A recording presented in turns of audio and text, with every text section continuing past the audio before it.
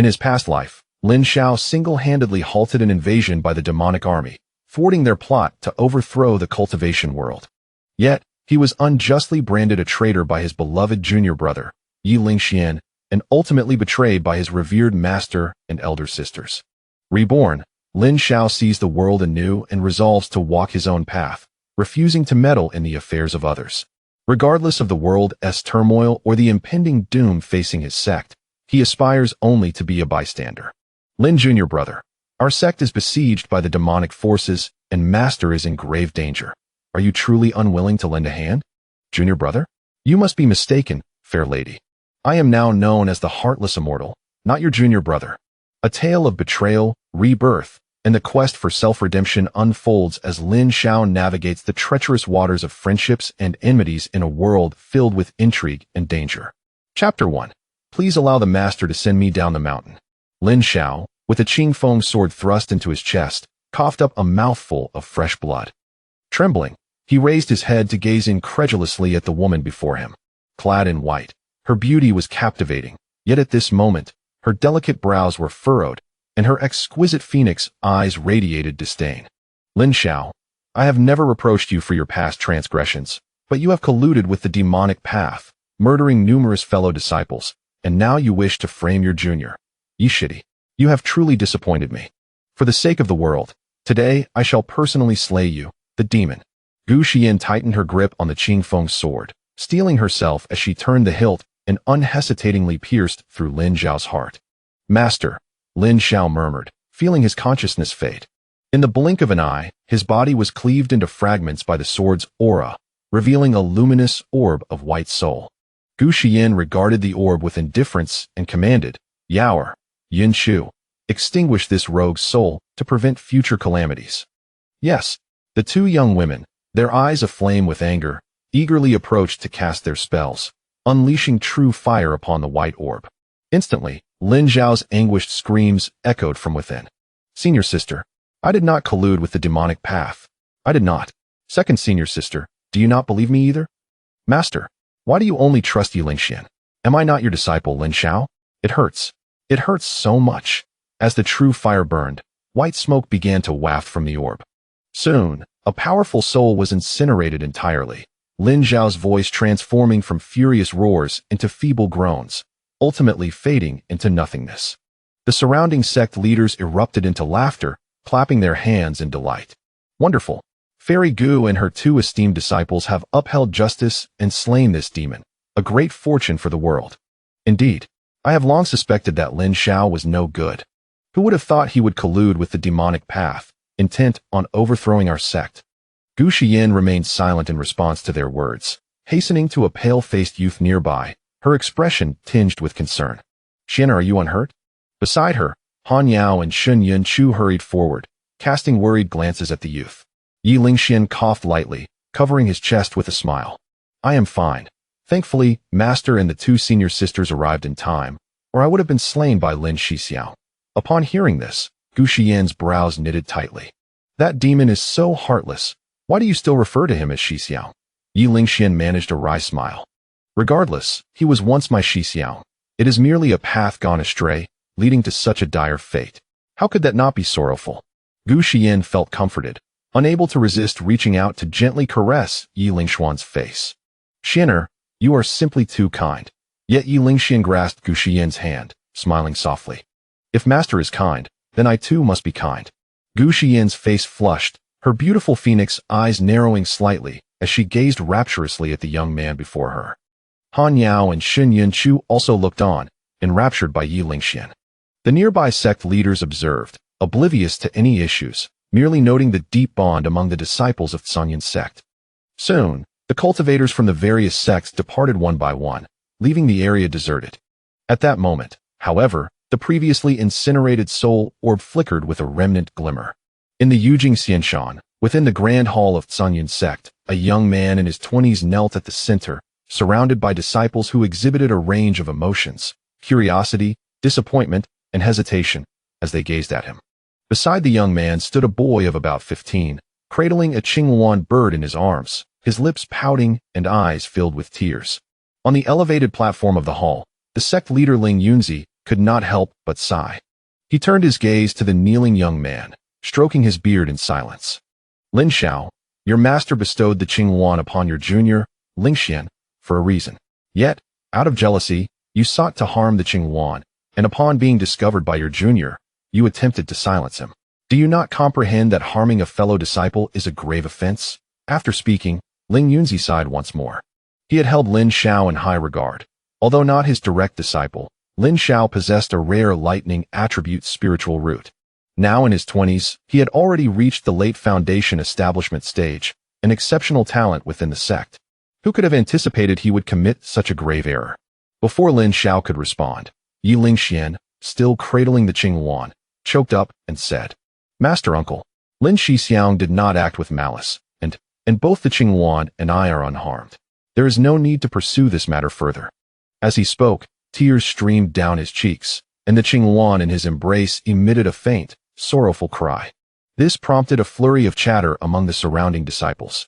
I never thought Lin Shixiang, who usually exudes gentlemanly demeanor, would resort to such villainous acts. Alas, one cannot judge a person merely by their appearance. Lin Shixiang has changed so much lately. Ever since he joined the sect, he seems like a different person. Could it be jealousy over his dark spiritual root? Alas, I used to regard Lin Shixiang as a role model. I never imagined he would turn out to be this kind of person. Hearing the disciples' discussions, Lin Xiao slowly raised his head, casting a confused glance around, his astonishment growing deeper. Was I not destroyed by my master, and then obliterated by the two senior sisters? Why am I here? Could it be that the Tian Kanju allows for rebirth? But why does my memory return to this moment? Lin Xiao struggled to comprehend, yet as a former Yuaning cultivator, he quickly regained his composure, suppressing his complex thoughts. At that moment, a girl clad in a flowing moon-white dress hurriedly entered the hall. She had bright, beautiful eyes, a jade-like face, and ruby-red lips, but her expression was laced with worry. Upon entering the hall, she bowed respectfully. Disciple Han Yao pays respects to Master Uncle. Ling Yunzi gestured for her to rise. Stand up, Han Yao. Has your master emerged from seclusion? Han Yao quickly replied. Master has yet to emerge, but upon hearing that Lin Shidi has committed a grave error, she is quite displeased and has instructed me to bring both him and Yi Lingxian back to confront the matter.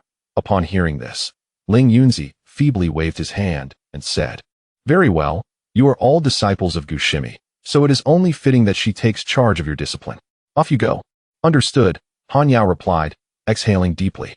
She then shot Lin Xiao a glare and coldly admonished, Why are you still here? You've brought shame to our master. Observing this, Yi Lingxian quickly intervened. Senior sister Han, please do not blame senior brother Lin. He did not intend for this to happen. Noticing the youthful, handsome features of her junior brother, which were now tinged with grievance, Han Yao affectionately ruffled Yi Lingxuan's hair, reassuring him. Do not worry, junior brother. Lin Xiao has caused you trouble time and again. Our master will surely punish him accordingly. With that, Han Yao turned her gaze to the motionless Lin Xiao and scolded. Why are you still lingering? Do you wish for our master to summon you personally? The icy tone of her words silenced the nearby disciples, who feared being caught in the crossfire. Although the disciples dared not speak, they all shook their heads in silence, feeling pity for Lin Xiao. Even his senior sister harbored such disdain for him. It seemed his reputation was indeed tarnished. After a prolonged silence, Lin Xiao lowered his head, unable to suppress a slight tremor. He suddenly chuckled, a hint of inexplicable sarcasm curling at the corners of his mouth. Gradually lifting his gaze, he met Han Yao's eyes. In that moment of eye contact, Han Yao inexplicably felt a flutter of panic. What are you laughing about? She managed to suppress her unease, her eyes reflecting confusion. Lin Xiao, however, calmly shook his head and turned his attention to Ling Yunzi atop the high platform, boldly proclaiming, Master, I acknowledge my faults. I feel unworthy to face our master. I beseech you to expel me from Tsangyan's sect. His words landed like a thunderclap upon a tranquil lake, igniting fervent discussions among the disciples. Ling Yunzi, Han Yao, and Yi Lingxian were all left dumbfounded. What does senior brother Lin mean by this? Is he too ashamed to face his master? No. I believe senior brother Lin has been wronged. Perhaps he feels resentful after being scolded by his childhood companion, senior sister Han. Yet many witnessed him injuring Qingyuan and harming junior brother Yi. How can this be explained? There must be more to the story. I truly do not see senior brother Lin as that kind of person. As the disciples debated, a flicker of uncertainty crossed Yi Lingshuan's eyes, and he tightened his grip on the Qingyuan bird in his arms. This outcome was not what he had anticipated. He had hoped to distance Lin Xiao from the sect, yet it seemed the situation had backfired. Han Yao, coming out of her stupor, felt a mix of indignation and embarrassment. Lin Xiao, do not throw a tantrum. Do not think this will spare you from punishment. On the high platform, Ling Yunzi also sought to dissuade him. Lin Xiao, do not fret. As of now, both junior brother Yi and Qingyuan are unharmed. I assure you will not face severe punishment. Return with your senior sister without worry. Ling Yunzi, of course, did not take Lin Zhao's words seriously and would never allow him to leave. A disciple with innate thunder spiritual roots and exceptional talent could not be expelled over a minor incident. That would be akin to discarding a watermelon for the sake of a sesame seed. The hall gradually fell silent as everyone awaited Lin Zhao's response. However, after a lengthy pause, he still maintained a placid expression and said, Master, I am deeply grateful, but I have repeatedly harmed my fellow disciples and carry a grave sin. I truly feel unworthy to remain in Songyun's sect. I implore you to grant me permission to leave the mountain. With that, he sincerely performed a deep bow, his eyes devoid of hesitation or attachment. Seeing his demeanor, Ling Yunzi could not help but furrow his brow. Lin Xiao, clarify this for me. Do you harbor any grievances? As the sect leader, he possessed keen insight and could see that Lin Xiao appeared utterly despondent. Previously, upon witnessing his stubborn denial and the lack of evidence to prove his innocence, Ling Yunzi sought to resolve the matter swiftly, knowing that the punishment would be light. However, Lin Zhao's insistence on leaving the sect now drew his attention. Lin Xiao shook his head and replied solemnly, I bear no grievances, merely a sense of uncleanliness. I feel ashamed before the master, ashamed before my teacher, and ashamed before my numerous brothers and sisters in the sect. I beseech you to allow me to depart. Ling Yunzi's brow furrowed even deeper. Han Yao, too, was at a loss. She gazed at Lin Xiao, disbelief filling her eyes. Observing the emotionless expression in his gaze, she suddenly felt as though she had made a mistake and that she was drifting further away from this junior brother. Chapter 2 A decree of disgrace. Lin Xiao strolled along a tranquil path within the Songyun sect, a sense of discontent brewing in his heart. Ultimately, Ling Yunzi had refused his request, denying him the opportunity to descend the mountain. Furthermore, the matter would go unpunished, declared to be inconclusive, to be deliberated upon at a later date. Contemplating this, he could not help but let out a sardonic laugh. In his previous life, no matter how he argued, no one was willing to believe him. From that moment on, he had become perceived as a jealous, deceitful character in the eyes of the disciples of Songyun's sect. Unexpectedly, in this life, he had confessed outright, yet was deemed innocent. This turn of events was truly unforeseen. However, he would not allow this to deter him. The sensation of the Qing Feng sword piercing his chest remained vividly clear, and the scornful words of the celestial sect echoed as if they were spoken yesterday. How could he forget? Songyun sect, let those who desire to remain do so.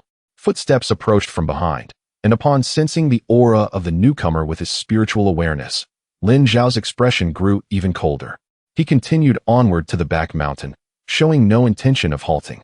Junior brother, wait a moment. Han Yao hurriedly caught up and stood in his path. Lin Xiao glanced at her, his face devoid of expression as he asked, Senior sister, is there something you need? He distinctly remembered that at this time in his previous life, Han Yao should have been aiding Yi Lingxian and treating Qingyuan. Why was she seeking him now? Meeting Lin Zhao's calm, unyielding gaze, Han Yao felt a wave of unease wash over her. She bit her crimson lip, hesitating before speaking. Junior brother, I was too emotional earlier, and my words were harsh. I have watched you grow up, naturally fearing you might stray onto the wrong path. If you truly did not harm senior brother Yi and Qingyuan, I would not hold it against you. Regret began to creep into Han Yao's heart. She understood Lin Xiao better than anyone. Why had she been so quick to judge him based solely on a few rumors? Was it because Lin Xiao had previously shown hostility towards Yi Lingxian, leading her to instinctively believe he had committed another wrongdoing? She could not fathom it. Lin Xiao listened to her words without any observable change in his demeanor. He gazed at Han Yao's eyes, remaining silent for an extended period, which only heightened her anxiety. Their master, Gu Xian, was a formidable cultivator at the core formation stage, often retreating for prolonged periods. Since being brought back to the sect by Gu Xian, Lin Xiao had been cared for by senior sister Han Yao and second senior sister Shen Yunqiu. Their master's affection for her disciples, coupled with the close bond among the three, had become common knowledge within the sect. However, ever since the arrival of junior brother Yi Lingxian, everything had shifted. Senior sister Han Yao had become biased, while second senior sister Shen Yunchu defended Yi Lingxian, distancing themselves from Lin Xiao. Even Master Gu Xian no longer prioritized Lin Xiao, instead focusing solely on nurturing Yi Lingxian, who possessed a dark spirit root. Ironically, he had simply thought that if he could gather evidence of Yi Lingshuan's misdeeds, he could alter the perceptions of his master and sisters. Yet, the more he endeavored, the more he became a source of annoyance. Even when he did uncover evidence, it was easily overshadowed by Yi Lingshuan's words, further inciting disdain from his master and two senior sisters. This ultimately led to his tragic demise. Alone, he battled against the demonic path, only to have his beloved master destroy his physical form and his closest sisters annihilate his soul. Roused from his reverie, Lin Xiao let out a derisive laugh. Having traversed the end of this path, why would he be swayed by a fleeting sense of guilt from this woman? His expression grew colder as he regarded the remorseful Han Yao and spoke with calm detachment. Senior sister, you need not worry. It is I, Lin Xiao, who is unworthy of being your junior brother. These are my heartfelt words. Please convey to our master my request for a decree of disgrace, permitting my descent from the mountain. Upon hearing this, Han Yao furrowed her delicate brows, momentarily flustered, and quickly replied, Junior brother, I understand you have suffered injustice. Is it not enough for me to apologize? Just forgive me this once, and we shall go see our master. I will clarify everything. She will not punish you. At that moment, several disciples approached from the back mountain, having spotted Lin Xiao and Han Yao from afar, and hurried over. Senior sister Han, senior brother Lin, what are you doing here? The disciples surrounded them, filled with concern. Not for any other reason, but because although Han Yao and Lin Xiao were gifted and had successfully established their foundations early on, they had always treated these Qi refining period juniors kindly. Seeing Han Yao and Lin Xiao in silence, merely exchanging glances, one male disciple stepped forward, expressing his concern. Senior brother Lin, I heard someone wrongfully accused you of attacking fellow disciples. I was practicing on the back mountain and just learned of this. I am truly sorry for not being able to testify sooner. His words only deepened Han Yao's shame. This disciple, who had a different master from Lin Xiao, still placed his trust in him. Why had she, as the senior sister, been so quick to assume Lin Xiao had harmed his fellow disciples? Lin Xiao glanced at the disciple, tears welling in his eyes. He trembled as he patted the disciple's shoulder, saying, Qingfeng, your kindness is appreciated. There is no need for testimony now. This disciple, named Yin Qingfeng, had believed in Lin Xiao's innocence in a previous life and had secretly assisted him in gathering evidence against Yi Lingxian, only to be discovered and meet a tragic end at Yi Lingshuan's hands. How could Lin Xiao not be moved upon seeing him again? Noticing Lin Xiao's tears, Yin Qingfeng became anxious, furrowing his brows as he exclaimed, Senior brother Lin, it is clear you have suffered injustice. How about this? My fellow disciples and I shall accompany you to see the sect master and seek justice for you. Let's go? We must defend senior brother Lin's honor. How outrageous. Senior brother Lin has treated us so well, yet someone dares to accuse him of harming his fellow disciples? I doubt anyone would believe such slander. Only a fool would fail to see senior brother Lin's true character. The surrounding male and female disciples began to voice their support. Yin Qingfeng grasped Lin Xiao's arm, ready to leave, and turned to Han Yao, asking, Senior sister Han, I saw you two discussing something just now. You wish to speak up for senior brother Lin as well, right? Let us go together to see the sect master. Han Yao's cheeks flushed as she bowed her head in shame, at a loss for words. Lin Xiao shot her a glance, offering a sarcastic smile, before addressing the gathered disciples with a bow. I appreciate your goodwill, dear junior brothers and sisters. This matter is already settled, and there is no need for further trouble. Senior brother Lin, you flatter us. It is only right. If you ever need anything, do not hesitate to call on us. The disciples responded in unison, bowing in return. After exchanging a few words, everyone gradually dispersed, leaving only Han Yao and Yin Qingfeng still present. Han Yao remained silent, her head bowed, lost in thought.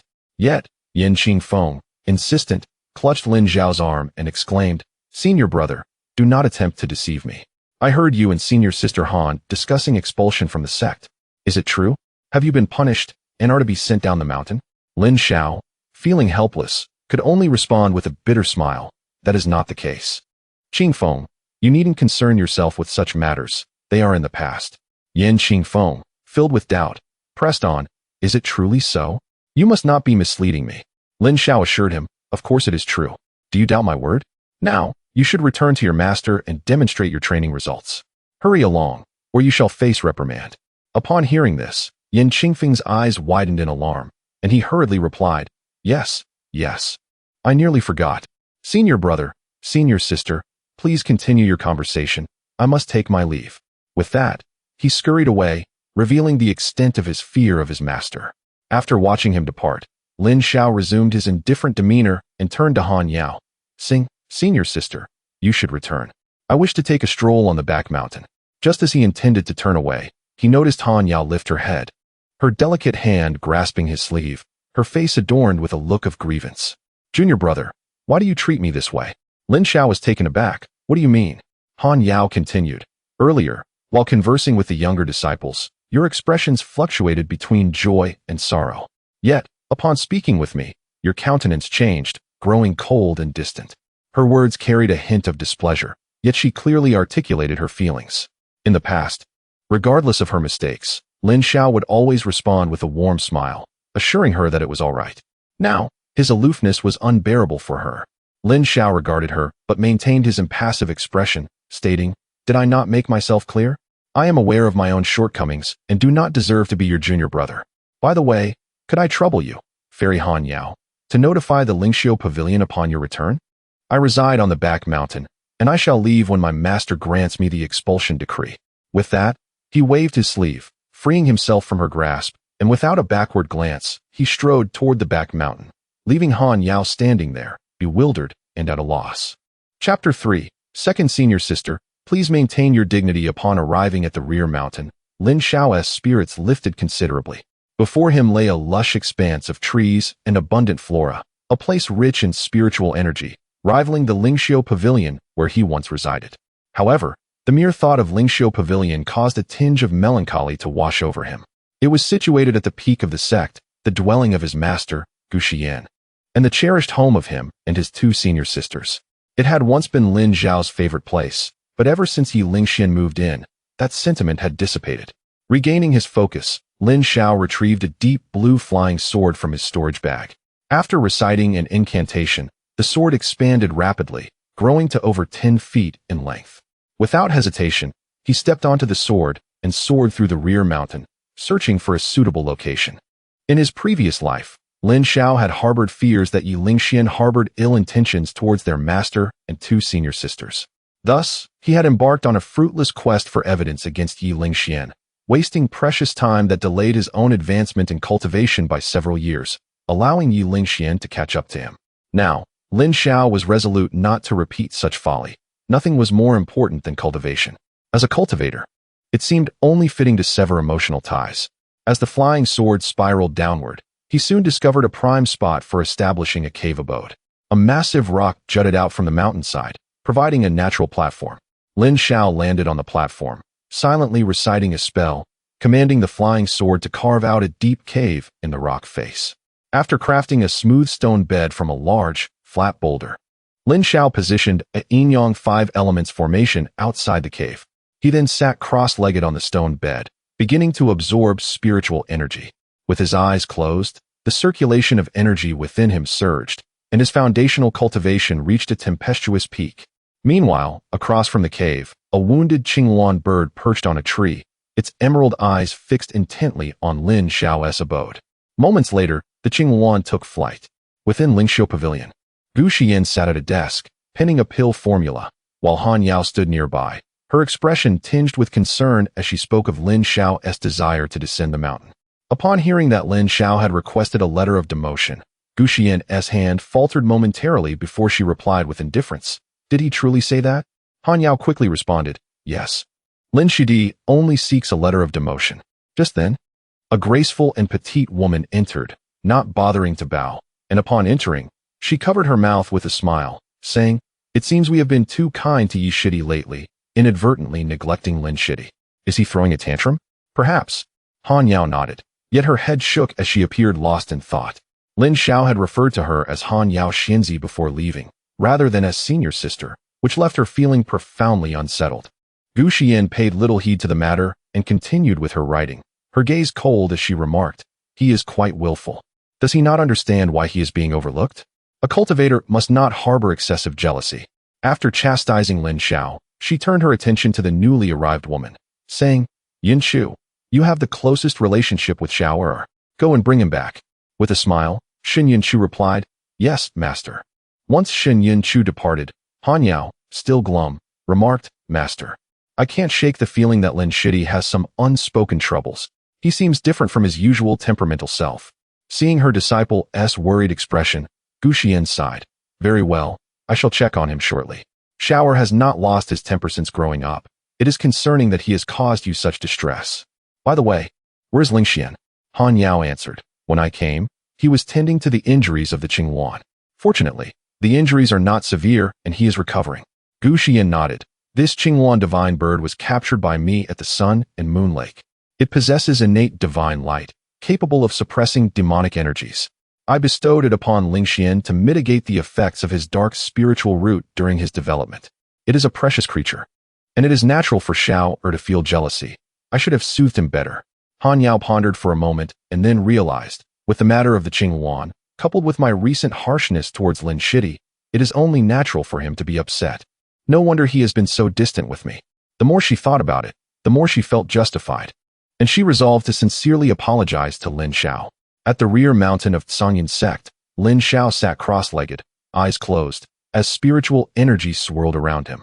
His cultivation, already at the pinnacle of the foundation establishment stage, was on the verge of breaking into the core formation realm. Yet suddenly, a series of calls disrupted his tranquility. Lin Xiao could not help but frown slightly, suppressing his impending breakthrough. It was unwise to attempt core formation here, as he was likely to be disturbed by unwelcome visitors, which posed a significant risk. Deep in thought, he rose and exited the cave, only to find a woman hovering on a flying sword, gazing down at him from above the formation. "Lin Shidi, you've finally come out."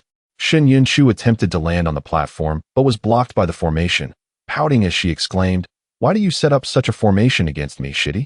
Let me in." A flicker of displeasure crossed Lin Xiao's eyes, and he waved his hand to dispel the formation, allowing her to land on the rocky platform. He did not enter the cave or extend an invitation, merely stating with a stoic expression, "Second senior sister, may I inquire if you brought Master's letter of demotion?" Shin Yin Chu was taken aback, then playfully patted his shoulder, grinning as she said, "Shidi, why are you putting on an act with me?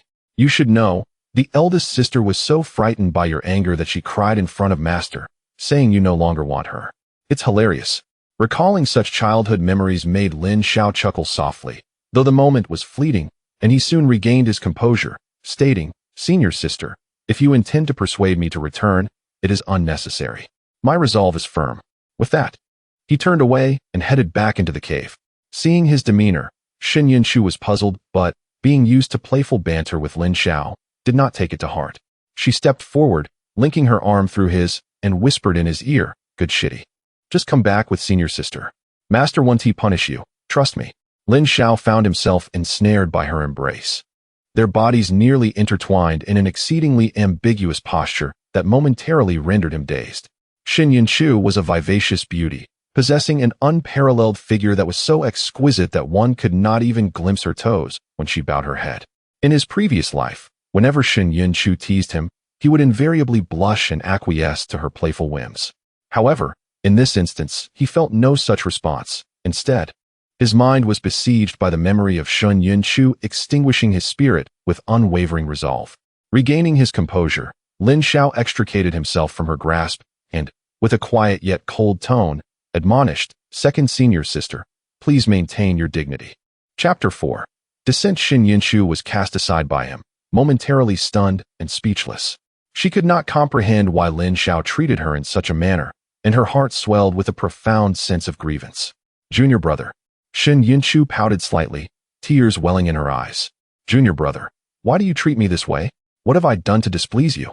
Upon hearing Shin Yin Chu's inquiry, Lin Xiao halted his steps, responding in silence, "Senior sister, people can change." Having uttered those words, he entered the cave dwelling without further ado.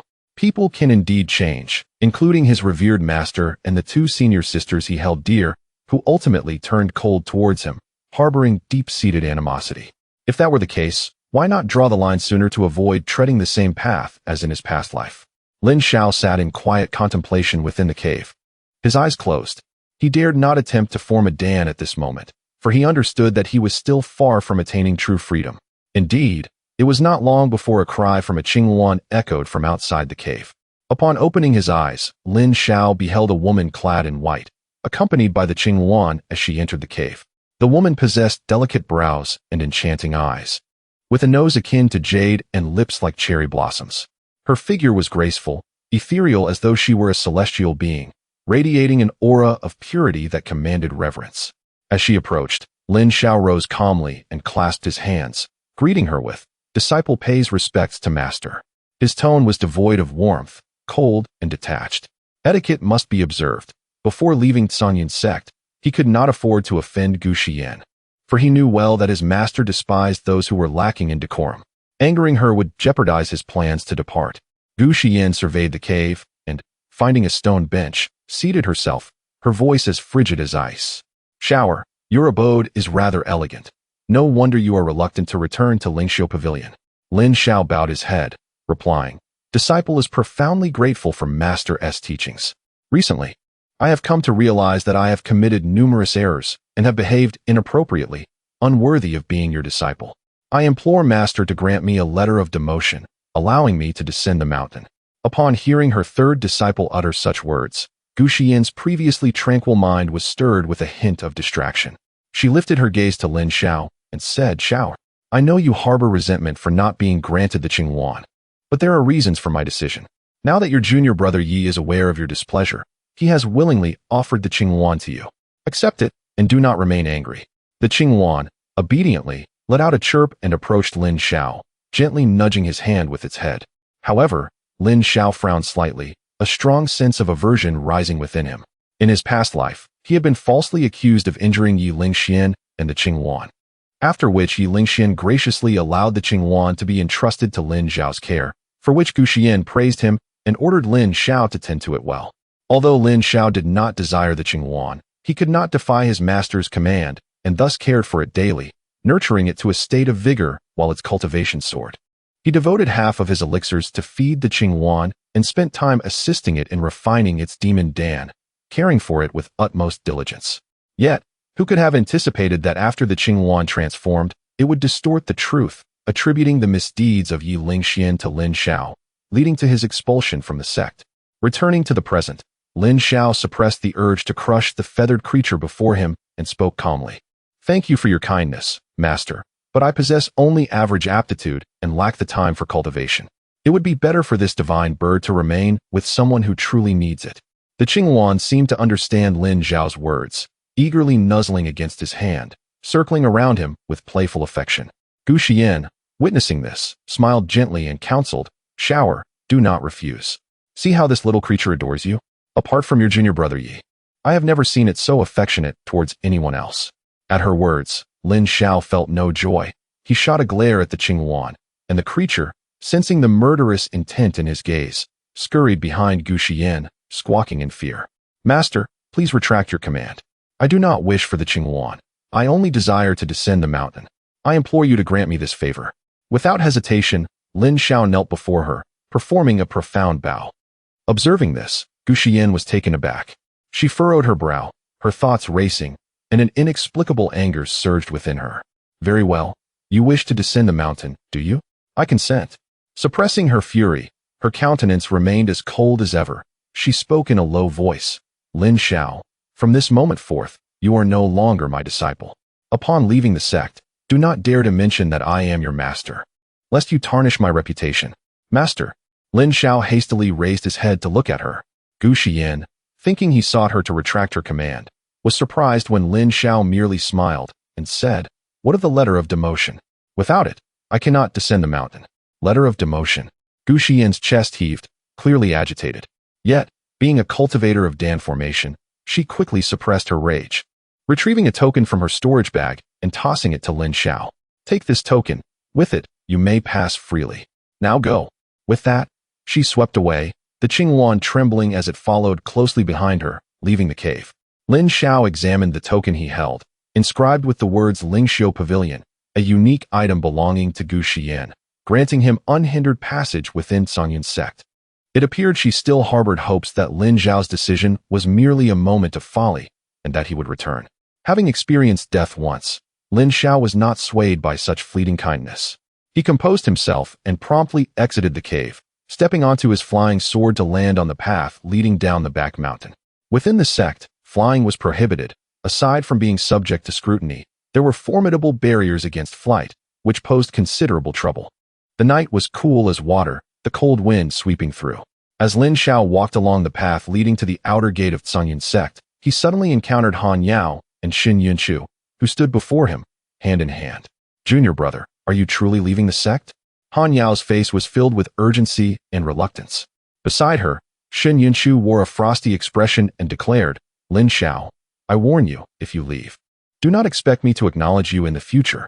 Lin Xiao remained unresponsive to their words, simply offering a calm smile as he inquired, "Would both of you care to accompany me down the mountain?" Han Yao and Xin Yunchu exchanged puzzled glances, uncertain of Lin Xiao's intentions. At that moment, Han Yao still harbored the hope that Lin Xiao would return. She immediately responded, "Shitty, I shall accompany you down the mountain. You, after your training, do return swiftly." Lin Xiao remained silent, making his way towards the exit of the sect. Observing this, Han Yao and Xin Yunchu assumed that Lin Xiao had consented and followed him without further ado, reminiscing about amusing tales from their shared childhood along the way. Lin Xiao occasionally replied, which solidified the girl's belief that he was merely embarking on a journey of cultivation rather than forsaking the sect. However, upon reaching the foot of the mountain, Lin Xiao handed the Lingxiu Pavilion token to Han Yao and, with a smile, said, "Fair maidens, please return. Lin Xiao bids you farewell." Han Yao and Xin Yunchu were momentarily taken aback, rendered speechless. Chapter 5. The Master and Senior Sisters only influenced the speed of Foundation establishment. Shitty, what are you saying? This token was given to you by the Master. I refuse to take it. Han Yao exclaimed anxiously, hastily shoving the token back into Lin Xiao's hands, gripping his arm with steadfast determination. Lin Xiao deftly extricated himself from her grasp and replied with an air of indifference, "Fairy, please maintain your dignity. I shall leave this token here. If you do not wish to keep it, let it be taken by someone else." With that, he tossed the token to the ground, summoned his flying sword, and departed without a backward glance.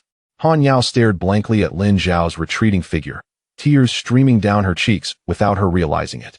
She felt an overwhelming sense of regret, her heart aching fiercely. Xin Yunchu, however, scoffed and consoled her, "Senior sister, do not grieve for that ungrateful wretch. If Lin Xiao has chosen to leave, so be it. We still have our little Shitty. Besides, he is merely throwing a tantrum. Perhaps when he faces difficulties, he will return, and I shall ensure he properly apologizes to you." Yet Han Yao silently wept, shaking her head as she murmured, "I can't shake the feeling that Shitty will not return." The two women returned to Lingxiu, reporting Lin Xiao's descent from the mountain and truthfully relaying the circumstances surrounding the token he left behind. Gu Xiyan sat at her desk, and upon hearing the accounts from her disciples, she trembled with rage, abruptly flinging her brush to the floor. She had already offered Lin Xiao a way back, yet he stubbornly refused to return. What could possibly be the reason? Regaining her composure, Gu Xiyan took a deep breath to suppress her sorrow, saying, "If he has chosen to leave, then let him go. If he feels wronged at Songyun's sect, it may be beneficial for him to venture outside. When he faces hardship, he will naturally come to understand who truly cared for him." With a sigh, Han Yao remained silent, while Xin Yunchu, filled with indignation, pouted and said, "Master, I believe he is simply envious of Yi Shitty's dark spiritual root. He was the only one with an anomalous spiritual root in the sect, but now that Yi Shitty has joined, he feels neglected by you. That is why he insists on leaving, disregarding the bond between master and disciple and our feelings. Why should we concern ourselves with such a heartless and ungrateful wretch?" Gu Xiyan was disinclined to elaborate further, her expression weary as she inquired, "What of Ling Xian?" Xin Yunchu promptly replied, "The little Shitty is still in seclusion, diligently practicing. Ever since you bestowed the Han Guang Ju technique upon him, he has been dedicated to his cultivation, and he is now on the verge of Foundation establishment." Upon hearing this, Gu Xiyan felt a measure of comfort in her heart and gently nodded. Ling Xian is indeed hardworking. With his innate dark spiritual root, he He has a limitless future ahead. As senior sisters, you must take good care of him. Han Yao merely sighed and nodded in silence, yes. Yet Shun Yunchu's displeasure had vanished, her face brightening as she declared, do not worry, master. Yunchu will keep a close eye on Yi Shidi and ensure he does not escape. Lin Shao soared into the sky upon his sword, leaving Yu Xian Mountain without the slightest hesitation. He traversed the starry night, his gaze fixed upon a village nestled below. Not long ago, a number of refugees had sought refuge in this village. Gu Xian had previously dispatched Yi Lingxian to investigate the origins of these individuals, and upon confirmation that they were merely ordinary folk, he allowed them to settle there. Grateful, the villagers took root in the land, farming and engaging in trade, thus enlivening the village. Yet Lin Shao was aware that these individuals were, in fact, demonic cultivators. Under the guise of fleeing refugees, they were biding their time, preparing to ambush Zhang Yun's sect when the demonic army arrived, working in concert with Yi Lingxian. To avoid detection, these demonic cultivators had consumed the unique concealment pills of the demonic sect, rendering them incapable of utilizing spiritual energy for 10 years, making them indistinguishable from ordinary humans. Thanks to Yi Lingxian's cover, their infiltration plan progressed smoothly.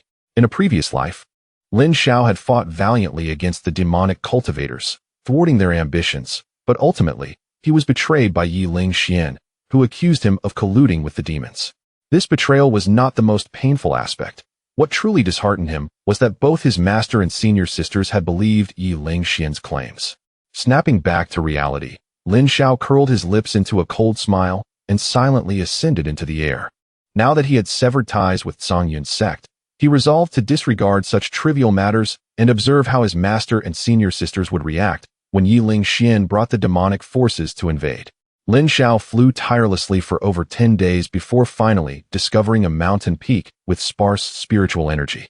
After thoroughly confirming that no one resided nearby, he chose a secluded valley and established a cave dwelling. Surrounded by ethereal clouds, gentle streams, and the songs of birds, it was an idyllic place, albeit lacking in spiritual energy, which was precisely why it remained uninhabited, thus becoming a perfect sanctuary for Lin Shao. Having reached a critical juncture in his cultivation, he required such a tranquil environment. After completing the cave dwelling, Lin Shao scoured the surrounding area once more, ensuring no one was concealed there, and then set up 3 layers of protective formations around the cave in preparation for his foundation establishment. Seated cross-legged within the cave, Lin Shao contemplated for a moment before a series of indistinct figures materialized in his mind. During the foundation establishment process, it was crucial to eliminate excessive distractions. The figures coalesced in his consciousness, each appearing before his primordial spirit: Master Gu Xian, Senior Sister Han Yao, and Second Senior Sister Shun Yunchu.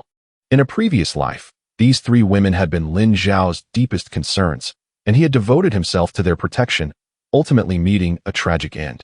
Now, Lin Shao let out a cold smile, resolutely discarding all these distractions. The 3 figures faded once more into obscurity, dissipating like dust, with none remaining in his heart. Drawing a deep breath of spiritual energy, he commenced his attempt at foundation establishment. With closed eyes and focused mind, the spiritual energy within his body circled around his dantian, akin to rivers flowing into the sea. Under the guidance of his primordial spirit, it gradually coalesced into a radiant orb of golden light, within which a colorful Dan pill, resembling a smooth pebble, radiated boundless brilliance. Above the mountain, clouds enveloped the cave dwelling, and myriad creatures gazed upon the resplendent golden light, bowing to the ground in reverence, too awestruck to make a sound. Meanwhile, layers of dark clouds swirled above the cave, drawing in the thin spiritual energy which converged within the dwelling. Such an astonishing celestial phenomenon undoubtedly signifies that the person achieving the Jiedan is extraordinary. This is a manifestation of accumulated strength poised to erupt, resulting in a remarkably high probability of success in the Jiedan process. Before long, streaks of lightning erupted from the swirling vortex, sending the birds and beasts scattering in panic, as the entire mountain trembled subtly beneath the force of the thunder. At the foot of the mountain, 2 factions of cultivators, each adorned in distinctive attire, were filled with trepidation. Among them, a man clad in azure robes exclaimed in shock, "The tribulation! Could it be that a formidable cultivator is in the midst of forming their primordial infant?" Meanwhile, from the opposing faction, A woman in red garments furrowed her brow and replied, "No. If the ancient texts are accurate, this esteemed senior should possess a lightning spiritual root for Jiedon, which explains this celestial phenomenon. Moreover, it appears they have successfully formed their Jiedon." Both individuals were at the initial stage of foundation establishment, each accompanied by a group of disciples, having awaited at the mountain's base for over a month. After a moment of contemplation, the man addressed the woman in red, "Junior Sister Hua. Your Yuehua sect may be limited in space and resources, unable to accommodate this esteemed immortal.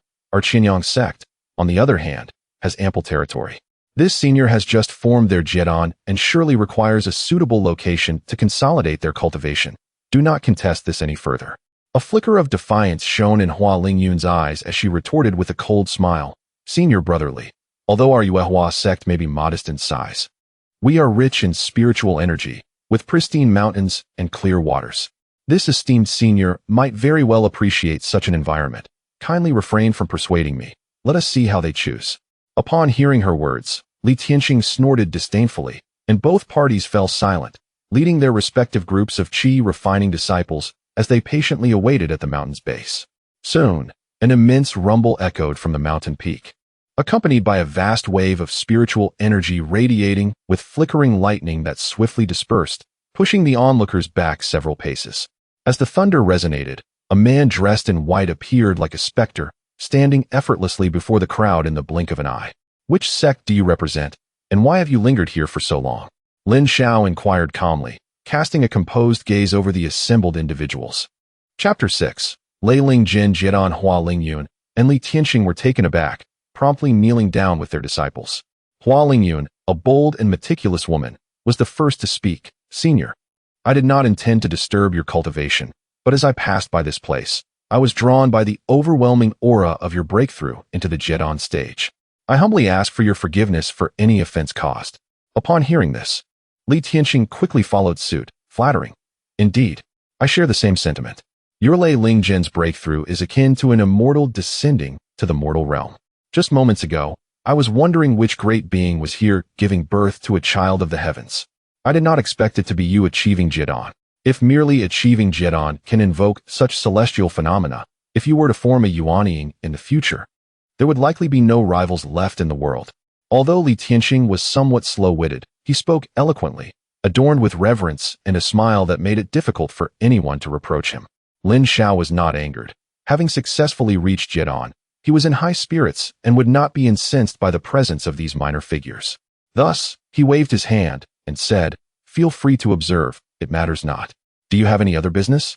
Li Tianqing, having learned from the encounter, seized the opportunity to bow deeply and said, "Senior, your profound cultivation and extraordinary talent deserve better than to reside in this place of thin spiritual energy. I dare to propose that you take on the position of elder in our Qinyang sect, where we can provide you with spiritual stones and treasures. I hope you will consider this favor." After speaking, he and the disciples clad in blue from Qinyang sect knelt down, bowing with utmost sincerity, exuding an air of deep respect. Seeing this, Hua Lingyun grew anxious and quickly knelt as well, saying, "Senior, the Yuehua sect also wishes to invite you as an elder. Though our sect is small, the mountain harbors abundant spiritual energy, quiet and uninhabited, suitable for you to solidify your cultivation and temporarily escape from the mundane world. I hope you will give it due consideration." As she finished speaking, the disciples in red from Yuehua sect also prostrated themselves, displaying their reverence. Lin Xiao was not surprised by the willingness of so many to offer him such an honor. Having become a Jiedon cultivator, he was indeed a figure of considerable power. It is noteworthy that the combined number of Yuanying cultivators in both righteous and demonic sects is fewer than 10, and there are even less than 100 Jiedon cultivators. Each of them is well known and revered by various sections. Typically, the highest cultivation level in smaller sects is only at the foundation establishment stage. If they could secure a Jiedon cultivator, they would be considered a third-rate sect, and if there were 2 or more Jiedon cultivators, they would rise to second-rate status. With a Yuanying cultivator at the helm, they would undoubtedly be a top-tier sect. After pondering for a long while, Lin Xiao realized that he had only heard of these 2 sects in his previous life and had never interacted with them, as the Songyun sect, under the leadership of the Yuanying level Linjianzi, was naturally a top-tier sect, rarely engaging with smaller sections. However, He indeed needed a tranquil place to consolidate his cultivation, and both sects presented themselves as excellent options. Noticing Lin Zhao's indecision, Hua Lingyun spoke again with a bow. If you were to join our Yuehua sect, your responsibilities would be minimal. You would only need to lend a hand during the sect's times of peril. In return, we would provide you with ample offerings, including elixirs and magical artifacts for you to choose from. Should you find our sect lacking in any way, you may depart freely without any obstruction from us. Though Hua Lingyun was merely a foundation establishment cultivator, her eloquence struck a chord with Lin Zhao. He only wished to cultivate diligently and ascend to the divine transformation stage as soon as possible. Thus, any place of tranquility would suffice. Without further ado, Lin Zhao declared, "Very well, I shall go to your Yuehua sect. I hope your sect lives up to your assurances. If there is even a slight discrepancy from your words, do not expect me to merely leave. I will take your life as well. The time of a Jedon cultivator is incredibly precious. If it were squandered by a mere junior, Lin Zhao would certainly be displeased." Hua Lingyun was momentarily startled but quickly replaced her expression with a smile and said, "Senior, you jest. If I were to deceive you, may I be struck by heavenly thunder and turn to ash." Upon hearing this, Lin Zhao nodded in agreement. "Lead the way." "Yes." Hua Lingyun joyfully performed a salute and instructed her disciples to line the path, honoring Lin Zhao as they escorted him gracefully through the air. Li Tianxing, standing nearby, opened his mouth but dared not contradict the wishes of a Jedon cultivator. Instead, he could only wear a bitter smile and say, "I respectfully send you off, senior." Lin Zhao, seeing this, maintained his courtesy. "There is no need for such sorrow. I appreciate the goodwill of the Qianyang sect. Should you encounter difficulties in the future, I shall lend my assistance." Upon hearing this, Li Tianxing was elated, promptly bowing again and saying, "I shall forever remember your great kindness, senior." With no further words to exchange, Lin Zhao, under Hua Lingyun's guidance and the protection of the Yuehua sect's disciples, soared majestically into the distance. Li Tianxing remained bowed for a while, filled with utmost respect, until Lin Zhao had departed for quite some time. Only then did he straighten up with delight and call out to his fellow disciples, "Junior brothers and sisters, let us return home." It was no wonder he was so jubilant. Receiving a promise from a Jedon cultivator was a tremendous blessing. In the future, if he faced any trouble within the Qianyang sect or offended any family of cultivators, having a Jedon cultivator as his backing would indeed provide a way out. After all, the sect master had never valued him highly. Should he find himself in dire straits, seeking refuge with this senior from the Yuehua sect would be a favorable option. As Li Tianxing contemplated this, he led the disciples away. The sun gradually descended, painting the sky with a breathtaking sunset. Cultivators, who do not partake in grains, remained ever vigilant. And after 3 days of travel, they had long surpassed the passing of time. As sunset approached again, Lin Zhao, guided by Hua Lingyun and others, arrived at a towering mountain shrouded in clouds and mist. The mountain was adorned with towering trees and lush forests, with streams babbling and bizarre rock formations gleaming like jade and gold. Various rare beasts grazed and drank from the streams, while exotic creatures resembling tigers with dragon-like faces chased one another, startling the grazing beasts into fleeing. Not far away, advanced spiritual beasts roamed freely, including a horned giant python and deer resembling Qilin. Lin Zhao descended gracefully onto a stone amidst the mountains, captivated by the diverse forms of spiritual beasts before him. Observing his fascination with the scenery, Hua Lingyun remarked, "Senior, the white-scaled giant python is the spiritual pet of our sect's master. It is a 5th-tier demon beast. The other spiritual beasts are native to these Yuehua mountains and do not belong to our sect." Upon hearing her words, Lin Zhao expressed his curiosity. "I see those spiritual beasts are of considerable rank. Do you not fear being harmed by them?" Hua Lingyun smiled as she explained, "This is all the merit of our esteemed master, the leader of our sect. She possesses an innate compassion and kindness, unable to harm the spirits of this celestial mountain, thus allowing them to roam freely.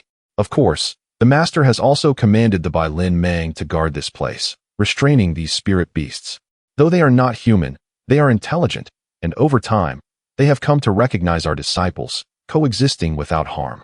Upon hearing this, Lin Zhao felt a surge of astonishment and became increasingly curious about the leader of the Yuehua sect. What kind of cultivator would extend such kindness towards these spirit beasts?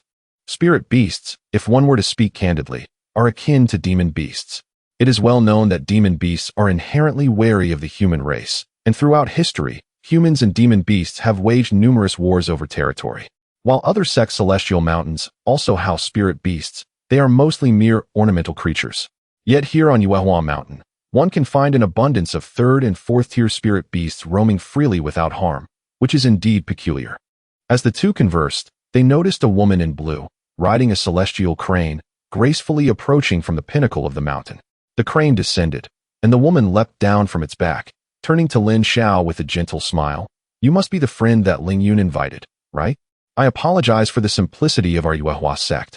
I hope you do not find it lacking." Chapter 7.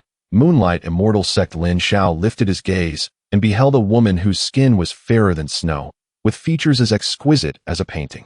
Her smile was gentle and enchanting, and as she walked, her steps were as graceful as a lotus. Sensing her cultivation at the mid-stage of the Golden Core realm, Lin Xiao dared not be negligent and promptly clasped his hands in respect, saying, "I am but a humble loose cultivator. What merits do I possess that would warrant senior sister's warm welcome?" The woman smiled slightly and parted her cherry lips, saying, "Junior brother need not stand on ceremony. Our Moonlight sect is not a grand sect, and it is indeed a privilege for someone as talented as you to grace us with your presence. I, Luo Wanqing, welcome you wholeheartedly." Lin Xiao was taken aback, secretly admiring Luo Wanqing's perceptiveness in discerning his origins from a major sect. He then earnestly replied, "Senior sister Luo, I must not conceal the truth. I am Lin Xiao, a discarded disciple of Zhongyun sect. Having lost my sect's support, I am now in search of a place to belong. Should you be unwilling to accept me, I shall take my leave." Upon hearing this, Luo Wanqing was momentarily stunned, her beautiful peach blossom eyes filled with astonishment. "You are Lin Xiao? The genius cultivator with innate thunder spirit root from Zhongyun sect?" Lin Xiao forced a bitter smile and replied, "What genius cultivator? Senior sister, you jest. I am merely a stray dog now. There is no need for you to concern yourself with me. I shall take my leave." As he was about to summon his flying sword, Luo Wanqing hurriedly interjected, "Junior brother, do not harbor doubts. I am simply astonished that such a promising talent has been abandoned by a sect. It is hard for me to believe. Since you have come, the Moonlight sect shall be your home." With a joyful expression, she commanded, "Ling Yun, prepare a banquet to welcome our esteemed junior uncle Lin." Hua Ling Yun cheerfully replied, "Certainly. I shall prepare it at once." Seeing her beloved disciple hastily depart, Luo Wanqing stepped forward, taking Lin Xiao's hand. With a gentle smile, she said, "Junior brother Lin, since you are new to Moonlight Mountain, there are many sights you have yet to see. Let me accompany you on a tour, and afterwards, we shall proceed to the Qianglu for the banquet. What do you think?" Lin Xiao expressed his gratitude, saying, "Thank you, senior sister." The two soared into the air, exploring the enchanting landscapes of Moonlight Immortal Mountain. Luo Wanqing described the scenic beauty of the mountain, emphasizing the favorable treatment Lin Xiao would receive, eager not to disappoint him. Listening to her words, Lin Xiao felt a surge of happiness. He had become an elder of the Moonlight sect, free from the burdens of sect affairs, and would receive a monthly stipend of 100 spirit stones. Although this was modest compared to the major sects, it afforded him tranquility. Luo Wanqing's terms were exceedingly lenient. Should any significant matters arise within the sect, Lin Xiao could choose whether to partake, and she would offer appropriate compensation without coercing him to serve the sect. He merely needed to maintain his title within the Moonlight sect. Naturally, Lin Xiao felt immense joy and, at Luo Wanqing's invitation, attended the banquet at Qianglu, where Hua Lingyun and numerous disciples raised their glasses to honor him, calling him Uncle Master. As everyone took their seats, toasts and conversations flowed freely, creating a lively atmosphere. In the brightly lit Qianglu, Luo Wanqing, with a smile gracing her face, raised her delicate hand and toasted, "Junior brother Lin, from this day forth, we are family. Though our Moonlight sect may be small, I assure you that you shall not suffer any loss here. Please feel at ease to stay." Lin Xiao raised his cup with a calm smile, responding, "Thank you for your kindness, senior sister Luo." Hua Lingyun, beaming with joy, added, "Uncle Master Lin. From now on, we shall rely on you." Many male and female disciples chimed in, raising their cups, "Uncle Master Lin, please drink to the fullest." Lin Xiao surveyed the enthusiastic disciples, raising his cup in return, "To all my esteemed nephews and nieces, let us drink together." Laughter and merriment echoed within the Qianglu as cups were exchanged until the midnight hour, when the banquet finally came to a close. The disciples tidied up, some resumed their cultivation, while those at the foundation establishment stage and above returned to their own abodes. Luo Wanqing led Lin Xiao away from Qianglu, passing through the main hall of the sect and traversing the plaza, arriving at a tranquil cave dwelling on the back mountain. Once they reached the cave, Luo Wanqing smiled gently and said, "Junior brother Lin, this cave was originally my residence. After my master entrusted me with the position of sect leader, I relocated to Moonlight Palace, leaving this place vacant. Though humble, this cave is the optimal spot for absorbing spiritual energy within Moonlight Mountain. I hope you do not find it lacking." Lin Xiao hurriedly clasped his hands and replied, "Senior Sister Luo, you flatter me. It is thanks to your hospitality that I have found a place to stay. How could I dare to be choosy? By the way, may I ask how the Grandmaster is faring?" Upon his inquiry, Luo Wanqing sighed softly. "To be truthful, my master failed to conceive and, after passing the leadership to me, unfortunately fell.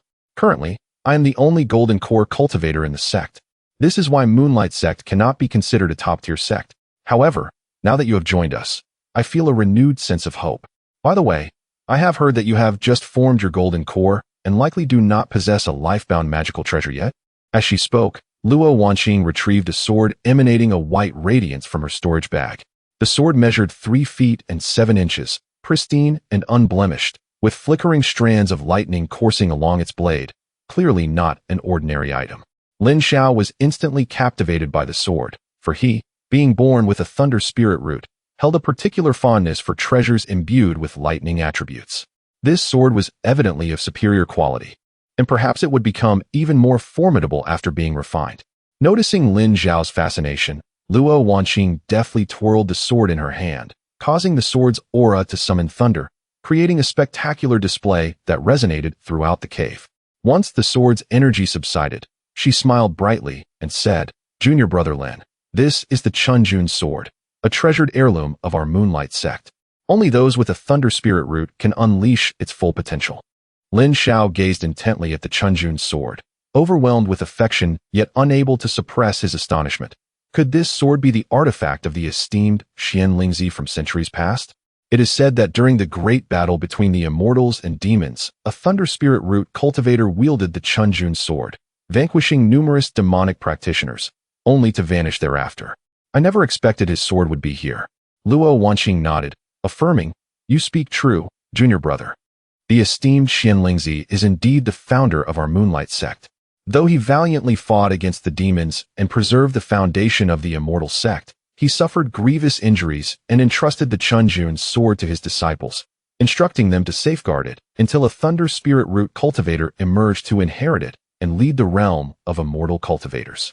Regrettably, the Moonlight sect has declined over the generations, and now, under my stewardship, it can only be deemed a third-rate sect. I am truly ashamed before our ancestors. Fortunately, with your arrival, I, Luo Wanqing, have no valuable items to bestow upon you, so I present you with this Chunjun sword as a token of my heartfelt appreciation." As she finished speaking, she lightly extended her finger, and the Chunjun sword gracefully flew towards Lin Xiao. Lin Xiao extended his arms, cradling the sword in his hands. After a meticulous examination, he could hardly contain his excitement. With his right hand grasping the blade, he infused it with the spiritual energy from within his body. In an instant, the arcs of electricity surrounding the Chunjun sword transformed into a resplendent gold, its power significantly enhanced compared to before. Gently caressing the blade, he felt the surging force of thunder within it and exclaimed with uncontainable joy, "Thank you, senior sister." In his previous life, as a Yuanian cultivator, he was adept at discerning the ranks of magical artifacts. The quality of this Chunjun sword far surpassed that of the Qingfeng sword he wielded in his past existence, and with its innate lightning attribute, it would align even more harmoniously with his thunder spiritual root after refinement. Thunder, revered across the 3 realms, possesses the innate ability to subdue malevolent forces, exerting a restraining effect on all forms of evil spirits. In his previous life, Lin Xiao valiantly battled numerous demonic cultivators, and with merely the Jiuxiao Shenlei incantation, he could face 3 adversaries of equal rank single-handedly, illustrating the profound suppression that thunder holds over demonic paths. Now, with the Chunjun sword in his possession, once successfully refined, who among the demonic cultivators would dare confront him directly? Chapter 8. An unexpected visitor. Lin Xiao felt increasingly exhilarated as he pondered the past. In his previous life, he had been unable to slay Yi Lingxian in a single battle due to the inadequacy of his magical artifacts. Now, armed with the pure June sword, he felt no fear of that fiend's wrath. Yet, shaking his head, he realized he was worrying unnecessarily. He was no longer a disciple of Songyun's sect. Even if Yi Lingxian annihilated Songyun's sect, it was of no concern to him. Why fuss over it? Regaining his focus, he carefully placed the pure June sword into his storage pouch and clasped his hands, saying, "Senior sister, I shall forever be grateful for your generous gift of this sword." Luo Wanning smiled gently and nodded, replying, "Junior brother Lin, I knew you to be a person of deep loyalty. The bestowal of this treasure carries its own expectations, so I hope you do not take offense." Lin Xiao hastily reassured her, "Rest assured, senior sister. I am now an elder of Yuehua sect, and having received the pure June sword, I will certainly comply with your request." Upon hearing this, Luo Wanning's expression brightened, and she eagerly said, "Junior brother, you must have guessed my request by now. In a year's time, the Immortal Gate Conference will take place, where all second-tier and above sects will send their disciples to participate. If we can achieve a notable ranking in this conference, our sect's standing will be elevated." Lin Xiao was familiar with the Immortal Gate Conference, yet he could not comprehend why small sects placed such importance on their status. Thus, he inquired, "Senior Sister Luo, I recall the conference is primarily attended by Foundation Establishment disciples. I have already attained Golden Core status. How can this assist you? Furthermore, our Yuehua sect is blessed with scenic beauty. Why should we compete for that status?" Luo Wanning shook her head with a wry smile, saying, "Junior brother, you do not understand the burdens of leadership. To participate in the Immortal Gate Conference, our sect must have 2 Golden Core cultivators. I need to oversee the Mountain Gate, so you must lead the team. Lingyun, that girl, is only in the early stages of Foundation establishment.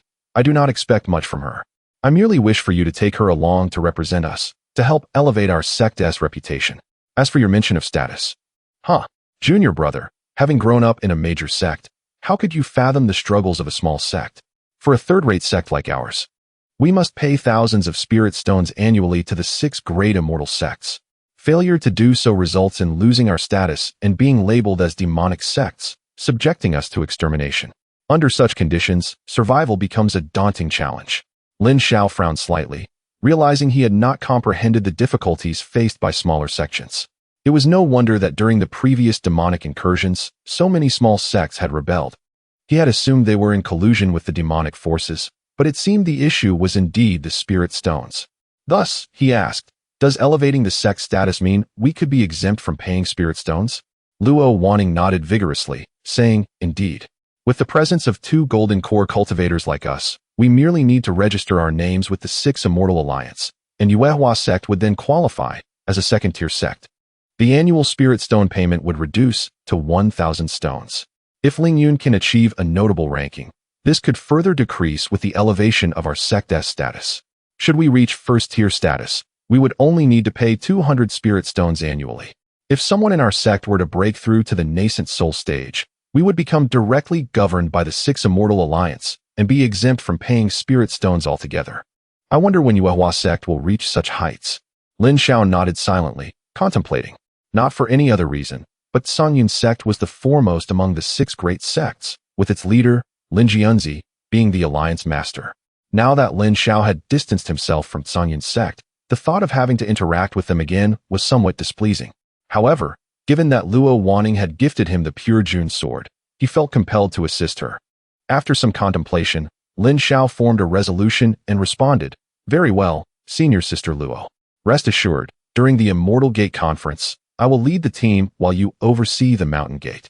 However, whether we can elevate our sect's status will depend on fortune." Delighted by his agreement, Luo Wanning clasped her hands in gratitude and exclaimed, "Thank you, junior brother." As Yuehua sect had been declining for generations, her anxiety had been profound. With Lin Xiao's addition, she could finally foresee a glimmer of hope, which naturally filled her with joy. Lin Xiao quickly assisted her, saying, "Senior sister, you need not be so formal. Please rise." Overcome with joy, Luo Wanning took a seat opposite Lin Xiao in the cave dwelling, and they conversed late into the night, reluctant to part ways as dawn approached. Lin Xiao escorted her out of the cave and, on his way back, retrieved the formation flags from his storage pouch, casting a grand formation around the cave. Once completed, he returned to the cave and examined the pure June sword. The blade crackled with lightning, and its white glow accentuated its formidable power. Lin Xiao was captivated and immediately began to refine this treasure. Once a magical artifact is refined, it becomes responsive to its master's commands, with its power increasing alongside its master's cultivation. Should the master perish, the artifact would become unbound. Having lain dormant for so long, the pure June sword had shed the aura of its previous owner, becoming a sword without a master. Lin Xiao sat cross-legged upon the jade stone in the cave and gently touched the sword, causing it to float before him, radiating dazzling brilliance. Seeing the sword autonomously absorbing spiritual energy to fortify its lightning attributes, Lin Xiao synchronized his breathing with the sword's absorption. In no time, his aura melded seamlessly with that of the pure June sword. Sensing the artifact's acceptance of his essence, Lin Xiao felt an overwhelming joy and began to channel his internal energy around the sword's body. Being naturally attuned to lightning due to his extraordinary thunder spiritual root, his essence resonated perfectly with the pure June sword. It was as if fate had aligned, and the sword offered no resistance, allowing him to envelop it completely with his energy. Lin Xiao then focused his consciousness and began to inscribe it onto the sword's surface. Only by thoroughly imprinting his consciousness onto the artifact could he be deemed its rightful master. This process, however, was exceedingly tedious. Any mistake or interruption would require starting anew. Being within Yuehua sect, Lin Xiao had no fear of disturbances from the idle members of Tsungyun sect. Moreover, he had fortified the cave with a grand formation, and the people of Yuehua sect revered him, treating him as a deity, thus ensuring peace. Lin Xiao's fingers danced as he continuously infused the pure June sword with the spiritual energy nurtured by his thunder spiritual root, while simultaneously controlling his consciousness to etch intricate and obscure runes onto the sword's body. Unbeknownst to him, 3 days passed in the blink of an eye, and his internal energy was nearly depleted. Without hesitation, Lin Xiao retrieved all the medicinal pills from his storage pouch, consuming them to restore his energy while continuing the refinement of the pure June sword. Under his meticulous refinement, the Chuanjuan sword emanated an increasingly formidable aura, crackling with energy and shimmering with ethereal light, as if it had come to life. Time slipped away unnoticed within the cave, and after a significant passage, Lin Xiao finally completed the full ritual of refinement on this treasured blade. He exhaled a deep breath, releasing the pent-up air, and with a gentle touch of his finger, the Chuanjuan sword responded by shrinking in size, transforming into a diminutive silhouette that danced around his fingertip. He toyed with this tiny sword for a moment, then opened his mouth to swallow it, nurturing it within his dantian at the sight of his golden core, allowing it to attune to his inner essence. Having accomplished this task, Lin Xiao rose and exited the cave, only to find numerous sound transmission talismans suspended outside the grand formation. He collected them one by one, bringing them to his ear to listen. Among the messages, some were filled with concerns from Luo Wanning, while others were greetings from disciples of the Yuehua sect. Lin Xiao listened attentively, discerning that none bore any significant urgency. He picked up the final sound transmission talisman, placing it to his ear. "Shitty. Are you still upset? I implore you to meet with me. Shiji misses you dearly." The woman's voice was imbued with earnestness, causing Lin Xiao to furrow his brow. Just as he had completed the refinement of the Chuanjuan sword and felt an uplifted spirit, he had not anticipated that Han Yao would manage to find him here. Chapter 9. The person of importance. Just as he wished to avoid the encounter, he saw Hua Lingyun swiftly approaching from the mountain below, her expression filled with urgency. Upon catching sight of Lin Xiao standing outside the cave, her face brightened, and she landed before him, cupping her hands in greeting. "Disciple pays respects to Shi Shu." Lin Xiao waved his hand dismissively. "No need for formalities. You seem quite flustered. What troubles you?" Hua Lingyun sighed. "Shi Shu, you have been in seclusion for 3 months, and significant matters have arisen within the sect. A month ago, the esteemed Han Yao from Tsungyun sect came seeking you. Upon realizing you were still in seclusion, she chose to remain within the sect. Recently, Gu Xian even arrived in person, requesting your return. She has been waiting in the main hall for several days now." As Hua Lingyun spoke, her worry deepened. Lin Xiao had been brought back by her, yet with Tsungyun sect demanding his return, her humble status rendered her powerless to intervene. Whether he stayed or left depended solely on Lin Zhao's decision. Seeing her distressed expression, Lin Zhao scoffed. What of it if they have come? I am no longer a member of Cangyun's sect, and am no longer under Gu Xian's jurisdiction. Hua Lingyun understood Lin Zhao's predicament. Noticing how he addressed his former mentor by her name, she felt a sense of relief but also curiosity about the grievances that compelled him to sever ties with his sect. Let us go and clarify this matter, so they need not trouble us daily, Lin Zhao declared, producing the azure Feiyun sword. He stepped onto the blade and soared into the sky, heading straight for the main hall of Yuehua sect. Though the sword's quality was modest, it served well as a flying artifact, while his treasured Chunjun sword remained concealed from public view. Hua Lingyun followed closely behind, and soon they flew over the sect square, arriving at the grand hall. Lin Zhao instructed Hua Lingyun to wait at the entrance while he entered alone. Inside, he spotted Luo Wanning seated at the head position, conversing with Gu Xian, who occupied the guest seat. Han Yao stood behind Gu Xian, appearing somewhat restrained. Upon seeing Lin Zhao's arrival, Han Yao's face lit up with joy as she hurried toward him. Shitty, you have finally emerged from seclusion. Lin Zhao merely glanced at her without speaking, then silently approached Luo Wanning, cupping his hands in greeting. Lin Zhao pays respects to Shiji. Han Yao felt a pang of sorrow at his indifference, tears streaming down her face. Yet, in another sect's territory, she could not voice her grievances. She wiped her tears and retreated behind Gu Xian. Gu Xian gazed at Lin Zhao, secretly astonished. It was unexpected that he had only left Cangyun's sect for less than half a year and had already reached the Jedon stage. Observing Lin Zhao's greeting, Luo Wanning quickly raised her hand. There is no need for such formalities, Lin Shitty. Did I not say that between us, there is no need for such distance? Henceforth, let us forego formalities and please take a seat. Lin Zhao nodded in agreement and seated himself at the lower position beside Luo Wanning, presenting himself like a venerable elder of Yuehua sect. Luo Wanning frequently glanced at Lin Zhao's countenance, while both Gu Xian and Han Yao fixed their eyes upon him, seemingly awaiting his words. Yet, Lin Zhao remained silent, adopting an air of detachment. As time passed, the atmosphere became increasingly awkward. Luo Wanning, unable to bear the tension, finally spoke with a frown. Gu Xian, now that Lin Shitty has arrived, if you have something to say, please do so. Her heart was filled with trepidation. After all, Lin Zhao had originally belonged to Cangyun's sect. If they chose to demand his return, she, Luo Wanning, would not be able to intervene. Gu Xian nodded, her phoenix eyes narrowing slightly. She turned her gaze to Lin Zhao and spoke with a voice as gentle as autumn water. Shower, your prolonged absence from the sect indicates that your recent experiences have been fruitful, has it not? You may not be aware, but your master, Lin Jianzi, has been quite anxious, yearning for your return. Lin Zhao, well aware that she referred to Lin Jianzi, merely curled his lip in a sardonic smile, feigning ignorance. What do you mean, Gu Xian? I have no master. I only have one Shiji present here. At this, Luo Wanning felt a mix of joy and concern. Joy that Lin Zhao leaned toward Yuehua sect, yet anxious that he might offend Gu Xian, incurring the wrath of Cangyun's sect. Gu Xian frowned slightly, taken aback by Lin Zhao's apparent lack of loyalty, even disregarding her as his master. Han Yao, flustered, interjected, Lin Shitty, please do not anger Shizuan. It would be wise to apologize and return to the sect with us.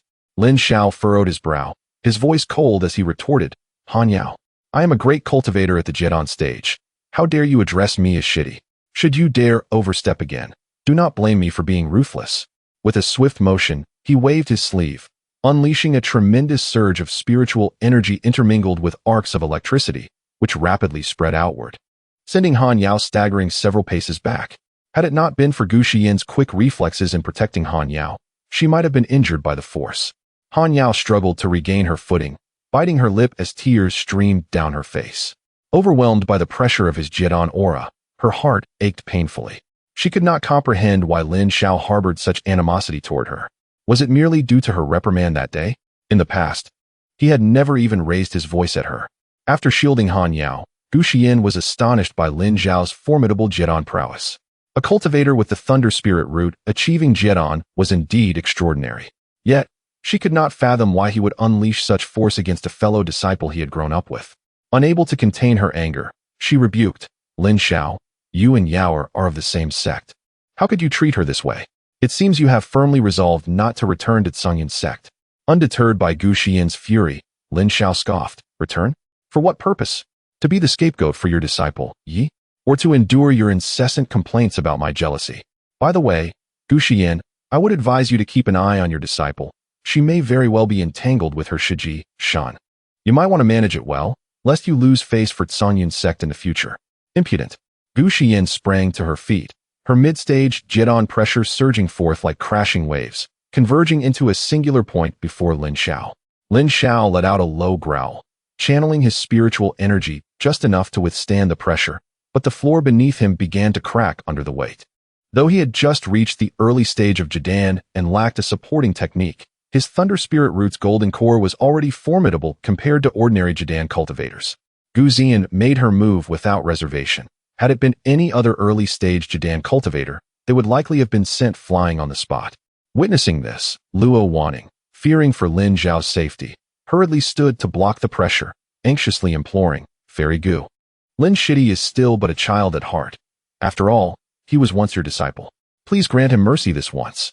Gu Xian snorted coldly, dispelling the oppressive force with a flick of her sleeve, her phoenix-like eyes glaring at Lin Xiao as she declared, in Zhongyun's sect, from the highest to the lowest, everyone understands etiquette and possesses integrity. My disciple, Gu Xian, upholds respect for the teacher and adherence to propriety. How dare you slander? Luo Wanning quickly interjected, Fairy Gu, who does not recognize your elegance and high standards, especially when it comes to etiquette. Your disciples must be refined and courteous. Lin Shidi merely spoke in anger. Please do not take it to heart. Gu Xian huffed, her irritation unabated. Very well. Lin Xiao, if you wish to stay here, then so be it. Henceforth, you shall no longer be my disciple.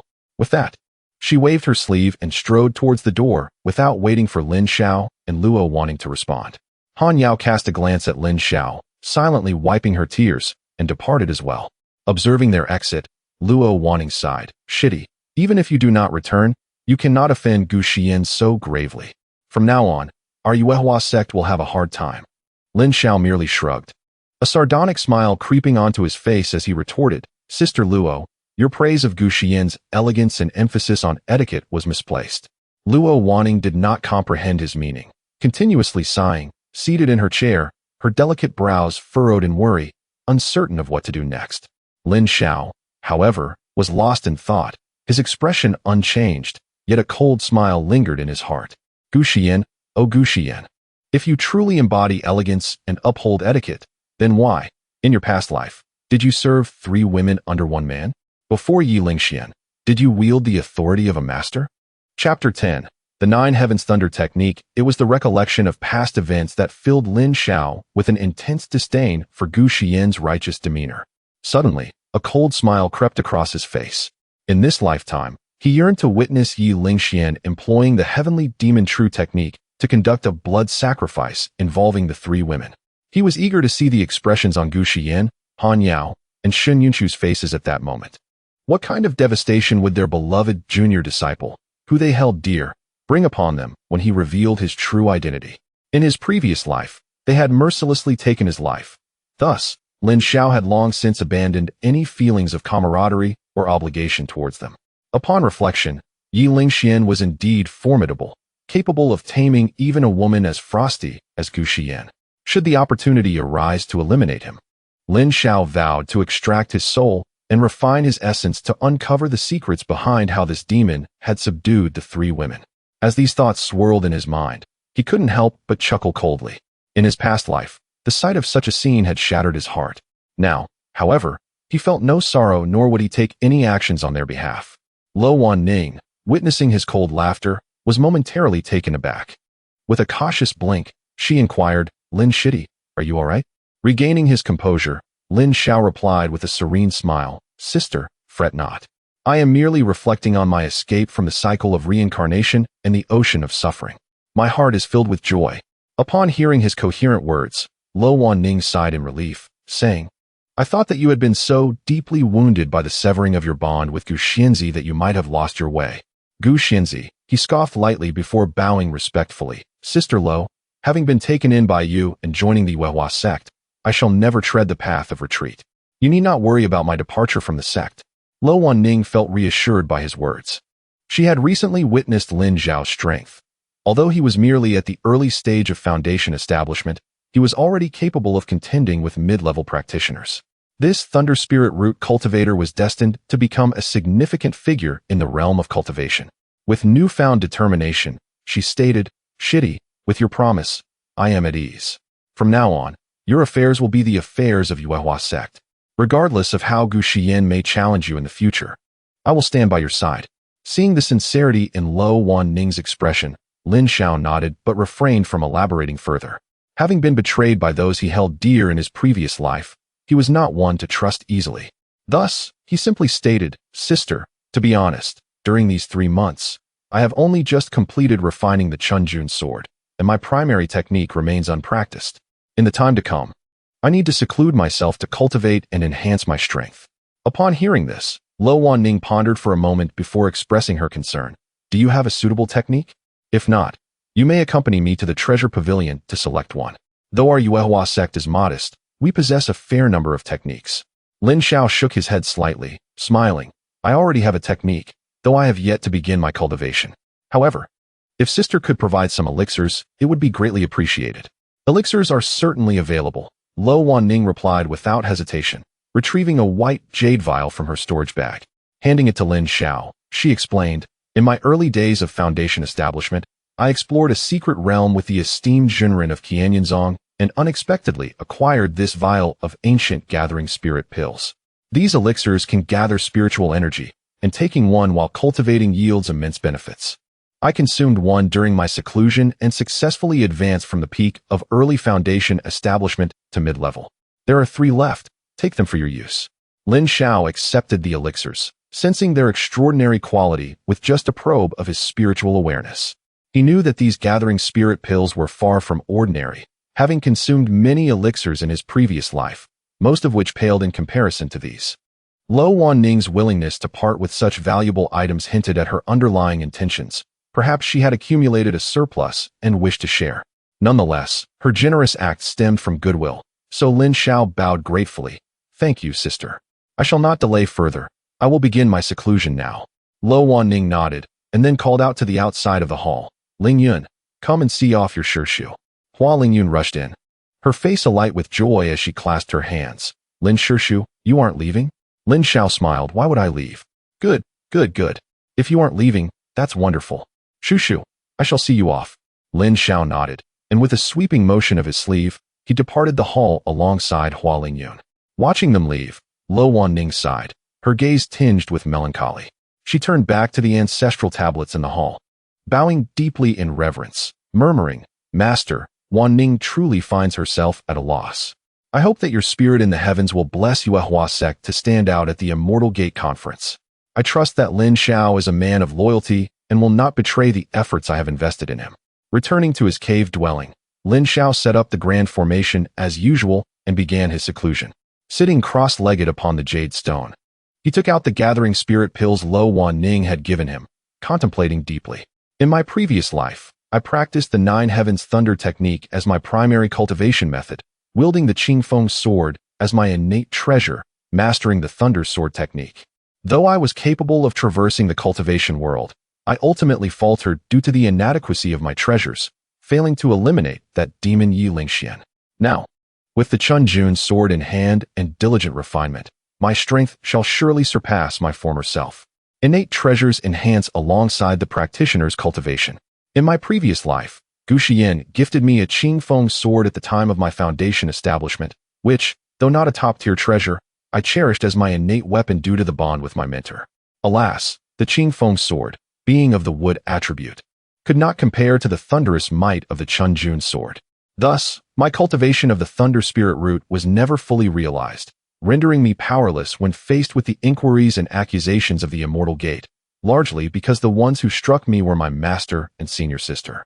Regaining focus, Lin Xiao dismissed his thoughts and began to channel his spiritual energy, reciting the incantation of the 9 Heavens Thunder technique, allowing the energy to flow along the pathways of the technique. In an instant, the cave was illuminated with flashes of lightning, arcs of electricity dancing about. The thunderous spells of the Thunder Spirit Root cultivator were indeed the bane of all evil beings.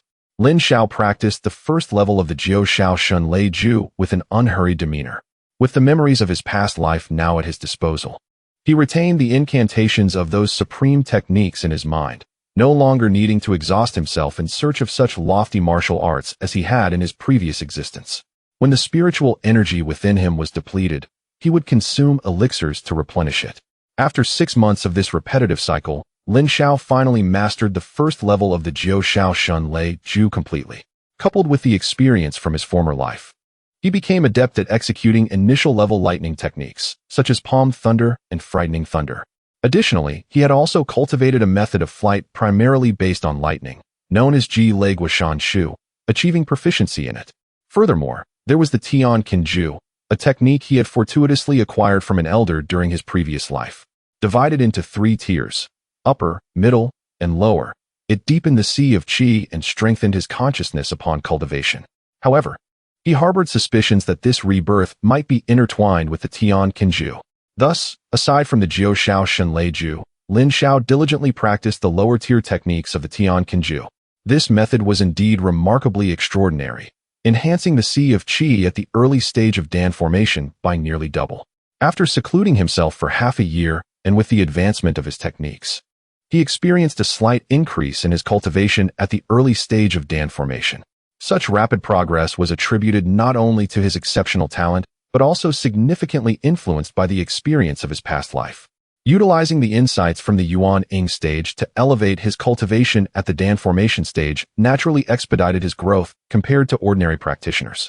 Seizing the momentum, Lin Xiao promptly consumed a gathering spirit pill, eager to test whether he could break through to the mid-stage of Dan formation. Yet, the chasm between cultivation stages could not be crossed in a short span of time. Even with the experience from his previous life and the consumption of the ancient practitioner-esque gathering spirit pill, he could only elevate his cultivation to the pinnacle of the early Dan formation stage within 3 months. Such astonishing progress was unparalleled in the world.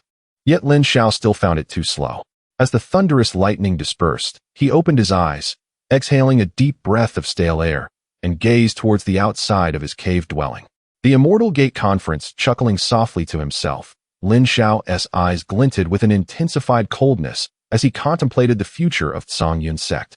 Chapter 11 Special Treatment. Several days later, Lin Xiao and Hua Lingyun shared a divine wind vessel, soaring through the clouds above. Hua Lingyun appeared anxious, frequently posing a myriad of questions. As she represented her sect for the first time at the Immortal Gate Conference, she naturally feared that her performance would fall short and adversely affect her sect's future. Uncle Lin, what if? What if I fail to secure a ranking? She lamented. There are so many experts in the Immortal Gate. I fear I may not be their match. With a worried expression, she clasped and unclasped her delicate fists, revealing her inner turmoil. Despite having progressed from the initial to the mid-stage of foundation establishment under Luo Wanning's meticulous guidance over the past year, her confidence in achieving a commendable standing at the Immortal Gate Conference remained tenuous. Lin Xiao chuckled gently. Lingyun, do you think the disciples of the 6 sects are deities? They are merely mortal cultivators. If you exert your utmost effort, you may well surpass them. Conversely, those pampered disciples from major sects may not possess your prowess. Encouraged by his words, Hua Lingyun felt a surge of hope. Yet, upon further reflection, her face fell again. Uncle, what if, during the sparring with disciples from other sects, I must be cautious about the force I use? If I inadvertently injure someone, what then? My master advised me that in major sects, it is more about human relations than fighting. Lin Xiao scoffed dismissively. Human relations? If one is to prioritize such trivialities, why even pursue immortality? One might as well sever their spiritual roots and become a mere mortal. Listen to me. At the Immortal Gate Conference, unleash your full potential. Should you injure someone, I will assist you in handling it. However, if you allow fear to govern you and end up being hurt by others, not only will I not feel pity, but I shall also impose a penalty upon you. Hua Lingyun, startled, swallowed hard, and replied, all right. Lingyun will heed Uncle's advice. The duo remained silent as they navigated the divine wind vessel towards Songyun Zone. Originally accompanied by disciples for protection, Lin Xiao found it cumbersome and sent them all back, opting instead to take Hua Lingyun alone to the Immortal Gate Conference. Days swiftly passed, and the majestic Yuqiong Xianshan loomed closer. Surrounding them were numerous cultivators from various sects, some riding magical artifacts, others on spirit pets, all exuding confidence and cheerfulness. The scenery of the immortal mountain was enchanting, and Sung Yunzong, situated with elegance, captivated the onlookers, including Hua Lingyun, who instinctively exclaimed, "Uncle Lin, this Sung Yunzong is so splendid. Why did you choose to leave?" Before she could finish her sentence, she quickly covered her mouth, cautiously glancing at Lin Xiao. Noticing he was not angry, she exhaled in relief. The two followed the crowd and landed at the foot of Yuqiong Mountain. Above Sung Yunzong, a flying prohibition array existed. Colliding with it would lead to significant trouble. Observing the throngs of disciples from various sects arriving in large groups made Hua Lingyun more anxious, and she clutched Lin Zhao's sleeve, fearing she might get lost. After advancing for a while, they encountered several entrances, each manned by a disciple checking identification. This Immortal Gate conference was jointly hosted by the 6 Immortal Alliances, and naturally, disciples from all 6 sects were present. Unfortunately, the disciple guarding one of the entrances was Yin Qingfeng. Lin Xiao smiled silently and, with Hua Lingyun, joined the queue. When they reached the registration desk, they found Yin Qingfeng seated with a pen in hand. Not lifting his head as he asked, "Which sect are you from? Please state the elder's name and the competing disciple's name." Lin Xiao whispered, "Yuehua Zong, Elder Lin Xiao, Disciple Hua Lingyun." "Yuehua Zong, Elder Lin Xiao?" Yin Qingfeng repeated, unable to suppress his excitement as he jumped up and embraced Lin Xiao. "Brother Lin, you've returned." Lin Xiao shook his head with a smile. "I've switched sections. I'm here to participate in the Immortal Gate Conference. Please register us quickly. There are others waiting." Yin Qingfeng glanced around, noticing the crowd murmuring and pointing, and he quickly recorded Lin Xiao and Hua Lingyun's names. As Lin Xiao and Hua Lingyun ascended the mountain path, Yin Qingfeng called out, "Brother, I'll find you after I finish the registration." Walking along the mountain path, Lin Xiao and Hua Lingyun observed the elders of various sects engaging with their disciples, admiring the mountain scenery, while they remained silent. The elders recognized Lin Xiao, and upon seeing his advancement to the core formation stage while adorned in Yuehua Zong attire, their expressions varied. Some appeared startled, others smiled suspiciously, while a few merely expressed fleeting surprise before disregarding him. Feeling the scrutiny of those gazes, Hua Lingyun's heart raced. She quietly tugged at Lin Zhao's sleeve and whispered, "Uncle, I feel a bit scared." Lin Zhao's expression remained serene as he softly reassured her, "Lingyun, our Yuehua Zong aims to become the foremost sect in the Immortal Gate. You must possess some courage and not allow others to ridicule you. Conduct yourself with grace. With me around, no one dares to harm you." Reassured by his words, Hua Lingyun gathered her courage, lifted her chin, and forced herself to disregard the prying eyes. Upon entering the mountain gate, they were greeted by a group of Sung Yunzong disciples welcoming the various sect cultivators. One female disciple from Sung Yunzong, upon spotting Lin Xiao, cautiously approached, glancing around to ensure no one was watching before frowning and whispering, "Brother Lin, how dare you return?" Lin Xiao smiled slightly. "Why should I fear? I am now a disciple of Yuehua Zong, here to bring disciples to the Immortal Gate Conference." The young woman, named Zhang Chuchu, was close to Yin Qingfeng. In a previous life, they were to become partners, but after Yin Qingfeng's disappearance, she was ensnared by Yi Lingxian and forced into a small sect marriage, ultimately leading to her tragic demise. Zhang Chuchu, slightly anxious, said, "You don't know, brother. The sect leader has punished all in Lingxi Pavilion for your defection, claiming they neglected you. Sister Han Yao is one thing, but Sister Shen Yunchu despises you deeply, even your master." Lin Xiao raised his hand. "Sister Zhang, you need not elaborate. I will manage my own affairs. Please just guide us to the accommodations for external sections." With no other option, Zhang Chuchu nodded. "All right." She led Lin Xiao and Hua Lingyun onward, but paused at a fork in the path. Seeing Zhang Chuchu hesitating to speak, Lin Xiao chuckled, saying, "No need to elaborate. The left side's Yuqiong building must be reserved for the prominent sects, while our Yuehua sect is destined to reside in the humble thatched cottage on the right. Am I correct?" Upon hearing this, Zhang Chuchu fell momentarily silent, nodding in affirmation. "Indeed. Furthermore, this time, the accommodations for external assignments are overseen by senior sister Shen Yunchu. She specifically instructed that if you all arrived, I am not to take you to Yuqiong building." Beside them, Hua Lingyun could no longer contain her indignation. "Why? Our Yuehua sect is not a minor sect. My master uncle is a formidable cultivator in the core formation stage. Are you suggesting we reside in a mere grass hut?" Zhang Chuchu recognized the injustice of the situation, yet as an outer disciple, she possessed little influence. Lin Xiao scoffed inwardly. suspecting that Shen Yunchu was indeed entangled with Yi Lingxian. In the previous life, it was the same. Shortly after Yi Lingshuan's arrival, she would incessantly call out to him as little junior brother, seemingly eager to throw herself into his embrace. How had Lin Xiao been so blind in his past life, exerting every effort to protect a woman like her? Back then, he had treated Shen Yunchu exceptionally well, bestowing her with precious spiritual herbs and allowing her to practice the finest cultivation techniques first. Despite her mediocre talent and slow progress in cultivation, he had even restrained his own advancement to comfort her.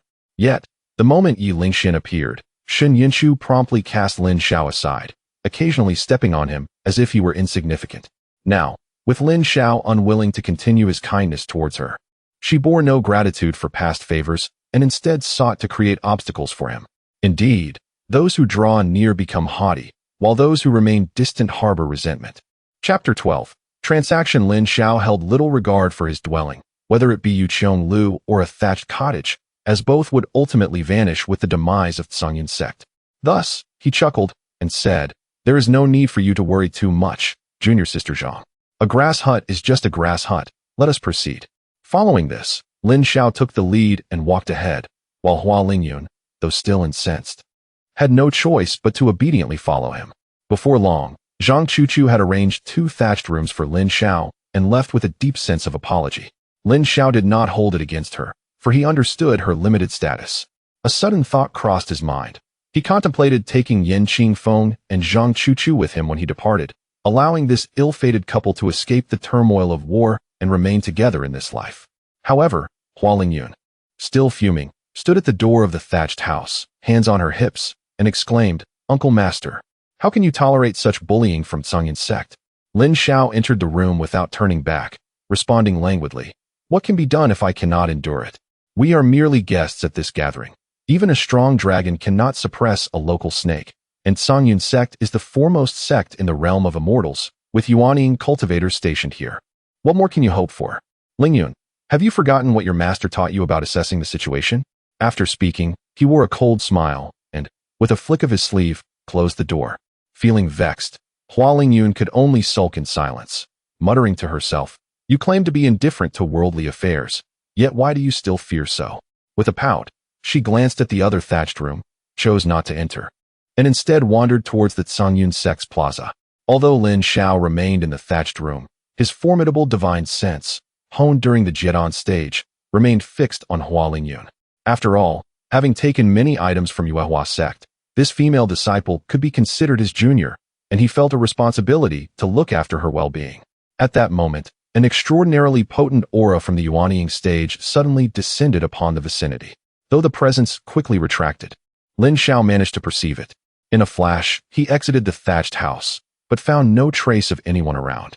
In his bewilderment, Lin Xiao felt a stirring in his heart and leisurely returned to the room, only to discover an elderly man had unknowingly taken a seat on a chair within. Seeing this, Lin Xiao remained unperturbed and respectfully saluted, saying, "Junior Lin Xiao of Yuehua sect pays his respects to Senior Lin Jianzi." Lin Jianzi chuckled lightly and asked, "Nephew Lin, why do you wish to leave the sect? Have I wronged you in some way, or has your master or senior sister displeased you? Please articulate your thoughts clearly, so that I may compensate you." Lin Xiao gazed at the elderly man with white hair, remaining silent. In his previous life, Lin Jianzi had not slandered him, but the old sect leader did not believe that Yi Lingxian was of the demonic path, as the dark spiritual root was exceedingly rare. Furthermore, Yi Lingxian was a disciple trained by Gu Xian, and under her diligent protection, it was only natural that he earned Lin Jianzi's trust. However, this led to Yi Lingxian easily taking advantage of that trust to betray Lin Jianzi after achieving Jidan. These thoughts Lin Xiao would not share. He was no saint, and why should he allow the 6 immortal sects to prosper while they wished for his demise? Thus, he maintained a composed demeanor and replied, "Please do not take offense, sect leader. Gu Xian has already taken on a new, esteemed disciple. Remaining in the sect would only invite annoyance. It would be better for me to seek my fortune elsewhere. The reasons behind this decision have no bearing on you, so I kindly ask Senior Lin Jianzi not to press the matter." Hearing Lin Zhao's words, Lin Jianzi let out a deep sigh. "It appears you truly do not wish to return. Very well." With a hint of disappointment in his eyes, he continued, "Nephew, Do not be deceived by my status as a Yuanian cultivator. While others may view me as formidable, I know well that I am unworthy of the position of alliance leader of the 6 immortal sects. I have merely advanced to Jedon several centuries earlier than others, yet with my initial Yuanian cultivation, I find myself at a standstill.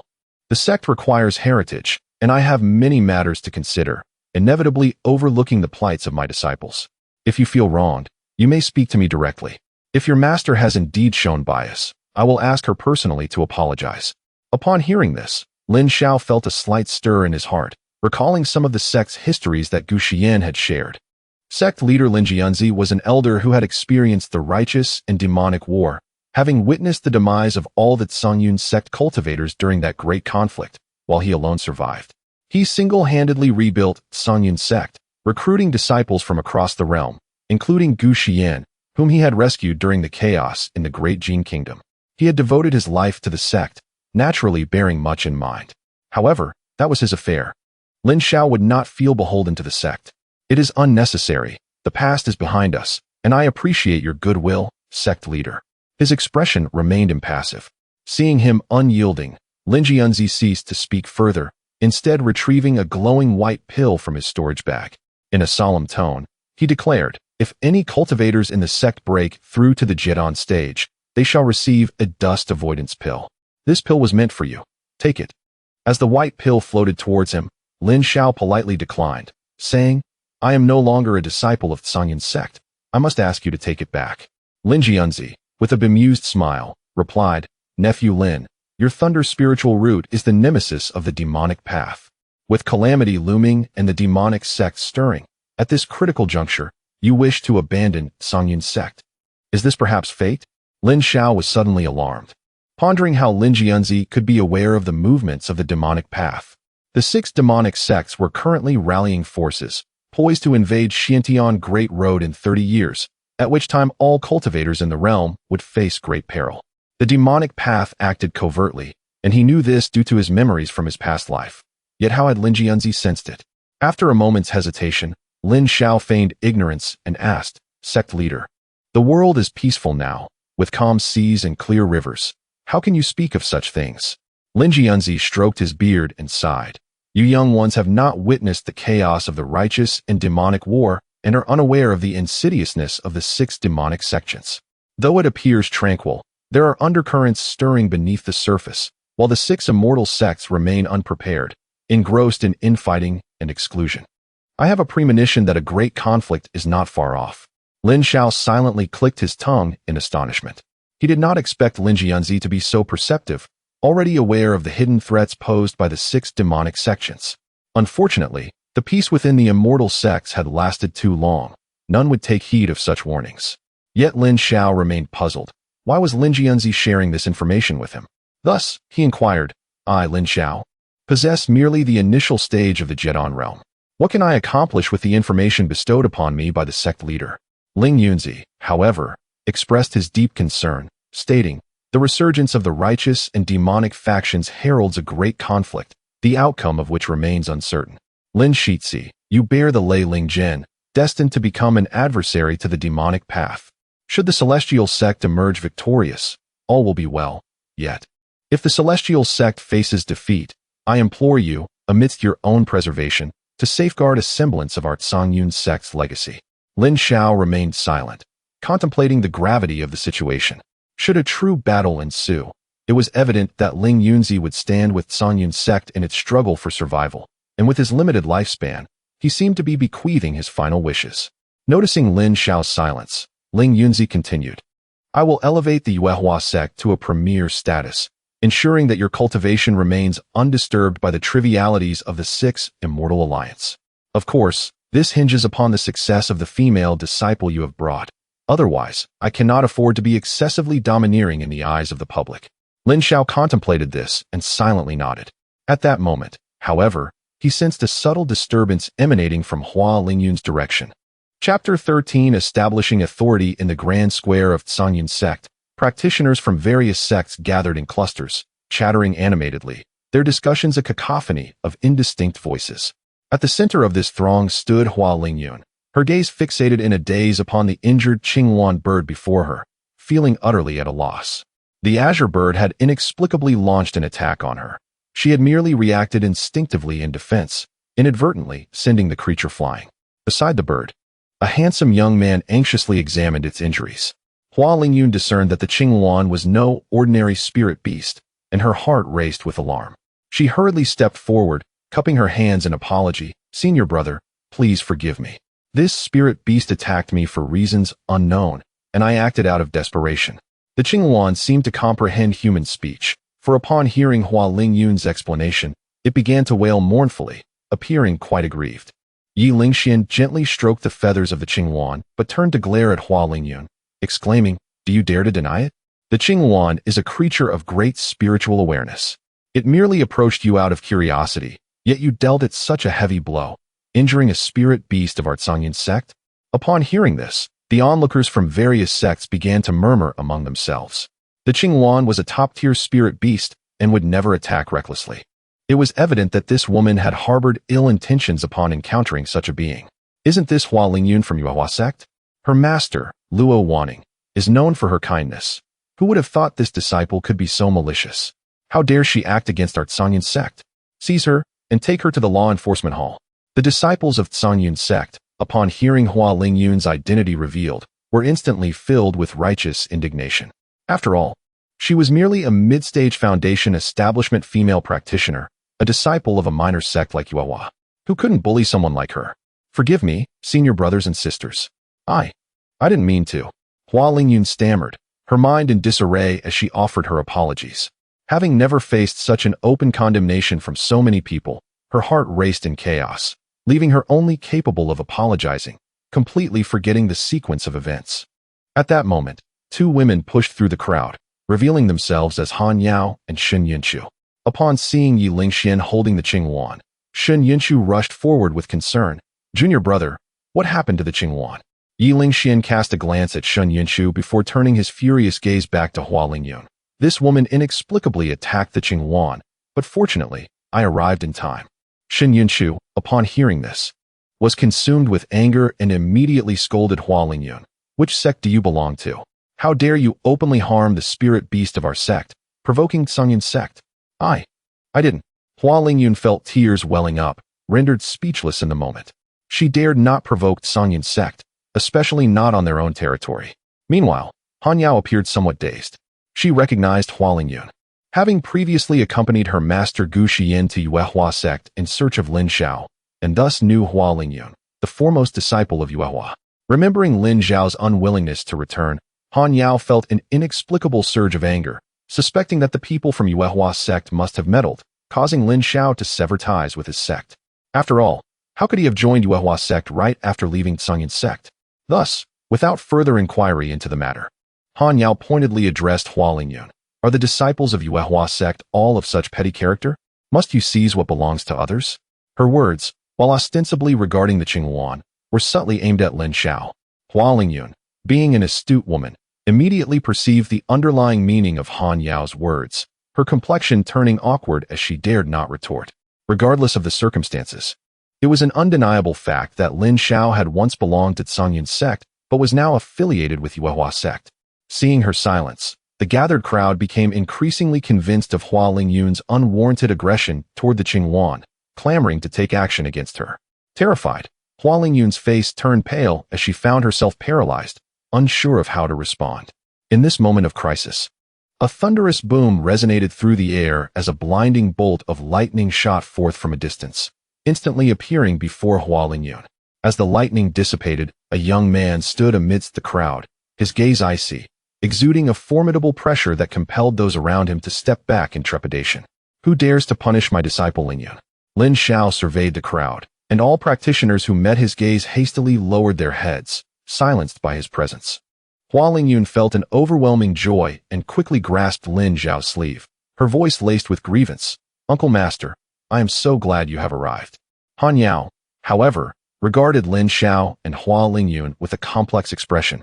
Once, she had been the one Lin Xiao defended at every turn.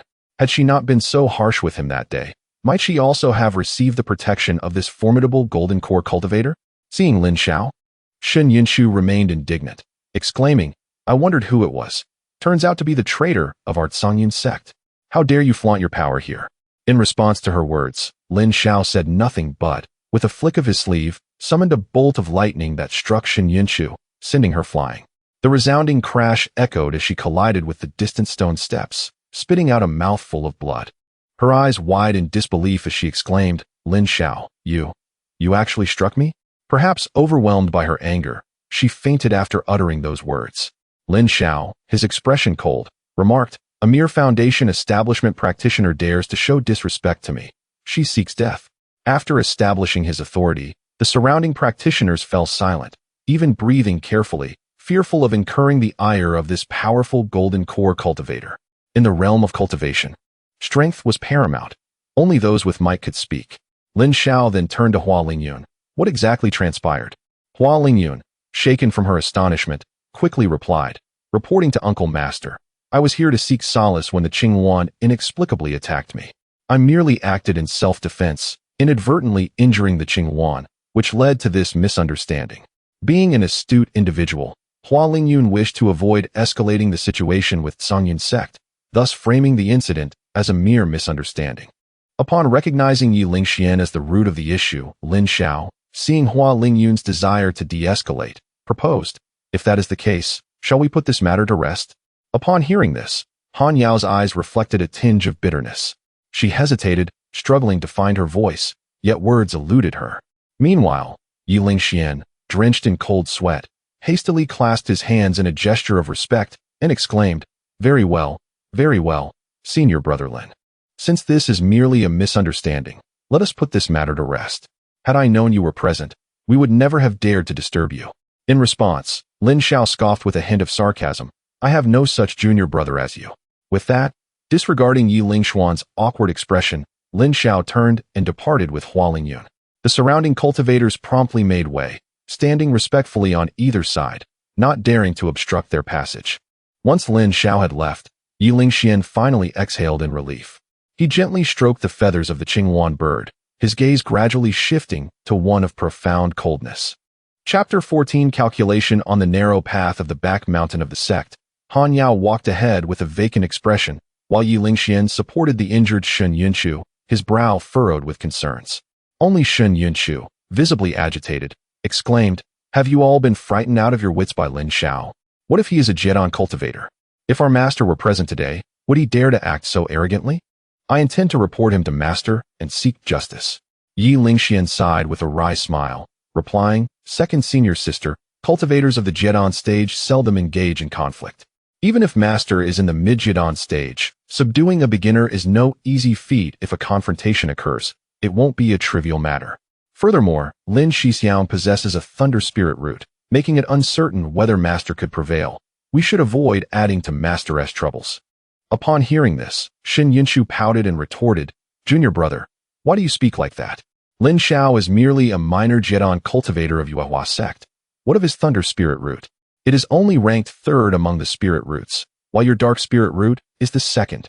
Once you achieve Jedon, dealing with him will be effortless. Among the various spirit roots, aside from the 5 elemental roots of metal, wood, water, fire, and earth, there are several mutant spirit roots that transcend the 5 elements and are not constrained by any attributes, often proving to be significantly more potent than ordinary elemental roots. However, there are disparities among the mutant roots as well. The first is the light spirit root, the second the dark spirit root, the third the thunder spirit root, the fourth the wind spirit root, and the fifth the ice spirit root. The ranking of these 5 mutant roots is well known among cultivators. Thus it is understood that while the thunder spirit root is formidable, it pales in comparison to the light and dark spirit roots. In response to Shen Yunshu's words, Yi Lingxian could only shake his head in bitter amusement, choosing not to speak, yet his heart was filled with disdain for her.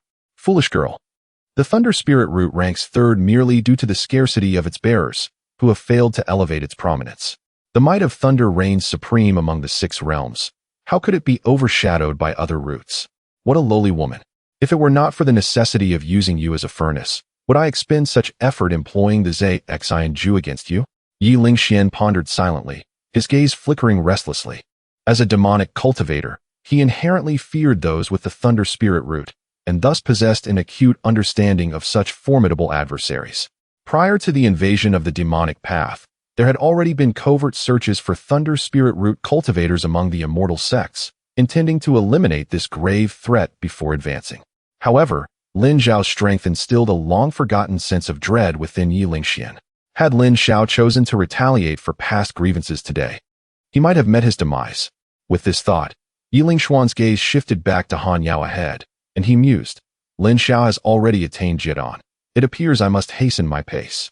The more furnaces, the better. Han Yao, however, seemed lost in thought, preoccupied with Lin Zhao, entirely unaware that she had become the target of scrutiny. Lin Zhao walked along the path back to his residence with Hua Lingyun, remaining silent as he strode ahead, while she trailed behind, unable to suppress her quiet tears. As a mere disciple of a small sect, she had been wrongfully accused today, becoming a target of scorn. Had Lin Zhao not arrived in time, she would likely have faced severe punishment. The thought deepened her sense of injustice, and she began to sob softly. Lin Zhao halted, turning around to inquire, what troubles you? Hua Lingyun, choked with emotion, replied, Uncle Master. I'm fine. It's just that my heart feels heavy. Lin Zhao reassured her, saying, transient feelings do not define your worth, but remember this lesson. Only by strengthening your own abilities will others hesitate to slander you. If you can secure the top position at the sect's tournament, the status of our sect will rise, and no one will dare to underestimate you. Wiping her tears, Hua Lingyun nodded earnestly, yet she voiced her insecurities. But today, I saw that all the participating disciples are in the late foundation establishment stage, while I am merely in the mid-stage. I truly lack confidence. In response, Lin Zhao promptly retrieved a gathering spirit pill from his storage bag, stating, take this pill, and you will surely break through to the late foundation establishment stage soon. I will also impart a powerful sword technique to you. But this comes with a condition. You must secure the top position at the sect's tournament. Hua Lingyun recognized the gathering spirit pill and felt a surge of excitement. Upon hearing Lin Zhao's words, her joy escalated as she exclaimed, thank you, Uncle Master. I will do my utmost. Lin Zhao handed her the pill and transmitted the formidable sword technique to her, cautioning, this technique should only be used in critical moments. Do not expose it unnecessarily. Hua Lingyun committed this to memory, shaking off her earlier despondence, and smiled, saying, Uncle Master, you are truly kind to me. Lin Zhao replied with a gentle smile, since you recognize my kindness, you must exert your full effort and show me your prowess. Yes, Uncle Master, rest assured, Lingyun will give it her all. Hua Lingyun eagerly responded. Lin Zhao nodded, saying, go now, the tournament begins in 3 days. Make haste. Understood. Lingyun takes her leave. With newfound confidence, Hua Lingyun bowed and skipped away, brimming with excitement as she headed towards her quarters. Watching her depart, Lin Zhao's expression gradually returned to normal. He did not place significant value on Hua Lingyun. His assistance was merely to help her secure the top position at the sect's tournament, thereby elevating the status of Yuehua's sect, allowing him to train without interruptions from trivial matters. Having lived a second life, he would no longer easily trust anyone. As for whether Hua Lingyun could clinch the top position, Lin Zhao had already devised a plan in his mind, for no other reason than that he himself had been the champion of the previous sect tournament. In this tournament, the numerous participating foundation establishment disciples could not be deemed formidable. They were, at best, utterly inept. The disciples from the 6 immortal sects were not significantly stronger than those from smaller sects, all basking in the glory of their predecessors. When Lin Zhao attended the tournament, armed with a low-grade treasured sword, he defeated each of the other disciples, of course, partly due to being a disciple of Zhongyun's sect at that time, which facilitated his success. Furthermore, at that time, Han Yao, Xin Yunchu, and Yi Lingxian were not present. While Han Yao and Xin Yunchu can be set aside, it was certain that Yi Lingxian would not attend. Possessing demonic techniques, he would naturally avoid revealing his cultivation in public. Thus, the number of competent foundation establishment experts participating was exceedingly small. With Hua Lingyun consuming the gathering spirit pill and armed with the sword technique, achieving the top position in the tournament was not an impossibility. At that moment, Lin Zhao suddenly sensed a trace of divine consciousness sweeping across the area. His heart tightened, and he immediately followed the trail of that consciousness. In the blink of an eye, he arrived at the rear mountain of Zhongyunzong. At the foot of the Sigua cliff, several individuals stood, 3 men and 2 women, all possessing mid-stage Jiedan cultivation. Upon seeing Lin Zhao being brought forth, one of the men clad in green garments immediately chuckled, Lin Shizi.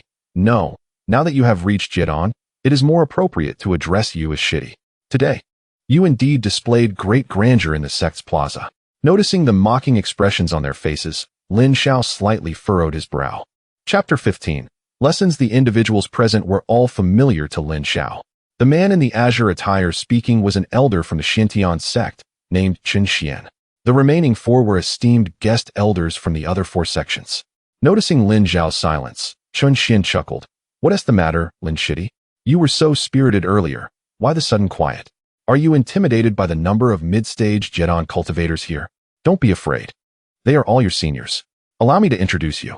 Chen Xian, with his carefree personality, often mingled among the major sects and was quite familiar with Lin Xiao. He waved his sleeve grandly and pointed to the woman in violet beside him, saying, "This is Fairy Nangong from the Wenxian sect. You ought to greet your senior sister." Fairy Nangong, with delicate eyebrows and bright eyes, complemented by rosy lips and a fair complexion, was exceptionally beautiful. Unlike Chen Xian's unrefined manner, she respectfully clasped her hands toward Lin Xiao and said, "Lin Shitty, I have long heard of your reputation. It is a pleasure to meet you today." Lin Xiao nodded and returned the gesture. "The pleasure is mine, Fairy Nangong." The other woman in yellow, exuding cheerfulness, did not wait for an introduction and smiled brightly as she clasped her hands. "Lin Shitty, it is a delight to meet you. I am Su Yi from the Luoyan sect." Lin Xiao reciprocated. "I have met you, Fairy Su." The elder nearby also clasped his hands. "I am Li Shana, an elder of the Qinquan sect."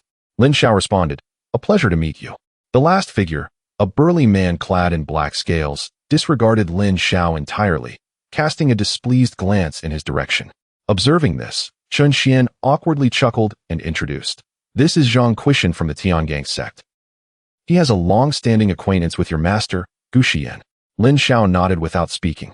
Having lived a second life, he was well aware of their backgrounds. Zhang Quishan from the Tiangang sect had always harbored feelings for Gu Xian, thus he disapproved of Lin Xiao's departure from the sect. In his previous life, Chen Xian fell victim to the chaos of demonic forces. Li Shanha was ambushed by a traitor within the sect.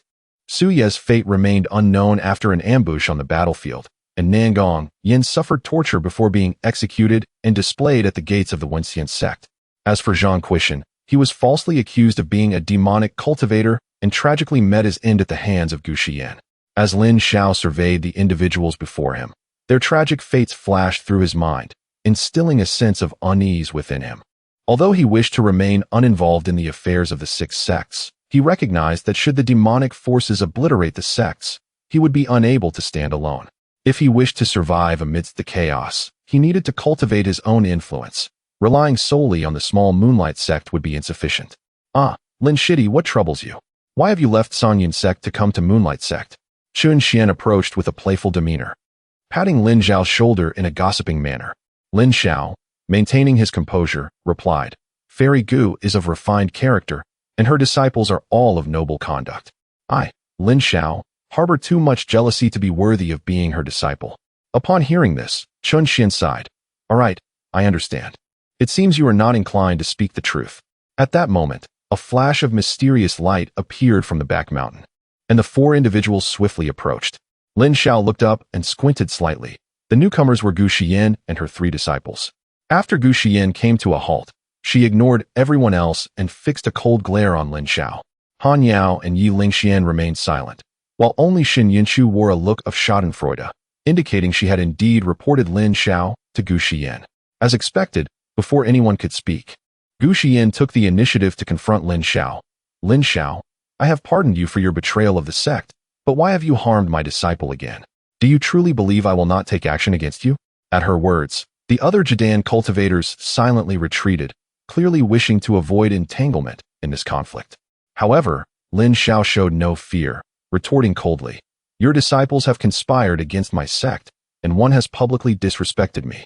I, Lin Xiao, may not be the strongest, but as a Jidan cultivator, I cannot be insulted by a mere foundational stage junior." Upon hearing this, Yi Lingshuan's gaze faltered, and she hastily lowered her head, while Shun Yunchu's face flushed red, speechless. Lin Zhao's argument was undeniable. In the realm of cultivation, strength was paramount, and disrespect shown by a foundational stage cultivator toward a Jidan cultivator could lead to fatal consequences. Lin Zhao's decision not to kill her was already an act of great mercy. Of course, his restraint stemmed from a desire to allow her to experience the torment inflicted by Yi Lingxian, wishing for her to suffer and ultimately perish in regret. However, Gu Xian clearly had no intention of letting the matter rest. Since her previous visit to Moonlight Sect to persuade Lin Xiao to return had been met with a firm refusal, she had been harboring resentment. Unable to find peace even during her cultivation sessions, she could not fathom why her disciple would be so ungrateful as to sever ties with Songyin's sect. Faced once more with Lin Xiao, Gu Xian's composure faltered. Taking a deep breath, her eyes glinted with menace as she coldly addressed Lin Xiao. Regardless of the circumstances, your actions against my disciples at Songyin's sect are indefensible. I shall not bully you. Endure 3 of my strikes, and we shall consider this matter settled.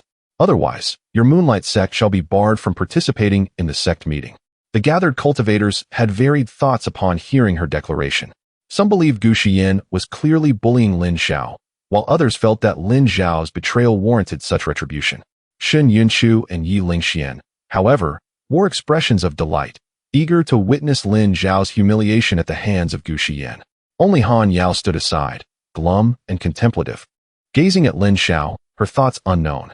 Under the watchful eyes of all, Lin Xiao remained unflinching, solemnly clasping his hands.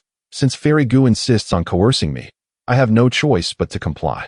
But should I inflict harm upon you, you wouldn't run off to Elder Ling Yun to complain, would you? A Yuaning cultivator demanding I endure 3 strikes is quite beyond my capacity to withstand. Hearing Lin Zhao's slightly sarcastic words, Gu Xian could not help but grit her teeth. You speak arrogantly. Should you manage to harm me, we shall consider this matter resolved. Lin Xiao promptly replied, very well. I await your strike. Although he had been granted a second chance at life, his resentment remained. Otherwise, he would not have contemplated leaving Songyin's sect. Now, with the opportunity to confront his former master, Lin Xiao was determined to seize it. Gu Xian chose not to elaborate further. Driven by a surge of inner fury, she silently invoked the Hongguang Ju. A radiant blue stream of water attribute mana erupted from her fingertips, coalescing into a magnificent ice phoenix that let out a piercing cry and swiftly lunged towards Lin Xiao. Lin Xiao leaped into the air, vanishing from sight as the ice phoenix struck nothing but empty space. Undeterred, it pursued him across the back mountain, each time narrowly missing him, creating an atmosphere fraught with peril. Witnessing this scene, the gathered cultivators were left aghast. Chun Xian gazed at the ice phoenix soaring above, murmuring to himself, it appears that Senior Sister Gu is quite serious. Although she is not utilizing any magical artifacts, the Hangong Ju alone is formidable. If that phoenix's icy breath were to collide with him, he would undoubtedly suffer grave injuries. Fairy Nangong expressed her concern. Why would Senior Sister Gu resort to such severity against a former disciple? Surely, there must be some hidden circumstances. Should we intervene? Otherwise, with Lin Shidi's foundational cultivation at the early stage of Jedon, he might be in peril. Zhang Quishan, however, replied coldly, what pity is there for a disciple who has betrayed the sect? It is only right for Junior Sister Gu to teach him a lesson. Li Shanhe of the Qinkuan sect merely shook his head in silence, while Su Yi of the Luoyun sect watched Lin Xiao's frantic movements with evident intrigue, pondering his thoughts. Han Yao observed Lin Xiao, her heart a tumult of conflicting emotions. She was still grappling with Lin Zhao's departure from the sect, torn between hoping he would receive a lesson and wishing for Gu Xian to show him mercy. Ideally, she desired for this opportunity to coax Lin Xiao back. Without his warm concern, Han Yao felt a void that should not exist. Yi Lingxian and Shun Yunchu wore expressions of delight, with Shun Yunchu appearing particularly vindicated.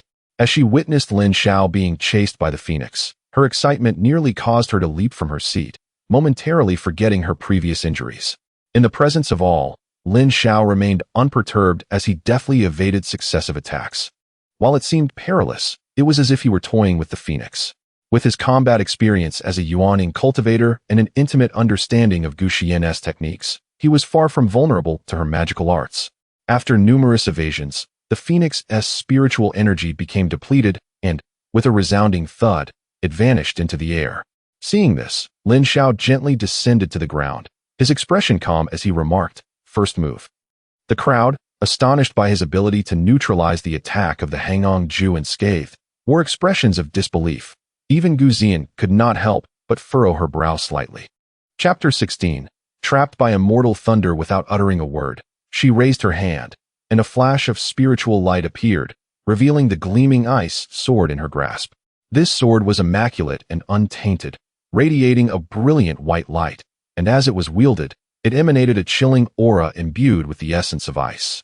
Though Gu Xian possessed only a water spiritual root, she could still unleash half of the sword's power.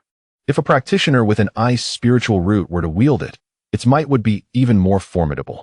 Lin Xiao narrowed his eyes and remarked, "Fairy Gu, is this truly necessary? Drawing your sword at the second move, are you intent on killing? Do not blame me if my response is too severe." Unfazed, Gu Xian coldly retorted, "You are welcome to summon your treasures in response. Life and death are irrelevant." Upon hearing this, Lin Xiao could not help but scoff. What a notion of life and death. Perhaps you have always been this way, and I was simply blind to it at the time. How can one in the middle stage of foundation establishment speak of life and death with one in the early stage? Is that not an obvious case of the strong bullying the weak? In her determination to teach Lin Xiao a lesson, Gu Xian had clearly abandoned any semblance of the demeanor expected of a great practitioner. Yet, even as Lin Xiao voiced his thoughts, Gu Xian felt no remorse. Consumed by rage and resentment, especially after being publicly mocked by her former disciple, she snapped, "Enough with the nonsense. Prepare to receive my strike."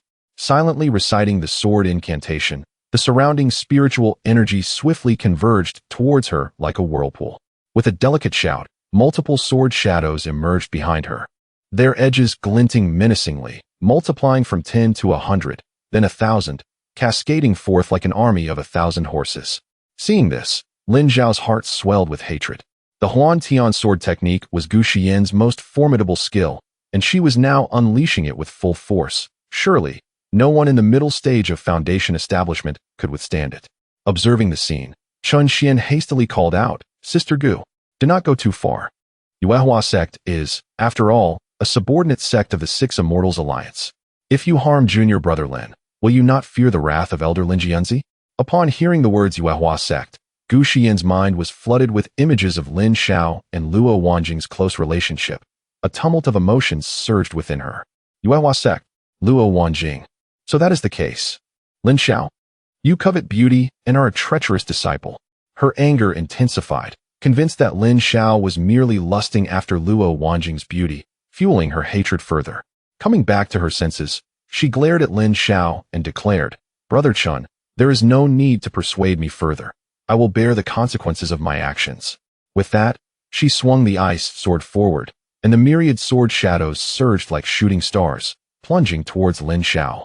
With a deafening explosion, the sword shadows transformed into a blinding vortex of spiritual energy, and Lin Xiao's presence vanished entirely. What? Chun Xian stared blankly at the vortex, unable to believe that a foundation establishment practitioner had fallen so easily. The others also wore grim expressions. No matter the grievances, as fellow cultivators, killing one another was simply unacceptable. Xin Yunchu and Han Yao were both astonished, regardless of past events.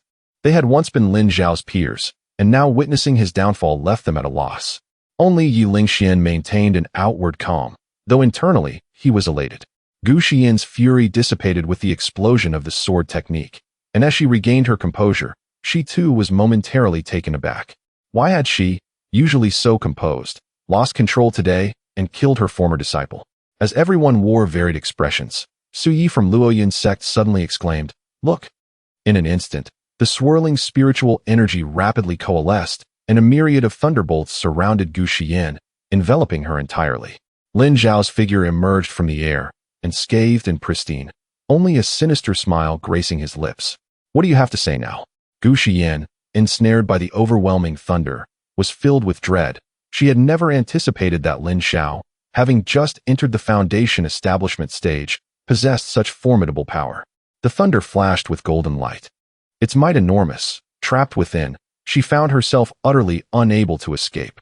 With no other choice, Gu Xian bit her lip and reluctantly conceded, "I admit defeat. Let this matter end here." Upon seeing Lin Xiao still alive, the other cultivators breathed a sigh of relief, yet they were secretly astonished by his achievement of defeating a middle-stage practitioner in foundation establishment without employing treasures, merely with a single strike. What kind of monster is junior brother Lin? Chen Xian could not help but exclaim. Fairy Nangong furrowed her brow and added, "Moreover, it seems junior brother Lin has yet to exert his full strength. He had anticipated all of Sister Gu's moves. His aura is clearly that of the early stage of Foundation establishment. Why does he possess such profound combat experience?" Beside them, Su Yi regarded Lin Xiao with a furrowed brow, lost in thought. Meanwhile, Li Shanhe and Zhang Quishan stood dumbstruck. Zhang Quishan had initially intended to intimidate Lin Xiao, but now found himself overwhelmed with fear, abandoning that notion entirely.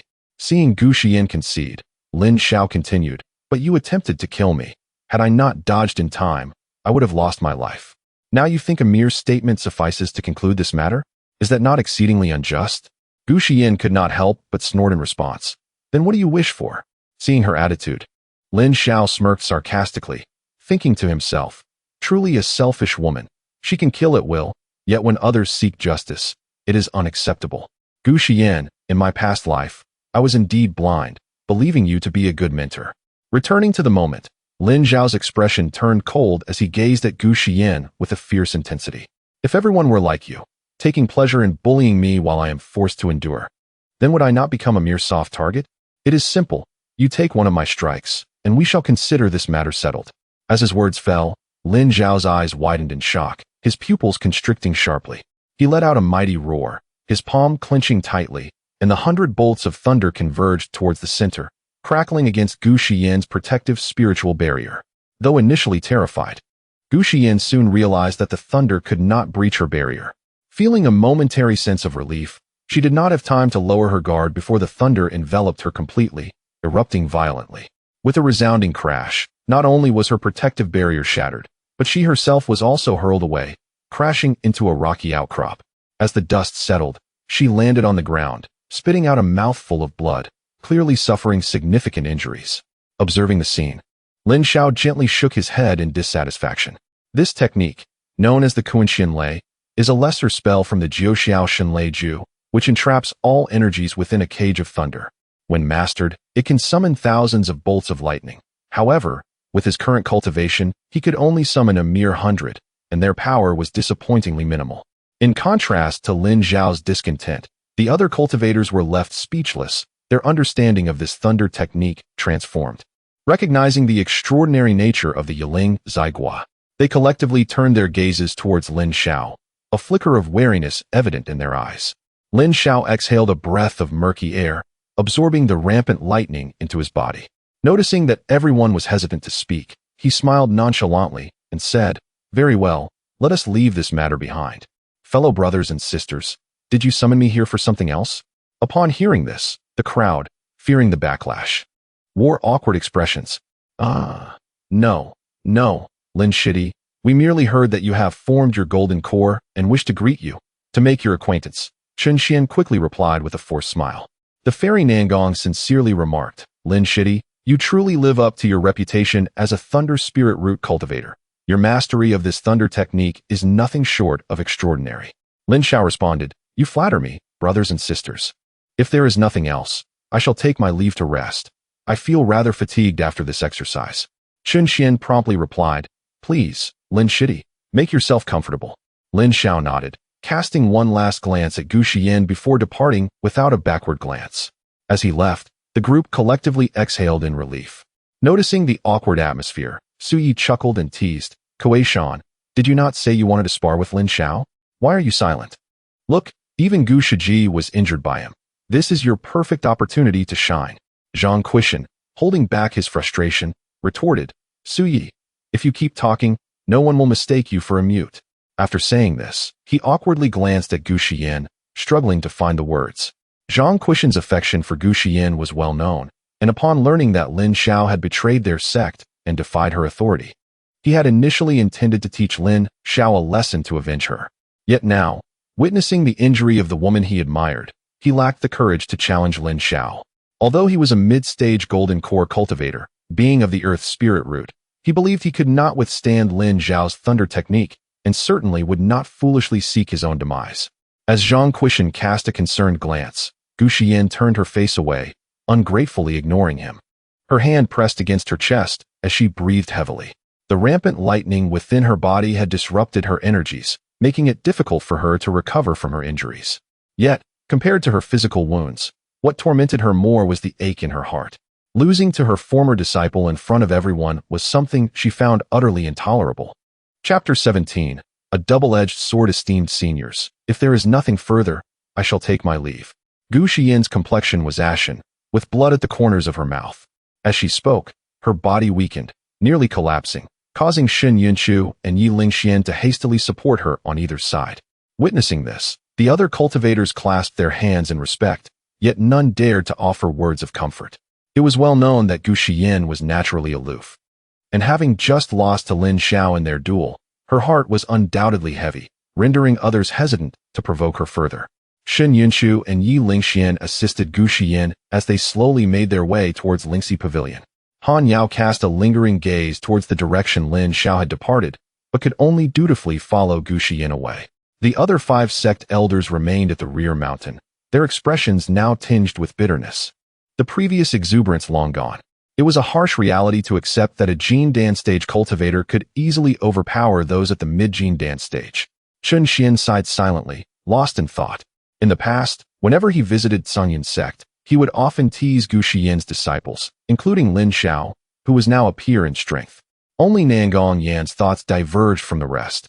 She did not discuss the recent duel, but instead pondered aloud. Why would such a promising talent as Lin Shidi leave Sunyan sect? What conflict could he possibly have had with senior sister Gu? Su Yi quickly interjected, "It must be you, Sister Nangong. Look at them. They are all too frightened to speak after Lin Zhao's display. And here you are, audaciously gossiping about their master-disciple affairs." At this, Zhang Quishan was infuriated and coldly scoffed. "Enough. What is there to discuss?" Being overshadowed by a mere early Jin Dan cultivator in the presence of the 6 great sects is hardly worth mentioning. "I'm leaving." Fuming, he stormed away from the rear mountain without a backward glance. Li Shanhe, composed and solemn, merely clasped his hands and said, "Please continue your discussion. I shall take my leave." Chun Xian promptly replied, "Brother Li, I will accompany you. I can't stand being around Su Yi right now." "You." Su Yi attempted to grab Chun Xian to say more, but saw a flicker of light as both he and Li Shanhe vanished into the distance. Frustrated, she stamped her foot and turned back to link arms with Nangong Yan. Forcing a smile, "Sister Nangong, you are still the best." Nangong Yan, however, cast her a sidelong glance and replied coolly, "Sister Su, do not misunderstand. I remain here because my master is currently in the Sanyan Hall discussing important matters with Elder Ling Yun. I must wait here, otherwise I would have left long ago. After all, who wouldn't be wary of your sharp tongue?" Upon hearing this, Su Ye's smile faltered. She abruptly released Nangong Yan's arm and pouted, "Umph. Then you may wait here alone." Inside the Sanyan Hall, Lin Jianzi occupied the main seat, while a white-robed man sat in the guest position. This man, with sword-like brows and starry eyes, exuded a refined and robust aura, clearly another Yuaning cultivator, though slightly inferior to Lin Jianzi. He was none other than Murong Xian, the sect leader of Wenxian sect. Sensing the aura from the recent duel among Jin Dan cultivators, Murong Xian furrowed his brow and remarked, "Ling Yun Shixiao. Although Lin Xiao possesses extraordinary talent, he is overly arrogant. He has publicly harmed his master and disregarded past kindness. Should we not intervene?" Lin Jianzi shook his head. This young man has always been stubborn and holds great admiration for senior sister Gu. However, a year ago, he inexplicably left the sect and fell into enmity with her.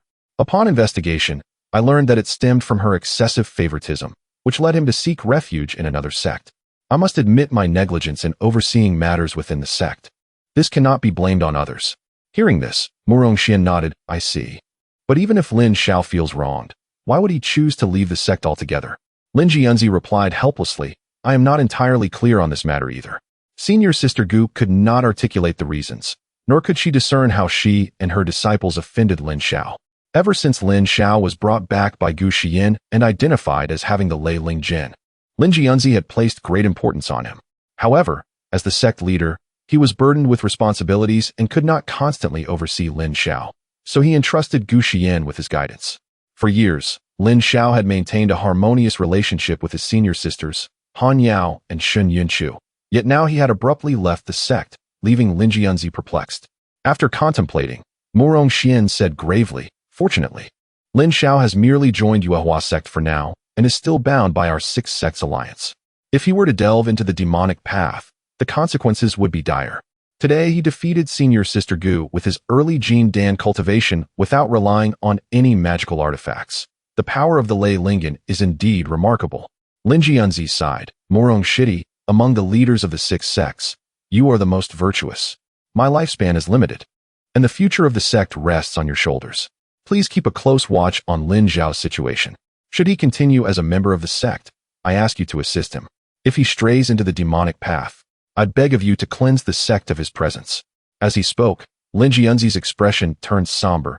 He truly wished to prevent such a talented individual from falling into darkness. He endeavored to provide Lin Xiao with everything he desired, hoping that when the demonic forces threatened, Lin Xiao would act with righteousness. Upon hearing these words, Morong Xian was moved. Lingyun Shixiao, what are you saying? If your lifespan is insufficient, I would venture into the Shura ghost realm to procure some longevity fruit. Lin Jianzi interrupted, shaking his head. Shidi, there is no need to waste your efforts. The Shura ghost realm is fraught with danger.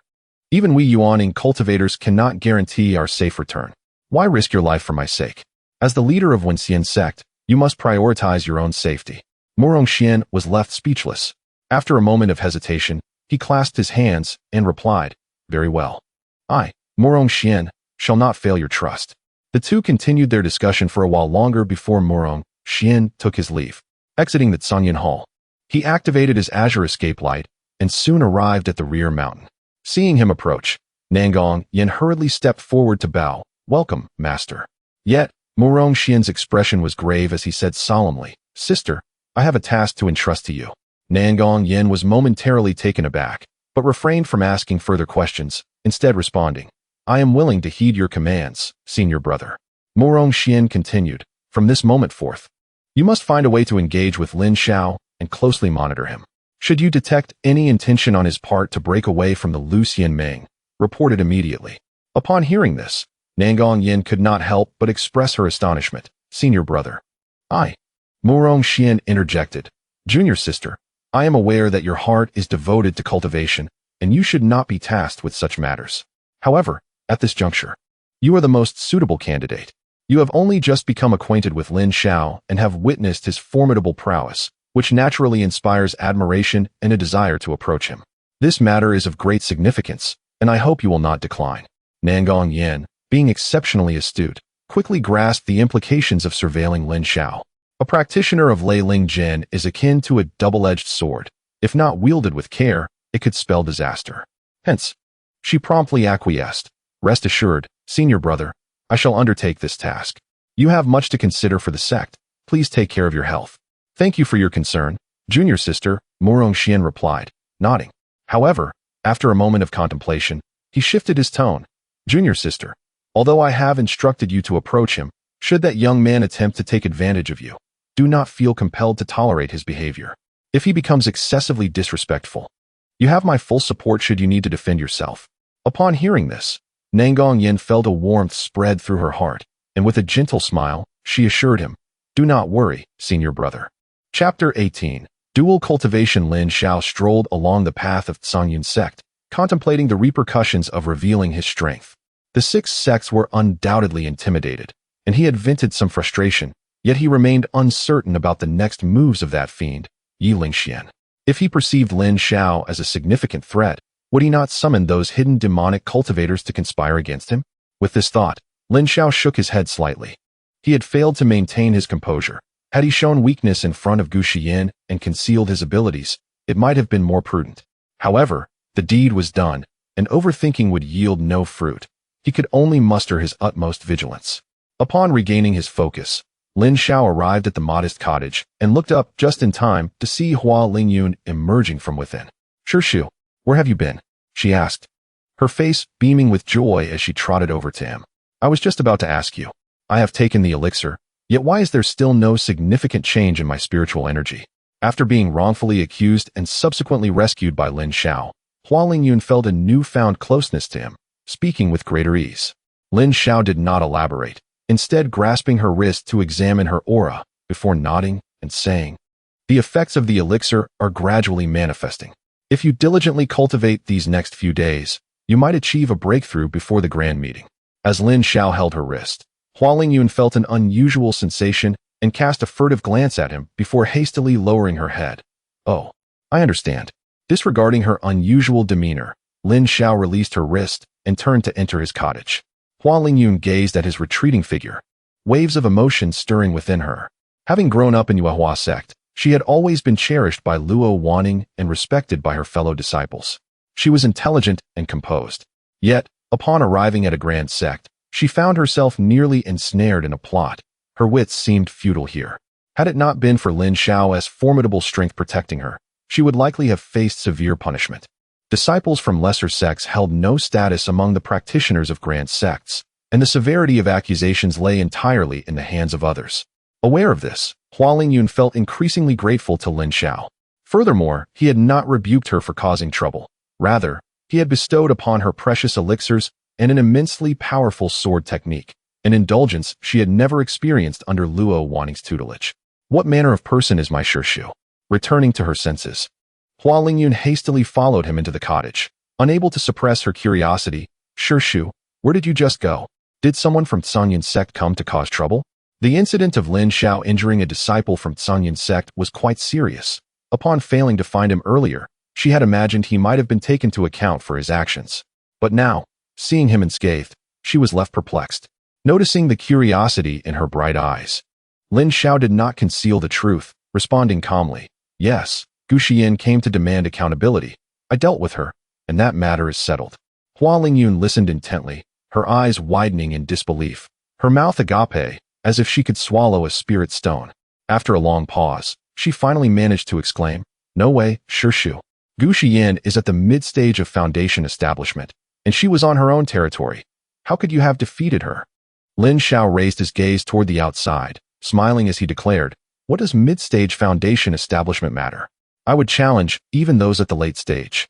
At his words, Hua Lingyun could not help but clench her fists over her heart, her eyes glinting with admiration. "Shu, so formidable." As the two conversed within the cottage, outside, a streak of light descended, revealing the figure of Nangong Yin, her expression grave, swallowing hard. She had just overheard Lin Xiao's audacious proclamation. Could a practitioner at the early stage of foundation establishment truly contend with one at the late stage? Such bravado would be hard to believe coming from anyone else, but having witnessed Lin Xiao's lightning technique, she had no doubt. He had defeated a mid-stage practitioner with a single move, and if he were to employ magical artifacts and techniques, besting a late-stage cultivator would be entirely feasible.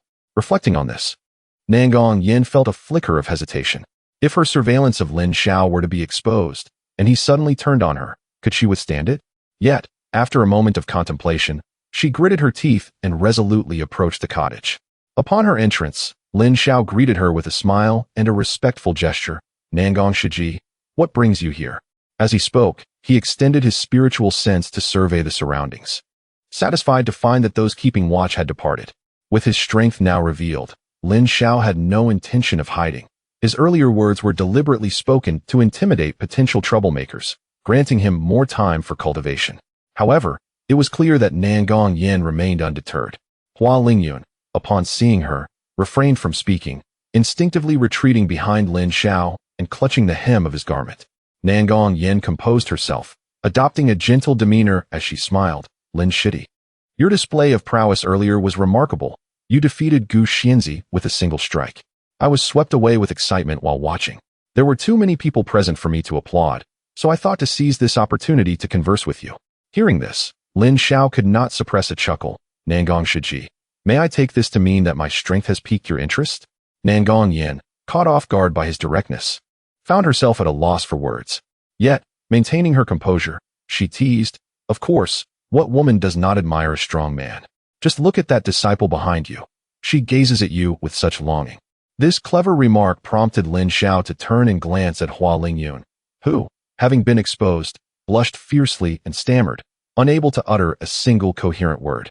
Realizing that this young girl harbored feelings for him, Lin Xiao, not being an innocent youth, chose not to dwell on it. Sensing her embarrassment, he promptly instructed, "Lingyun, you step outside and keep watch. Do not enter without my permission." "All right, okay." Hua Lingyun sighed in relief, hastily exiting the cottage and closing the door behind her. Nangong Yin raised an eyebrow and chuckled. It seems that Lin Shidi has little regard for this young girl. Indeed, What merits does a mere girl possess? The strong naturally seek to unite with the strong. Lin Xiao also smiled faintly. He first settled himself comfortably into a chair before raising his hand. Senior sister, please take a seat. Without hesitation, Nan Gongyin sat down, locking eyes with Lin Xiao. Observing this, Lin Xiao spoke candidly. Senior sister Nan Gong, I have heard all your words. Since you hold affection for me, let us become partners on this path. Both of us are formidable. And by coincidence, I have recently acquired a dual cultivation technique. We might as well give it a try. Upon hearing this, Nan Gongyin felt a jolt in her heart, silently cursing Lin Xiao's shamelessness. Should not a person of worth, when praised and admired by a female cultivator, first exhibit humility and then graciously decline? Why did it seem so natural for Lin Xiao? Chapter 19 Fragrance. Nan Gongyin took a deep breath, forcing herself to calm down, and said with a hint of difficulty, This, Lin Shidi, that is an act of the demonic path. As cultivators of the immortal sect, how can we engage in such despicable deeds? Lin Xiao, however, was momentarily taken aback, then chuckled softly and replied, Sister, you misinterpret my words. I merely meant to refer to the shared cultivation techniques between us. Not anything else. Where did your thoughts wander? Upon hearing this, Nan Gongyan's face flushed, and she said, So that is what you meant. I misunderstood. Unexpectedly, Lin Xiao stood up with a cold smile, approaching her while saying, But since sister has feelings for me, it is only natural for us to grow closer, is it not? With a wicked grin, he locked his gaze onto Nan Gongyan's eyes, as if to see through her entirely. Nan Gongyan's heart raced with increasing anxiety. As Lin Xiao drew near, she found herself at a loss for what to do. Reject him? But if she did, how could she remain close to him to monitor his actions, yet allowing him to act freely? In a moment of indecision, she recalled Mu Rongxian's tireless efforts for the Onxian sect. Her senior brother cared deeply for the world, entrusting this matter to her, while she hesitated. It is merely a vessel, what is there to lament? Very well. With that thought, Nan Gongyin wore an unwilling expression and quietly closed her eyes. Regardless of the circumstances, she must fulfill Mu Rongxian's task and ensure that Lin Xiao does not escape the Six Immortal Alliance's control. Seeing Nan Gongyin seated with her eyes closed, appearing as if she were yielding, Lin Xiao felt a stir in his heart. He leaned closer to her face, inhaled deeply, and exhaled. Nan Gongshiji, you truly deserve the title of the most beautiful in the Onxian sect. Your fragrance is simply delightful. Feeling the warmth of his breath on her face, Nan Gongyan's heart trembled, and she forced herself to remain composed. Lin Shidi, do you always have so much to say? Detecting the hint of grievance in her voice, Lin Xiao chuckled and returned to his seat, saying, Sister would rather submit to me than confront me directly, which shows your consideration for the bigger picture. At this, Nan Gongyan's eyes flew open, staring at Lin Xiao in disbelief. How can you? Lin Xiao replied nonchalantly. How would I not know? It is quite evident. The Nangong fairy of the Onxian sect has always been fearless against tyranny, despising evil. How could you possibly develop feelings for me due to my strength? There must be some ulterior motive. Is someone instructing you to approach me? Nan Gongyin was rendered speechless for a moment, before finally frowning and asking, How do you know me so well? Have you investigated my background? Lin Xiao snorted softly, remaining silent. With the memories from his previous life, he certainly understood Nan Gongyin thoroughly. She could be described as a chivalrous woman of the immortal sect, always acting with prudence, punishing evil and promoting good, accomplishing numerous virtuous deeds. Unfortunately, her demise was tragic. After falling into the hands of the demonic path, she was tormented beyond recognition, and her head was displayed beneath the Onxian sect to instill fear among the immortals. A truly lamentable fate for a virtuous soul. Upon reflection, Lin Xiao recalled how the accusation of killing Nan Gongyin had been pinned on him. Lin Xiao, by Yi Ling Xian. How could he forget? Seeing Lin Xiao's silence, Nan Gongyin decided to speak candidly. Lin Shidi, I will be straightforward with you. My master brother fears you might stray onto the wrong path, which is why he instructed me to approach you and monitor your movements. Upon hearing the truth, Lin Xiao nodded. I thank Senior Mu Rong for his concern. You may convey to him that I, Lin Xiao, will never succumb to the demonic path, so they need not worry. Nan Gongyin sighed in relief. Very well, but my master brother has returned to the sect. And during the Immortal Sect conference, I must continue to monitor you. After the conference concludes, I will explain everything to him. As she spoke, a newfound confidence sparkled in her eyes. Now that everything was clarified, she need not sacrifice herself and could monitor Lin Xiao openly. What could be better? Lin Xiao understood her intent, yet he was not keen on having someone watch him closely. Thus, he narrowed his eyes and said, Nan Gong Shiji, I have shown you leniency. If you persist in your entanglements, do not blame me for being unkind. I have spared you this time to allow you to contemplate. Should you act again, I will not show mercy. Nan Gong Yin, frightened by Lin Xiao's cold gaze, found herself unable to utter a word. She understood he was capable of carrying out his threats. After all, who could stand against someone who had even struck their own master? After a moment of contemplation, she finally lowered her head and said, Very well, Lin Shidi, do not be angry. I shall take my leave. With that, she stood up, cast a silent glance at Lin Xiao, and hurriedly exited the room. No sooner had Nan Gong Yin left than Hua Lingyan entered. She looked at Lin Xiao, a hint of bitterness in her voice. Shu, did you bully that fairy? Lin Xiao frowned. How did I bully her? Hua Lingyan continued. Her face was flushed when she left, looking as if she had been wronged. How do you explain that? Lin Xiao replied coldly. That was her own doing. Hua Lingyan responded with an O, then hesitantly asked, Shu, what is your view on romantic relationships between men and women? Romantic relationships. Lingyun, I advise you not to entertain such thoughts. Focus on your cultivation and prepare for the immortal sect conference. Otherwise, when the time comes to face consequences, no one will pity you. Without hesitation, Lin Xiao admonished her. Hua Lingyun had initially appeared eager, but upon hearing Lin Xiao's words, she sulked and pouted. Understood. I will go and cultivate now. With her words, she reluctantly exited the room, quietly closing the door behind her. Lin Xiao, however, pondered the phrase romantic relationships. In his previous life, he must have experienced such emotions. Otherwise, he would not have felt betrayal, nor would his heart have ached so deeply at the moment of his demise. Yet, all of that was in the past. He would not allow himself to be swayed by matters of the heart again. As clouds drifted swiftly across the sky, 3 days passed in the blink of an eye. The square of Zhongyun sect was teeming with people. As cultivators from various sects gathered around the central arena, all eyes fixed upon the multiple platforms where 2 disciples from the Foundation establishment stage stood, while several Golden Core stage cultivators from the 6 sects were seated below, seemingly there to judge the outcomes.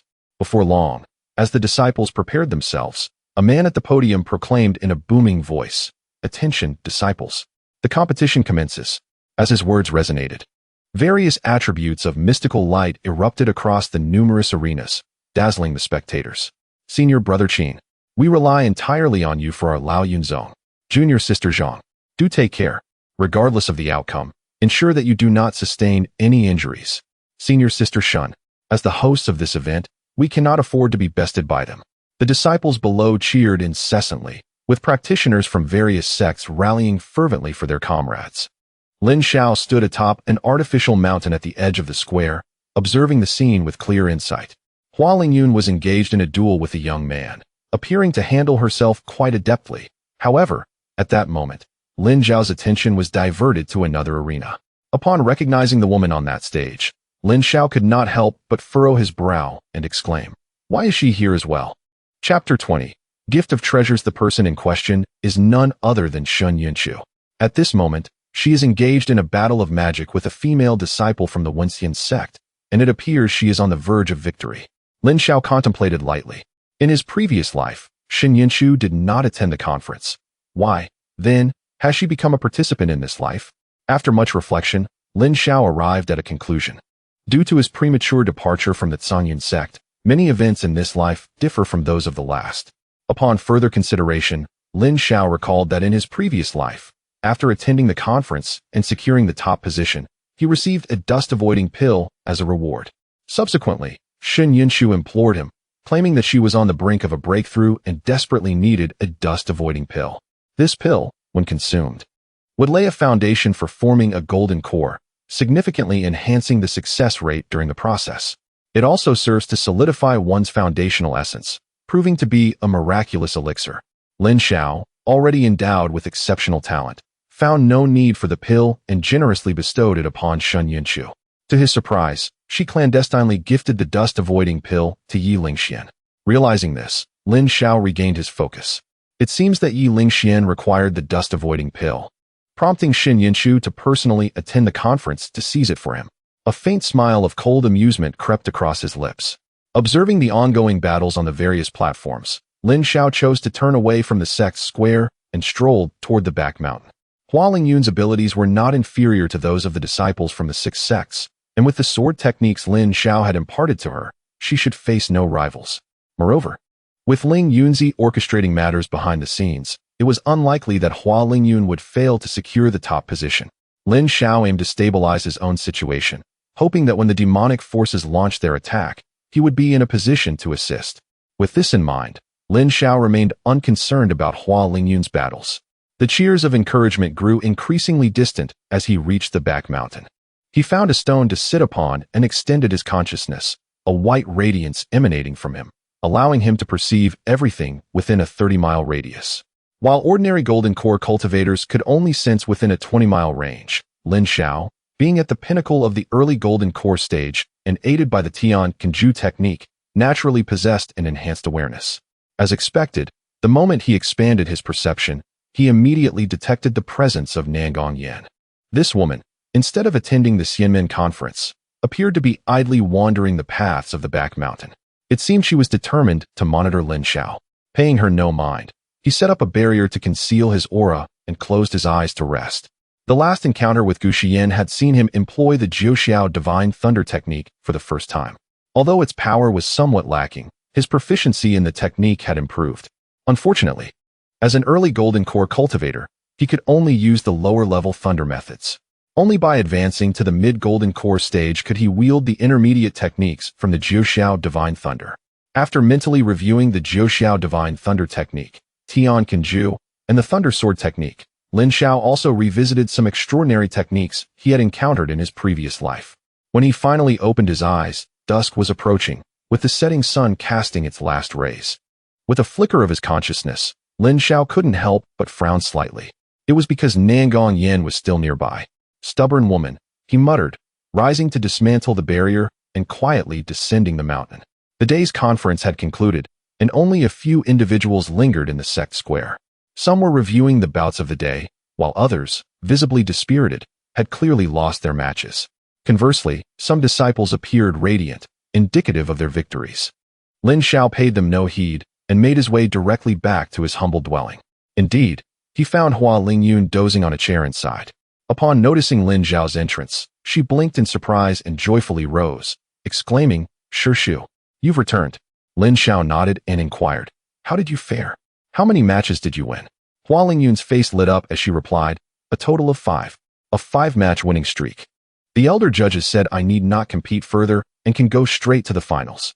At this point, she pouted and added, "Shu, you really didn't watch my battles, did you?" Lin Xiao took a seat and poured himself a cup of tea, savoring it as he replied, "What was there to see? I have faith in your abilities." At his words, Hua Lingyun felt a surge of happiness and proudly declared, "Of course. I am a distinguished disciple of the Yuehua sect." Lin Xiao smiled, but remained silent. Initially apprehensive upon her arrival, Hua Lingyun had gained confidence after winning several matches, indicating her temperament was still somewhat unsteady.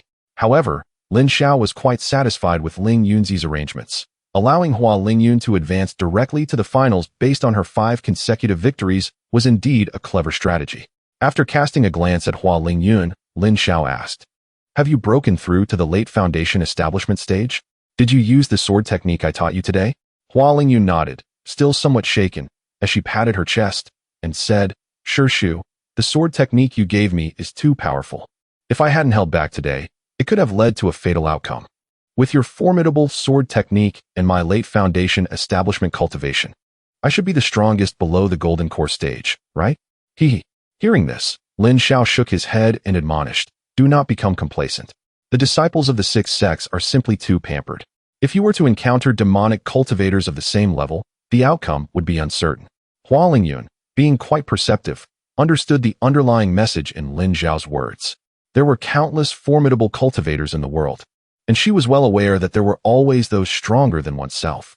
However, after a moment of contemplation, she couldn't help but express her curiosity. "Shu, have you encountered demonic cultivators? But weren't they already expelled from the Xiantian continent?" Lin Xiao remained silent, his expression gradually growing cold. In his previous life, he had faced demonic cultivators countless times. Although he had relied on his lightning affinity and thunder techniques to suppress those formidable foes each time, demonic cultivators often proved far more powerful against other types of cultivators. Their methods were cruel, and many sect disciples had perished at their hands due to a moment's compassion. The hellish scenes of slaughter were forever etched in Lin Zhao's memory. Seeing his somber demeanor, Hua Lingyun dared not speak further, instead nervously fidgeting with the hem of her skirt, sitting upright in her chair. After a considerable while, Lin Zhao finally exhaled a breath of turbid air and remarked, "Lingyun, return and rest. Do exert yourself to secure the top position, so as not to disappoint the earnest efforts of your master." Hua Lingyun nodded in agreement, saying, "Indeed, I shall strive diligently, not to let down my master, nor betray the nurturing of my uncle." Rising, she performed a courteous bow, and in a few strides opened the door, only to find Nangong Yin standing at the entrance, beaming as she gazed into the room. Startled, Hua Lingyun quickly clasped her hands in respect and stammered, "Greetings, esteemed senior fairy." Unaware of Nangong Yan's true identity, she dared not address her indiscriminately. Yet, Nangong Yin chuckled, "No need for excessive formality, Lingyun. I observed your duel today. You performed admirably." As she spoke, she retrieved a crimson sword from her storage pouch and, with a gentle smile, added, "I see you are a fire element cultivator wielding sword techniques. This Qi Shao sword was once my magical instrument, and since it is of no further use to me, I shall bestow it upon you." Upon seeing the sword, Hua Lingyun's expression brightened with delight. However, overwhelmed with excitement, she bashfully declined, "No. How could this be? I do not even know your name. How can I accept such a precious gift?" The Qi Shao sword measured 3 feet and 6 inches, its surface immaculate, radiating a fiery hue, and its tassel adorned with a finely crafted jade, unmistakably a treasure of great value. Nangong Yin smiled, saying, "This Qi Shao sword is a high-tier magical artifact. I am a Jiedon cultivator and currently utilize other treasures. This sword holds no significance for me anymore, but in your hands, I believe it will unleash its true potential. Please do not refuse. By the way, I am Nangong Yin, an elder of the Wenxian sect. You are the Nangong Yin of Wenxian sect? One of the 4 remarkable fairies of the cultivation world, renowned for her exceptional prowess?" Hua Lingyun exclaimed in astonishment. Nangong Yin nodded, smiling, "Indeed, but as for being one of the 4 remarkable fairies, I am not quite certain." Observing the prolonged interaction between the 2 women, Lin Zhao grew impatient and interjected, all right, Sister Nangong, do not frighten my junior. She still needs to participate in the finals." In response, Nangong Yin merely smiled in silence. Hua Lingyun then turned to seek her uncle's counsel. "Uncle, about this sword?" Seeing her eyes gleaming with desire, Lin Zhao waved his hand, "Take it if you want. It is not an object of great value." Nangong Yin, though outwardly composed, felt a surge of annoyance, silently cursing Lin Zhao for being petty. How could one receive a gift and deem it unworthy? Nevertheless, Hua Lingyun, filled with joy, accepted the sword and bowed gracefully. "Thank you, esteemed senior Nangong." Lin Zhao urged, "Hurry back to rest and contemplate how to wield this sword to attain the top position." With a cheerful acknowledgement, Hua Lingyun exited the room, making her way to another straw hut. Once Hua Lingyun had departed, Lin Zhao turned to Nangong Yin with renewed impatience. "Sister Nangong, what exactly do you intend to achieve? I have already expressed my reluctance to be watched." Chapter 21. How about becoming my concubine? Nangong Yin took a deep breath and smiled calmly, saying, "Junior brother Lin, you have misunderstood. I am not here to spy on you. Rather, I sincerely wish to consult you on how to discern the enemy's magical techniques as you do, thereby enabling me to confront foes beyond my level." As she spoke, she closed the door and leisurely approached a chair, sitting down without ceremony. The woman smiled brightly, her gentle starry eyes gazing at Lin Zhao, the subtle fragrance of orchids wafting from her, intoxicating like fine wine. Lin Zhao, however, scoffed and replied, "Senior sister, do not think that by giving me that inferior magical artifact, you can gain my favor. You may as well take back that so-called Qi Shao sword. It is hardly worth anything." Nangong Yan's beauty ploy was seen through. She intended to curry favor with gifts, yet Lin Zhao remained unmoved.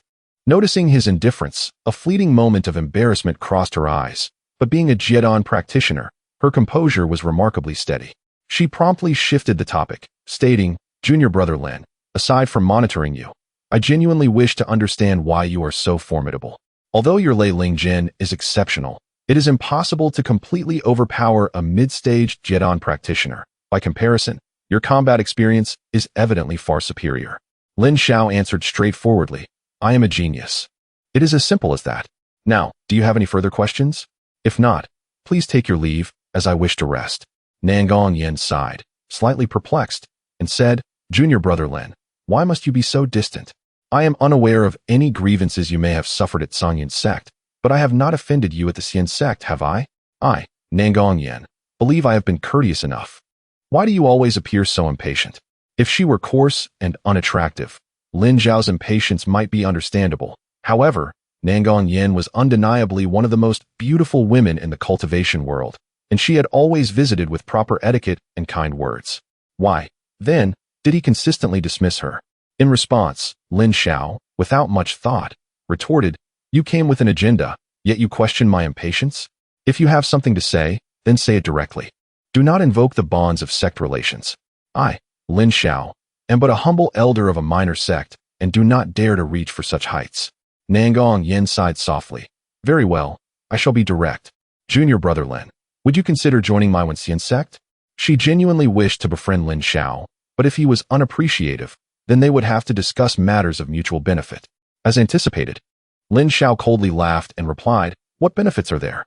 Nangong Yen furrowed her brows slightly and said, In addition to the spiritual stones provided by the sect, you may freely select techniques and magical artifacts from our Wenxian sect's treasure pavilion. Naturally, we will also do our utmost to meet your demands and conditions. However, Lin Xiao was not surprised. He knew that once his capabilities were revealed, he would undoubtedly attract the attention of various sects. But he would remain unmoved. In this life, he merely wished to be a detached observer, unwilling to engage in a life-and-death struggle for the sake of the 6 sects or the demonic path. Thus, he smirked and said, Very well, I will join the Wenxian sect. Really? Nangong Yen exclaimed with delight. She had not anticipated that Lin Xiao would be so agreeable. It seemed she should have spoken plainly from the start. However, little did she know that Lin Zhao's next words would instantly darken her expression. As long as you are willing to become my concubine, I shall agree to join the Wenxian sect. Lin Xiao gazed at Nangong Yen meaningfully, his smile appearing entirely natural. Nangong Yen bit her lip, her breath quickening, her ample chest rising and falling rapidly, evidently infuriated. For a mid-stage Jedon practitioner like herself to serve as a concubine to Lin Xiao, a mere initial stage Jedon, was nothing short of an affront. Even if Lin Xiao proposed to marry her, she would not have been so enraged, but to be a concubine? What did that imply? Did he look down on her? Yet for the sake of the sect's grand plan, she endured, instead asking earnestly, Is that your only request, junior brother Lin? Lin Xiao was taken aback, secretly acknowledging Nangong Yan's remarkable composure. He continued, Of course not. I also wish to select 10 beautiful female disciples from the Wenxian sect to serve me. By the way, senior sister Nangong, you might want to study some secret arts for the bedroom, as you will need to take the lead in attending to multiple women sharing one husband. Nangong Yan's delicate brows knitted tightly, her eyes closed in silence, her fists clenched so tightly that they creaked, yet she refrained from lashing out. Lin Xiao, seizing the moment, added fuel to the fire. Is it true, senior sister Nangong, that you would accept such indecent proposals? I have heard that you are usually virtuous and pure. How could you entertain such lewd matters? Have you perhaps wavered in your heart after years of cultivation? At his words, Nangong Yen shot up, her brows furrowing in anger, exclaiming, Lin Xiao, you go too far. Lin Xiao, however, shrugged innocently and said, You were the one who said I could propose any conditions. Why then blame me? If that is the case, do not expect me to join the Wenxian sect. I do not desire artifacts or techniques. I merely stated 2 simple requests, and if you cannot fulfill them, what is there to discuss? You. Nangong Yen was furious, but knew she was no match for Lin Xiao, and dared not confront him physically. She could only glare at him with a look that promised retribution. Lin Xiao stood up, raising his hand with a smile. It seems this matter cannot be resolved. In that case, senior sister, please take your leave. Nangong Yen, still seething with anger, shot Lin Xiao a venomous glance before huffing and leaving the room. Lin Xiao sighed in relief, thinking that he had finally managed to deceive this woman. After such an affront, surely Nangong Yen would not approach him again. He intended to leave a negative impression in the sect, deterring them from bothering him unnecessarily. Having set up the grand formation, he resumed his studies of the special techniques from his past life. Now that he had distanced himself from the sect, he needed to remain vigilant about his safety. Only by diligently enhancing his strength could he confront any unforeseen circumstances. After a sleepless night of cultivation, he opened his eyes to find the sun shining through the window. As Lin Xiao stepped outside, he spotted Hua Lingyun playing with the Qishao sword in front of the door. She waved the treasured sword with delight, clearly enamored. Upon seeing Lin Xiao emerge, Hua Lingyun immediately approached him with a radiant smile, clasping her hands in greeting. "I pay my respects to the uncle master." Lin Xiao waved his hand dismissively, signaling her not to be overly courteous, and inquired, "Are we to engage in a contest for the title of champion?" Hua Lingyun nodded in affirmation, saying, "Indeed. Earlier, someone came to inform us that the champion will be determined tonight. Master uncle, can you guess who my opponent is?" After a brief moment of contemplation, Lin Xiao replied without hesitation, "Shen Yinshu?" Hua Lingyun, taken aback, exclaimed, "How did you know?" Lin Xiao merely shook his head in silence. Yi Lingxian was determined to acquire the Bai Chen Dan, and he would certainly wish for Shen Yinshu to give her all. Although she may lack intelligence, her innate talent was commendable. As a foundational cultivator with a gold spiritual root and a disciple trained by Gu Shiyan, she was undoubtedly stronger than the average cultivator. Observing Lin Xiao's silence and his inscrutable thoughts, Hua Lingyun pouted and continued to herself, "Among those who wronged me that day, there was also Shen Yinshu. I will make sure she pays for it." Chapter 22. The duel. Upon hearing the words, Lin Xiao felt a surge of emotion and sincerely encouraged. "Very well. Let me witness how you will teach this ungrateful woman a lesson." Hua Lingyun, however, appeared momentarily taken aback, cautiously inquiring, "Shu, is your departure from Zong also related to Shen Yinshu?" Lin Xiao, pricked at a sensitive spot, immediately retorted with displeasure, "Do not ask what is not meant to be asked. If you fail to secure the title, be wary of my punishment." Startled, Hua Lingyun stuck out her tongue and refrained from further speech. Nevertheless, she made a mental note to teach Shen Yinshu a good lesson in retribution for Lin Xiao. Once composed, Lin Xiao ceased his ire towards Hua Lingyun and began to offer her guidance on how to unleash the full potential of the Qishao sword. He also assisted her in discerning certain superficial techniques, advising her to focus her practice on more effective life-preserving and offensive methods. Before they knew it, dusk had arrived. Having absorbed much of Lin Xiao's wisdom, Hua Lingyun grew increasingly reliant on her Shu. She realized that, despite their simplicity, his words were imbued with profound insights that would spare her many detours in her cultivation journey. Such extensive experience was evidently characteristic of a seasoned cultivator, deepening her curiosity about Lin Xiao. As the sun set, holding the Qishao sword, Hua Lingyun followed Lin Xiao's secret methods to channel the fire spirit root within her. Waves of fire attribute spiritual energy surged from her fingertips, connecting to the Qishao sword, causing its sword energy to swell dramatically, igniting the surrounding atmosphere with a rising heat. Seeing the effectiveness of her efforts, she could hardly contain her joy, exclaiming, "Shu, I did it. I succeeded. This technique is astounding." Lin Xiao nodded, cautioning, "Be careful when using this sword technique. Only a peak foundation establishment practitioner can withstand it. Do not injure yourself." Hua Lingyun, with a flick of her wrist, sheathed the Qishao sword, beaming, "Rest assured, Shu, I understand." At that moment, a disciple dressed in Zong attire approached from afar. Due to Lin Xiao's public reprimand of Shen Yinshu, the disciple dared not come closer, merely bowing from a distance to announce, "Lin Shu. The judging elder has sent me to inform Lingyun Shiji that the duel for the title is about to commence." Lin Xiao nodded. "All right, you may go? She will join shortly."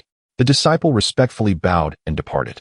Lin Xiao recognized most of Zong's disciples, understanding that this one was an outer sect disciple, known for being observant and cautious. Thus he chose not to impose on him. Observing that he did not harass the other disciples of Zong, Hua Lingyun became increasingly convinced that it was Shen Yinshu who had driven Lin Xiao away. This fueled her determination to secure the title, seeking to avenge Lin Xiao and bring glory to their sect. The two made their way along a narrow path and soon arrived at the sect square, which was already bustling with people, lanterns illuminating the scene, with only a single ring remaining in the center. Standing at the edge of the crowd, Lin Xiao did not enter, but instead patted Hua Lingyun on the shoulder, saying, "Go ahead." Encouraged, Hua Lingyun nodded vigorously and navigated through the crowd towards the ring. As she drew nearer, the watching disciples began to take notice of her, their voices rising in fervent discussion. One must not underestimate those smaller sections. Who would have thought that Hua Lingyun would be so formidable? Indeed, 5 consecutive victories leading to the finals. This is unprecedented in the Immortal Sect Conference. Clearly, she possesses genuine skill. Disciples from smaller sects are not to be trifled with. Amidst the admiring gazes and enthusiastic chatter, Hua Lingyun approached the ring with composure. Before stepping onto the platform, she first bowed respectfully towards the judging panel, declaring, "I am Hua Lingyun, here to greet the esteemed judges." The panel comprised 6 golden core cultivators from the 6 immortal sects, both male and female. All at the initial stage of golden core cultivation. One elder dressed in San Yunzong attire stroked his beard and chuckled, "Child, you have surprised us all. Who would have expected such a phoenix to emerge from the wilderness? You have truly opened our eyes." Though the other elders were less impressed by Hua Lingyun, they remained silent. Hua Lingyun, not daring to become complacent, merely replied, "I am grateful for the elders' recognition as a disciple of Yuehua Zong. Attending this conference and witnessing the grandeur of the immortal sects is already a great honor." The San Yunzong elder smiled and nodded, "Go on, child." After bowing once more, Hua Lingyun leaped onto the platform. As she ascended, another young woman stepped forward from the crowd. This woman was strikingly beautiful, her figure slender, adorned in a golden threaded garment, wielding a delicate golden sparrow sword, her demeanor radiating arrogance. Lin Shao furrowed his brow.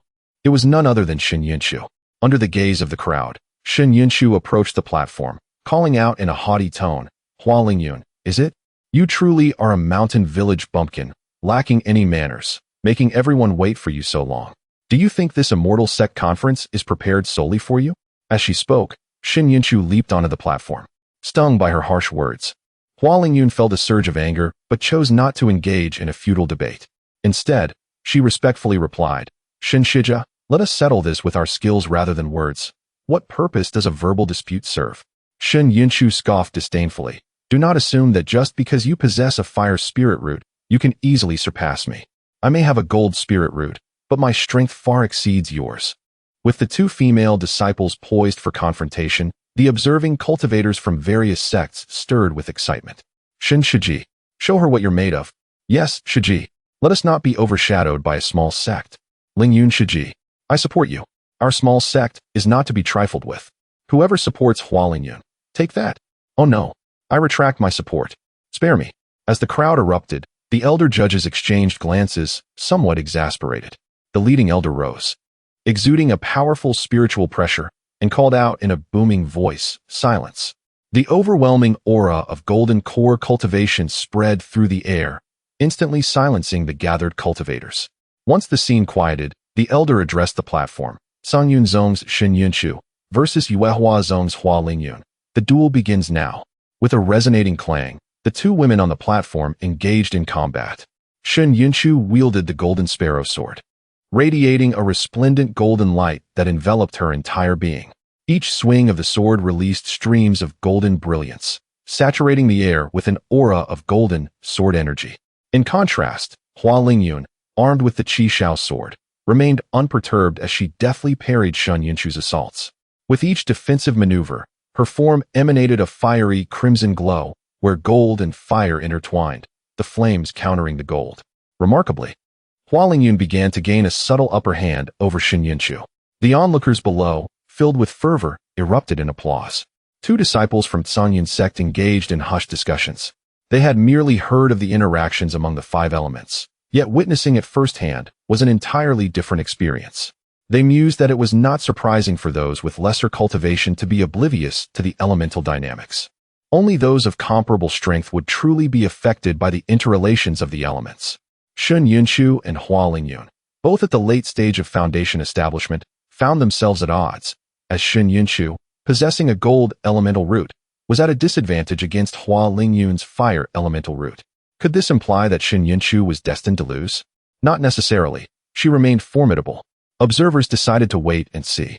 The clash of the golden sparrow sword and the Qi Shao sword resulted in a swirling vortex of spiritual energy upon the stage, sending both women staggering back. Shen Yunshu furrowed her brows as she gazed at Hua Lingyun, unable to suppress a slight breathlessness. Hua Lingyun, too, felt the strain but held tightly to her Qishao sword, preparing for her next strike. Indeed, not all within the 6 sects were inept. Shen Yunshu exhibited considerable prowess, compelling Hua Lingyun to resort to her most potent technique. Contemplating this, Hua Lingyun silently recited her sword incantation.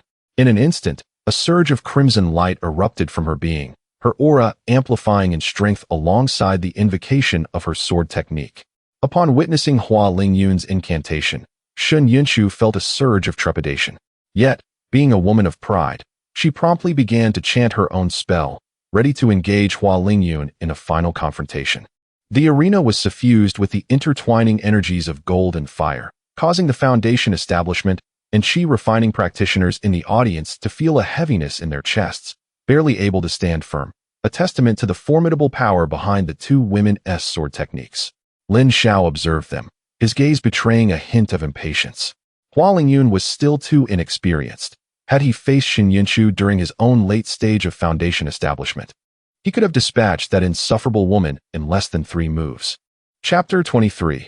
The women's duel. As the formidable power of the sword techniques was revealed, several esteemed elders of the judging panel rose silently, prepared to intervene and rescue the 2 female disciples at any moment.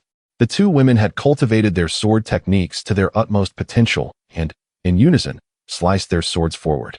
With a thunderous roar, their sword energies collided, resulting in a tremendous explosion that left the onlookers trembling with fear.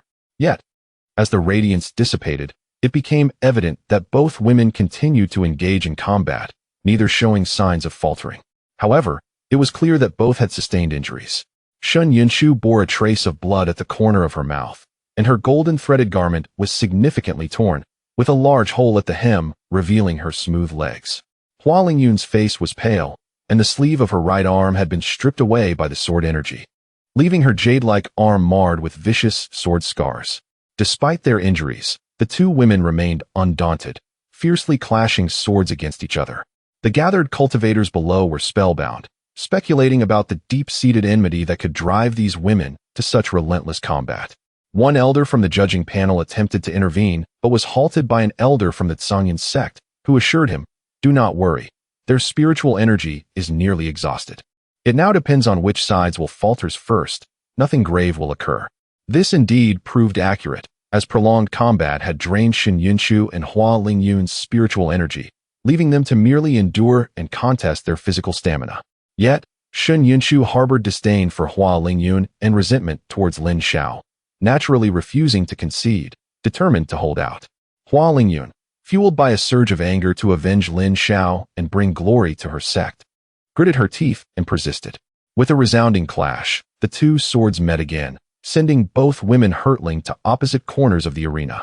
Yet, in perfect synchrony, they rose once more, swords at the ready. Observing their indomitable spirits, murmurs began to ripple through the crowd below. Disciples from smaller sects chimed in with animated discussions. "Wow, while I enjoy watching women fight, this is excessively brutal, isn't it? What deep hatred do they harbor for each other? It must involve Lin Xiao. Didn't he previously intervene to teach Shen Yunshu a lesson? Shu, are you seeking death? How dare you speak of him? Indeed, let us focus on the 2 sisters on stage." Setting aside Hua Lingyun, Shen Yunshu surprised me. She appears delicate, yet who would have anticipated her strength? Precisely, Hua Lingyun is formidable as well, but her physique seems frail, likely due to her youth. Meanwhile, Shen Yunshu possesses both beauty and grace. How splendid it would be to have her as a partner. As they spoke, the disciples revealed expressions of infatuation, their eyes gleaming as they gazed at Shen Yunshu. The 2 women fought fiercely, their garments significantly tattered, and amidst their dynamic movements, their figures captivated the eyes of the onlookers. The outer disciples, positioned not far from the Tsangyan sect disciples, overheard their remarks and erupted in indignation, threatening to engage in battle. How outrageous! Our Shen sister is not someone you lowly beings can comment upon. Exactly, a mere frog dreaming of swan meat. Seize those few and teach them a lesson. As the Tsangyan sect disciples shouted in outrage, the outer disciples were greatly intimidated, hastily retreating from the sect square. Yi Lingxian, concealed among the Tsangyan sect crowd, observed the scene with a cold smirk, internally deriding. A bunch of delusional fools. He then turned his attention to the Songyun sect disciples, who were fervently defending Shen Yunshu, finding their indignation amusing. He gazed at those disciples enamored with Shen Yunshu, reveling in his own superiority. Fools! The Shen sister you all yearn for is merely a plaything for me to trample upon. With this thought, Yi Lingxian could hardly suppress his laughter. Suddenly, he looked around, searching for Lin Xiao's figure. Lin Xiao, what does your exceptional talent and your Lei Lingen's advancement amount to? Alas, no one will believe you. I shall seize your master and sister, using them to shatter your resolve. When the time comes, your heart will falter, and you shall not stand a chance against me.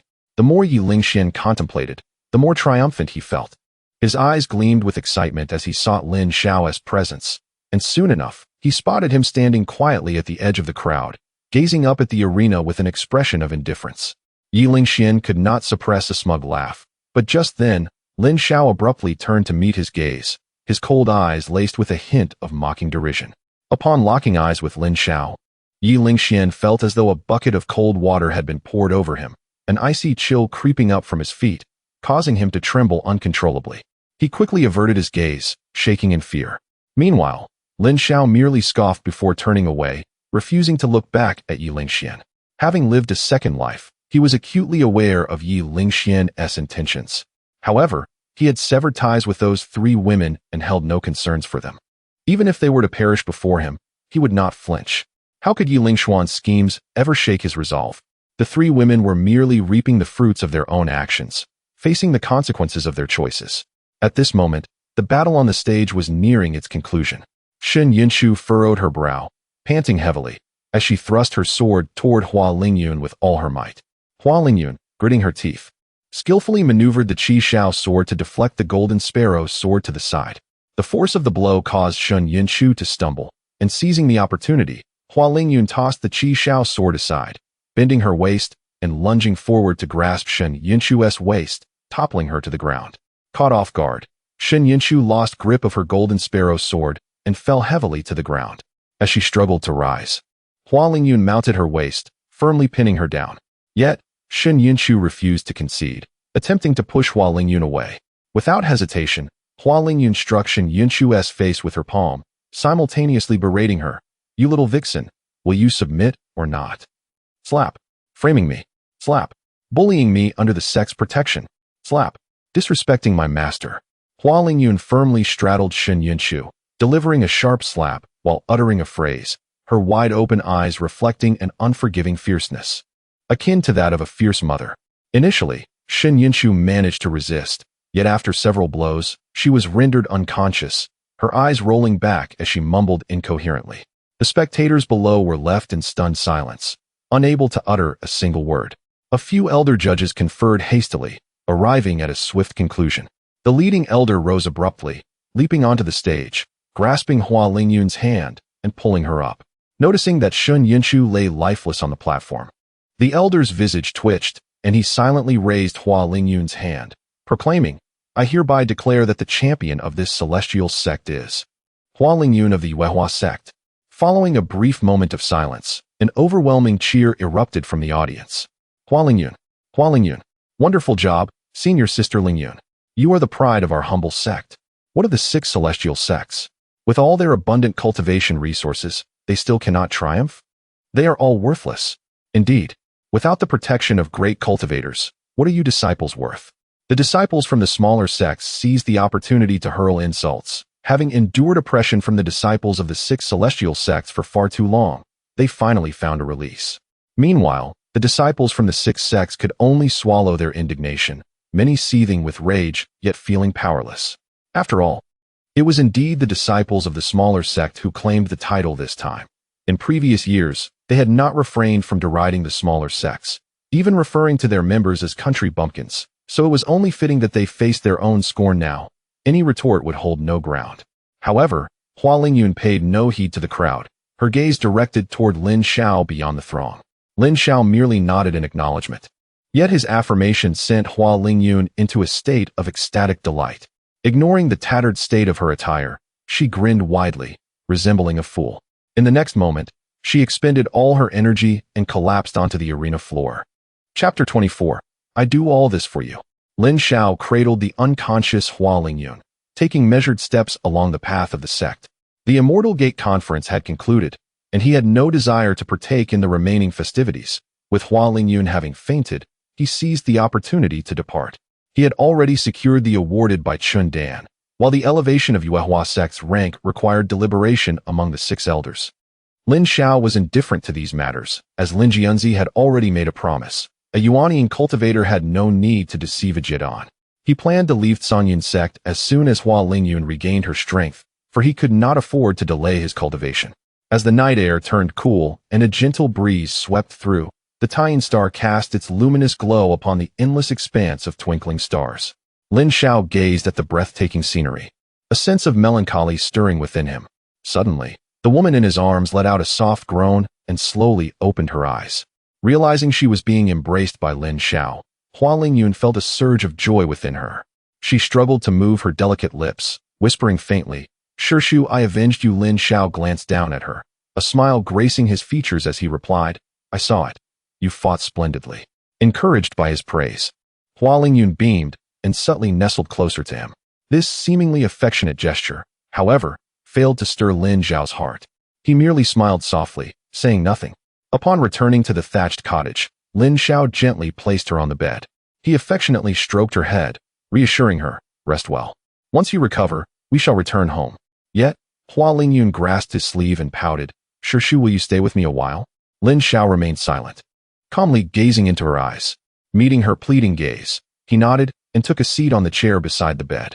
Hua Lingyun's face lit up with delight as she stared at the ceiling dreamily, her voice sweetly chiming, "Shishu, I never imagined I would actually claim the top position. Master will surely be so proud." Lin Xiao nodded in agreement. "Of course, senior sister Luo will be thrilled. You have brought great honor to the sect." As he spoke, memories of his previous life resurfaced.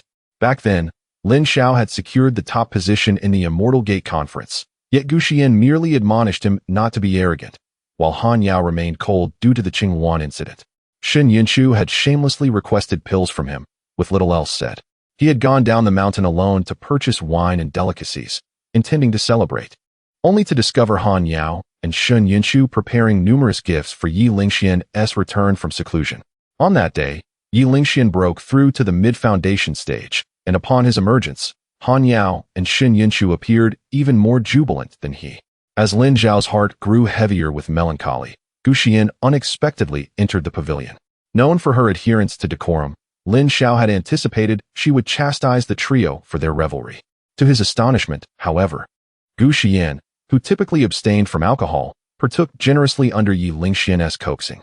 In that moment, Lin Xiao stood alone outside the pavilion, engulfed in despair. He could not fathom how things had unraveled, nor did he understand what he had done wrong. He spent the night standing outside, feeling like an outsider. He believed he could remedy the situation by treating his master and senior sister better and by exposing Yi Lingxian's hypocritical facade, thinking that everything would return to normal. Yet, he was mistaken. This error cost him his very life. The chirping of insects outside drew Lin Xiao back to the present. He looked up to find Hua Lingyun had fallen asleep, her face, though smudged, radiating happiness, blissfully lost in her dreams. Lin Xiao took a deep breath, feeling a sense of injustice for his past self. Those 3 women were utterly ungrateful, even if he presented them with irrefutable evidence. They would steadfastly believe in Yi Lingxian's virtue. From the outset, they had never considered Lin Xiao's feelings because his kindness was too readily available. His goodwill was easily obtained, yet they trampled upon him, turning to fawn over the deceitful Yi Lingxian. Lin Xiao exhaled a heavy sigh, resolving not to let such troubling memories disturb his tranquility. He extended a finger, gentle strands of spiritual energy flowing into Hua Lingyun's body. With this nurturing energy, her injuries began to mend slowly. Meanwhile, in a chamber on the 3rd floor of Lingxi Pavilion, Shen Yinshu lay unconscious upon the bed. Yi Lingxian sat beside her, his expression dark and brooding. Gu Xian was still in seclusion, recuperating from her injuries inflicted by Lin Xiao, while Han Yao was diligently cultivating in her own cave abode. Now, only the 2 of them remained in Lingxi Pavilion. Gazing at the unconscious Shen Yinshu, Yi Lingshuan's brows knitted tightly.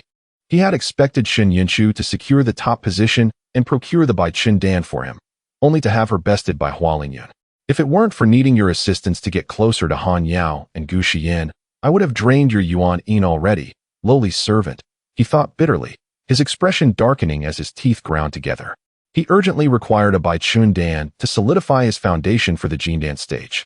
Otherwise, given the difficulty of his dark spiritual root, the likelihood of success in achieving Jindan was exceedingly slim. Just then, Shen Yinshu began to stir, slowly opening her eyes and glancing at Yi Lingxian beside her. With a look of deep remorse, she said, "Shitty, I'm sorry. I couldn't secure the Bai Chun Dan for you." Yi Lingxian turned to face her, his demeanor softening considerably. He shook his head, reassuring her, "It's all right, senior sister. As long as you are well, I will find another way for the Bai Chun Dan." Hearing this, Shen Yinshu pouted slightly, expressing her displeasure. "Shitty, it is only natural for us to cherish each other. Why must you wait until you reach the Jindan stage before discussing this with Master?" Yi Lingxian responded with a wry smile, shaking his head as he explained, "Senior sister, you are too naive. Did you not see how many cultivators admired you during the conference?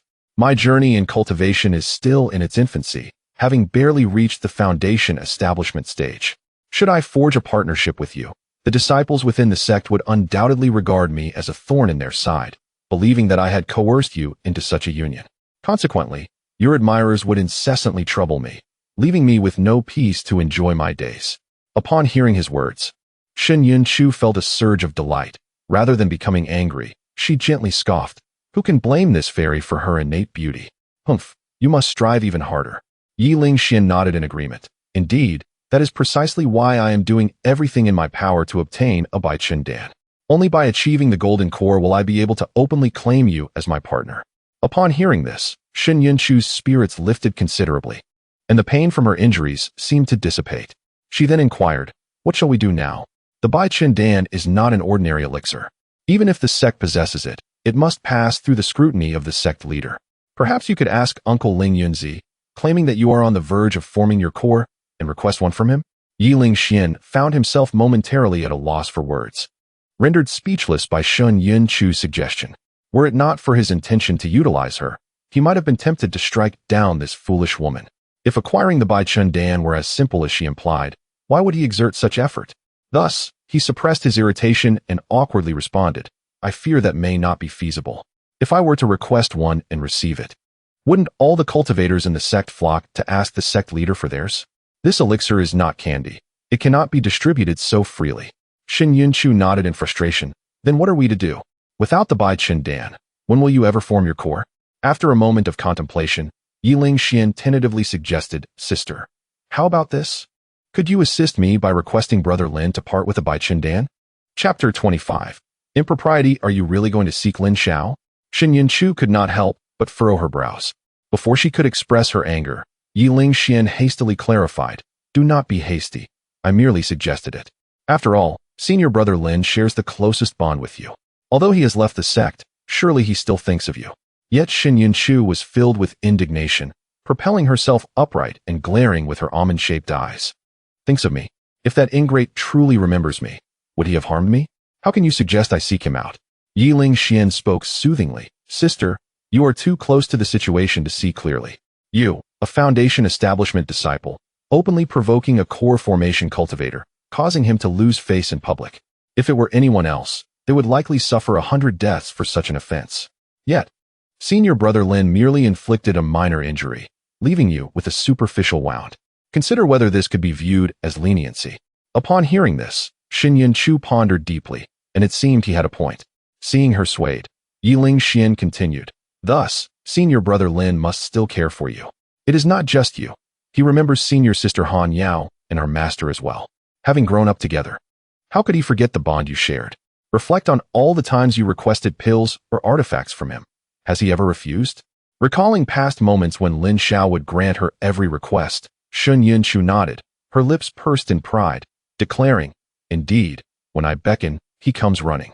What would he dare deny me?" Yi Lingxian seized this opportunity to encourage her. "Therefore, if you seek him out, he will undoubtedly provide you with the pills you need." Shen Yinshu initially nodded but soon frowned. "However, he has become rather fierce. What if he refuses me? Wouldn't that be a humiliation?" With a slight smile, Yi Lingxian replied, "Then you must employ some tactics. If he does not comply, you should leverage your natural beauty." Shen Yinshu's eyes widened. "You suggest I seduce him?" Yi Lingxian clicked his tongue. explaining, "It is not seduction, it is a strategy. If he acquiesces, well and good. If not, you may return to the sect and report him for impropriety." Stunned, Shin Yun-chu regained her composure, incredulously asking, "Junior brother, how could you harbor such devious ideas?" Feigning exasperation, Yi Ling-xian sighed, "Isn't it all for your sake? Witnessing Lin Zhao's attack on you filled me with anger, yet as I am not a core formation cultivator, I could only watch helplessly as you suffered. Thus, we must resort to some strategies. Once I achieve core formation, I shall confront him openly and avenge you." Delighted, Shin Yun-chu nodded, "Junior brother, I always knew you cared for me." Overcome with emotion, she leapt into Yi Ling-xian's embrace. He tenderly stroked her hair, though his eyes glimmered with coldness. He understood that Lin Zhao would never part with the Bai Chen Dan. This arrangement merely served to exacerbate the conflict between Lin Zhao and the Zhongyun sect. The saying goes, "A thief's bite is deep." As long as the foolish Shin Yun-chu stirred trouble, Lin Zhao would not escape unscathed. Moreover, should he delay his return to Yuhua sect, those lurking in the shadows would arrive just in time to execute a well-timed ambush, eliminating this potential threat posed by the Lei Ling general. With this thought, Yi Ling-xian subtly curled his lips into a smile. As dawn broke, Hua Lingyun stepped outside, only to be met with blinding sunlight, prompting her to squint slightly. Her injuries had nearly healed, and she had changed into a plain yet elegant flowing skirt, enhancing her youthful beauty. However, upon glancing into the distance, her previously cheerful expression darkened considerably. The reason was none other than Shin Yun-chu, who approached along the narrow path. She appeared to have nearly recovered, for they had both merely exhausted their spiritual energy rather than sustained serious injuries.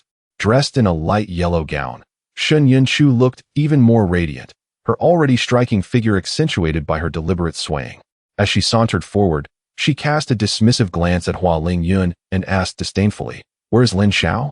Hua Lingyun felt a surge of indignation and retorted, defeated, "Why do you seek my master? You." Shin Yun-chu was greatly incensed, but she had come prepared. Suppressing her anger, she scrutinized Hua Lingyun from head to toe. Noticing Hua Lingyun's figure resembled a washboard, Shin Yun-chu could not help but laugh sweetly. "Hua Lingyun, we are all women. Why engage in endless conflict? A loss is a loss. I, Shin Yun-chu, do not shy away from it. Although I am a beauty, perfection is unattainable." As she spoke, she intentionally accentuated her figure, showcasing her captivating silhouette. Hua Lingyun, unable to resist, glanced down at her own chest, suddenly feeling a pang of insecurity. She even contemplated whether Lin Zhao would favor her if she were more voluptuous. Seeing Hua Lingyun in self-doubt, Shin Yun-chu smirked. "Where's Lin Zhao? I need to speak with him." Having suffered a verbal defeat, Hua Lingyun could only bite her lip in frustration, responding, "My master is resting. Find him yourself. I want to inform you." With that, she retreated into her room, slamming the door behind her. In response, Shin Yun-chu huffed and strode directly to another door. She knocked gently and cleared her throat. "Senior brother Lin." "No, Lin Xianbei, I have matters to discuss with you." The door opened slowly, seemingly of its own accord, and Shin Yun-chu smiled as she glided inside. Lin Zhao sat in a chair, and upon seeing Shin Yun-chu's flirtatious smile, he coldly uttered, "Speak. What brings you here?" Shin Yun-chu's eyes twinkled as she softly replied, "Junior brother, I know you hold feelings for me, though you may not openly express it. I admit I was wrong to embarrass you publicly. You have been away from the sect for so long. Surely, all grievances should be put aside? We have grown up together. Can you truly bear to treat me so coldly?" Lin Zhao shot her a sidelong glance, narrowing his eyes as he warned, "If you do not get to the point, I will throw you out immediately." Shin Yun-chu was taken aback and hurriedly approached Lin Zhao, speaking softly and gently. "Shitty, I actually wanted to discuss something with you. The Bai Chun Dan that Hua Lingyun possesses is in your hands, isn't it? Could you possibly part with it for me? I truly need this elixir, or you could propose a condition, and Shiji would surely comply." As she spoke, she gazed at Lin Zhao with her usual radiant smile. Noticing Lin Zhao's silence, Shin Yun-chu's lips curled slightly upwards, growing bolder. She softened her body and gracefully settled onto Lin Zhao's lap, wrapping her arms around his neck.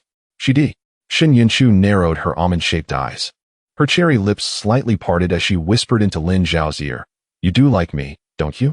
"I like you too, but you are rather slow on the uptake.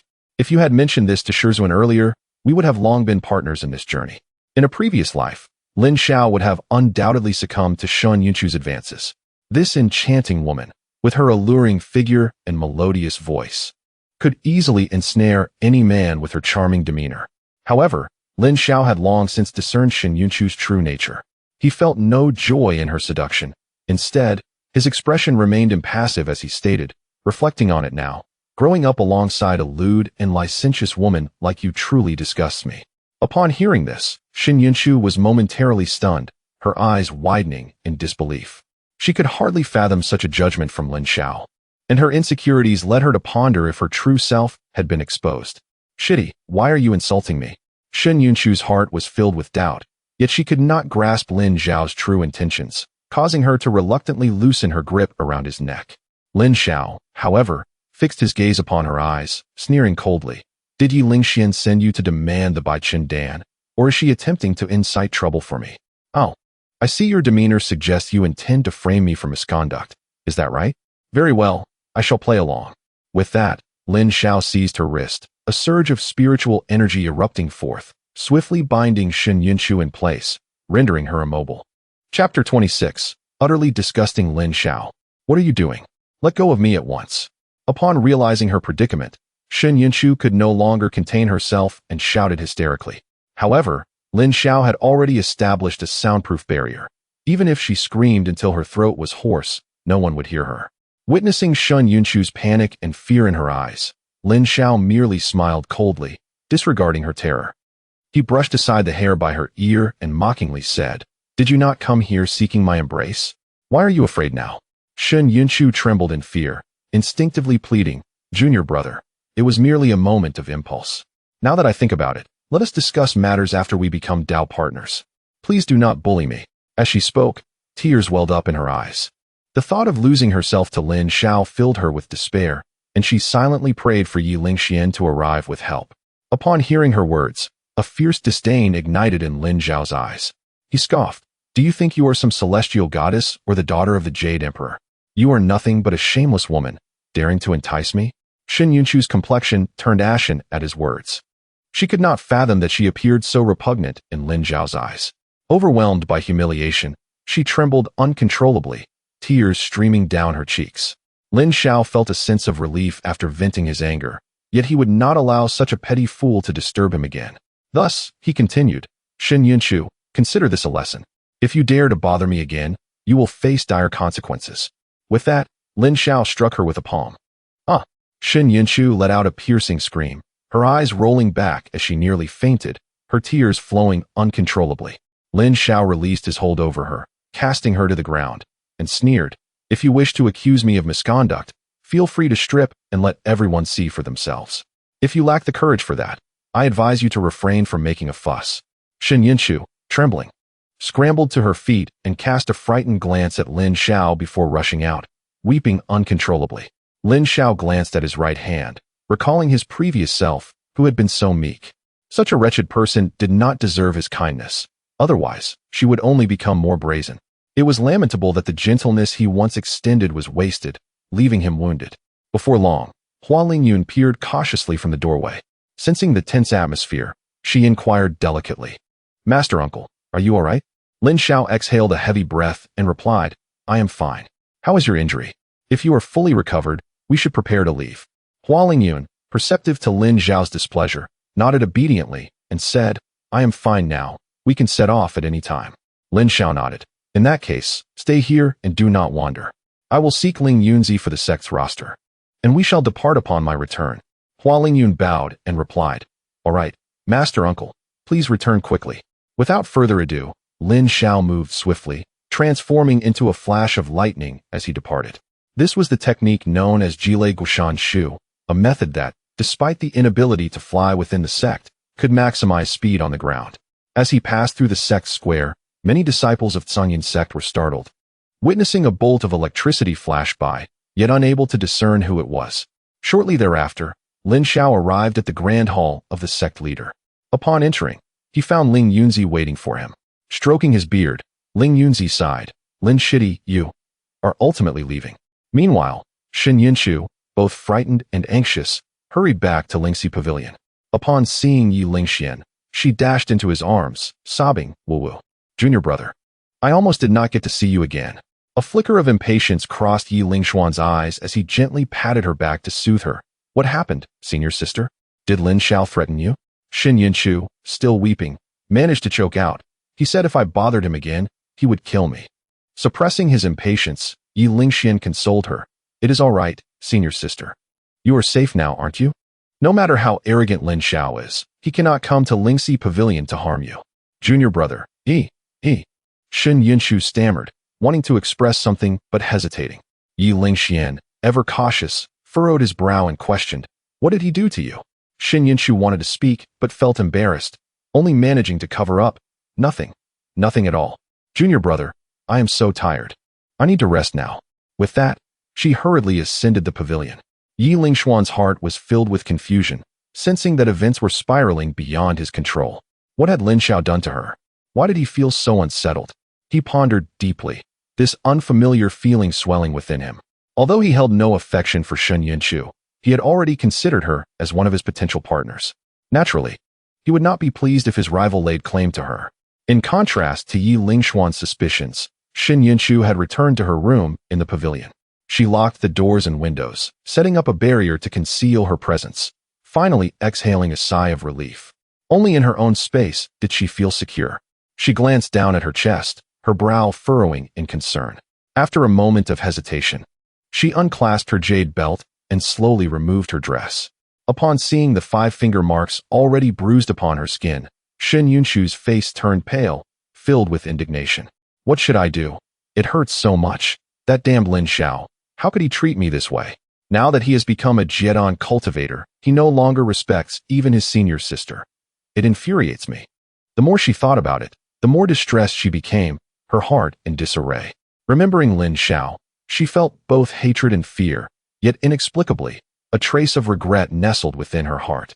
Lin Xiao, now a Jiedon cultivator, had become so formidable, defeating Gu Xian and drawing attention from various sects, treating her like a mere stranger, ready to discipline her at any moment.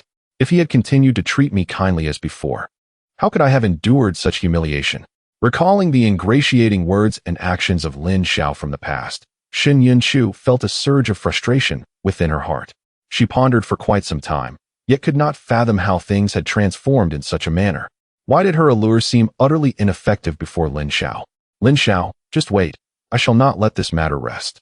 One day, I will have you kneeling before me, pleading for my mercy. The more Xin Yunchu contemplated, the angrier she became, as all her emotions coalesced into a profound hatred, which she directed entirely towards Lin Xiao. Chapter 27. Ambush Shirshu. Has our Yuehuazong truly become a subordinate sect of the Lu Xianming? Hua Lingyun soared through the air on her flying sword, hovering above the heights of Yuqiong Mountain. This marked her third inquiry on the matter. Yet, Lin Xiao displayed no signs of impatience, merely nodding in affirmation. Indeed, not only will we no longer need to pay spirit stones, but we shall also receive the protection of the Lu Xianming. You should save your breath and tell your master in person upon our return. Overjoyed, Hua Lingyun began to bounce and dance excitedly on her sword. Moreover, she could not help but ask, Shirshu, do you think I am a great contributor this time? Lin Xiao replied, of course, your contributions are invaluable. At that moment, 2 streaks of profound light approached from behind, one red and one green, revealing the figures of 2 women upon arrival. The red light revealed Nangong Yan, clad in purple, while the green light unveiled Su Yi, adorned in yellow. Upon their arrival, a flicker of displeasure crossed Lin Xiao's brow. He did not halt his flight, but continued, stating, Nangong Shiji, you have challenged my limits. Regardless of your character, if you irritate me, I shall not hesitate to teach you a lesson. Startled, Nangong Yan quickly explained, Lin Shidi, please do not misunderstand. I am here on the orders of the Lu Xianming to discuss the elevation of our sect's rank with your sect master. My task of monitoring you has been revoked. Noticing Nangong Yan's cautious demeanor in conversing with Lin Xiao, Su Yi, standing to the side, smirked and teased, oh, Nangong Shiji, I have never seen you so careful. Lin Shidi is hardly a great demon. Why are you so frightened? Nangong Yan shot her a glare. Retorting, Su Yi, I have business at Yuehuazong. Why are you tagging along? You clearly have never been punished and do not understand the consequences. With that, she turned back to Lin Xiao, saying, Lin Shidi, Su Yi is merely a bystander. If you are angry, Feel free to vent your frustrations on her. Unfazed, Suyi interjected, Lin Shitty, do not heed her nonsense. I also have a mission. This little girl beside you, Hua Lingyun. Is she not? She is the champion of this year's Xianmen Conference, and the Lu Xianmeng intends to cultivate her as a successor. I have been assigned to inspect her living quarters and daily habits. It is essential. Upon hearing this, Hua Lingyun could not help but gulp nervously. Being groomed as a successor of the Lu Xianmeng? Surely, this must be a jest. Lin Xiao, refusing to engage with the two women further, coldly stated. If you wish to travel together, that is acceptable, but do not cause trouble or chatter excessively. Otherwise, do not blame me for being rude. With that, he pulled Hua Lingyun down from the Qishao sword, sharing a single flying sword with her, and took the lead, soaring ahead. Observing Lin Zhao's retreating figure, Nangong Yin shook her head helplessly, muttering, "This Lin Shitty is truly peculiar, impervious to both persuasion and reprimand. I truly do not know how to interact with him." Su Yi, grinning mischievously, teased, "Nangong Shiji, it seems you are quite concerned about this Lin Shitty. Could it be you harbor feelings for him?" Nangong Yin was taken aback and scolded, "What nonsense are you spouting? If not for my mission, I would not desire any association with him." With that, she shot a displeased glance at Su Yi and hastened to follow Lin Zhao's trail. Su Yi smiled slightly, yet suddenly seemed to recall something, her eyes filled with hesitation. After a brief moment, she bit her crimson lip and retrieved a communication talisman from her storage bag, silently igniting it. Having completed this, she activated her escape light and pursued Lin Xiao. Leading Hua Lingyun, Lin Xiao soared forward, with Nangong Yin and Su Yi trailing behind. The four of them flew for more than 10 days. Having long departed the realm of the Lu Xianmeng, with only 5 days remaining until they reached Yuehua Zone. As Lin Xiao extended his divine sense, he abruptly halted in midair. A frown creased his brow as he fixed his piercing gaze upon 3 streaks of black escape light ahead. Hua Lingyun could not restrain her curiosity and asked, "Shu, what is it?" Lin Xiao replied gravely, "There are 3 demonic cultivators at the forefront." Upon hearing this, Hua Lingyun's eyes widened in shock, rendering her speechless. Demonic cultivators. These were the vile entities expelled from the Xiantian continent centuries ago, the very demons of hell that one only heard of in legends. The tales surrounding demonic cultivators were invariably horrific and cruel, and having heard numerous such stories since childhood, how could she not be terrified? At this moment, Nangong Yin and Su Yi arrived in quick succession, their expressions strange. Clearly having noticed the 3 figures obstructing their path. Judging by the aura of those 3, they were all at the mid-stage of the Jedon realm. Exchanging glances, Nangong Yin and Su Yi perceived the shared concern in each other's eyes.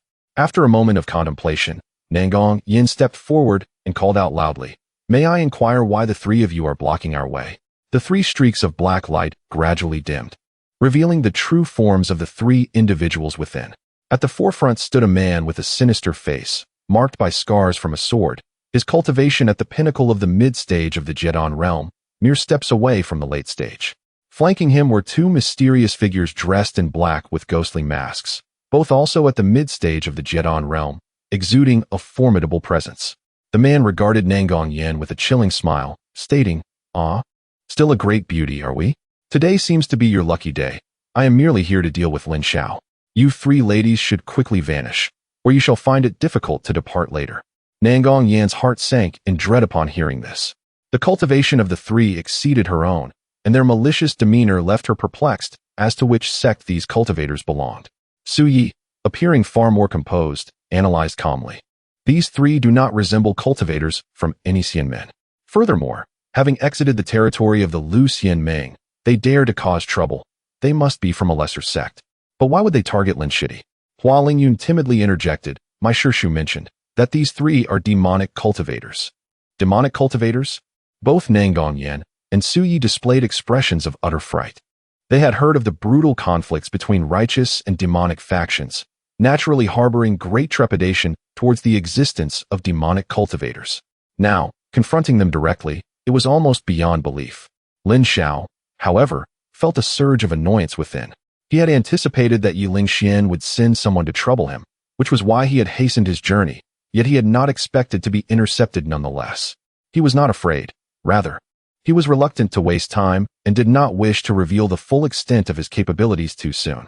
Could it be that someone has divulged my itinerary to Yi Lingxian? Never mind. Since I have been intercepted, I have no choice but to eliminate them. With this thought, Lin Xiao spoke coldly. Senior Sister Nangong, the methods of demonic cultivators are ruthless. It is best if you refrain from intervening and find a place to hide, ensuring that Ling Yun remains safe. Nangong Yin was momentarily taken aback, but quickly responded, "Oh, very well." As she spoke, she extended her hand, and Hua Lingyun was drawn to her side by a dark light. Having witnessed Lin Xiao's prowess, Nangong Yin naturally had complete faith in his command. Lin Xiao then turned his gaze towards Su Yi, a hint of hesitation in his eyes as he said, "Senior Sister Su, could you hold one of them off for me? Otherwise, I won't be able to contend against three at once." Su Yi pondered for a moment before reluctantly nodding. "All right, but I may not be able to hold them off for long." At that moment, the man across from them impatiently shouted at Nangong Yin, "You foul woman! Still not leaving? Very well, once I capture you, I shall thoroughly enjoy your exquisite form." Nangong Yin, incensed by such an insult, gritted her teeth in anger. However, she knew she was no match for this man and could only suppress her fury, turning instead to Lin Xiao to say, "Be careful, junior brother Lin. I will take good care of Ling Yun." With that, she shielded Hua Lingyun and retreated to the rear. Seeing the two women depart, the man smiled at Su Yi and asked, "What's this? They've left, and you still remain?" Su Yi said nothing further.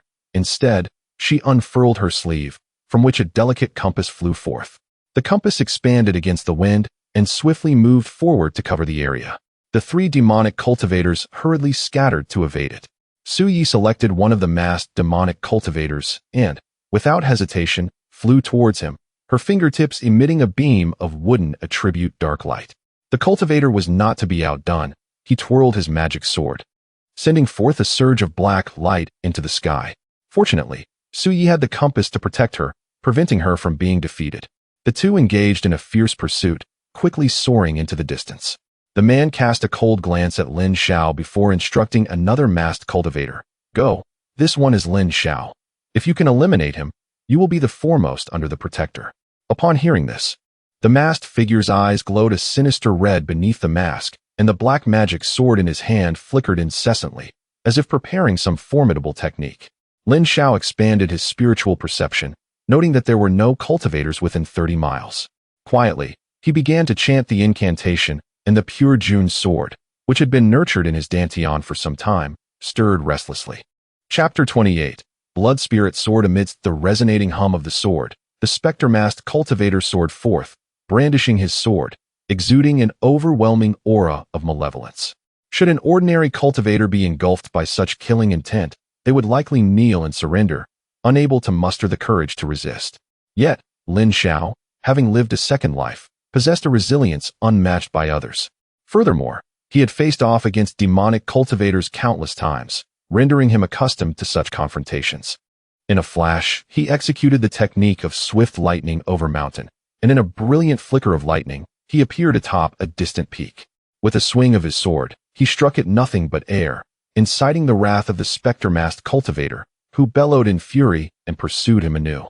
Lin Xiao, however, harnessed the escape light, deftly evading the onslaught, as the colossal boulder beneath him crumbled into dust under the pressure of the cultivator's sword aura.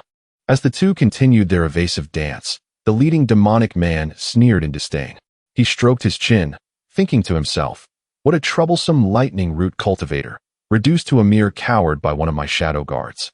Clearly, he is nothing but a useless waste with a mere lightning affinity. The young master is overly cautious. Dealing with such a feeble opponent requires only a shadow guard. Why must I intervene personally?" Lost in thought, he glanced around, feeling a twinge of regret for letting that woman escape.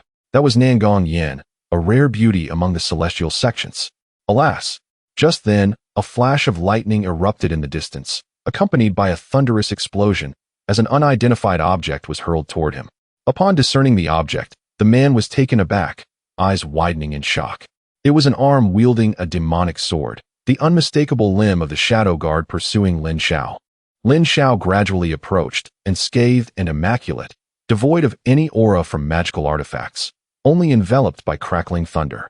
He gazed at the demonic man, exhaling a breath of resignation, and remarked, "I truly did not anticipate your reckless pursuit of death. Would it not have been wiser to bide your time for a few more years?" Initiating your plan too early may very well lead to detection by the sixth celestial sections. The man's expression soured at Lin Zhao's words, his features twitching, the scars upon his face contorting into a menacing grimace. Regaining his composure, he discreetly formed a spell with his hands, glaring at Lin Zhao as he demanded, "How do you know? No, you are merely spouting nonsense. If you truly know, then enlighten me about our plan." Lin Zhao, aware of the charade, played along. "You dispatched numerous cultivators to swallow the concealment spirit pill, lurking within the 6 celestial sects, awaiting the arrival of your forces to strike in unison. Am I correct, Protector Qixia? How do you?" The man was startled, his spell momentarily faltering. Only the sect leader and the young master were privy to his name. Now that it was revealed, along with the plan for the demonic incursion, uncertainty washed over him. Lin Zhao opened his mouth, seemingly poised to elaborate further, but in a swift motion, a sword imbued with brilliant lightning erupted from his lips, piercing toward Qixia.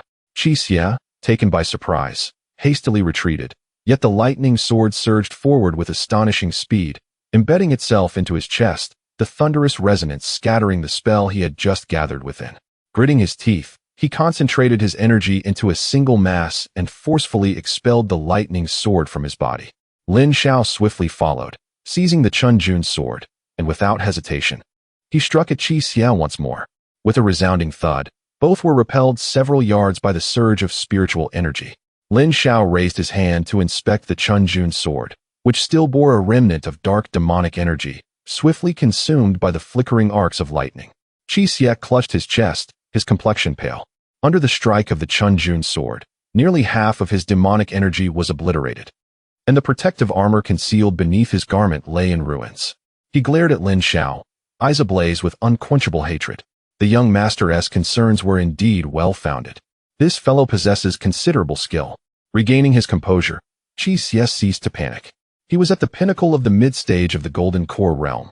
Though caught off guard by Lin Zhao, the disparity in their cultivation provided him with confidence. With those words, a blood-red demonic sword slithered forth from the veins of his wrist. Seeing this, Lin Zhao felt a moment of relief. His Chunjun sword had already been revealed. Naturally, he aimed to silence Qixia permanently. Should Qixia attempt to flee, it would require effort to pursue him. But if he chose to engage, it would be far more manageable. Grasping the demonic sword, Qixia's aura surged once more, nearing a breakthrough into the late-stage Golden Core realm. Influenced by the surge of blood energy, his eyes turned a menacing crimson. Tenderly caressing the demonic sword, he sneered, "It is your fortune to become nourishment for my blood-spirit sword."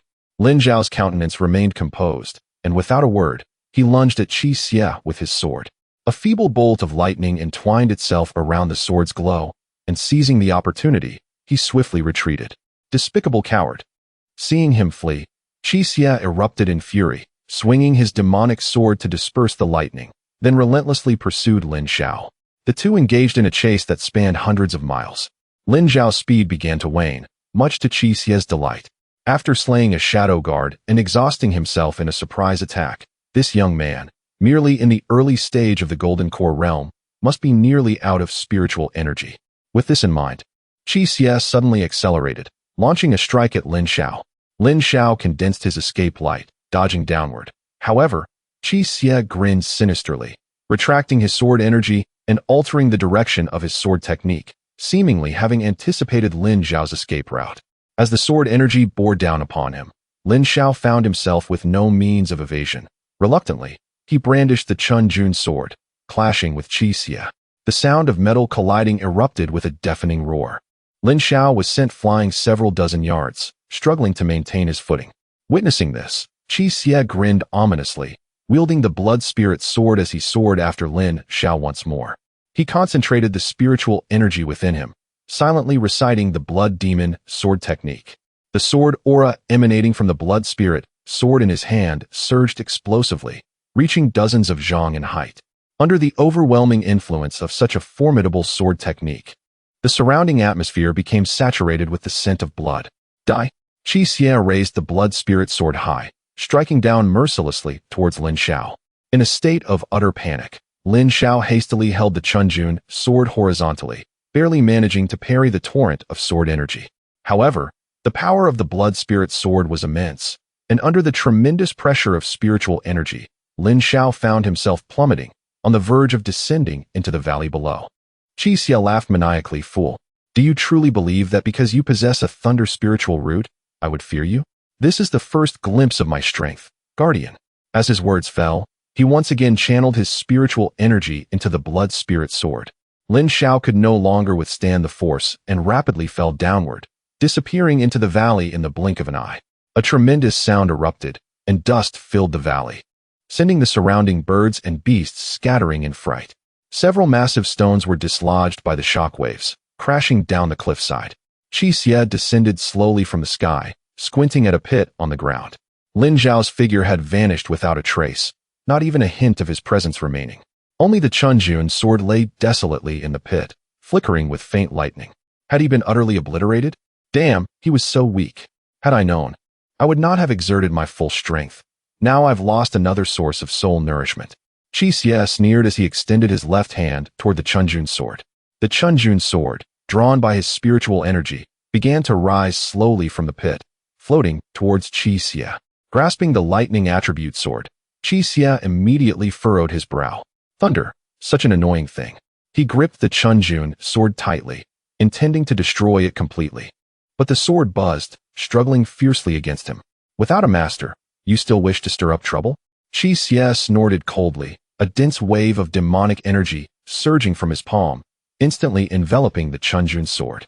However, at that moment, the lightning within the mass of demonic energy intensified, and in a flash, the sword light severed Qi Xie's wrist. Ah! Qi Xie screamed in agony, and enraged, he swung his sword-bearing right hand forward, instantly sending the Chunjun sword flying away. Suddenly, 100 bolts of lightning manifested around him, swiftly converging, encasing him in a storm of thunder. Lin Xiao's figure appeared out of thin air, his expression calm, devoid of any trace of the earlier panic. Chapter 29.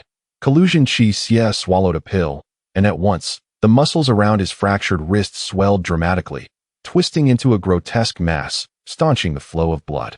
With the blood spirit sword in his right hand, he glared fiercely at Lin Xiao and exclaimed, "You're merely at the early stage of Dan formation. How is it possible for you to still be alive? Have you concealed your cultivation?" Noting that Qi Xie was stalling to secretly gather the Tianma Ju, Lin Xiao opted for action rather than words, promptly activating the Jiu Shao Shenlei Ju. He unleashed every lightning technique at his disposal without pause. Palm thunder, frightening thunder, and demon-suppressing thunder. Waves of lightning erupted from Lin Zhao's palms, surging toward the thunderous prison before him. Unable to escape the confines of the confinement spells, Qi Xie had no choice but to wield the blood spirit sword to defend himself. Over time, his protective demonic aura was rapidly depleting under the relentless onslaught of thunder. Seeing this, he gritted his teeth and retrieved a black gem exuding malevolent energy from his storage bag. The gem, the size of a fist, formed a circular barrier upon its extraction, enveloping Qi Xie entirely. Lin Xiao's lightning strikes collided with the barrier, but found it momentarily impenetrable, though its thickness visibly diminished before the naked eye. Relying on the protection of the barrier, Qi Xie's eyes glinted with ferocity as he charged into the thunderous prison with all his might. A resounding hum erupted as the thunder prison exploded, emitting a blinding flash of light. Qi Xie let out a wretched scream, dark blood streaming from his eyes, clearly blinded by the brilliance. Seizing the opportunity, Lin Xiao reached out, and the Chunjun sword soared into his grasp. With a swift strike, a head, bleeding from 7 orifices, rolled to the valley floor. The sword energy surged, and thunder roared. Lin Xiao turned to observe as Qi Xie's corpse dissipated with the wind, revealing a swirling mass of black soul energy. At the center of that mass, a blood-red inner Dan floated faintly. "Do not kill me. Do not kill me. I know the plans of the 6 sects of the demonic path. I know who the undercover agent is. As long as you spare my life, I will tell you everything." The desperate pleas of Qi Xie echoed from the soul mass.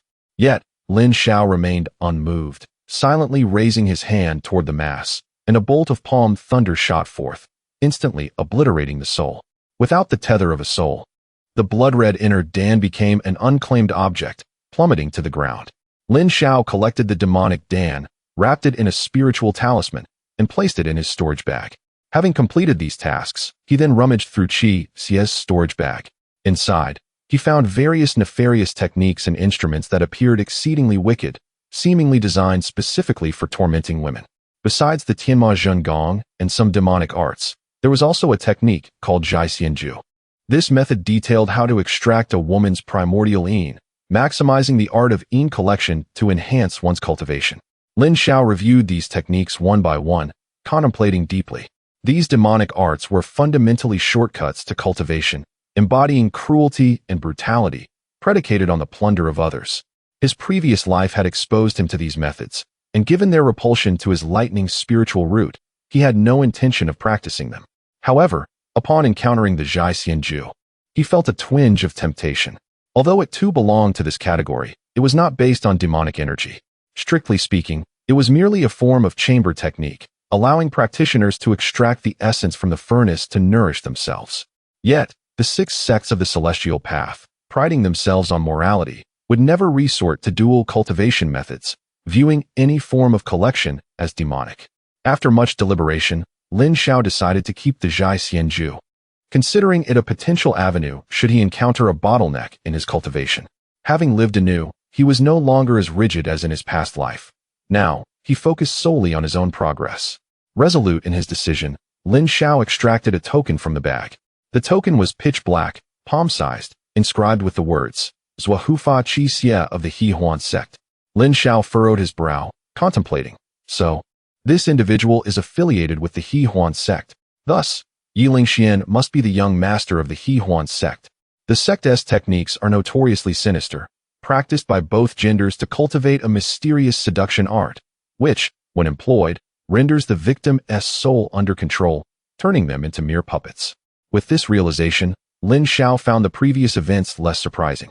Yi Lingxian, with his unparalleled handsome visage and exceptional skills in seduction, as the young master of the He Huan sect, would undoubtedly possess extraordinary techniques, easily ensnaring a few foolish women from the shadows. No wonder he had exerted himself in his past life, yet those contemptible individuals had still doubted him. Regaining his focus, Lin Xiao incinerated the techniques and the token, shattering the blood demon's sword with his lightning arts. After cleaning the battlefield, he returned the Chun Jun's sword to his body and leisurely mounted his Fei Yun's sword, soaring back along the path he had come. After flying several hundred miles, he finally detected a trace of a cultivator's aura and hastened his pace forward. Before long, he arrived at the summit of a mist-laden mountain. Upon a colossal rock at the peak, a faint barrier appeared in the air. Nangong Yin and Su Yi were reinforcing the formation, while Hua Lingyun sat beside them, anxiously hugging her knees. Seeing Lin Xiao approach from afar, Nangong Yin exclaimed joyfully, "Junior brother Lin has returned." Su Yi looked up, and, upon seeing Lin Xiao unscathed, a flicker of something unusual crossed her eyes. Hua Lingyun leaped up in delight, rushing out of the formation to leap into Lin Xiao's embrace, exclaiming, "Uncle Master, I knew you would be fine." Lin Xiao gently patted her head, guiding her back to the great stone.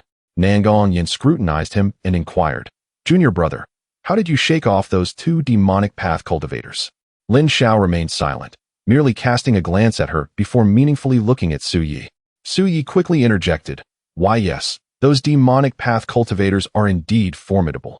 I barely managed to escape from that person's grasp." Lin Xiao raised an eyebrow. "Are you saying that the demonic path cultivator you battled is still alive?" Su Yi hesitated for a moment before hastily nodding. "Yes, his techniques are incredibly powerful.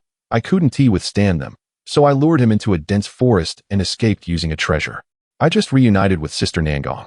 Lin Xiao nodded slightly, expressing a hint of regret as he remarked, "How unfortunate that a survivor was left. After I eliminated those 2 demonic cultivators, I hurried back, yet I still failed to arrive in time." "You killed those 2 demonic cultivators?" Nangong Yining exclaimed, her mouth agape in disbelief. Su Ye's eyes widened as well, a flicker of fear crossing his countenance. In stark contrast, Hua Lingyun displayed no surprise, her eyes brimming with admiration. "You are truly remarkable, Master Uncle." Observing their reactions, Lin Xiao began to grasp the situation. His expression hardened as he spoke with a serious tone. "Sisters, I believe there has been a misunderstanding. While the Yuehua sect falls under the jurisdiction of the 6 sects of the Immortal Gate, I, Lin Xiao, have no desire to be entangled in any power struggles. Do you understand? Should any troublesome matters arise, I shall not hesitate to take action."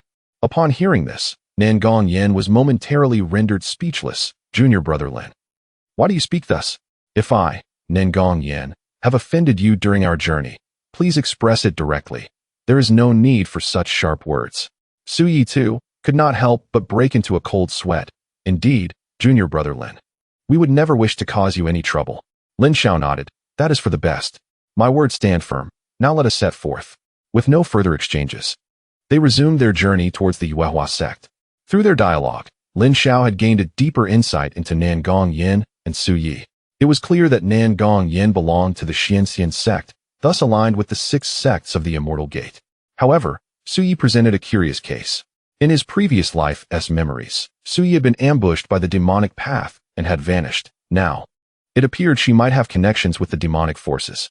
Lin Xiao had deliberately mentioned his act of killing the demonic cultivators in her presence, intending to send a warning to her to refrain from causing further trouble. His explicit declaration of non-involvement in any power conflicts was also meant to deter the demonic path from incessantly harassing him. Although he harbored no fear of those demonic cultivators, their persistent meddling was certainly vexing. At present, his sole ambition was to swiftly elevate his cultivation, extricate himself from the realm of immortal cultivation, and, after witnessing the downfall of the Immortal Gate, to soar freely into the heavens. Chapter 30. The lotus blossom emerges from the water as the flying swords traverse the clouds. Several days elapsed before the 4 finally arrived above Yuehua Mountain. With few disciples in the small sect and the absence of protective formations, they descended on their flying swords before the grand hall of Yuehua sect, under the gaze of its disciples. Upon reaching their destination, Hua Lingyun's long-suspended heart finally settled. She led the 3 into the hall and instructed someone to serve fragrant tea. Lin Xiao sat beneath the main seat, while Nangong Yen and Su Yi occupied the guest seats, with Hua Lingyun standing beside Lin Xiao. As the disciple serving tea presented 3 cups of green bamboo tea and was about to withdraw, Hua Lingyun called out to him, "Lu Shidi, where is the master?" The disciple bowed and replied, "Sister, master went to the back mountain early this morning and has yet to return. She is likely tending to the Bai Lin Mang." Hua Lingyun nodded. "Very well, you may leave." "Yes," the disciple responded, bowing as he exited the hall. Hua Lingyun turned to Lin Xiao and suggested, "Shu, why don't you converse with the 2 senior sisters while I inform the master?" Lin Xiao pondered for a moment and replied, "There's no need. I will find her myself. You stay here and await instructions." With that, he rose and cupped his hands toward Nangong Yen and Su Yi, saying, "Please wait here for a moment. I shall fetch my master." Nangong Yen and Su Yi promptly returned the gesture, saying nothing further. Having gained a deeper understanding of Lin Xiao's strength, the 2 women no longer dared to be impudent. Lin Xiao exited the grand hall, stepped onto his sword, and soared toward the back mountain. During his initial entry into the sect, Lin Xiao had been graciously invited by Luo wanting to admire the scenery of Yuehua Mountain. The back mountain was shrouded in dense forest, home to a small lake spanning several tens of zhang, its beauty unrivaled. Although the scenery was enchanting, the back mountain was a forbidden area of the sect, as most spiritual beasts lay dormant there. Luo Wanning, fearing potential conflicts between disciples and spiritual beasts, had strictly prohibited anyone from entering. She kept the Bai Lin Mang there to guard the back mountain and would occasionally visit to check on the spiritual beasts, feeding the Bai Lin Mang some spirit stones. Upon arriving at the back mountain, Lin Xiao flew over the dense forest and landed at the edge of the clear lake. Many spiritual beasts scattered in fright upon seeing him. Some hid beneath the water, peering cautiously, while others concealed themselves behind trees. Lin Xiao scanned the surroundings, but found no sign of Luo Wanning or the Bai Lin Mang. Expanding his spiritual sense, he detected faint fluctuations of spiritual energy emanating from a distant valley. Curiosity piqued. Lin Xiao wasted no time and flew toward the source. Upon arrival, he beheld a stream flowing into a pristine pond, its waters crystal clear and exuding a subtle ethereal aura, unmistakably not of this mundane world. Raising his gaze, he noticed the flora at the pond's edge, nourished by this spiritual water, had transformed into a variety of extraordinary celestial herbs. However, what puzzled him was that a small formation enveloped much of the pond, concealing its interior from sight and sound, leaving him unaware of what lay within. While contemplating this, his attention was drawn to an object beside the pond. On a spotless azure stone rested a deep blue, flowing fairy dress, accompanied by a white undergarment and shorts. Lin Xiao was momentarily taken aback, quickly realizing the situation in the pond.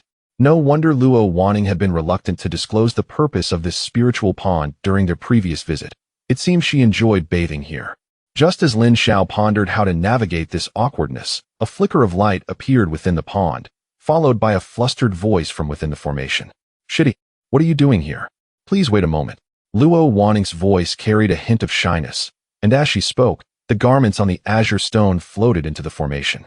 Wishing to avoid being misconstrued as a lecher, Lin Xiao clasped his hands and explained, "I meant no offense, Shiji."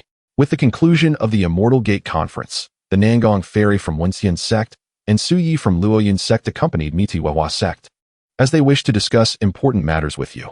After hearing from the disciples that you were tending to the Bai Lin Mang in the back mountain, I sent Ling Yun to accompany the others in the hall while I came to find you. I did not intend to intrude, and I humbly ask for your forgiveness." As he spoke, the formation around the pond dissipated, and Luo Wanning had already donned her attire, gracefully floating toward him from the water's surface. Lin Xiao raised his eyes and felt a jolt in his heart. Her flowing black hair resembled soft clouds, and her form echoed the elegance of a lotus blossom emerging from the water. The woman before him possessed a complexion as smooth and white as jade, her figure standing tall and poised. Her cascading hair, like a waterfall, fell to her waist. Without the adornment of makeup, she outshone all the blossoms of the world. "Lin Shitty, shall we go?" Luo Wanning's cheeks flushed a delicate hue. With her head bowed in a gentle smile, her peach blossom eyes carried a hint of embarrassment. As her gaze flickered, droplets of water from her eyelashes fell with the breeze. Even though she was a Jedon cultivator, the sight of her intimate garments stirred a deep sense of modesty within her. Regaining his composure, Lin Xiao subtly lowered his gaze and said, "Shiji, please wait. Allow me to report on matters concerning the Immortal Gate before I retreat into seclusion." The reason he sought out Luo Wanning was to avoid delaying his cultivation. With Hua Lingyun achieving the top rank, Yuehua sect's status had risen, and a banquet would surely be held, especially with Nangong Yin and Su Yi present. Luo Wanning would naturally host them, and a feast was inevitable. Lin Xiao had little desire to attend the banquet, hence his plan to report briefly before making his exit. After a moment of contemplation, Luo Wanning softly replied, "Very well, Shitty, please proceed." Lin Xiao retrieved a jade slip and a pill from his storage bag, maintaining a calm demeanor as he stated, "Ling Yun has lived up to expectations and attained the top rank. Our Yuehua sect has now been exceptionally promoted to a sect under the jurisdiction of the Six Immortal Alliance. Henceforth, we are exempt from paying spirit stones as tribute. This is the sect's rank registry and the dust avoidance pill that Ling Yun obtained at the Immortal Gate Conference." Upon hearing Lin Xiao's words, excitement illuminated Luo Wanning's expression. She hurriedly accepted the jade slip and pill, examining them with her spiritual sense. The slip clearly bore the inscription, Six Immortal Alliance, Yuehua sect. Not only that, but it also bore the seal of the Six Immortal Alliance, confirming its authenticity. Luo Wanning gazed at the jade slip repeatedly, her face flushed with exhilaration. The Yuehua sect, now in her hands, had finally transcended its status as a minor sect. In that moment, her heart swelled with myriad emotions, and she could not help but express her gratitude. "Thank you, Shitty. Your contributions to the sect are monumental. I truly do not know how to reward you." Lin Xiao, however, replied with a nonchalant demeanor, "There is no need for such formalities, Shiji. Ling Yun has also exerted considerable effort. This is not solely my achievement." Luo Wan's expression radiated joy as she eagerly nodded in agreement, proclaiming, "Indeed, I knew this girl possessed considerable potential. However, without the inclusion of my junior brother into the Yuehua sect, such delight would not be possible today. Come, let us return to the Grand Hall, where I shall promptly instruct the servants to prepare a feast in your honor." In stark contrast to Luo Wan's exuberance, Lin Xiao remained unfazed. His assistance to the Yuehua sect was, in essence, a favor to himself.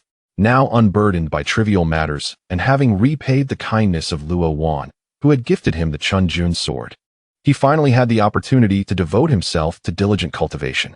With a serene smile, he clasped his hands and replied, "Senior sister, I must decline the feast. During my journey back, I experienced a moment of enlightenment and believe I shall soon break through to the mid-stage of the Jedon realm. Such an opportunity is rare. I shall return to seclusion immediately." Upon hearing this, Luo Wan could not suppress her astonishment, exclaiming, "A breakthrough? Junior brother, you cannot be jesting. When Ling Yun invited you back, had you not just attained the Jedon stage? Lin Xiao, unreserved, responded candidly, Senior sister, I truly am on the verge of a breakthrough. Moreover, I implore you to disseminate this news. Should other sects become aware, they will undoubtedly regard our Yuehua sect with increased caution, thereby solidifying our standing. Surely, you comprehend my intention? Luo Wan, sharp-witted and astute, grasped the underlying logic. Given Lin Xiao's contributions to elevating the sect's status, she had every reason to trust his words. After a moment of contemplation, she gently nodded and assured him, Very well, junior brother. Rest assured in your seclusion. I shall ensure that no one disturbs you. Chapter 31. Lin Xiao's strength. After bidding farewell to Luo Wan Ning, Lin Xiao returned to his cave abode to enter seclusion. As was his custom, he set up the grand formation and sat quietly within the cave. The spiritual energy around him surged like ripples on a lake, creating waves of inner and outer fluctuations. Lin Xiao consumed the Baichun Dan given to him by Ling Yunzi, and as the elixir entered his abdomen, it transformed into pure spiritual energy that swiftly nourished the golden core within him. This Baichun Dan was capable of solidifying the foundation of a cultivator's golden core while also fortifying it, enhancing his essence and vitality. With the aid of this elixir, Lin Xiao, already at the pinnacle of the early golden core stage, felt a surge of energy within him. Seizing the opportunity, he swallowed another Juling Dan gifted by Luo Wanning. The elixir dissolved instantly, flooding his body with a torrent of immense spiritual energy that rushed towards his limbs, bones, and dantian. 10 days later, disciples of the Yuehua sect gathered in the sect square. Under the leadership of Hua Ling Yun, they all bowed respectfully and performed the customary send-off. Luo Wanning urged, Why not stay a few more days, dear sisters? Nan Gong Yin smiled gently, politely declining. The Six Immortal Alliance has tasks awaiting us. When time permits, I shall trouble your sect again. Sister, remember, from now on, the Yuehua sect is the foremost sect under the Six Immortal Alliance. Should any significant matters arise, they must be reported promptly. Su Yi added with a smile, After several days of inquiry, I find that Ling Yun is a person of commendable character and well-loved by the disciples. I shall report this to the Six Immortal Alliance, and if she achieves her golden core, she will surely gain a position within the alliance. Hearing this, Luo Wanning's expression brightened, and she clasped her hands in gratitude. Thank you, sister. After a courteous exchange, Nangong Yin and Su Yi transformed into two streaks of light, one red and one green, soaring into the distance. Once the two women departed, Luo Wanning sighed in relief, pondering if there were any lingering issues. During their conversation, she had mentioned that Lin Xiao was on the verge of breaking through to the mid-golden core stage, prompting the two women to hastily prepare for departure, which she could not dissuade. However, since this was Lin Xiao's directive, Luo Wanning had confidence in him and did not worry excessively. Observing her silence, Hua Lingyun cheerfully approached, Master, once I attain the golden core and enter the Six Immortal Alliance, our Yuehua sect's standing will be even more secure. One day, should you or uncle achieve the nascent soul stage, our sect might even contend for a position among the Six Immortal sects. Luo Wanning sighed softly, a wry smile gracing her lips. It is not as simple as you think. The process of forming the nascent soul is fraught with peril. How many cultivators have perished during this stage throughout history? Moreover, the Six Immortal Alliance is not as favorable as you imagine. Nangong Yin and Su Yi traveled tirelessly, and after several days, they arrived outside the Zhongyun sect. Although the two women maintained an outward calm, tumultuous emotions stirred within them. Upon landing outside the protective formation of the Zhongyun sect, Nangong Yin could not help but frown. Su sister, do you think what Luo Wanning said is true? Is Lin Xiao really about to break through to the mid-golden core stage? Su Yi, abandoning her usual playful demeanor, expressed her concerns. It is hard to say. However, whether he breaks through is no longer significant. His strength has already reached the level of the mid-golden core stage. As for the matter concerning the demonic cultivators, should we report it? Nangongyan nodded. Of course we must report it. The presence of demonic cultivators outside the Six Immortal Alliance is no small matter. As the two women deliberated, they entered the protective formation and soon arrived outside the Zhongyun Hall. Upon entering, they saw Ling Yunzi and Mu Rongxian seated at the top, with numerous golden core cultivators from the six sects arrayed on either side, including Du Shiyan. Nangong Yen was the first to bow in greeting. "Greetings, Alliance Master, sect leader, and esteemed brothers and sisters." Suyi followed suit. "We have been tasked to visit the Yuhua sect and have gathered information regarding their sect." Ling Yunzi, as the Alliance Master, immediately raised his hand. "You two have worked hard. Please take your seats." The two women responded with a bow and took their seats. Mu Rongxian then inquired, "Nangong sister, how was your journey with Su sister?" After pondering briefly, Nangong Yin replied, "Brother, your concerns are valid. The Yuhua sect is indeed small and sparsely populated. If it ranks beneath the Six Immortal Alliance, it may not be a suitable match. However, I heard Luo Wanning mention that Lin Xiao is about to break through to the mid-Golden Core stage." Mid-Golden Core stage? Not only was Mu Rongxian astonished, but the many cultivators in the hall also struggled to contain their shock. An elder stroked his beard and exclaimed, "Hasn't Lin Xiao only been cultivating for a little over a year? Is he truly about to break through to the mid-stage so soon?" Another young man chimed in, "Such rapid progress in cultivation indicates he certainly harbors hope for forming the nascent soul. If he were to join our Six Immortal Alliance, it would be a great fortune for our sect." Yet he had already defected from Canyan's sect. And this. Upon hearing the discussions, Gu Shiyan, though seated, could not help but clutch her skirt tightly, her expression a blend of complexity.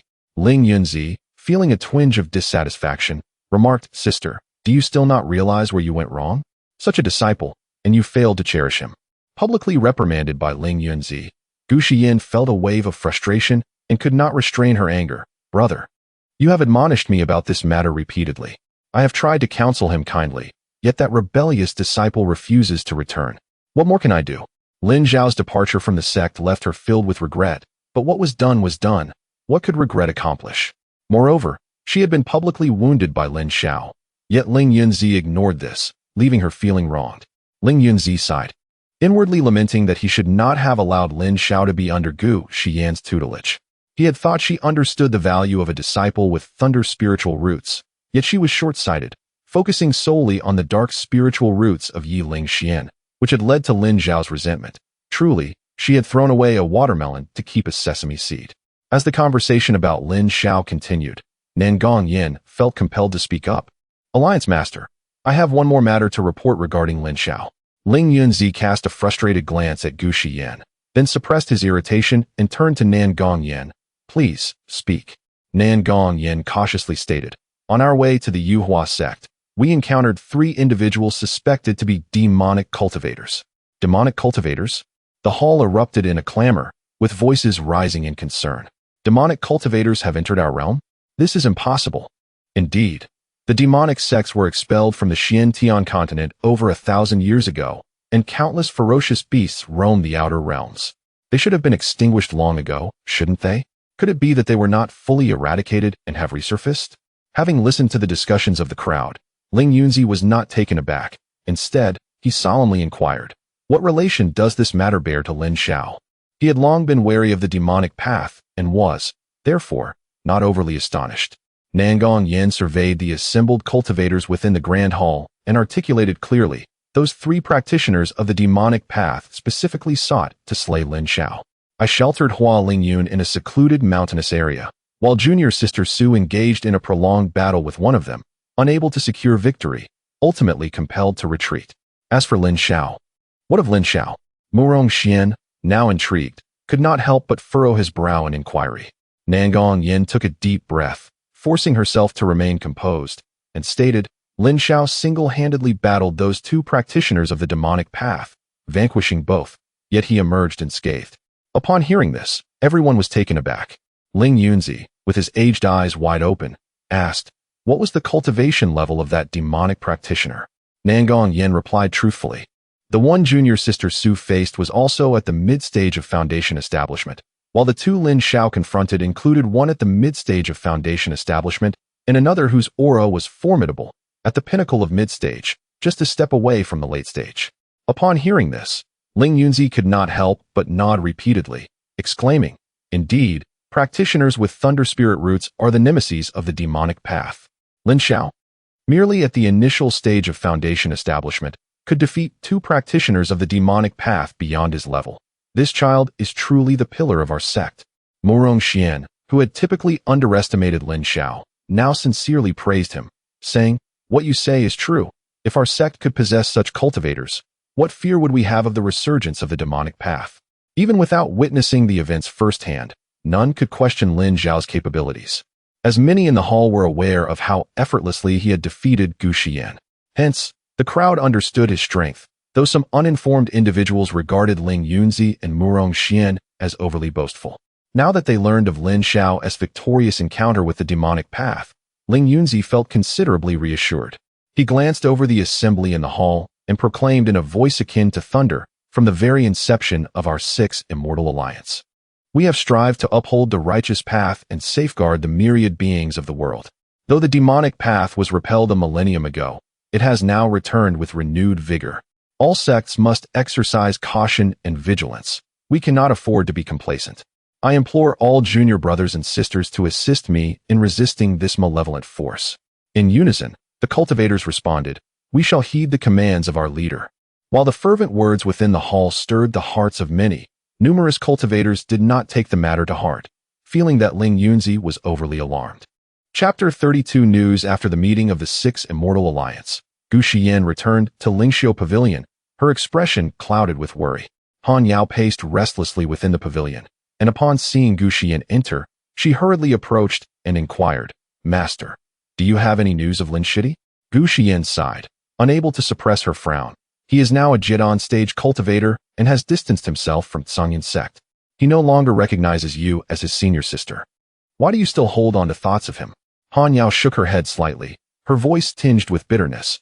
"Master, I can't help but feel that Lin Shidi Wu Ti have changed without reason. Surely, we must have done something wrong that hurt his feelings. Alas, I should not have been so harsh with him that day." Upon hearing this, Gu Xian lowered her gaze, reminiscing about Lin Zhao's past smiles. "If that is the case, I too am at fault. Xiao has always possessed a pure heart and is forgiving. I was too focused on my own cultivation and neglected his feelings." She sighed deeply, feeling a sense of unease within. At that moment, Shun Yunshu entered the pavilion, dragging Yi Lingxian along with her.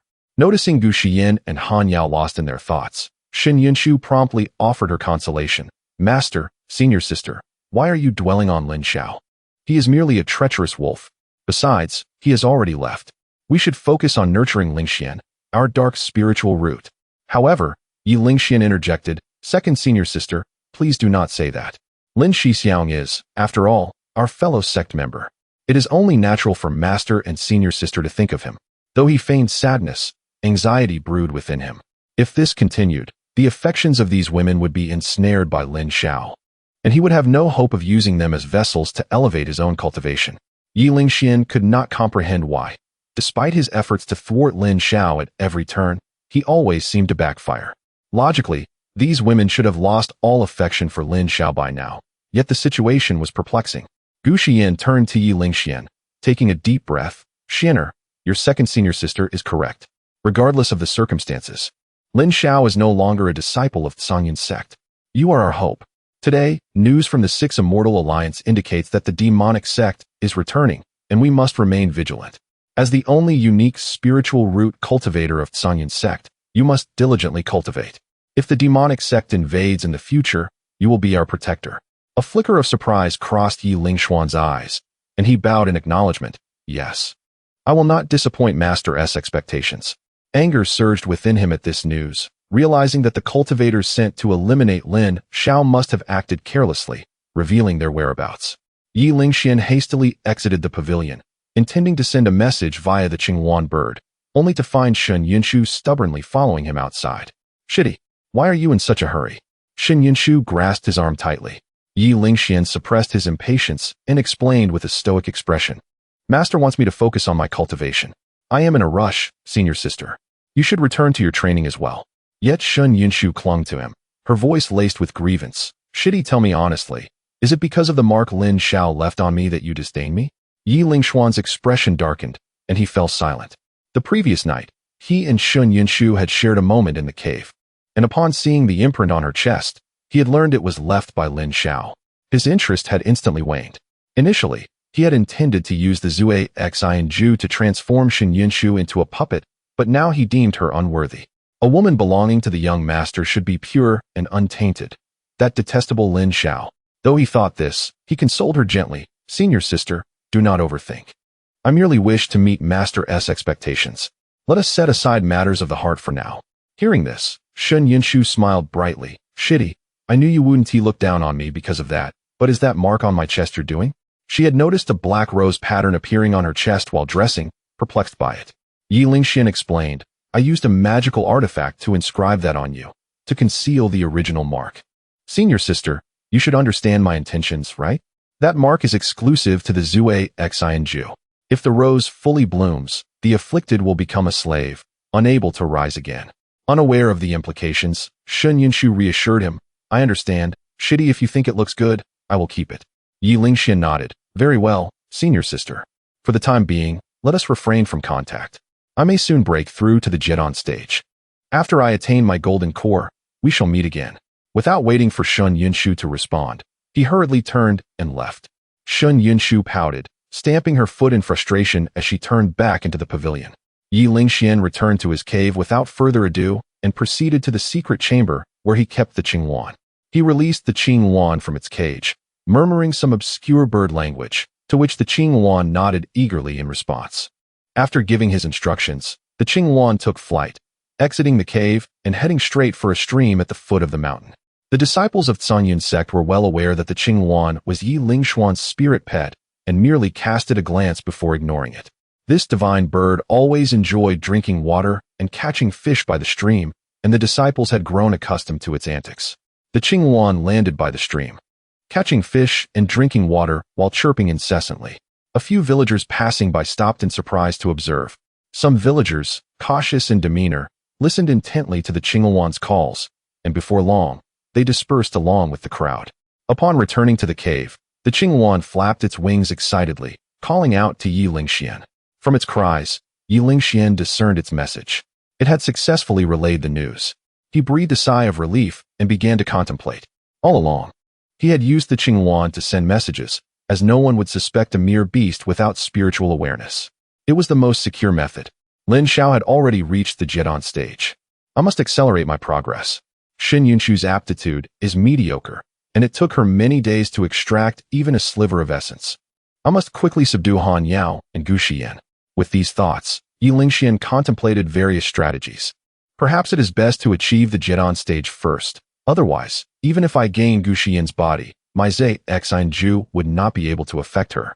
Resolute in his decision, he set up a great formation outside his cave and began to cultivate, drawing in spiritual energy to enhance his cultivation. As he activated the circulation of his internal energy, a wave of dark aura swiftly enveloped the cave.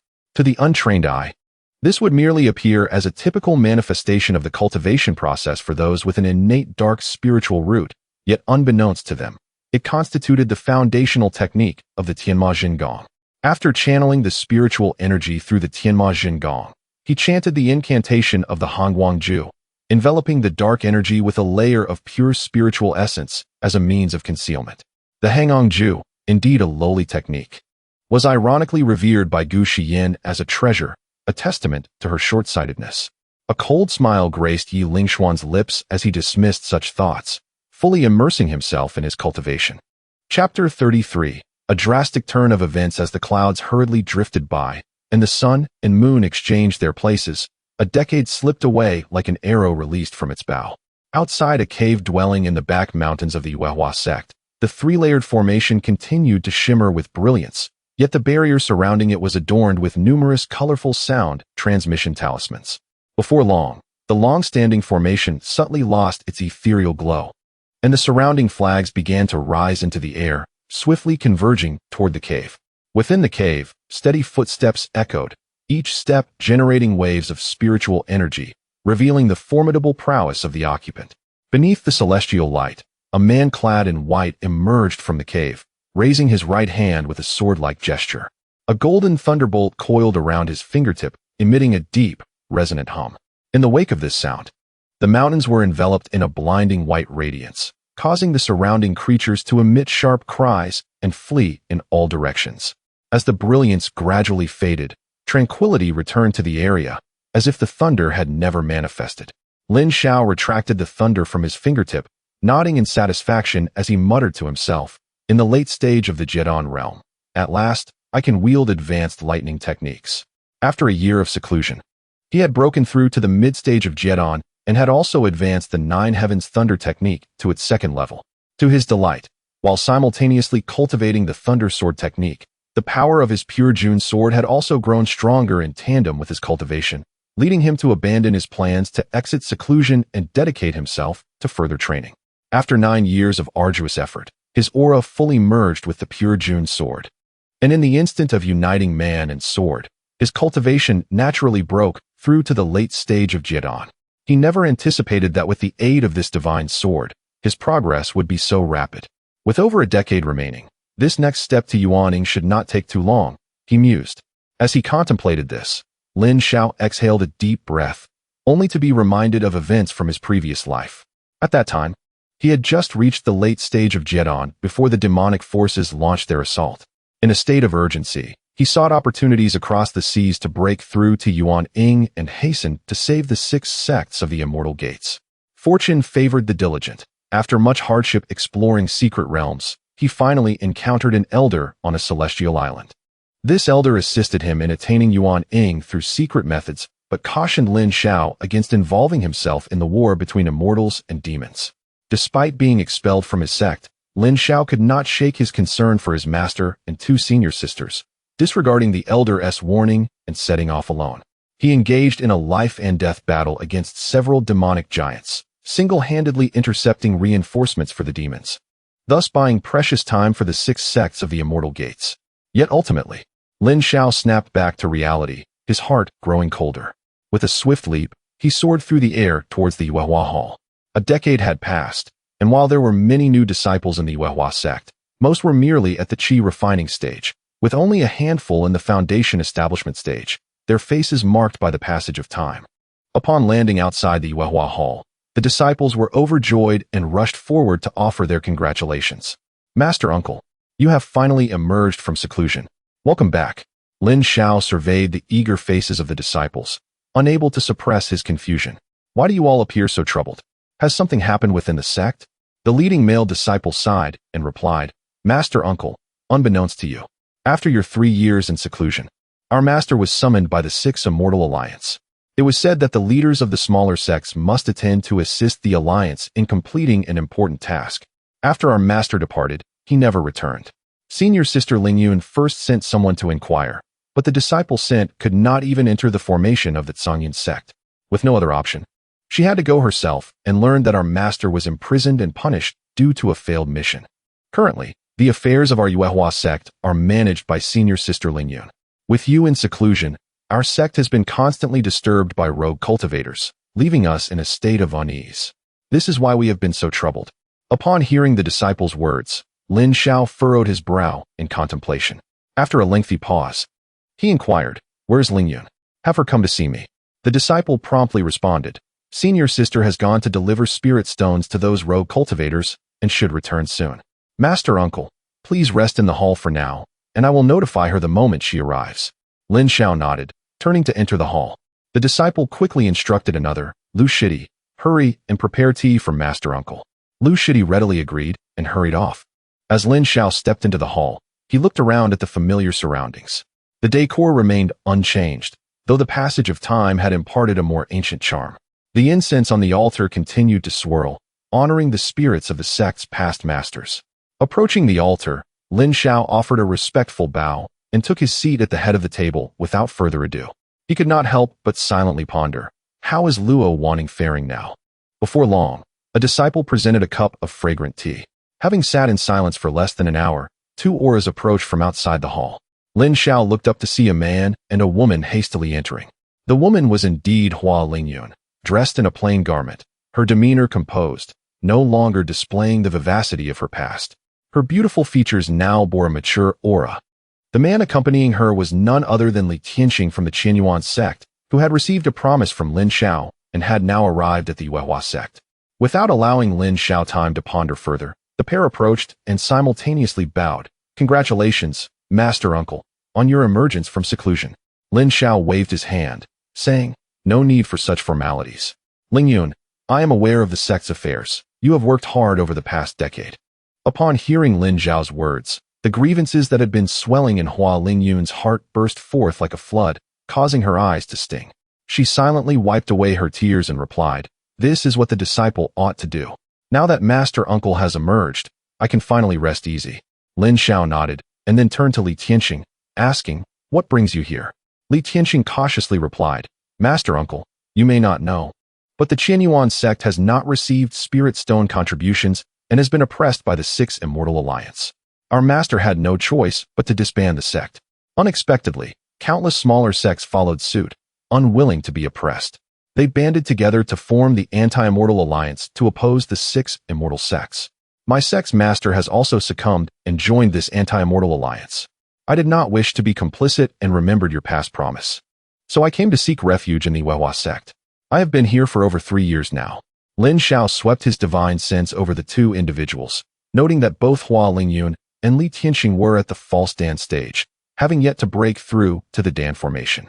He could not help but furrow his brows and said, "Lingyun, you were already at the late foundation establishment stage a decade ago. Why have you not yet advanced to the Dan formation stage?" "Master Uncle, Hua Lingyun found herself momentarily speechless, unsure of how to explain. At that moment, Li Tianqing hastily clasped his hands and interjected, "Master Uncle, do not blame Sister Hua. She has devoted herself wholeheartedly to the sect, and it is through her efforts that the disciples within the sect have been able to preserve their lives. There are numerous heart-wrenching matters at hand, making it difficult for Sister Hua to focus on her cultivation. Today, those scoundrels from the Anti-Xian Alliance have come again to threaten us.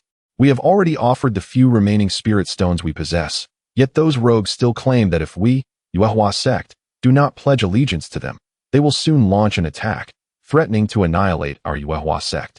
Feeling the weight of Lin Zhao's reproach, Hua Lingyun was deeply distressed, casting a glance at him filled with a sense of injustice and bitterness.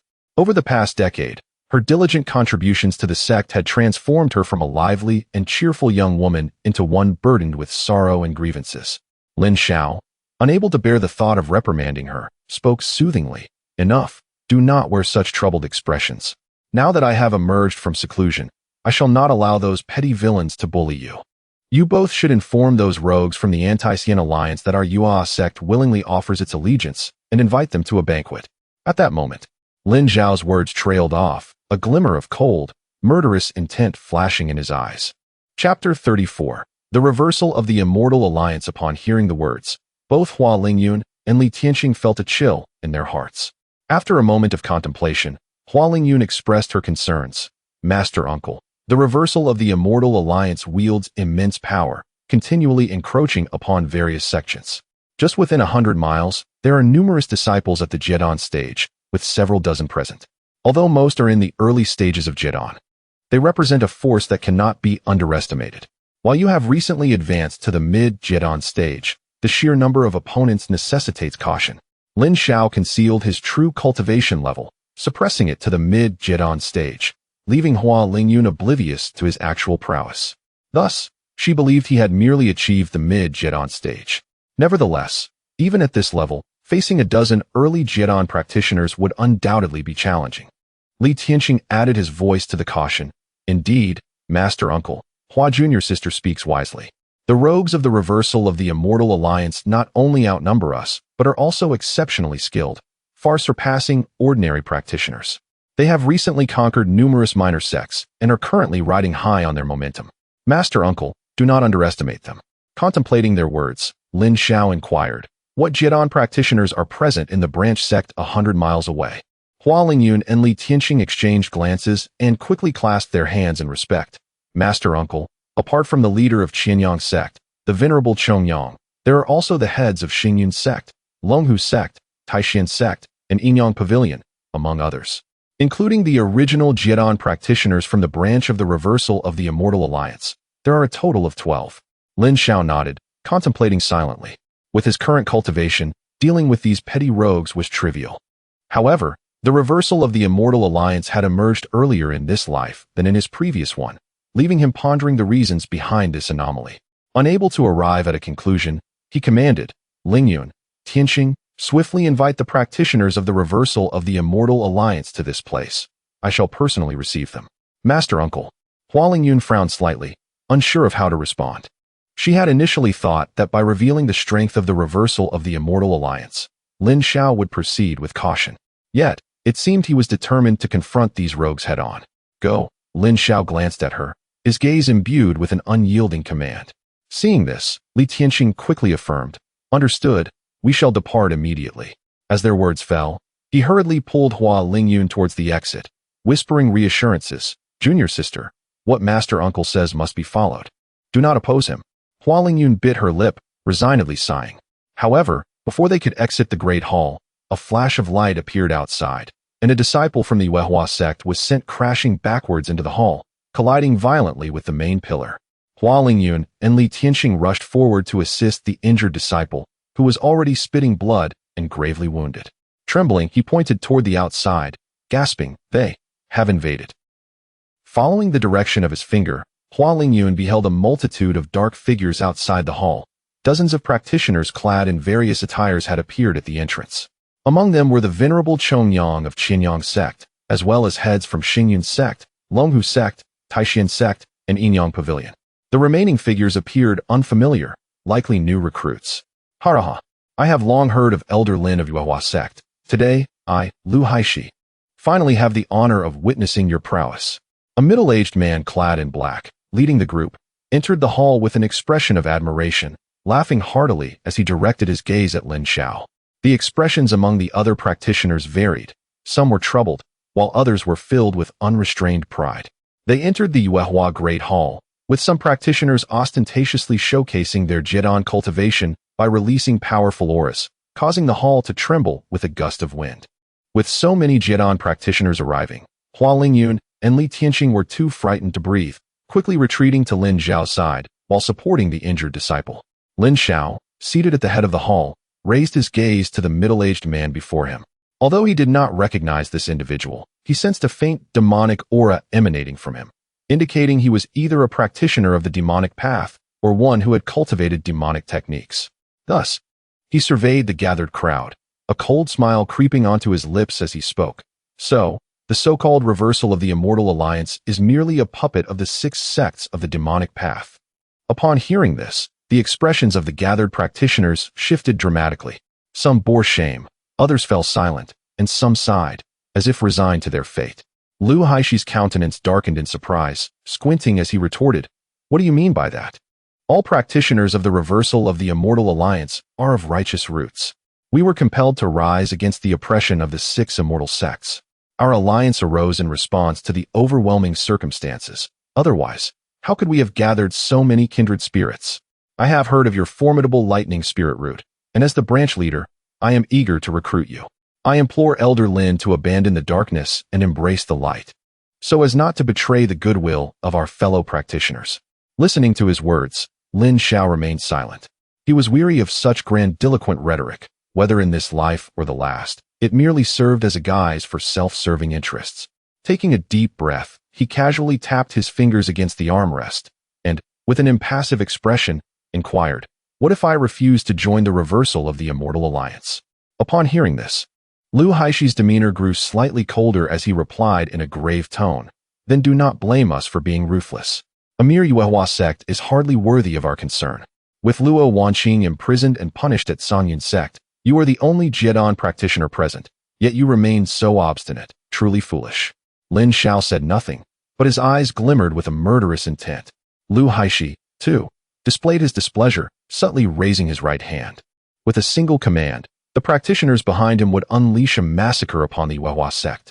The atmosphere was taut with tension, an air of impending violence. In light of the situation, Hua Lingyun pushed the injured disciple towards Li Tianqing and stepped forward, clasping her hands in respect. Lu Senior, this evening I have already offered 1,000 spirit stones. Did you not promise us time to consider? What? Lu Haishi shot her a cold glare, scoffing. A mere 1,000 spirit stones, and you think to obstruct the progress of the reversal of the Immortal Alliance? Within a radius of several thousand miles, only your Yuehua sect remains unyielding. I have allowed you this courtesy due to your loyalty to your sect, but the current authority no longer rests with you. All previous agreements are rendered null. Hua Lingyun's face paled with anger, yet she dared not retort. Swallowing her indignation as she murmured, Is this not a breach of the original intentions of the reversal of the Immortal Alliance? Upon hearing this, the leaders of various sects within the Grand Hall began to murmur amongst themselves. A kindly-faced man stepped forward slowly, furrowing his brow as he spoke. Brother Liu, our Nicene Ming exists solely to advocate for all cultivators across the realm.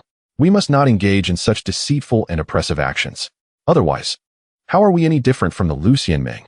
However, Lu Haishi's expression changed as he retorted sharply. Junior brother Chongyang, this matter does not concern you. Your kindness towards others may not be reciprocated. Regardless of the situation, we must grow stronger to contend with the rulers of the Lucian Ming. Have you forgotten the disdainful expressions they wore when they demanded spirit stones from you? Realizing he had no counterargument, the venerable Chongyang Jinren furrowed his brow in worry. Observing this, Li Tianqing assisted the injured disciple to the side before stepping forward. He gazed intently at Chongyang Jinren, gritting his teeth as he implored, Master, you truly have grown muddled. Even if Qianyang's sect were to disband, there is no need for you to join the Nicene Ming. Is that not a veritable den of thieves? After a lifetime of purity, would you not tarnish your reputation entirely? Chongyang Jinren, chastised by his disciple, could not help but feel a pang of shame. Lu Haishi, however, was incensed. Who is this junior who dares to slander our Nicene Ming? Seeking death. As his words fell, he raised a hand towards Li Tianqing, unleashing an immensely powerful jet of black mystic light.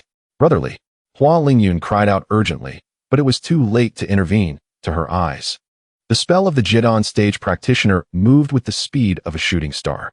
Li Tianqing felt the black light strike like lightning, and in an instant, vivid memories from his past flooded his mind, the bittersweet recollections flashing through his consciousness like a revolving lantern.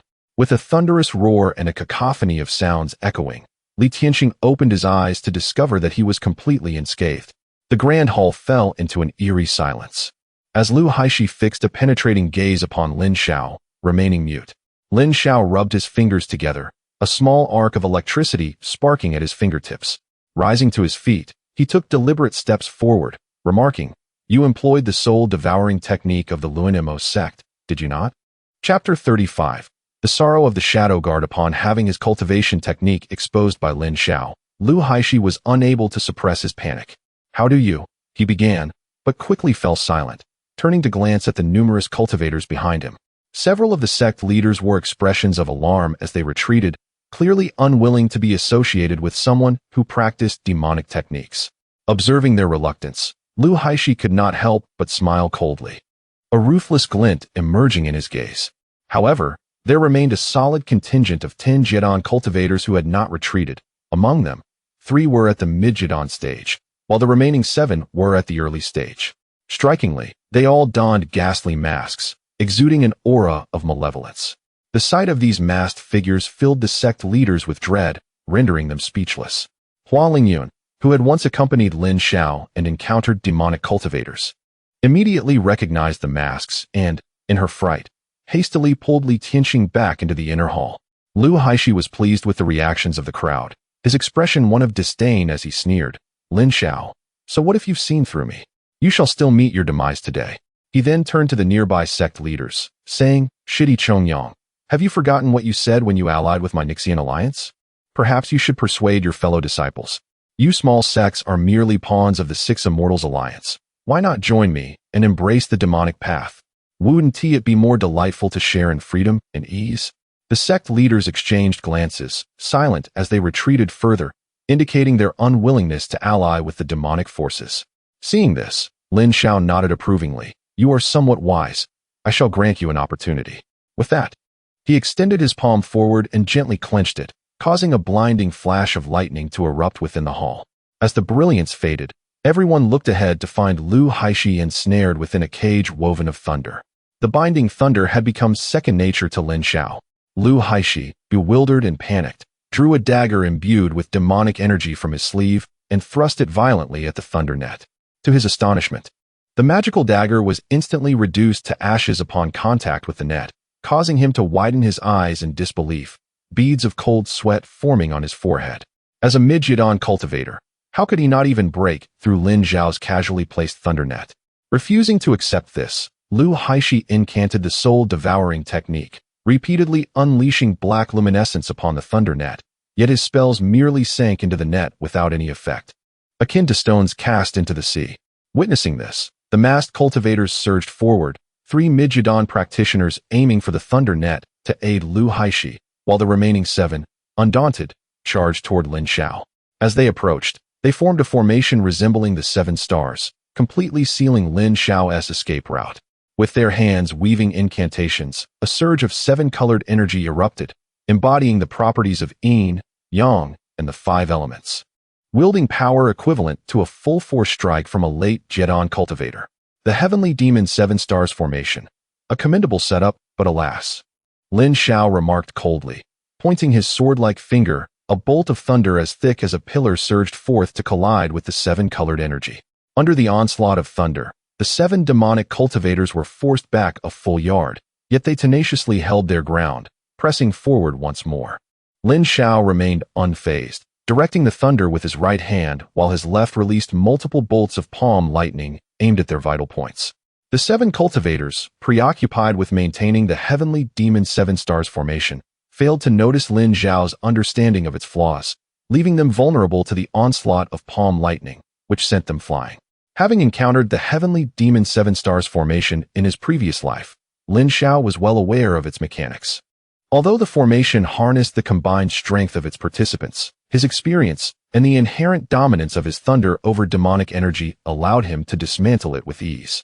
Amid the explosions, the Moonflower Hall was engulfed in smoke. 7 demonic cultivators were sent hurtling away, 3 obliterated by the thunder, 3 severely scorched, their souls extinguished, and only 1 remained, rendered mute, frantically screaming within the hall, clearly traumatized.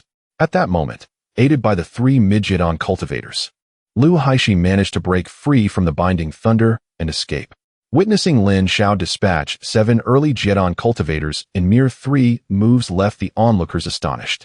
The sect leaders gazed at Lin Xiao in shock, relieved they had not opposed him. Lu Haishi, however, wore a grave expression, cursing under his breath, late Jidan. Damn it, I've encountered a tough opponent. His eyes darted, cautiously addressing the 3 demonic cultivators. Might I implore you, esteemed shadow guards, to hold him at bay? I must report this matter to the headquarters immediately. To Lu Haishi's surprise, the 3 masked figures stood resolutely in front of Lin Xiao, seemingly unafraid of death. Overjoyed, Lu Haishi swiftly slipped away from the hall. Lin Xiao cast an impatient glance at the sect leaders, speaking sternly. You need not concern yourselves with these 3 demonic cultivators, but you should hasten to apprehend the one who fled. Otherwise, do not expect me to spare you. Anyone who errs must rectify their actions. Although Lin Xiao could capture Lu Haishi, he had no intention of cleaning up after these individuals. The sect leaders, startled by his words, exchanged frightened looks. Yet, Chongyang Jinren quickly regained his composure and cupped his hands, assuring, rest assured, Lin Shixiang, we will apprehend that thief. The remaining 4 leaders echoed his sentiment. Do not worry, Lin Shixiang. We will not allow that rogue to escape. With that, they hastily pursued, led by Chongyang Jinren. Although Chongyang was a mid-Jidan cultivator, the other 4 were early Jidan practitioners. 5 Jidan cultivators should easily be able to capture a single mid-Jidan one. If they failed, they might as well abandon their cultivation and live as mere mortals. In the blink of an eye, only Lin Xiao and the 3 demonic cultivators remained in the hall. Lin Xiao stood still, and the 3 also did not move, steadfastly blocking his path. Lin Xiao gazed at the ghastly visages of the 3 individuals before him, a sense of inexplicable melancholy welling up within his heart. These shadowy sentinels of the demonic path were merely brainwashed suicide squads, unwaveringly loyal to the 6 sects of demonic cultivation. Their unwavering allegiance stemmed from a childhood spent on a desolate island, where they were meticulously nurtured and indoctrinated with the supreme ideology of the 6 sects. They possessed no kin, no companions, nor individual thoughts. Their existence revolved entirely around the doctrines of the 6 sects, ready to surrender their lives without a second thought. In his previous life, while seeking fortune and opportunity, Lin Xiao had inadvertently stumbled upon the secret aisle of the demonic path, uncovering these hidden truths and developing a sense of empathy for these shadowy warriors. Having been trained as instruments of death, their fate could only lead to demise. With an impassive expression, Lin Xiao regarded the trio, silently parted his lips, and in an instant, the pure and unblemished sword leapt forth from his mouth, cleaving the head of one of them with a single stroke. Chapter 36. The invasion of Yuehua Zong. After a brief moment, tranquility returned to the Grand Hall, where the remains of 10 demonic shadow guards lay dismembered, scattered in the corners. Lin Xiao sheathed the Chun Jun sword and produced several spiritual talismans to ignite the corpses. Having completed this task, he called out towards the inner hall, "Ling Yun, Tian Xing, please come out." Shortly thereafter, Hua Lingyun and Li Tianxing emerged, carefully supporting an injured disciple. Upon seeing Lin Xiao, Hua Lingyun hurriedly inquired, "Master Uncle, what has happened to those demonic cultivators?" Lin Xiao gestured toward the ashes in the corner, stating, "They are all there." Hua Lingyun examined the remnants closely, her complexion turning pale with shock as she exclaimed, "This. Master Uncle, have you killed them all?" Lin Xiao nodded, affirming, "Yes, Lu Haishi escaped, and several sect leaders are in pursuit." "Is it really this formidable?" Li Tianxing remarked in awe, hastily placing the injured disciple in a chair. He then stepped before Lin Xiao and bowed deeply, exclaiming, "Master Uncle, you are truly extraordinary. The crisis of our sect has been resolved so effortlessly by you. You are my idol." Lin Xiao could not help but chuckle. "After all these years, your flattery has improved remarkably." Li Tianxing blushed, replying, "Not at all, Master Uncle. I am merely stating the truth." Hua Lingyun joined in the laughter. "You might be the first to be remembered by Master Uncle for your flattery. He rarely pays attention to anyone." Li Tianxing cheerfully retorted, "What do you mean? Master Uncle is a great cultivator. Who is worthy of his attention?" Despite the praise, Lin Xiao felt no joy. Instead, he pondered, "Am I truly so indifferent now? Is it still due to that incident?" His thoughts spiraled back to the moment in his previous life, when Gu Xian had taken his life. A surge of humiliation, resentment, and bitterness flooded his mind. The very person he sought to protect had dealt the fatal blow, unsettling his spirit and disturbing his tranquility. Lin Xiao clenched his fists, his eyes turning a fierce crimson. The thunder within him sensed the emergence of a demonic aura, and it began to crackle restlessly. "Master Uncle! Master Uncle?" Noticing Lin Xiao's daze and his fierce expression, Hua Lingyun waved her hand before his eyes.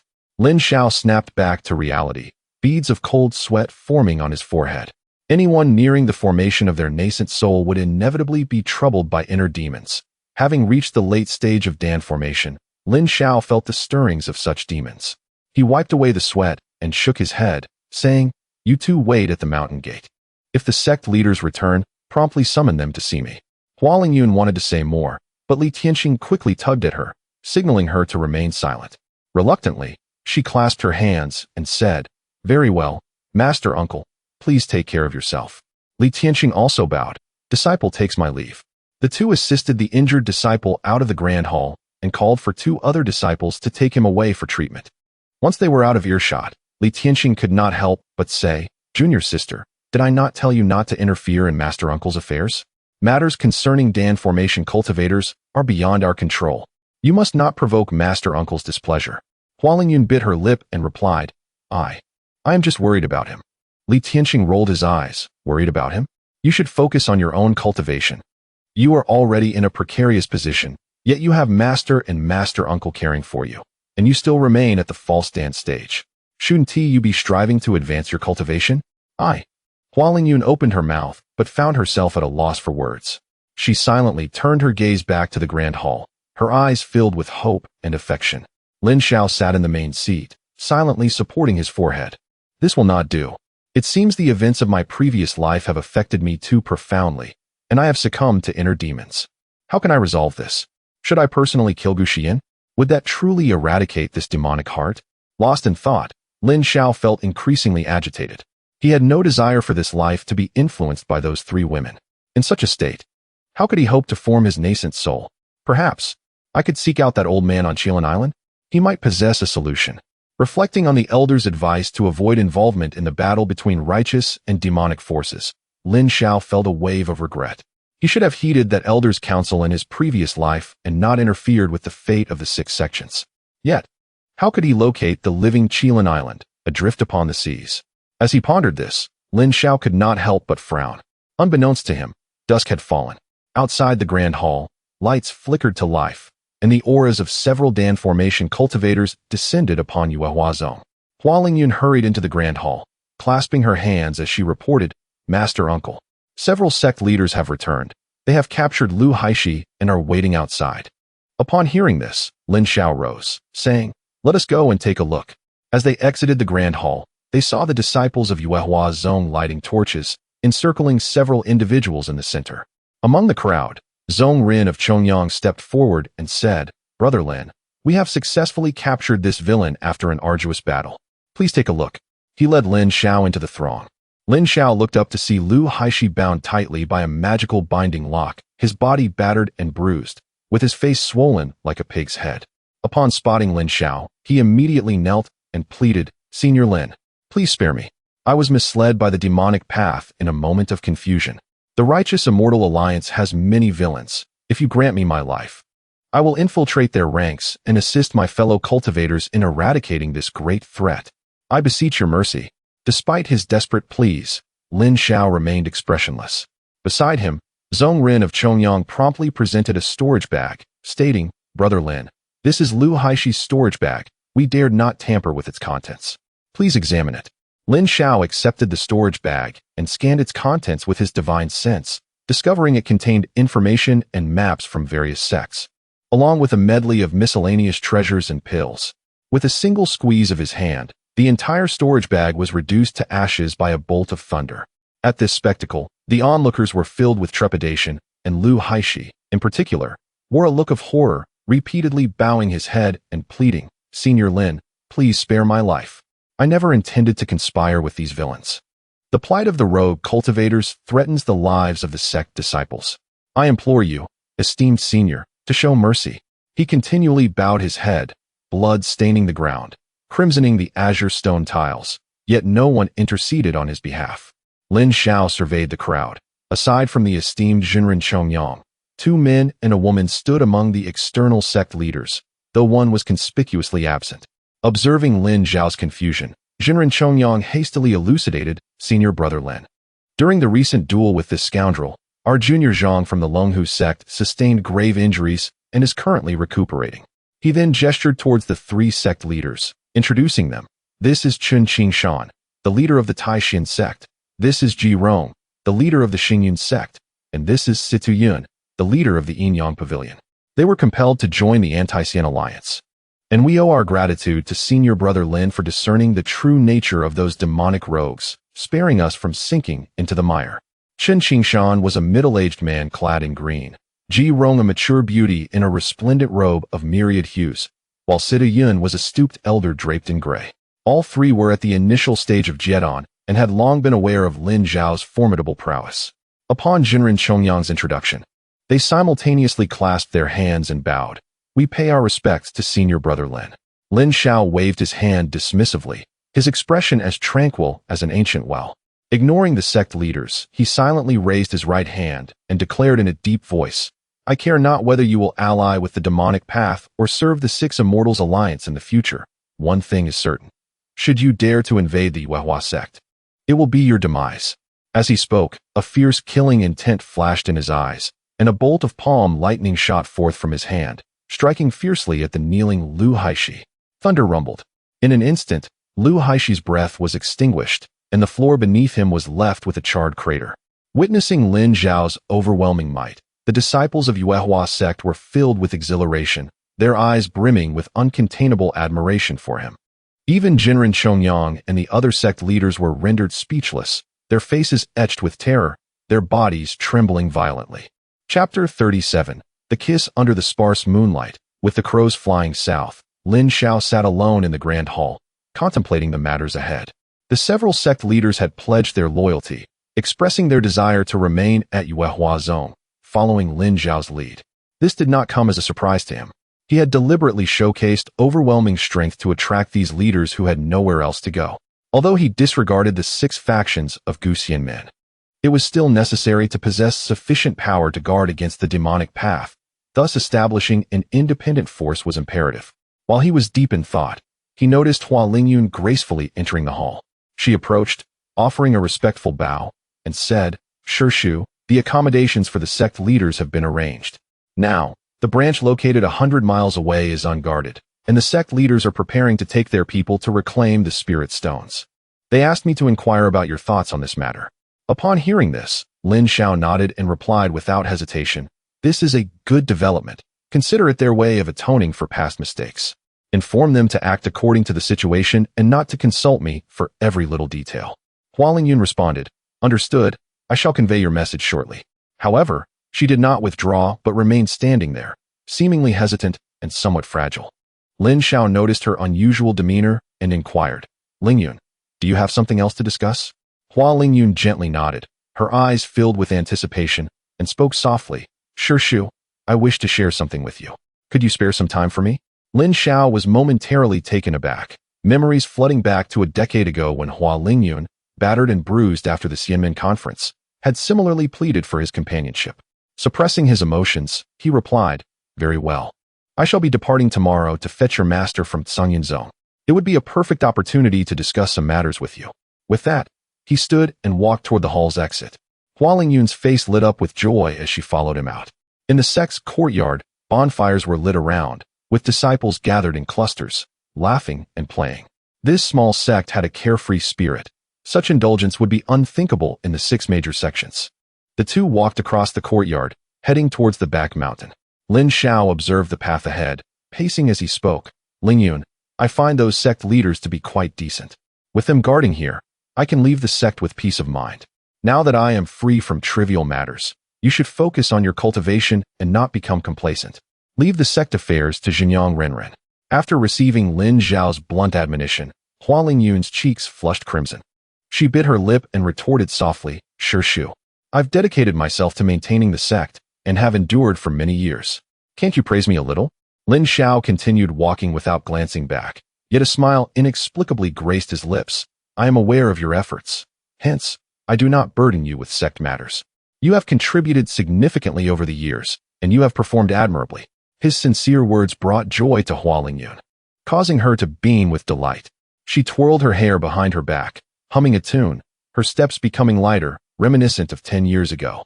Noticing her happiness, Lin Xiao couldn't help but turn to observe her closely.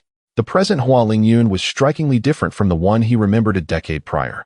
Her once casually flowing hair was now neatly arranged with a hairpin, and the vitality in her eyes had matured into a more composed demeanor.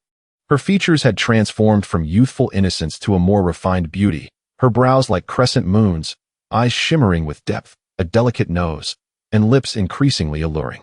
As Lin Xiao appraised her from head to toe, he found himself unexpectedly astonished. This was the first time in 10 years that he had truly noticed Hua Lingyun. Previously, he had not looked closely. Now, he observed that she was no longer as frail as she had been a decade ago. Her figure now embodying graceful curves that rivaled Xin Yunchu's. Seeing Lin Xiao's expression change, Hua Lingyun asked curiously, Sure Shu, is there something amiss? Did I do something wrong? Lin Xiao maintained a calm demeanor, responding leisurely, Not at all.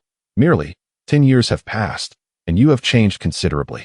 A woman is most sensitive to the perceptions of her beloved, and upon hearing Lin Xiao's words, Hua Lingyun's face brightened with excitement. Sure Shu, do tell.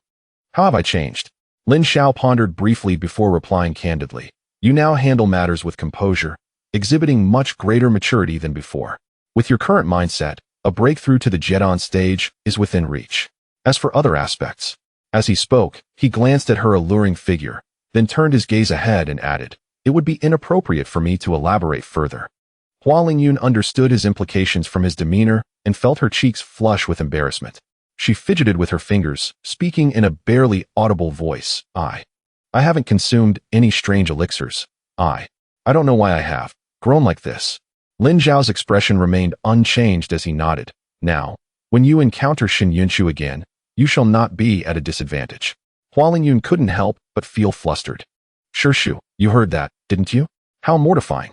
She hadn't anticipated that her conversation with Shun Yunshu from 10 years ago would linger in Lin Zhao's memory. As cultivators, their pace may be slow, yet they traversed swiftly, and before long, they arrived at a rocky cliff on the back mountain. The spiritual beasts within the mountain sensed Lin Zhao's aura and lay still in fear. Under the moonlight, the forest held a unique charm. Having conveyed his instructions, Lin Xiao stood at the cliff's edge, gazing down at the vast expanse of the forest, and calmly remarked, Lingyun, did you not have something to discuss with me? Now is the time. Hua Lingyun lifted her gaze, seeing the moonlit figure of the man beside her, hands clasped behind his back, his handsome visage tinged with a hint of melancholy, surrounded by an aura of coolness that made him seem distant. With Shirshu's demeanor, I find myself at a loss for words. She summoned her courage and stepped closer, standing beside Lin Xiao. Of course, she was not afraid of falling off the cliff. Rather, she feared that Lin Xiao would not permit her to approach. Lin Xiao instantly comprehended the essence of her words.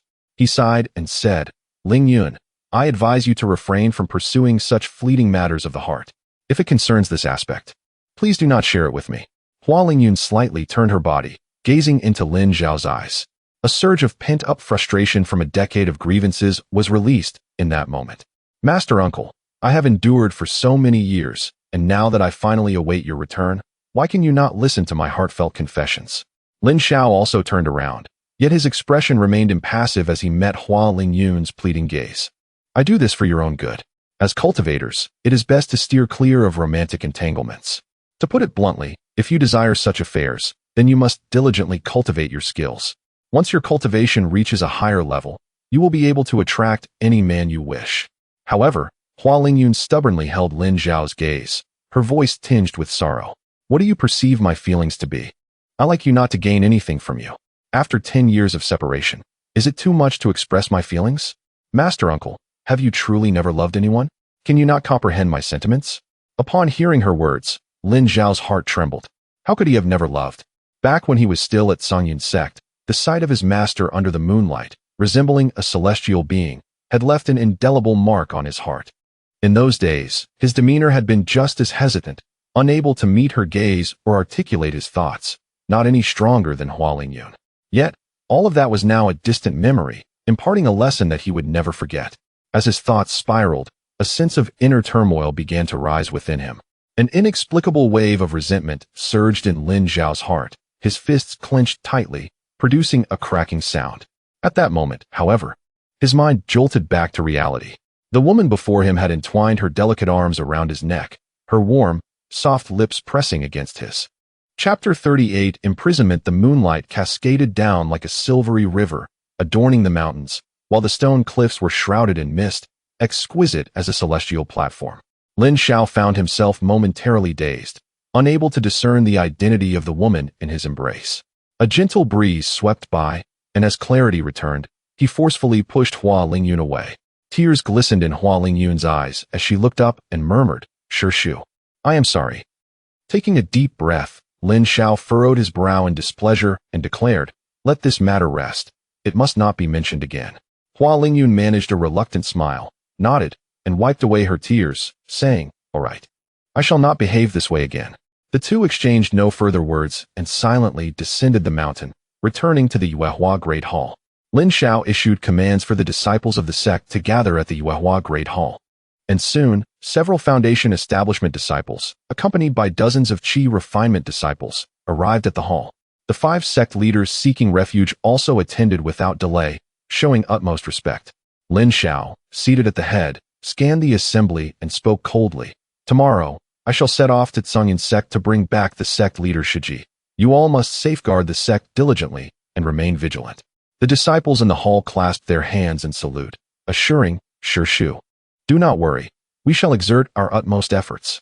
Among the 5 sect leaders, it was Xinjiang Jinren who stepped forward first, clasping his hands and stating, "Lin Shixiao, rest assured, my fellow brothers and I have reached an agreement. Tomorrow, we shall present the formation flags from our respective sects to jointly craft a protective array for the mountain, ensuring that Yuehua sect remains concealed." Hearing this, Lin Xiao nodded. "This idea is commendable. I trust you. My fellow brothers and sisters, I shall rely on you in my absence." The absence of a protective array in small sects ultimately stemmed from the scarcity of high-level formation flags. Now, with several sect leaders willing to refine their flags, even if they could not match the scale of the 6 major sects, they would surely be able to protect the small territory of Yuehua sect. Receiving Lin Xiao's approval, the sect leaders exchanged glances. Their expressions filled with delight, and they promptly bowed in unison, exclaiming, "Please be at ease, Shixiao." These leaders had been anxious since the previous day, fearing Lin Xiao would refuse to accept them. Now, hearing Lin Xiao refer to them as brothers and sisters, their worries were greatly alleviated. It was not merely for the sake of camaraderie. Lin Xiao's formidable strength, regarded as the foremost below the Yuanian cultivators, made him an invaluable ally for the leaders of these small sects, all of whom aspired to elevate their sect status. arriving at Yuehua sect had granted them a place of refuge. After arranging numerous matters, Lin Xiao dismissed the assembly. He understood that if he departed at dawn, the disciples would surely hold a farewell ceremony, so he chose to leave under the moonlight, notifying no one. Riding the wind upon his sword, he traversed the sea of clouds. Beneath the starry sky and moonlit shadows, Lin Xiao gazed at the ominous expanse of clouds ahead, his mind in turmoil. In a decade or so, the 6 demon sects would launch a full-scale invasion. He must attain the Yuanying stage before that to stand resilient amidst the chaos of the demon armies. In this lifetime, he would undoubtedly attract the enmity of the demon sects. Thus, he required sufficient strength to survive the tumultuous realm of the celestial world. He wondered about Luo Waning's situation and felt the urgency to bring her back to manage Yuehua sect, for the sect leaders were unsteady in their loyalties, and should the 6 demon sects attack, they might turn against him. With such thoughts in mind, Lin Xiao quickened his pace, soaring ahead. At the rear mountain of Sanyin sect, within a modest courtyard, Luo Waning was tending to a patch of celestial herbs, eschewing spiritual energy. She manually wielded a watering can, carefully providing each herb with the appropriate amount of water. As she irrigated the herbs, a frown creased her brow, her thoughts racing. 7 years have passed. Though I am now a member of the 6th Celestial Alliance, I am still the sect leader of Yuehua sect. When will they permit my return? She sighed, unable to suppress the sorrow etched upon her face. 7 years ago, she had been tasked with accompanying several sect leaders to sea in search of the legendary Penglai paradise. Yet such a fabled realm of immortals is not easily discovered. Predictably, Luo Waning and the other leaders returned empty-handed. However, Lin Jianzi used this as an excuse to confine her to the rear mountain, forbidding her return to Yuehua sect. Strangely, while the other leaders merely reprimanded her before allowing them to leave, only Luo Waning was not permitted to depart, with vague claims of other charges against her as punishment. Yet Luo Waning understood that for 7 years, she had merely been trapped here without any actual punishment. Moreover, Gu Xian frequently visited her for conversation, and her disciples would accompany her. Han Yao was somewhat respectful, while Shun Yinshu had never shown her a kind expression, often speaking in a sarcastic manner. Luo Waning was not surprised by this. After all, Lin Xiao was now a member of Yuehua sect, and it was natural for these women to harbor resentment towards her. However, what puzzled Luo Waning was the frequent visits from Gu Xian's youngest male disciple.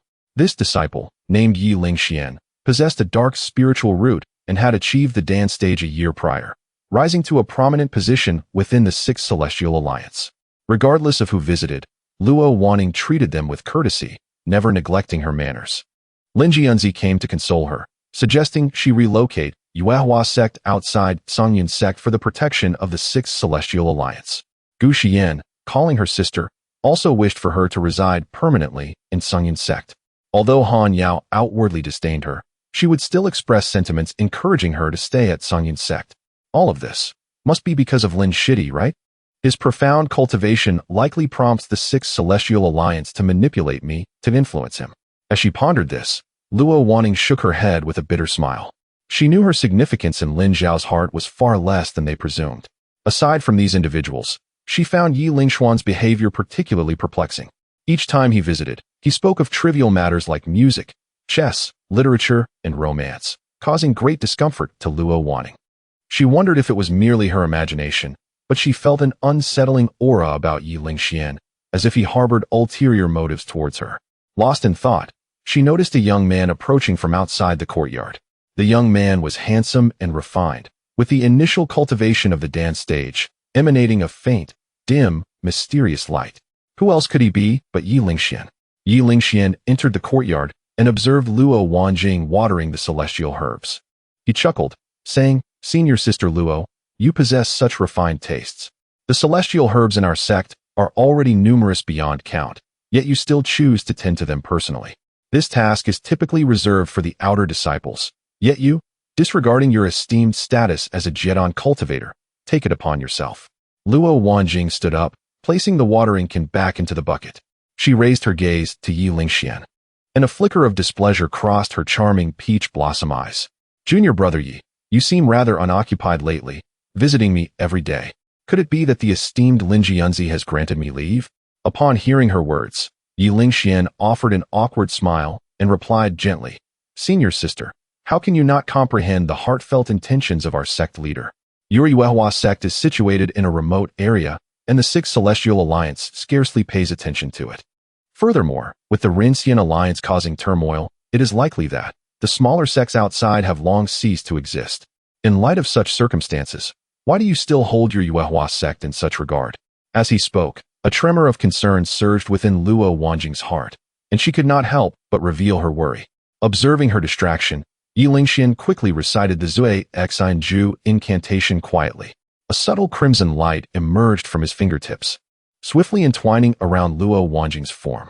Chapter 39. Rebound before him stood a woman, her brow furrowed and her complexion forlorn, exuding an air of panic. Yet, Yi Lingxian could not help but chuckle inwardly.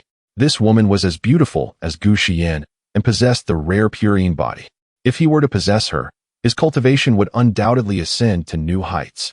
Moreover, it seemed she shared a strong bond with Lin Xiao. Delighted by such thoughts, Yi Lingxian nearly burst into laughter, but was taken aback when he discovered that his Zui Xine Ju technique was utterly ineffective. The red light entwined around Luo Waning's figure was repelled by a white halo, preventing any advance. Unwilling to accept this, Yi Lingxian immediately intensified the power of his technique, only to find that the white halo around Luo Waning grew even stronger, completely dispelling the red light of Zui Xine Ju. A tremor coursed through Yi Lingxuan's body, his internal energy in disarray, and he experienced a mild yet significant rebound. He gazed incredulously at Luo Waning, his heart filled with trepidation. How could this be? My Zui Xine Ju can influence even Gu Xian, yet fails against this woman? For the first time, he questioned his own technique, his mind a tempest of turmoil. Oblivious to his thoughts, Luo Waning pondered instead the chaos wrought by the Xian Alliance and the fate of Yuehua sect. What had become of Hua Lingyun, her disciples, and Lin Xiao? Coming back to herself, she could not suppress a soft sigh. She could not leave, and worrying in this place was futile. All she could do was hope for divine mercy. As she contemplated, her gaze fell upon Yi Lingxian, who appeared pale and alarmed. Yishidi, what troubles you? Luo Waning inquired hesitantly. Yi Lingxian paused, quickly responding, Luo Shiji. I suddenly feel unwell. I must return. With that, he hastily departed the courtyard. Though puzzled, Luo Waning secretly exhaled in relief. She preferred not to be alone with Yi Lingxian, as it always elicited an inexplicable annoyance within her. Yi Lingxian hurried out of the courtyard, making his way directly to Lingxi Pavilion. Upon arriving outside, he encountered Gu Xian and Han Yao just exiting the building. Noticing his pallor and distress, Gu Xian expressed concern. Xin'er, what is the matter? Han Yao, however, cast him a sidelong glance, avoiding his gaze. Yi Lingxian forced himself to regain composure, cupping his hands in respect as he replied, Master, I was just comforting Luo Shiji when I suddenly felt unwell. I suspect it is due to neglecting the consolidation after forming my golden core. Hearing this, Gu Xian's expression shifted to one of worry. Is it serious? Do you need my assistance to recover? Yi Lingxuan's demeanor softened, and he smiled gently. Thank you for your concern, Master. I am fine. A bit of rest will suffice. Both you and de Shiji have important matters to attend to, so I shall take my leave. Gu Xian nodded. As long as you are well. I was just about to visit Luo Waning again. Only if she stays at the sect can Lin Xiao. Her words trailed off, and she lowered her gaze. Only then is there a chance for Lin Xiao's return. Yi Lingxian said nothing, merely bowing. Please go ahead, Master. It has been 7 years. I believe Luo Shiji should have let go of Yuehua sect by now. Gu Xian nodded and headed towards the back mountain, with Han Yao following closely. Her eyes filled with apprehension and a complex expression, seemingly reluctant to remain with Yi Lingxian. Once they departed, Yi Lingxuan's countenance grew increasingly cold. He hastened into Lingxi Pavilion, making his way to his room, only to find Shen Yunchu waiting for him. Lingxian, you're back. Shen Yunchu, clad in a delicate pink dress, her figure graceful, her almond-shaped eyes brimming with tenderness, appeared as radiant as a peony flower. Yi Lingxian merely cast her a glance and replied, Yes, I'm back. Without further ado, he entered his room, with Shen Yunchu promptly following suit. 1 year prior, after Yi Lingxian formed his golden core, he had fulfilled his promise and married Shen Yunchu as his partner. Externally, they appeared harmonious as a couple, yet the reality remained concealed from all. Yi Lingxian slumped into a chair, his expression sullen. Observing this, Shen Yinchu hastily brought him tea and offered to massage his shoulders, performing these acts without a hint of complaint, her eyes aglow with affection. "My husband, why do you look so troubled today?" Shen Yinchu inquired gently while kneading his shoulders. Yi Lingxian shot her a glare, admonishing, "Do not ask what you should not. By the way, regarding the incident with the drug, no one else saw it, right?" Shen Yinchu quickly shook her head. "No. I was very discreet. You can rest assured, my husband." Her words accompanied by a bright smile, her eyes sparkling with a star-like glimmer. Seeing Shen Yinchu so obedient, Yi Lingxuan's expression softened considerably. He donned a wicked smile, drawing her into his embrace and murmuring, "Wife, you have worked hard. No one would suspect that you would become a pawn of the demonic path. No, I still prefer to call you Heir Shiji." Shen Yinchu, nestled in his embrace, merely laughed softly, seemingly swayed solely by his emotions. The red light in her eyes swirled incessantly, her remaining rationality suppressed by the crimson glow, as she giggled foolishly. "My husband can call me whatever he wishes. I am so happy." Yi Lingxian reveled in his triumph, holding her close. Under the influence of the Zue Xianju technique from the Hawan sect, Shen Yinchu had become his complete puppet. However, he had yet to erase her consciousness entirely, as he required her assistance to mask his actions. Therefore, she appeared normal most of the time, only succumbing to control when he activated his technique. After some time, Yi Lingxian, still embracing Shen Yinchu, leaned against the bed's headboard, deep in thought. This woman's foundation was nearly destroyed. Her cultivation would remain at the false core stage for her lifetime. That day, deceiving Han Yao, he acted hastily, failing to gather sufficient yin essence. It seemed he needed to exert more effort. If he were to obtain all of Han Yao's yin essence, he would be but a step away from the mid-stage of golden core. With such thoughts, Yi Lingxian gently caressed Shen Yinchu's face. She had already succumbed to slumber, her complexion pale as though wounded. Yet, Yi Lingxian appeared invigorated, the backlash he previously endured now a mere memory. He Huan Gong truly is the supreme divine skill of the world. Regardless of the injuries sustained, as long as there exists a furnace, one can swiftly recuperate. Upon contemplating this, he slightly narrowed his eyes. "Gu Shiyan, Luo Wan Ning, Nangong Yan. You exalted women of the celestial sects. This young master shall inevitably conquer you all. Your fate shall be to become captives of my 6 sects of the demon path." Chapter 40. A mistake. Lin Shao rode the wind, wielding his sword, and had already arrived at the entrance of Cungyunzong. Observing that the mountain-protecting formation remained impenetrable, he silently descended outside the array and walked towards the mountain gate. The disciples of Cungyunzong were numerous, and given that this place was the headquarters of the 6 Immortal Alliance, disciples from various sects came and went in a continuous stream at the gate. The 2 disciples at the entrance, both in the foundation establishment stage, were taken aback and delighted to see Lin Shao, hurriedly coming forward to greet him in unison. "We welcome you, Master Uncle Lin." Lin Shao lowered his gaze and realized he did not know these 2 individuals, likely new disciples who had joined Cungyunzong in the past decade. He then inquired, "How do you recognize me?" One of the disciples, brimming with joy, hurriedly replied, "Master Uncle, you may not know, but your portrait hangs in the Great Hall. Although you have not returned for many years, we all know you are still a cultivator of the 6 Immortal Alliance." Lin Shao was taken aback, immediately understanding that this must be Ling Yunzi's idea. He had not given up on the hope of Lin Shao returning to the sect. However, Lin Shao was not touched by this sentiment. He merely asked indifferently, "Is Luo Wanning of Yuehuazong still imprisoned within Cungyunzong?" The disciple pondered for a moment before nodding. "I have not seen her, but I heard that she has been staying in the back mountain, and the sect master has not neglected her, only forbidding her from leaving the sect." Lin Shao contemplated briefly, and everything became clear. In order to bring him back, Ling Yunzi had truly gone to great lengths. Noticing Lin Zhao's silence, the disciple quickly flattered, "The sect master has decreed that if Master Uncle returns, you may come and go as you please." Upon hearing this, Lin Shao nodded and entered the mountain gate without further ado. As he walked along the sect's path, disciples of Cungyunzong bowed to him, while disciples from other sects conducting business wore expressions of surprise. Lin Shao paid them no heed and continued on his way, passing through the sect square until he reached a secluded path leading to the back mountain. Standing at the entrance, he extended his consciousness, which rivaled that of a Yuanying stage cultivator, spreading it outwards. In the blink of an eye, he perceived the situation within 100 miles. Having cultivated the celestial silkworm technique, His spiritual see and consciousness were much broader than those of cultivators of the same stage, with his awareness being only slightly inferior to that of a Yuanying stage cultivator. The Lingxi Pavilion was situated atop the mountain, shrouded by a formation, and due to the distance, he could not peer into it. However, halfway up the mountain, there was a courtyard enveloped by a formation.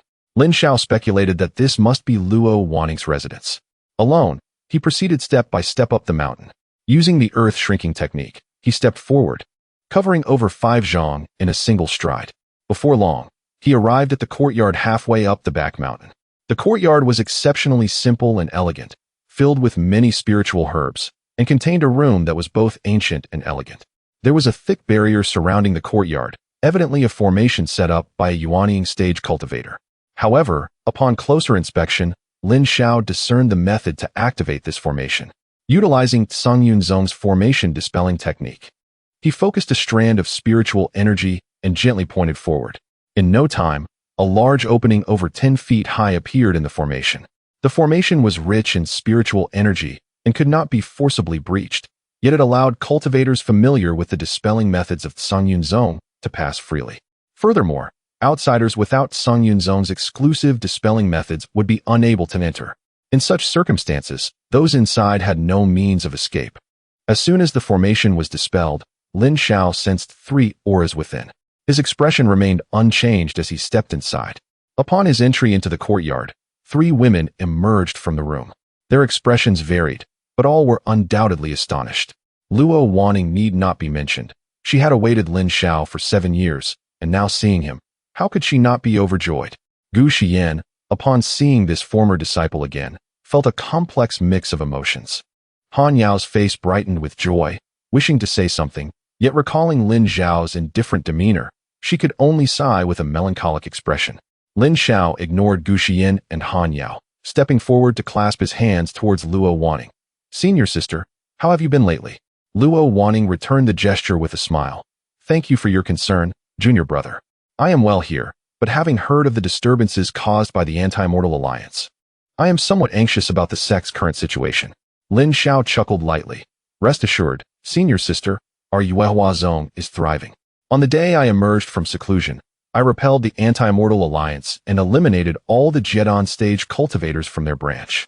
Among the smaller sects, 5 sect masters willingly joined our Yuehua Zone, including that renowned Jinyang Zhenren you are familiar with." Upon hearing this, Luo Waning's eyes brightened, unable to contain her excitement. "Really? Junior brother, you must not be deceiving me. The sect has gained 5 Jedon stage cultivators?" Lin Xiao nodded. "Of course, when have I ever lied to you?" Receiving confirmation, Luo Waning exhibited a radiant smile. Her delicate fingers clenched tightly, then relaxed, evidently overjoyed. Gu Xiyan, listening to their conversation, was equally astonished, silently pondering. According to the reports we received, there were at least 10 Jedon stage cultivators in the Anti-Mortal Alliance's branch. Could it be that Xiaoer is lying? If what he said is true, what level of cultivation must he have reached now? In contrast to Gu Xian's shock, Han Yao had a multitude of words she wished to express. However, Lin Xiao did not spare her a glance, leaving her feeling desolate and unsure of how to conduct herself. After conversing with Luo Waning for quite some time, Lin Xiao finally turned his attention to Gu Xiyan. "Oh, is this not Gu Xianzi of Kangyun Zone?" Lin Xiao remarked, having met her here. He offered a cold smile, giving a slight bow to Gu Xiyan. Gu Xiyan's face flushed with embarrassment as she could only return the gesture, softly speaking, "Lin, junior brother, it has been a while." She assumed that Lin Xiao had certainly surpassed the mid-Jedon stage and had severed their master-disciple relationship, thus altering her form of address. Yet, just as her words fell, the surrounding formation unexpectedly transformed into radiant light, scattering away.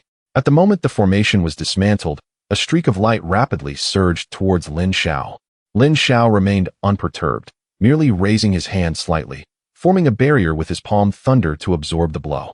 With a resounding thud, his figure retreated over a zhang, yet his aura remained undamaged. Ling Yunzi descended into the courtyard, his expression astonished as he gazed at Lin Xiao, exclaiming, "In just a decade, not only have you reached the late Jedon stage, but you can also withstand my strike. Although I only used a fraction of my strength, to withstand a blow from a Yuanying stage cultivator is indeed remarkable." "Lin Shidi, no, Lin Shidi, you have not disappointed me. Upon hearing the words of Ling Yunzi, the three women nearby were filled with incredulity. Luo Wanqing gazed at Lin Xiao in disbelief, her elegant eyes brimming with admiration. Gu Xian bit her crimson lip, her phoenix-like eyes betraying an unmistakable sense of resentment and regret. She could not bear the thought of being surpassed by her own disciple and lamented her past neglect of this prodigious talent.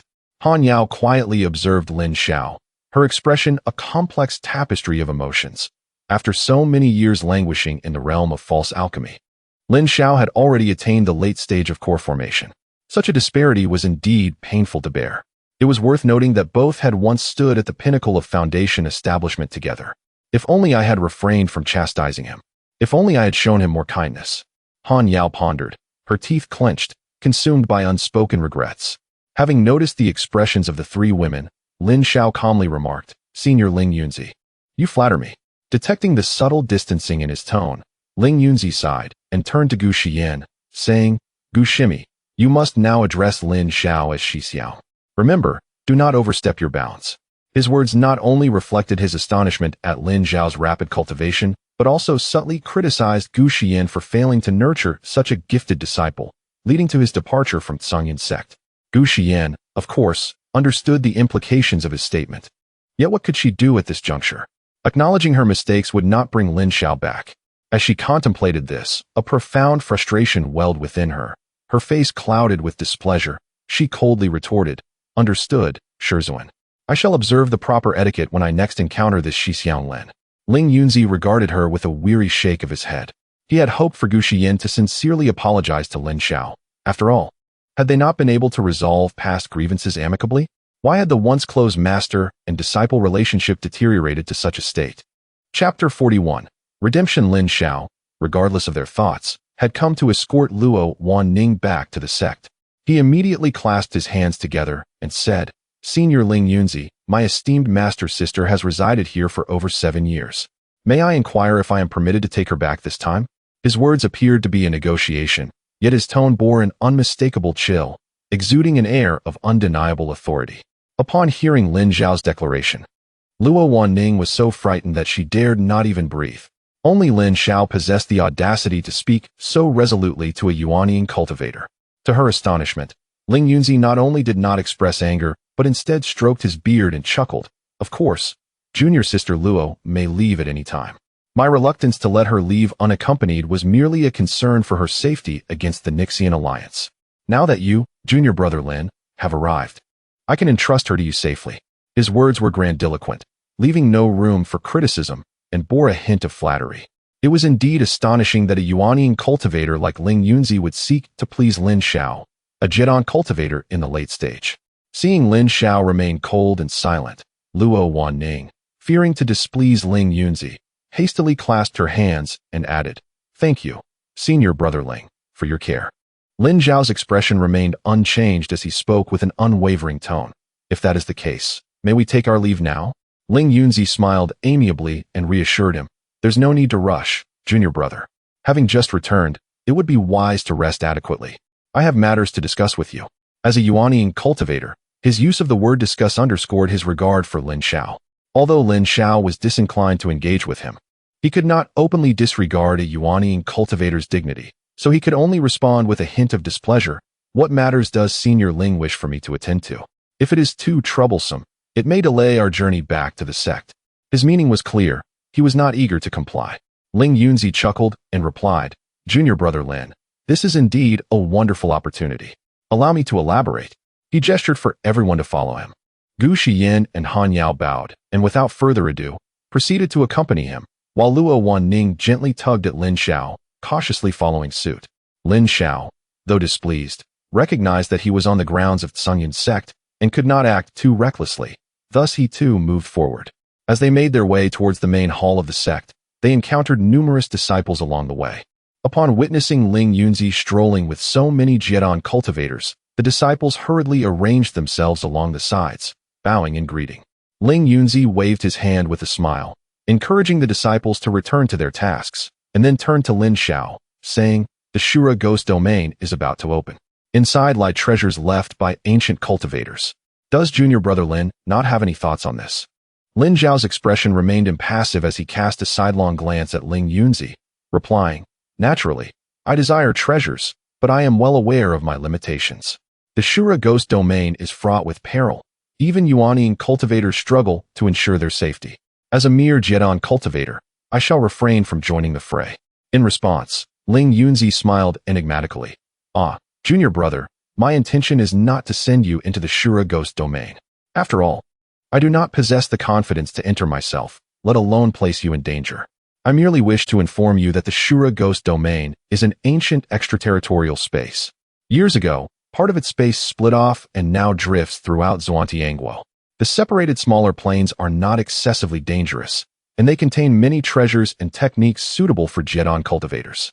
Hearing his explanation, Lin Xiao remained unmoved, stating, "Our Yuehua sect already possesses the techniques and treasures we require. There is no need to seek them in that secret realm."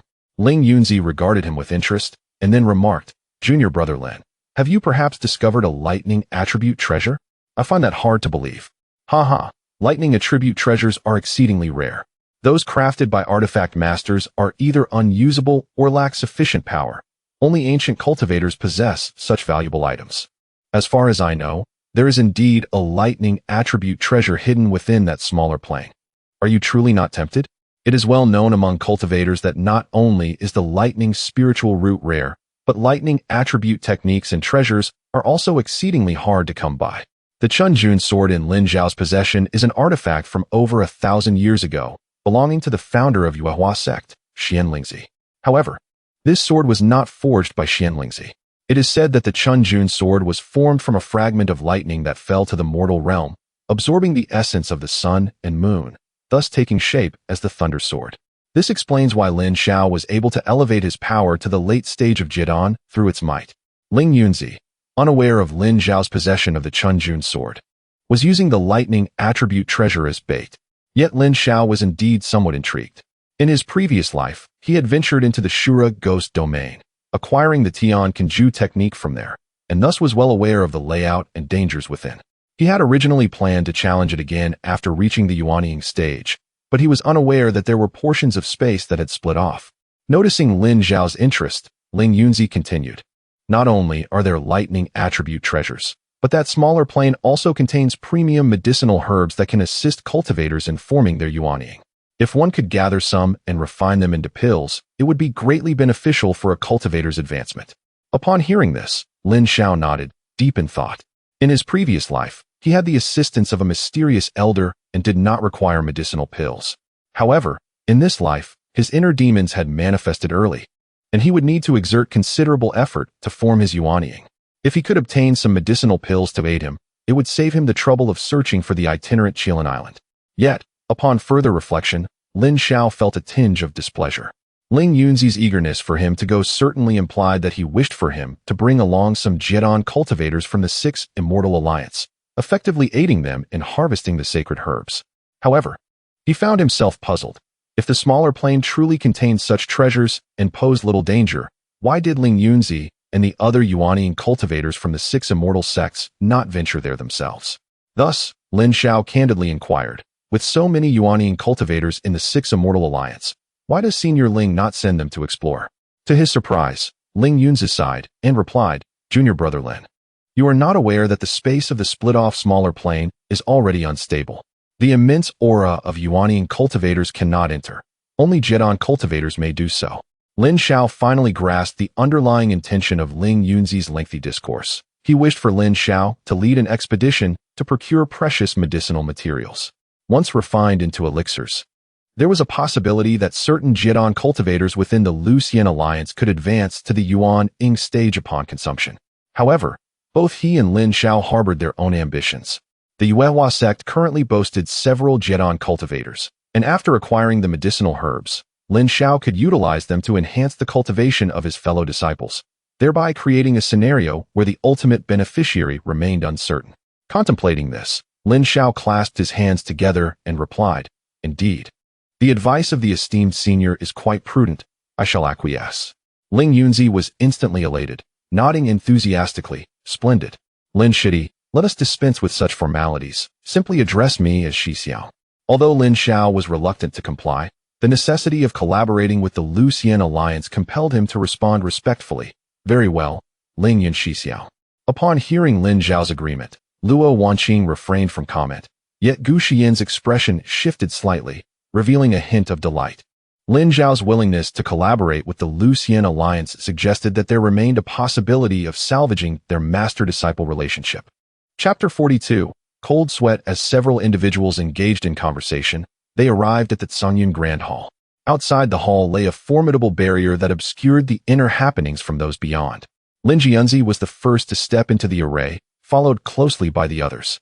Upon entering the Grand Hall, they found it filled with the seated cultivators of the 6 immortal sects, all of whom appeared to have received prior notice from Lin Jianzi and had been waiting for some time.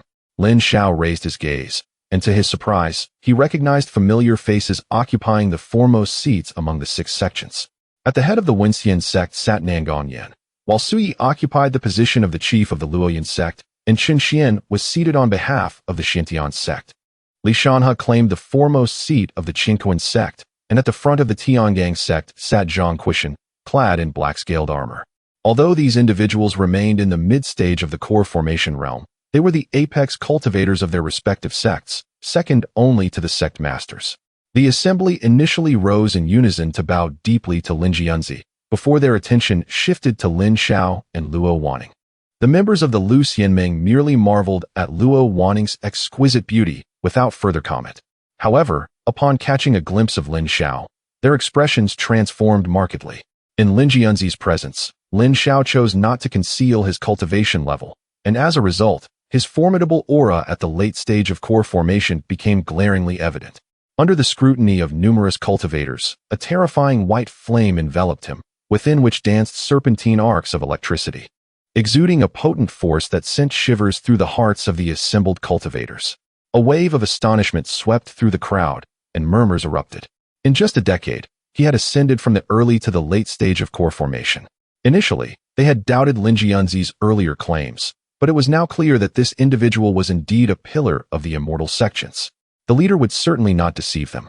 Lin Zhao's profound aura and overwhelming presence were akin to a dragon emerging from the sea or a tiger descending from the mountains, suggesting that none among his peers could rival him. His return to the Lu Xianming was truly a blessing for the sect. Hearing the discussions among the cultivators, Lin Jianzi felt a wave of relief, yet his thoughts turned sour at the reminder of Lin Zhao's reluctance to return. He cast a reproachful glance at Gu Xian, his displeasure evident. Gu Xian, already filled with regret, felt even more remorse upon hearing the praises heaped upon Lin Xiao.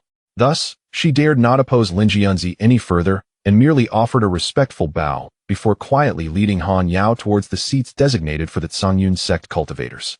Noticing this, Lin Jianzi smiled warmly at Lin Xiao and Luo Wanning, gesturing for them to take their places, saying, "Lin Shidi, Luo Shimi, there are no seats left below, so please sit beside me at the forefront." Upon hearing this, the assembled cultivators cast envious glances toward Lin Xiao and Luo Wanning. The seats flanking the leader were typically reserved for the sect masters of the various factions, and today, with the absence of the other 5 sect leaders, Lin Jianzi had bestowed this honor upon Lin Xiao and Luo Wanning. How could others not envy them?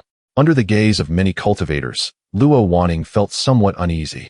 Naturally humble and averse to contention, she prepared to politely decline the offer. However, Lin Xiao, without hesitation, expressed his gratitude, saying, "Thank you, Ling Yun Shixiao, for the kind invitation." He then gestured to Luo Wanning, "Shiji, please." Luo Wanning quickly replied, "I dare not. Please, Ling Yun Shixiao, go ahead." Lin Jianzi waved his hand, saying, "We are all family. There is no need for formality. Let us proceed." The 3 ascended the dais of the Grand Hall and approached their seats. Lin Jianzi surveyed the assembly below and raised his hand, declaring, "Please take your seats, fellow disciples." "Thank you, Alliance Leader." The crowd responded in unison before settling into their seats, with Lin Jianzi, Lin Xiao, and Luo Wanning firmly positioned on the high platform. Observing the talent gathered within the hall, Lin Jianzi could not help but feel a surge of emotion. In these tumultuous times, with unrest across the 4 seas and the rise of demonic forces, not to mention the chaos instigated by the Anti-Immortal Alliance, it is indeed a critical moment for us cultivators to demonstrate our prowess. Recently, a secret realm in the Northern Sea is set to open, harboring numerous treasures, and sacred medicines for core formation. I wish to dispatch several individuals to explore this realm and procure some treasures. What are your thoughts on this, esteemed colleagues? Upon hearing this, the cultivators below clasped their hands and declared, "We are willing to follow the Alliance leader's orders." Lin Jianzi nodded thoughtfully, stroking his beard. This mission is of great significance. Once the secret realm opens, it will not only attract many wandering cultivators, but may also draw the attention of demonic practitioners. The potential dangers within are unknown. A moment's carelessness could cost one their life. While I am the Alliance leader, I am also the master of the Tsungyun sect. It would not be appropriate for me to assign this task. If any among you wish to volunteer, you may step forward. Upon hearing the high level of danger involved, none among the gathered dared to speak. An oppressive silence fell over the grand hall, the earlier lively chatter abruptly stifled. Observing this, Ling Yunzi could not help but furrow his brow. Was this not a jest at Lin Xiao and Luo Wanning's expense? Lin Xiao, however, found amusement in the situation, a subtle smile gracing his lips. In his eyes, the reluctance of these cultivators was reminiscent of those who had grown complacent, in stark contrast to the resilience of those who dared to face hardship. If this continued, how could the immortal sects endure for long? Yet Lin Xiao harbored no worries. If no one dared to venture forth, that would be to his advantage, for he was confident in his ability to brave the secret realm alone. Just as Lin Jianzi pondered how to navigate this awkward moment, Nangong Yin, seated among the Wenxian sect, raised her hands, declaring, "Alliance leader, I am willing to go." Lin Jianzi's face lit up with joy. "Excellent. Nangong Shimi, your courage is commendable. Should you return victorious, I shall reward you handsomely." Upon hearing this, Nangong Yan's eyebrows raised slightly, her face beaming as she replied, "Thank you, Alliance leader." Lin Xiao observed Nangong Yan with interest, silently commending her bravery. She was indeed a remarkable individual, far superior to the others who lacked ambition. Seemingly spurred by Nangong Yan's boldness, Chen Xian of the Xintian sect also stood, thumping his chest as he declared, "Alliance leader, I too shall go. We cannot allow a lady to steal the spotlight, can we?" Lin Jianzi smiled and nodded, saying, "Very well. Chen Shidi, you have done well." At that moment, Gu Xian also rose, stating, "The master is burdened with numerous affairs. I shall take it upon myself to alleviate his worries. I too will partake in this mission. One matter is distinct from another." Although Ling Yunzi had recently expressed his dissatisfaction towards Gu Xian, upon witnessing her willingness to uphold the honor of Tsungyun sect, he promptly commended her, saying, "Excellent. Junior sister, your efforts to alleviate my concerns bring me great solace." At that moment, Zhang Quishan from Tiangang sect could no longer remain seated, and he immediately clasped his hands in salute, exclaiming, "Alliance leader." Zhang Quishan of Tiangang sect is eager to join. Ling Yunzi, upon seeing this, burst into hearty laughter and proclaimed, "Wonderful. You all are paragons of our celestial sect. With this, our party is sufficiently assembled." He surveyed the assembly and then spoke with clarity. "This expedition into the secret realm bears immense significance. I urge you all to ensure that no word of it escapes." Just then, a subtle disturbance rippled through the grand formation outside the hall, and Yi Lingxian hurriedly parted the veil, entering with visible anxiety. "I have sustained injuries and arrived late. I implore the Alliance leader for forgiveness." He bowed and clasped his hands, his voice tinged with trepidation. Ling Yunzi waved his hand dismissively, saying, "It is of no consequence. Lingxian, your master is set to explore the secret realm, and for the time being, you shall oversee the affairs of Lingxi Pavilion." Yi Lingxian responded with a respectful nod, "As you command." Upon raising his gaze, he inadvertently locked eyes with Lin Xiao. Feeling the overwhelming surge of thunderous energy emanating from Lin Xiao, Yi Lingxian broke into a cold sweat, his heart filled with unbridled dread. Chapter 43 Interrogation. Lin Xiao cast a cold glance at him, then casually diverted his gaze. Yi Lingxuan's cultivation had progressed at an exceedingly slow pace, rendering him unworthy of Lin Zhao's attention. At this rate, when would he be able to lead the demonic faction into battle? Lin Xiao couldn't help but feel a pang of anxiety on his behalf. Yi Lingxian bowed respectfully to the high platform, then without further ado, made his way to the seating area of Tsungyun sect. Han Yao, who had originally stood to Gu Xian's left, hurriedly retreated to the opposite side upon seeing Yi Lingxuan's arrival. While others were oblivious, Lin Xiao observed the exchange with keen clarity. He narrowed his eyes slightly, pondering the implications. The Immortal Sect conference was relatively brief, and before Lin Xiao could succumb to fatigue, Ling Yunzi finally concluded his address. The essence of his message was a cautionary reminder for the cultivators of the 6 immortal alliances not to let their guard down, to diligently cultivate, and to remain vigilant against sudden incursions from the Reversal Immortal Alliance and the demonic sect. The response from the assembly of cultivators was resounding, echoing their willingness to sacrifice for the immortal sect. Yet, Lin Xiao, having lived a second life, was entirely aware of their true sentiments. In his previous life, when the demonic forces struck, most within the 6 immortal alliances were paralyzed with fear, advocating for peace. Had it not been for Lin Xiao's decisive victory over the demonic reinforcements, these so-called immortals would likely have long since turned traitor. Nevertheless, he chose not to voice his thoughts, whether it be the 6 immortal sects or the demonic cultivators, as long as they did not provoke him. He had no intention of involving himself in their trivial matters. Before long, the meeting adjourned, and the cultivators streamed out in succession. Ling Yunzi turned to Lin Xiao, speaking in a gentle tone.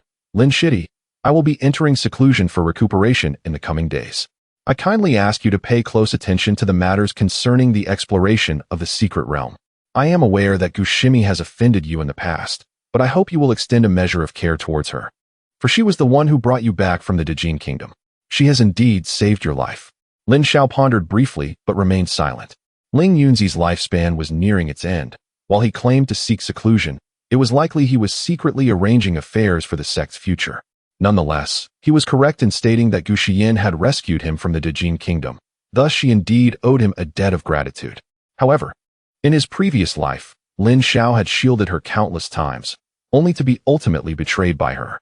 Surely, such a profound debt had been repaid. Thus, he replied, Ling Shixiao, the secret realm is fraught with peril, and I am not yet capable of ensuring my own safety. I shall assess the situation when the time comes. If I can assist, I shall do so, but if I find myself in danger, I will not concern myself with those accompanying. Ling Yunzi appeared unsurprised, sighing softly. Very well, you need only offer assistance in critical moments. I express my gratitude in advance. With that, he unexpectedly bowed in respect to Lin Xiao. Lin Xiao couldn't help but frown. He stepped aside and spoke with displeasure. Ling Shixiao, you are a Yuanian cultivator. How can you bow to me? I recognize your dedication to the 6 immortal sects. Yet I am not one of them, and will not prioritize their interests. I have already agreed to the matters of the secret realm, and there is no need for such gestures. Lin Xiao had no desire to bear the weight of a Yuanian cultivator's expectations, nor would he idly ensure the safety of the accompanying individuals. Seeing this, Ling Yunzi could only concede, very well, do your best, and I shall not impose further. With that, he stepped down from the high platform, his stooped figure appearing solitary and forlorn. Observing the back of the leader of the 6 Immortal Alliance, Luo Wanning couldn't help but say, Lin Shidi, Ling Yunzi has his burdens. Should we not offer some support? Lin Xiao scoffed. Is it truly burdensome? He could simply resign from his position as the alliance leader and lead a carefree life. Why toil with this group of inept individuals? Shiji, he has his predicaments, but we too have our challenges. You have remained uninvolved in worldly affairs for 7 years, yet you are unaware that your Yuehua sect nearly faced annihilation. Upon hearing this, Luo Wanning was taken aback. What? What has become of Yuehua sect now? Lin Xiao descended from the high platform, his demeanor inscrutable as he replied, It is, of course, safe now. I only remind you not to concern yourself solely with others' troubles. If you do not look after your own affairs, calamity may befall you. His words were heartfelt, yet Luo Wanning, upon hearing them, felt bewildered. She contemplated deeply but still could not grasp the underlying truth. The two exited the grand hall, traversing through the great formation outside, taking in the serene landscape of Tsang Yun Xianzong. The immortal mountain was tranquil, devoid of any laughter or merriment among the disciples, enveloped instead in solitude. Lin Xiao exhaled a breath of stale air and inquired, Luo Shiji, there remains a month before our journey to the secret realm. Do you think we should return to the sect immediately or rest for a few more days? Luo Wanning, anxious for the Yuehua sect, was eager to depart. Hearing Lin Xiao's question, she promptly responded, Let us return right away. It has been so long since I last visited, and I am unaware of how things are within the sect. Lin Xiao was a decisive individual and immediately stated, Very well, then we shall leave now. However, Luo Wanning suddenly seemed to recall something, her eyes brightening as she exclaimed, Wait. The immortal herbs I planted in the courtyard are finally ripe. Shidi, please wait for me while I go retrieve them. Lin Xiao expressed his confusion. Shiji, I see that the herbs you planted are merely low-grade medicinal plants for refining qi. What do you need them for? Luo Wanning gently shook her head, smiling. Those were seeds I brought myself, and after nurturing them for so long, I cannot bear to part with them. Please wait for me. I shall return shortly. With that, she hurriedly made her way towards the trail leading to the back mountain. Lin Xiao watched her retreating figure and silently remarked on her thriftiness. At that moment, he noticed a graceful figure emerge from behind a nearby rockery.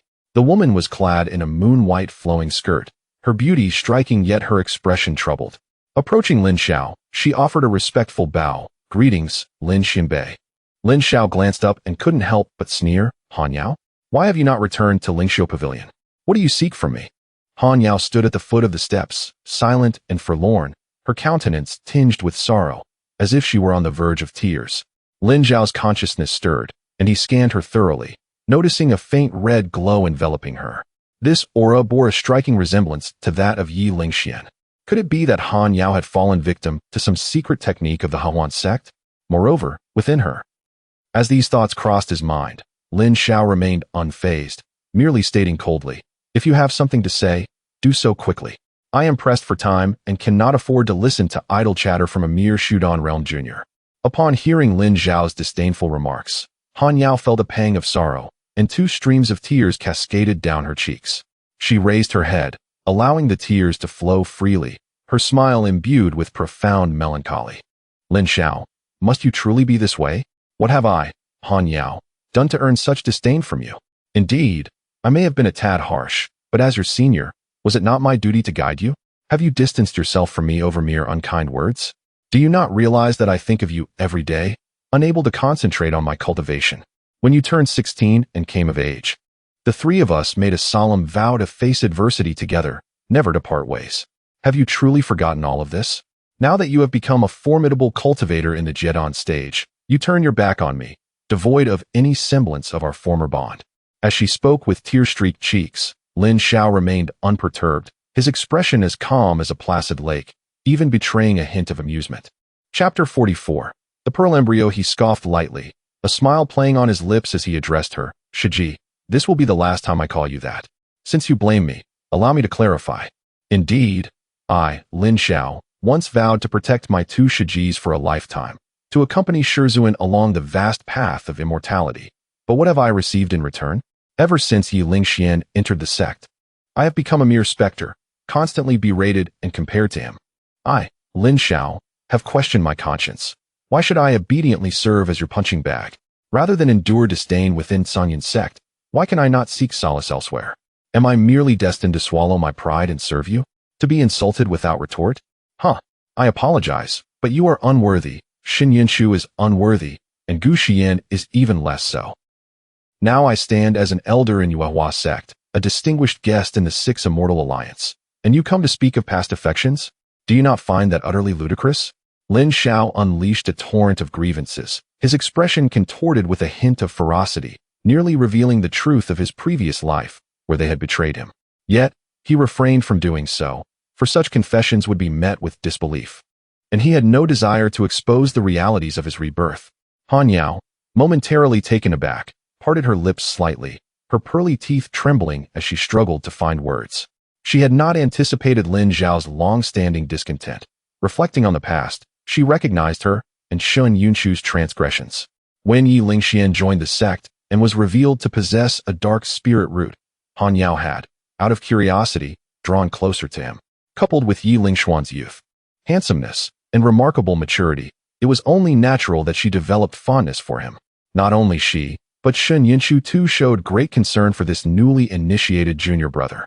They both believed in Yi Lingxuan's words wholeheartedly, and their criticisms and dissatisfaction towards Lin Xiao only grew after that fateful day. However, Han Yao bit her crimson lip, unable to suppress her sense of grievance. Why did you not speak up sooner? It was just a few harsh words. You would sever ties with the sect over this? Do you not think you are excessively heartless? Upon hearing this, Lin Xiao could not contain his disdain. A few harsh words? When I called you a mere fake Dan realm cultivator, you became agitated and questioned me endlessly. Yet, when it comes to me, It is merely a few harsh words. TSK, TSK. Han Yao, you are astute when it comes to your own interests, but I should just quietly endure? So this is your true nature. Fortunately, I have awakened early. Han Yao, taken aback by Lin Zhao's words, hastily retorted, no. Shitty, that is not what I meant. I simply believe. I believe we should not have become estranged like this. I know you treated me well in the past, and it was I who failed to cherish that. I was wrong. Will you forgive me? Lin Zhao, however, maintained a tranquil countenance and replied indifferently, forgiveness or not, we cannot return to the past. What significance does it hold? You shall remain a disciple of Songyun's sect, while I serve as an elder of Yuehua sect. We shall have no further interactions. If this is all you wish to say, you may leave. Observing this, Han Yao slightly lowered her head, took a deep breath, and then looked up at Lin Zhao. After a brief silence, she astonishingly declared, Lin Shitty, take me with you. Outside the Songyun Great Hall, the scenery was picturesque, with flowing mountains and waters, and not far off lay the sect's plaza. There were disciples seated, practicing their skills, and numerous cultivators passing by, many casting glances towards the two. Yet, when Han Yao spoke those words, she seemed utterly unconcerned about the gazes of others. Lin Zhao could not help but let out a cold laugh. Take you with me? Why would I? I have made it abundantly clear that we no longer share any ties. Han Yao shook her head. Lin Xinbei, I know the past is behind us, and I do not wish to burden you with the identity of a former Shiji. I am simply expressing my personal feelings. I wish to join Yuehua sect. I implore you to show me mercy. She bowed deeply, performing the gesture of a junior, tears silently falling, the source of her grievances unknown. Lin Zhao's expression turned stern, offering no mercy. Han Yao, do you truly wish for me to expose your secrets? It seems you cannot endure in Songyun's sect any longer. Upon hearing this, Han Yao's expression shifted, a flicker of panic flashing in her eyes. Her desire to escape Songyun's sect stemmed from a recent incident. One fateful night, Yi Lingxian and Shun Yinshu invited her to a banquet. At that time, Gu Xian was away, leaving only the three of them in Lingxiu Pavilion.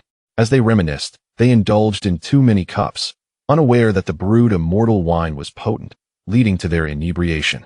When Han Yao awoke, she discovered herself lying beside Yi Lingxian, and to her horror, she realized she had lost her purity. In her panic, she confronted Yi Lingxian for the details, and he showed her a recording spell revealing the truth.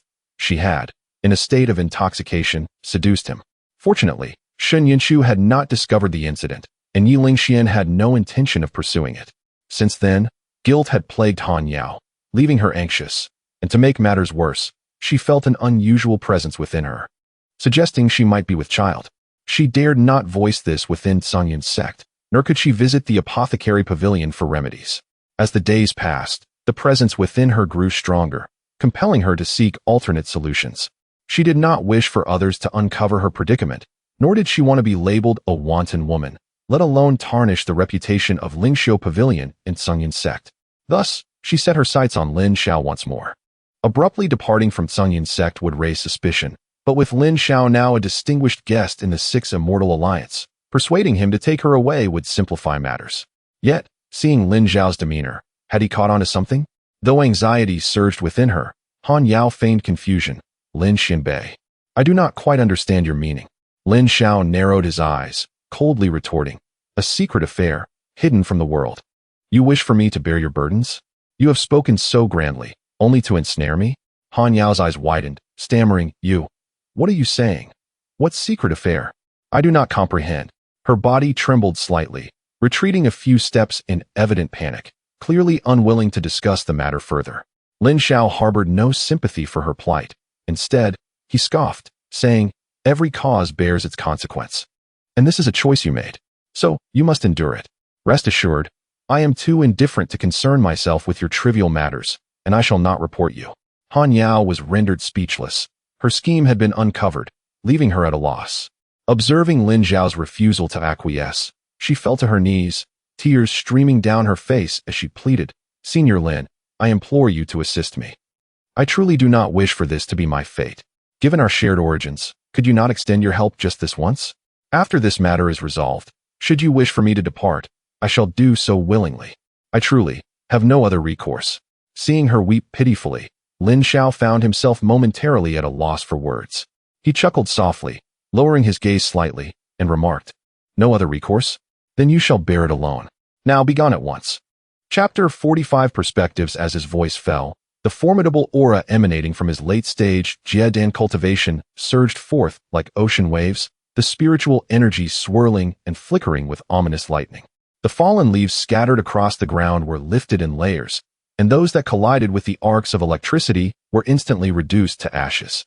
Han Yao, taken aback, paled in shock and found herself momentarily paralyzed on the ground, trembling uncontrollably. After a considerable time, she finally regained her senses, her gaze fixed intently on Lin Xiao, her delicate features marred by a sense of grievance and resentment. "Lin Xiao, how ruthless you are." Her words emerged as though squeezed through clenched teeth, laden with bitterness. She resented Lin Xiao for no longer being the compliant figure he once was. In the eerie silence, Han Yao wiped away her tears, stood up, and, without uttering a word, turned to leave, her face concealed by her hands. Lin Xiao, however, merely scoffed. It became evident that this senior sister of his was no different from Gu Xian. They were both selfish, vain women. Upon witnessing Yi Ling Xian, who possessed the second strongest in Ling Jin, they showered him with adulation, regarding him as a priceless treasure. Regardless of the offenses he committed, they invariably placed the blame upon Lin Xiao, even when Yi Ling Xian falsely accused him. They believed him without hesitation, as they perceived the bearer of an Ling Jin to be far superior to one with Lei Ling General. Thus, their hearts leaned toward Yi Ling Xian, whom they deemed more talented, younger, and possessing greater prospects. At that time, Lin Xiao was oblivious to these factors and assumed that everything was merely the machinations of Yi Ling Xian, but he has come to understand now. Frankly speaking, even if Yi Ling Xian possessed the secret techniques of Huan's sect, which might work wonders on women, if those three women had been a bit more cautious or rational, they would have clearly seen Lin Xiao's innocence in that situation. Yet, they idolized the strong, admired the gifted, and revered the bearer of an Ling Jin, looking down upon Lin Xiao, who was always by their side without complaint. Consequently, they believed everything that transpired was his due punishment. For such women, if Lin Xiao were to harbor any pity, he would be deserving of yet another demise. Several disciples nearby witnessed this scene, observing Han Yao's departure in stunned silence. Luo Wanning descended the small path from the back mountain and happened to see Han Yao leaving in tears. She gazed toward Han Yao's receding figure, unable to suppress a frown, and inquired, "Lin Shidi, did you bully her?" Upon hearing this, Lin Xiao could not help but chuckle. "Senior sister, I am a late-stage Jiedan cultivator. What need do I have to bully a mere female cultivator of the false Dan realm? She wished to leave Cong Yun's sect and join our Yuhua sect, but when I did not acquiesce, she ran off in tears." Seeing Lin Xiao's confident explanation, Luo Wanning could not help but express her skepticism. "Han Yao wants to leave Cong Yun's sect and join our Yuhua sect? Shidi, are you certain you are not mistaken?" It was understandable for Luo Wanning to be perplexed. Han Yao was the top disciple of Gu Xiyin and the future leader of Ling Xiu Pavilion. Although she was only in the false Dan realm, she had been exceptionally promoted to a member of the Six Immortals Alliance. She typically accompanied Gu Xiyin in handling the affairs of the alliance, and among all members, she was the only one not at Jiedan cultivation. To be allowed entry into the Six Immortals Alliance while in the false Dan realm was a rare honor afforded by Cong Yun's sect, and now Han Yao wished to abandon her sect for Yuhua? A rational person would never entertain such thoughts. Noting Luo Wanning's incredulous expression, Lin Xiao chose not to elaborate further, simply lowering his gaze with a smile. "All right, senior sister, no need for further contemplation. Have you finished gathering the celestial herbs? Shall we depart?" Luo Wanning, unable to comprehend the reasons behind Han Yao's departure, could only nod in agreement. "I've gathered everything. Let's go." As the two traversed the sect square and made their way along the small path, the cultivators they encountered bowed respectfully. Even the disciples from Cong Yun's sect's law enforcement hall refrained from obstructing them upon seeing Lin Xiao. He understood that this privilege was granted by Ling Yunzi, yet he would not look back. Upon exiting Cong Yun's sect's protective array, Lin Xiao drew forth the Fei Yun sword, while Luo Wanning produced a round mirror-like magical disc upon which she stood. Both ascended into the sky, soaring towards Yuhua sect. As they neared their sect, Luo Wanning appeared burdened with thoughts, seemingly troubled by the state of their sect. Lin Xiao, however, remained silent, deep in contemplation. The secret realm that had split from the Shura ghost domain would undoubtedly attract numerous rogue cultivators. Although demonic practitioners currently dared not appear overtly, they would surely infiltrate under the guise of chaos, seeking to profit from the confusion. At that time, the dangers within the secret realm would be less concerning. Rather, the lurking assassins from the demonic path warranted the utmost vigilance. The thought of Gu Xiyin joining the expedition filled Lin Xiao with distaste. Under Ling Yunzi's immense pressure, he had to be mindful of the safety of the Six Immortals Alliance cultivators. Otherwise, if he offended the face of this Yuaning cultivator, it would not bode well when he personally came to Yu Hua sect to seek retribution. Having received numerous benefits from Ling Yunzi, he must take the safety of those Six Immortals Alliance members into account. It was best not to provoke a Yuaning cultivator. Furthermore, with Gu Xiyan also venturing into the secret realm, leaving Ling Xiu Pavilion unguarded, he could not help but ponder what schemes Yi Ling Xian might set in motion. Would he attempt to expedite the assassination plan against Ling Yunzi? Lost in thought, Lin Xiao suddenly turned to Luo Wanning. She remained clad in her azure celestial attire, her aura as pure as ever, devoid of any impurities. 7 years. He wondered if Yi Ling Xian had ever approached her. After a moment of silent reflection, Lin Xiao inquired, Luo Shiji, having resided in Song Yun sect for 7 years, have you noticed anything amiss? Luo Wanning, absorbed in her own thoughts, snapped back to reality at Lin Xiao's question, pondering briefly. There isn't much that seems suspicious. I have been cultivating in the back mountain, unable to leave the protective array, and I receive no news from the outside. Shidi, why do you ask? Has something happened in Songyun sect? Lin Xiao shook his head, then replied, nothing has occurred. It is just that after such a long time, I wish to understand the situation within Songyun sect. I wonder if those familiar faces from the past will emerge as the pillars of Songyun sect in the future. Senior sister, what are your thoughts on Gu Xiyin and her disciples? Upon hearing this, Luo Wanning's heart skipped a beat, and she blurted out, Shidi, are you perhaps considering returning to Songyun sect? Lin Xiao was momentarily taken aback, unable to suppress a chuckle. How could that be? My inquiries are merely intended to gauge the future strength of Songyun Zone. Rest assured, senior sister. With this, Luo Wanqing finally exhaled in relief. To be candid, she was quite reluctant to see Lin Xiao depart. Ever since his arrival at Yuehua Zone, the sect's standing had ascended, and the disciples exhibited a greater cohesion than before. If Lin Xiao's assertions held any truth, the addition of 5 more Jedon stage cultivators could be deemed an invaluable boon he had brought. With his presence, the sect had transformed beyond recognition. Luo Wanqing, entrusted with the legacy of her predecessors, was resolute in her mission to fortify Yuehua Zone, and naturally, she did not wish for such a pillar of the sect to leave. Casting aside her convoluted thoughts, Luo Wanqing pondered earnestly before delicately articulating, Gu Xiyan, as the head of Lingxi Pavilion and the vice leader of the Six Immortal Alliance, is undoubtedly diligent and possesses a demeanor that is both humble and courteous.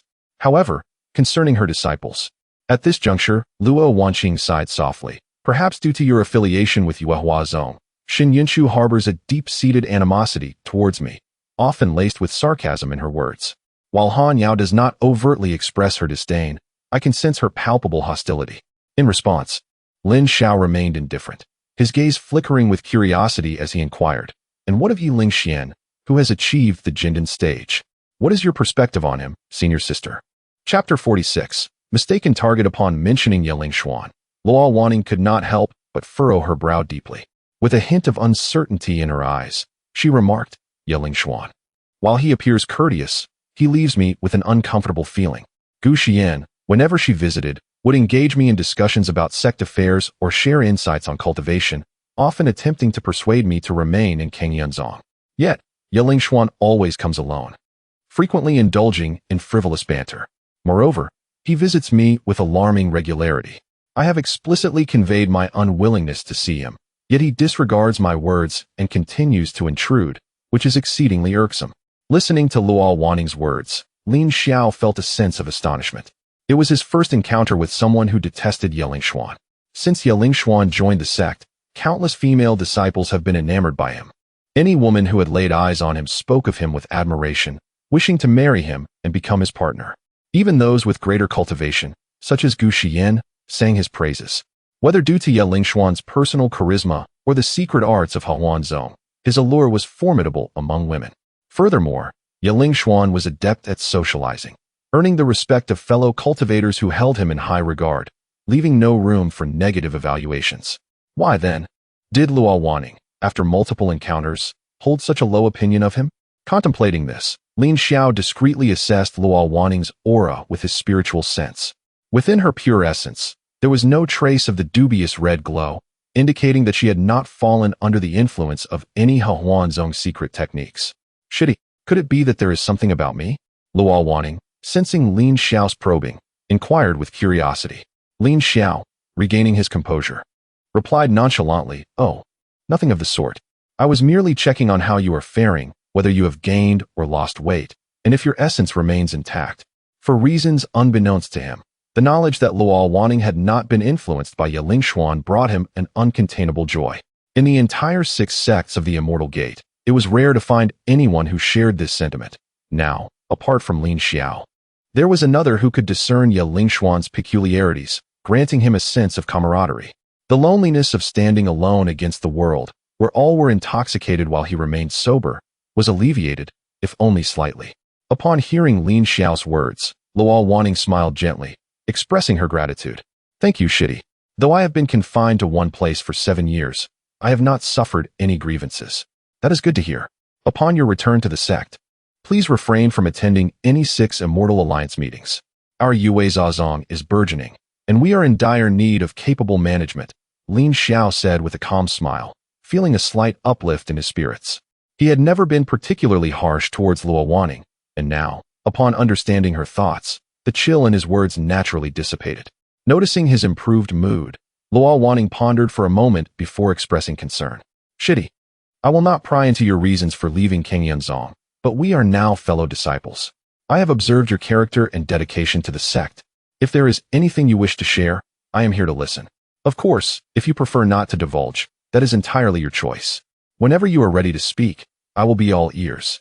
Though Lin Xiao felt a slight closeness to Luo Wanning, it did not extend to the point of baring his soul. Maintaining his demeanor, he sighed softly and replied, "Past events are but fleeting whispers. Mere tribulations of the mortal realm, to speak of them is futile and only serves to deepen the sorrow." Luo Wanning had long surmised that Lin Xiao harbored secrets. After all, why would a talented cultivator, so highly regarded within the sect, choose to depart from Kengyunzong? Lin Xiao had contributed significantly to the sect, and his personal visit to retrieve her had led her to regard him as one of her own, hence her concern. However, since he was unwilling to speak, she did not press further. Thus, Luo Wanning chose not to pursue the matter, instead offering consolation. "What you say is true. In the vast journey of immortality, misfortunes abound. Let us not dwell on the past, but rather look forward." In response to her words, Lin Xiao said no more, merely nodding in agreement. The two of them flew swiftly onward, and within 10 days, they had already exited the influence of the 6 Immortal Alliance. After a short while, Lin Xiao furrowed his brow and halted before a towering peak. Luo Wanning, stopping beside him, gazed at the peak that pierced the clouds and inquired, "What troubles you, Shitty?" Lin Xiao fixed his gaze upon the summit and replied coldly, "It was here that I encountered demonic cultivators on my last return to the sect. They are back, and their strength is even more formidable than those we faced before." At this, Luo Wanning gasped in surprise, promptly extending her spiritual sense to search diligently. However, no matter her efforts, she could not detect a hint of demonic energy. Just then, 5 shadowy figures leaped down from the peak above, and with their arrival, the demonic aura surged like a torrential wave, staining the surrounding mist a deep crimson. Lin Xiao focused intently, recognizing the leader among the 5, a young man clad in a crimson robe, his complexion pale as jade, with sharp brows and piercing eyes, and a peculiar demonic pattern etched between his brows. His aura unmistakably signified he was at the late stage of the Golden Core realm. The remaining 4 bore familiar, ghostly visages, all at the mid-stage of the Golden Core realm. "Isn't that Nangang Yin?" The young man scrutinized Lin Xiao and Luo Wanning with surprise, shaking his head, then fixating on Luo Wanning with a mocking grin. "She is quite remarkable, with mid-stage Golden Core cultivation. Her beauty is indeed exquisite, and despite being covered up, one can still discern her alluring figure. Such a woman is truly wasted as a mere furnace." The gaze of the late-stage demonic cultivator sent a chill down Luo Wanning's spine, turning her face pale. She dared not speak rashly, forcing herself to remain calm. Observing the audacity of the young man, Lin Xiao sighed in exasperation, I truly wish to avoid entanglements with you bothersome flies. Why can't you simply leave us in peace? You are here to intercept Nangonyan, are you not? Might you allow us to pass? The young man chuckled mockingly, as if he had heard the most absurd joke. He waved his hand dismissively. Sure, you can pass. But that enchanting fairy behind you must stay as a toll. Upon hearing this, Luo Wanning's heart raced violently. Facing a late-stage golden core cultivator and 4 mid-stage counterparts, Lin Xiao, despite being at the same realm, would find it challenging to contend with even one of them, let alone the rest. She is genuinely terrified that Lin Xiao might abandon her and flee alone. What fate would await her in the hands of demonic cultivators? Luo Wanqing dared not imagine. Fortunately, Lin Xiao harbored no such intentions. Not only did he remain, but he also spoke with a hint of derision. Is there anything beyond yearning for women that the disciples of He Huanzong can think of? It was the same last time. I offered them a chance. Yet they failed to appreciate it. So, will you also perish here for the sake of a woman? Upon hearing this, the man's expression grew cold, and he scrutinized Lin Xiao with a piercing gaze, his words laced with menace. I see. Late stage of foundation establishment, a thunder spirit root cultivator. You must be Lin Xiao. Lin Xiao let out a cold laugh, remaining silent as he secretly began to gather the power of thunder within him. Not receiving a response, the man's face darkened, his voice thick with murderous intent. Very well, very well. They say your thunder spirit root is the nemesis of the demonic path, but I refuse to believe it. Today, allow me to witness it firsthand. As he spoke, he recited an incantation, and a dense mist of blood enveloped him. Lin Xiao, unfazed, turned his attention to the crowd and calmly instructed, Luo Shija, you should step aside for a moment. I shall resolve this swiftly. With that, his left hand surged with thunderous light, while from the veins of his right wrist emerged a sword radiating with crackling thunder. Chapter 47 Celestial Phenomena. Realizing the overwhelming numbers and the presence of demonic practitioners, Luo Wanqing understood that remaining behind would not only be futile, but would also become a burden to Lin Xiao. Thus, she nodded and said, very well, take care. With those words, she donned a white cloak and hurriedly fled into the distance.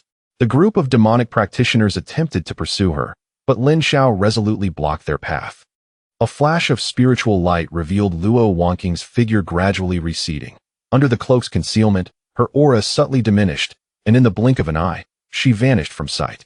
Lin Xiao felt a sense of relief as he faced the 5 demonic practitioners alone. With the incantation of their leader completed, the blood mist before him began to spread ominously, quickly enveloping the figures of the demonic practitioners. The demonic energy within the mist surged like a palpable killing intent, cascading forth like a tidal wave. Observing this, Lin Xiao ceased his words and silently summoned the thunderous power within him. He held the Chun Jun sword horizontally against his chest, quietly reciting the sword incantation to infuse it with lightning. In an instant, the sword's radiance surged magnificently, the sound of thunder deafening, as the ancient swords might cause the very heavens and earth to tremble. Witnessing the sword's immense power, gasps of astonishment echoed from within the blood mist, followed by the leader's strained voice attempting to maintain composure. Steady yourselves. Buy me some time. Upon hearing this, Lin Xiao refused to grant them any opportunity. Without further ado, he wielded the treasured sword with fervor, unleashing the accumulated thunderous energy in a sweeping strike. A resounding whoosh filled the air as a torrent of lightning surged outward in a circular arc, its brilliance outshining the midday sun. As the lightning sword Qi met the blood mist, it encountered a slight resistance, yet the force of the lightning remained undiminished, effortlessly slicing through the mist and expanding into the distance. A cry of anguish erupted from within the blood mist as the thunderous sword technique carved through it, scattering charred limbs and severed arms from the heavens like a rain of blood. Realizing the situation, Lin Xiao extended his spiritual sense and discovered that only a weak aura of a late-stage Jedon practitioner remained within the dissipating mist. The remaining 4 had perished completely, leaving no trace of their souls behind, and only the figure of the leader slowly emerged. He coughed blood, a horrific sword wound marring his waist. Yet curiously, his aura intensified rather than diminished, a shadowy demonic figure faintly materializing behind him. Observing this, Lin Xiao's expression remained impassive as he calmly inquired, blood spirit possession technique. Since you are from the Shui Mo sect, why is there a Hetsuan sect mark on your forehead? Are you here to assist the Hetsuan sect in finding women?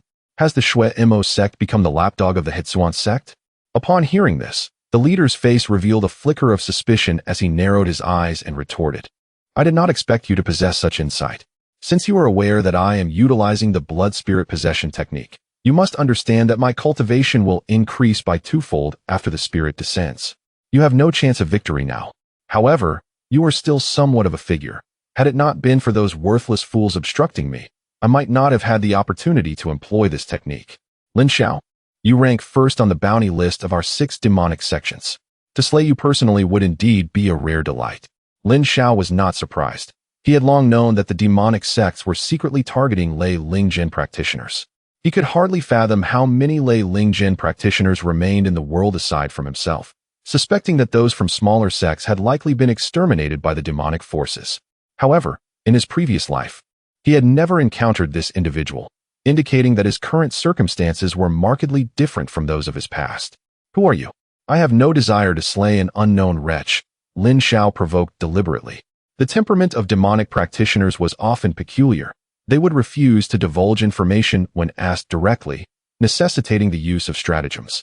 Having faced them multiple times in his previous life, Lin Xiao was acutely aware of this. As anticipated, the leader's fury was ignited by Lin Xiao's taunt, and he sneered through gritted teeth, "Unknown wretch? How amusing. This is the first time someone has referred to me as such." A faint red glow emanated from his eyes, and the shadowy demonic figure behind him began to writhe restlessly, reflecting his rage. "I am Xian Yuan Shi, once the heir of the Shui Mo sect." As if recalling something, he clenched his fists, his expression darkening as he continued ominously, "Now, I am the adopted son of the Hatsuan sect's master, and I shall become the future leader of the demonic path." Seeing Xian Yuan Shi's frenzied demeanor, Lin Xiao could not help but frown slightly. This individual was unfamiliar to him. Where had he emerged from? In his previous life, Lin Xiao had encountered numerous demonic masters, even facing the ancestor of the Hatsuan sect.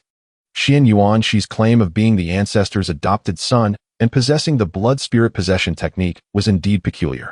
As he pondered, Lin Xiao's mind suddenly brightened with a recollection from his past life.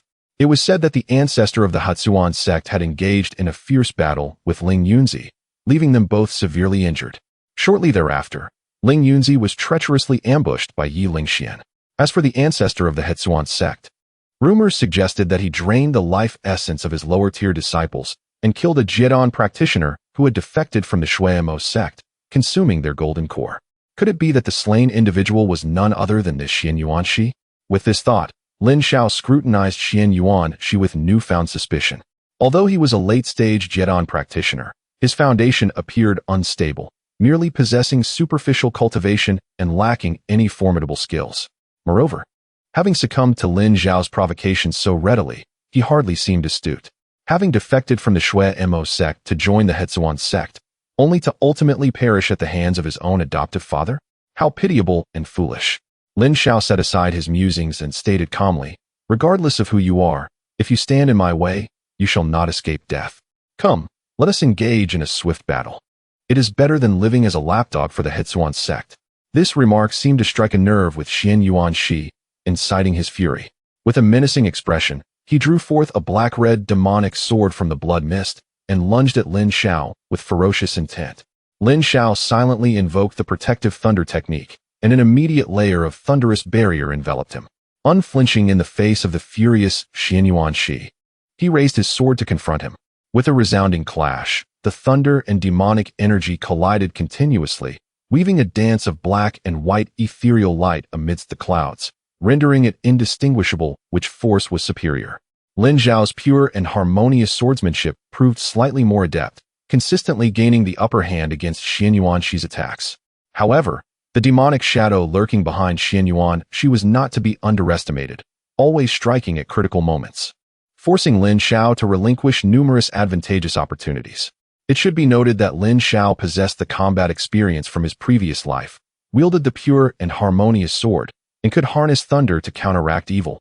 Yet even so, he struggled to subdue Xian Yuan Shi. This clearly demonstrated the formidable nature of the blood spirit incarnation technique. The two engaged in fierce combat high above the clouds, their contrasting sword energies stirring the vast sea of clouds into disarray. Suddenly, a streak of sword light flashed, descending upon a nearby peak, followed by a thunderous roar that sent boulders tumbling and tremors shaking the mountain, as if the very pillars of heaven were about to collapse. Lin Xiao? What kind of hero are you, hiding and dodging? Xian Yuanshi snarled, his frustration palpable. As the time for the blood spirit incarnation extended, his eyes glowed a crimson red, and his power surged to the zenith of the incarnation technique. Standing amidst the clouds, Lin Xiao exhaled a breath of turbid air. He summoned the long restless thunder within him, a glint of cold light flashing in his eyes. Xian Yuanshi, do you have any final words? Lin Xiao gently caressed the blade of his pure and harmonious sword, a hint of melancholy crossing his face. He felt an unexpected pang of compassion for Xian Yuanshi, who had likewise suffered betrayal and met a tragic end. However, he would not spare him. This duel had unveiled the secrets of the pure and harmonious sword and much of his thunder techniques. Should Xian Yuanshi return to the demonic path alive, the formidable figures of that realm would undoubtedly gain insights into Lin Xiao's methods. Final words? I'll tell you after you're dead. Xian Yuanshi replied with a maniacal laugh. In response, Lin Xiao merely shook his head. You won't have the chance to speak. With a slight bow of his head, he silently invoked, Thunder of 1,000,000 pounds. Rise. Upon the completion of his incantation, a thunderous barrier materialized out of thin air, enveloping a radius of 100 feet. Within this barrier, dark clouds churned and lightning flashed, momentarily conjuring a small celestial phenomenon under Lin Xiao's thunder techniques, showcasing the immense power of a thunder-rooted cultivator. Inside the thunderous barrier, Xian Yuanshi was already overwhelmed with terror. The innate fear of thunder that demonic practitioners held rendering him speechless and trembling in fright. Even the demonic shadow behind him began to tremble amidst the crackling lightning. Lin Xiao, wielding the pure and harmonious sword, stood resolute against the howling winds, his eyes shrouded in a radiant white glow, surrounded by a swirling tempest of thunderclouds, like a deity of thunder descending upon the world. Wait, I still have something to say. Xian Yuanshi suddenly reached out. His blood-red eyes filled with fear. Under the deluge of thunder, his arrogance and pride vanished, leaving only a desperate yearning for survival. Observing the terrified Xian Yuanshi, trembling like a leaf in the wind, Lin Xiao had no intention of halting his advance. He slowly raised the pure and harmonious sword. Chapter 48. The connection of heaven and earth. Before long, the surrounding thunder gradually subsided, and the remnants of clouds, cleaved into countless fragments by the sword energy of the two, were swept away by the fierce winds, vanishing without a trace. Lin Xiao exhaled a breath of turbid air, holding a black storage pouch in his hand, meticulously probing it with his divine sense. Inside were various kinds of elixirs, a tome on the blood spirit possession technique, a manual on the He Huan cultivation method, and several magical artifacts of unknown power. Additionally, there was a bag of spirit stones and 2 tokens. One was inscribed with the name of Xian Yuanshi, the young master of the blood demon sect, while the other bore the title of Xian Yuanshi, protector of the He Huan sect. The demonic techniques and artifacts imbued with demonic energy were incompatible with the thunder. Thus, Lin Xiao could neither utilize nor cultivate them. After a careful inspection, he stored the spirit stones and some elixirs in his pouch and incinerated the remaining items along with the 2 tokens. However, to his surprise, beneath the flames of the thunder, one object remained unscathed. In his astonishment, Lin Xiao extinguished the flames with a wave of his sleeve and gazed at the object before him. It was a black crystal stone, roughly the size of a fist, which had originally been embedded in an ancient mirror artifact. Yet, that ancient mirror had been reduced to ashes under the thunderous fire, while the crystal remained entirely intact. Lin Xiao held it in his hand, examining it closely. Curiously, upon separating from the ancient mirror, the crystal exhibited no trace of demonic energy. This stone was exceptionally hard, impervious to both thunder and flame, suggesting it possessed remarkable utility. What indeed was Xian Yuanshi's intention in concealing this stone within the artifact? Had he known, he should have extracted the soul and refined the essence before taking his life. As Lin Xiao pondered, he could not fathom the reason behind it. The stone had appeared to be an inseparable part of the artifact, making it difficult to conceive of its uniqueness. Unable to unravel the mystery, Lin Xiao sealed the stone within a talisman and placed it into his storage pouch. With that completed, he set off in pursuit of Luo Wanning, who had fled in the opposite direction. Along the way, Lin Xiao expanded his divine sense, encompassing the surrounding area of 100 miles within his grasp. While searching for Luo Wanning's trail, he reflected on the details of the recent battle. The advanced thunder technique possessed sufficient power, yet its consumption was exceedingly great. Even though he had cultivated the Tianqin technique, granting him a reservoir of qi far deeper than that of his peers at the same level, a single use of the advanced thunder technique had depleted a full 40% of his spiritual energy. Henceforth, it would be prudent to refrain from using it unless absolutely necessary. Once he reached the Yuanying stage, such concerns would be rendered moot. Calculating his circumstances, Lin Xiao felt a flicker of luck. Fortunately, the number of adversaries was limited. Presently, he lacked the capability to confront too many demonic cultivators. Although his thunder techniques were formidable, his qi reservoir at the Jedon stage was insufficient for reckless expenditure.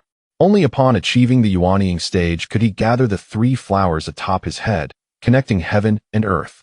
At that time, the spiritual energy of the cosmos would be at his disposal, eliminating the risk of depletion. Should he master the thunder techniques thoroughly, he could even temporarily borrow the power of celestial phenomena, thus providing him with the means to contend with demonic cultivators at the Yuanying stage. Lost in thought, Lin Xiao noticed something peculiar in a nearby ravine. The water within flowed turbulently, making it difficult for fish to survive. The overlapping valleys formed a waterfall, with water depths reaching several zhang. The banks were adorned with many peculiar flowers and herbs, including some medicinal plants like Ningji Lu and floating duckweed. It was upon observing these celestial herbs that Lin Xiao sensed something unusual. Those few celestial herbs should not have thrived in this place. Had he not examined them closely, he might have overlooked them entirely. In retrospect, were they not the same ones that Luo Wanning cultivated in Songyinzong? Lin Xiao descended to the edge of the ravine, directing his divine sense toward the water below. Indeed, he discovered a faint spiritual energy concealed beneath the waterfall in the reservoir. Noticing this, he slightly moved his lips, sending a sound transmission through the waterfall to reach the pool. Before long, a whirlpool formed in the pool, and from within, a barrier of spiritual energy, approximately 10 feet in diameter, emerged, though no figures were visible inside. Junior brother. Beneath the barrier, Luo Wanning's figure gradually materialized as she flew toward the shore, removing her white cloak and storing it in her pouch. Seeing Lin Xiao unscathed, Luo Wanning could not help but exclaim with delight, "That's wonderful, I'm glad you're all right." Lin Xiao nodded, saying, "Sister, you are indeed clever. Using celestial herbs as markers, had I been any more careless, I might not have found you." Flattered by Lin Xiao's praise, Luo Wanning blushed, her gaze lowering as guilt washed over her. "Junior brother, you truly embarrass me with the great enemy looming. I could not assist, yet you still covered for me, helping me escape." Lin Xiao, however, was not angered. He simply consoled her, saying, "Sister, you speak nonsense.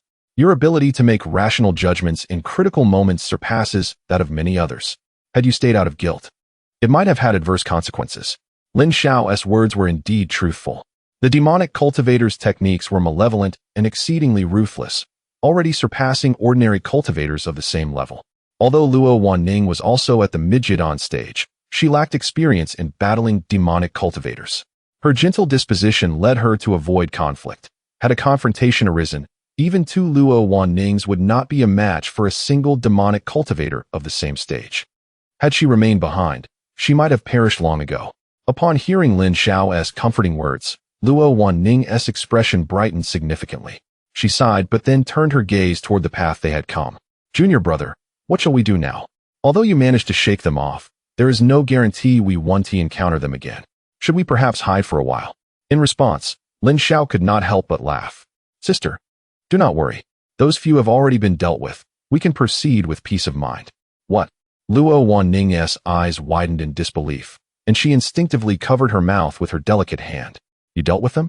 Lin Xiao nodded, choosing not to elaborate further. He silently took out the Feiyun sword and stepped onto the blade.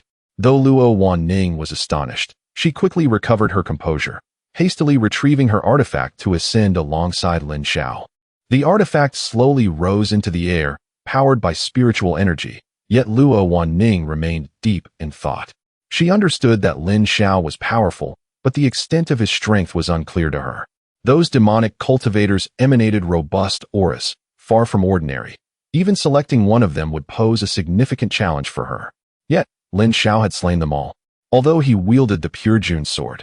That still seemed incredibly implausible. Could it be that junior brother was deceiving me? No, he has no reason to deceive me. Observing his unwavering confidence, it seems his words are indeed credible.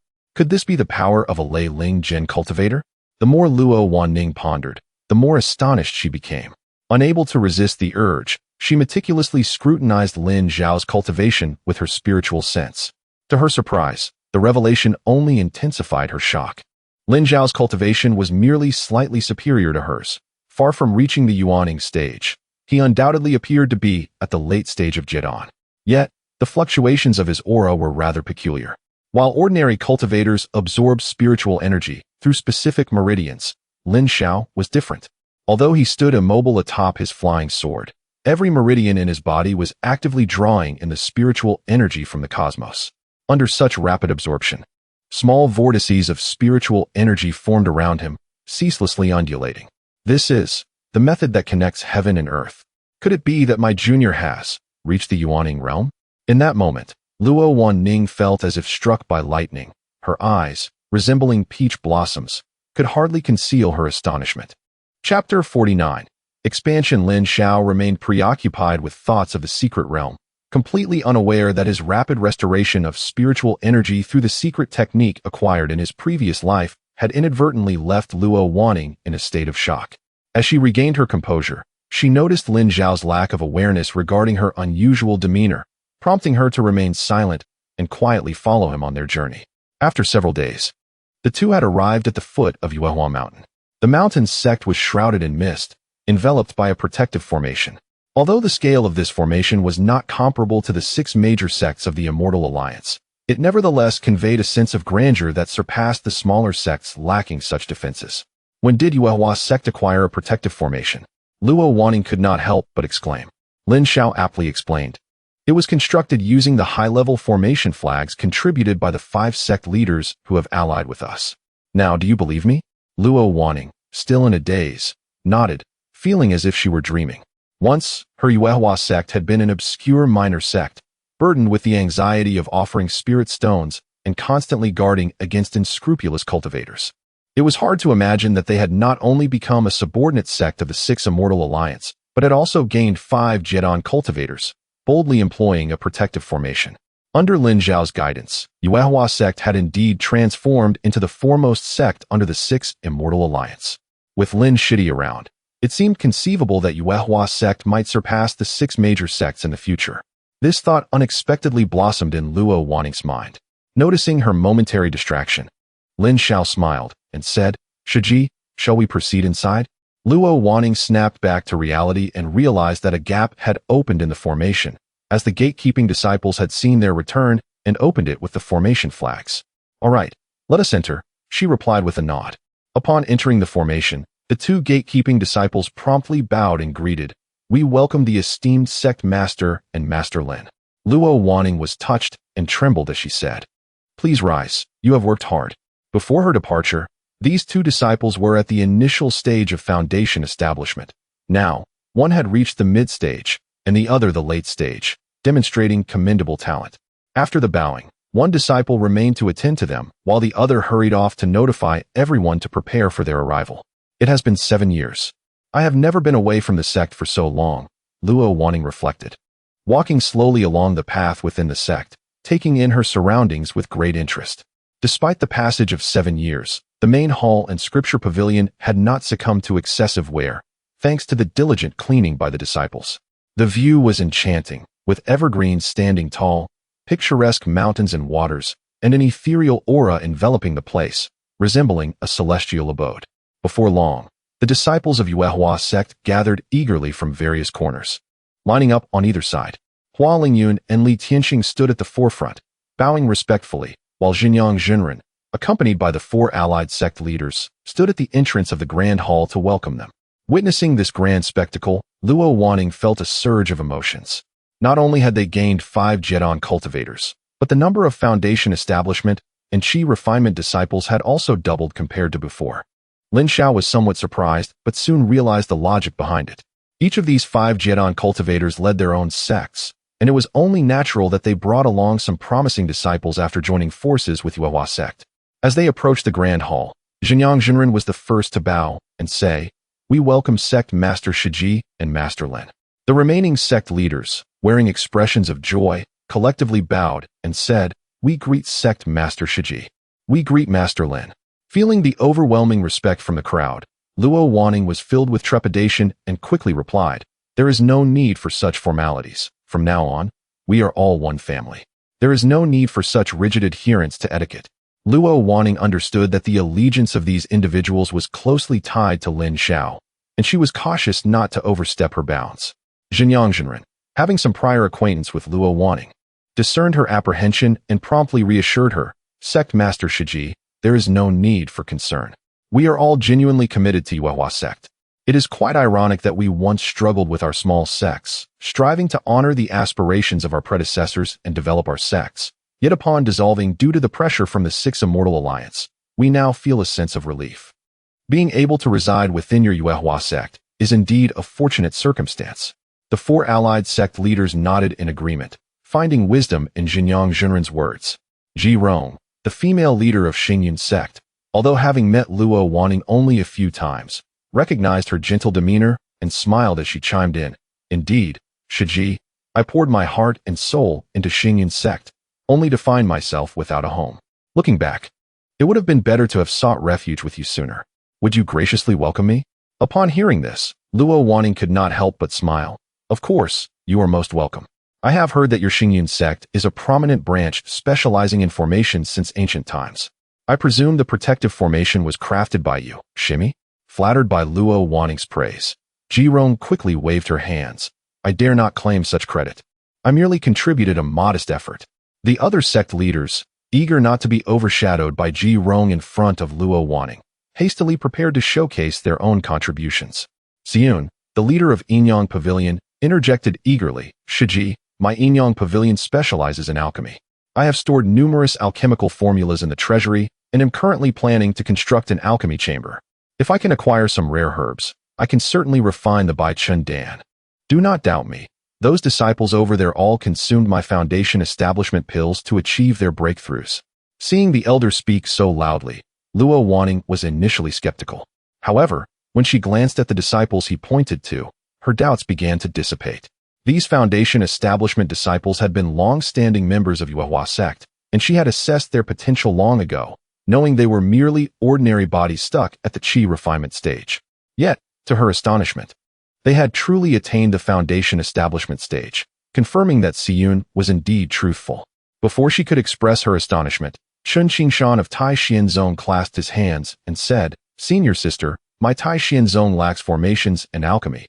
We possess only the ancestral technique of the Falling Blossom sword art in 36 forms. Recently, I have placed this sword technique in the library for the disciples to practice." Observing this, the younger brother Zhang of Long Hu Min hastily clasped his hands and said, "Senior sister Luo, my name is Zhang Rui, and I am the sect leader of Long Hu Min. In light of the unkindness shown by the Six Immortal Alliance, which has repeatedly deceived and oppressed us, I no longer wish to guard a small sect in fear. My Long Hu Min lacks formations, lacks alchemy, and lacks formidable divine abilities. We merely pursue the method of refining qi and preserving spirit, harmonizing the dragon and tiger, and bridging the gaps. Therefore, I have composed a volume on alchemy, placed in the library, solely to assist the disciples in swiftly breaking through the refining qi stage. I hope senior sister will not find it unworthy." Upon hearing Zhang Rui's words, Luo Wanjing promptly nodded and replied, "How could I find it unworthy? You have truly exerted yourself, Zhang Shidi." Noticing Luo Wanjing's gentle and amiable demeanor, the sect leaders relaxed, speaking with greater familiarity. Luo Wanjing engaged them in conversation for quite some time, but inadvertently noticed that their gazes frequently drifted toward Lin Xiao, filled with admiration.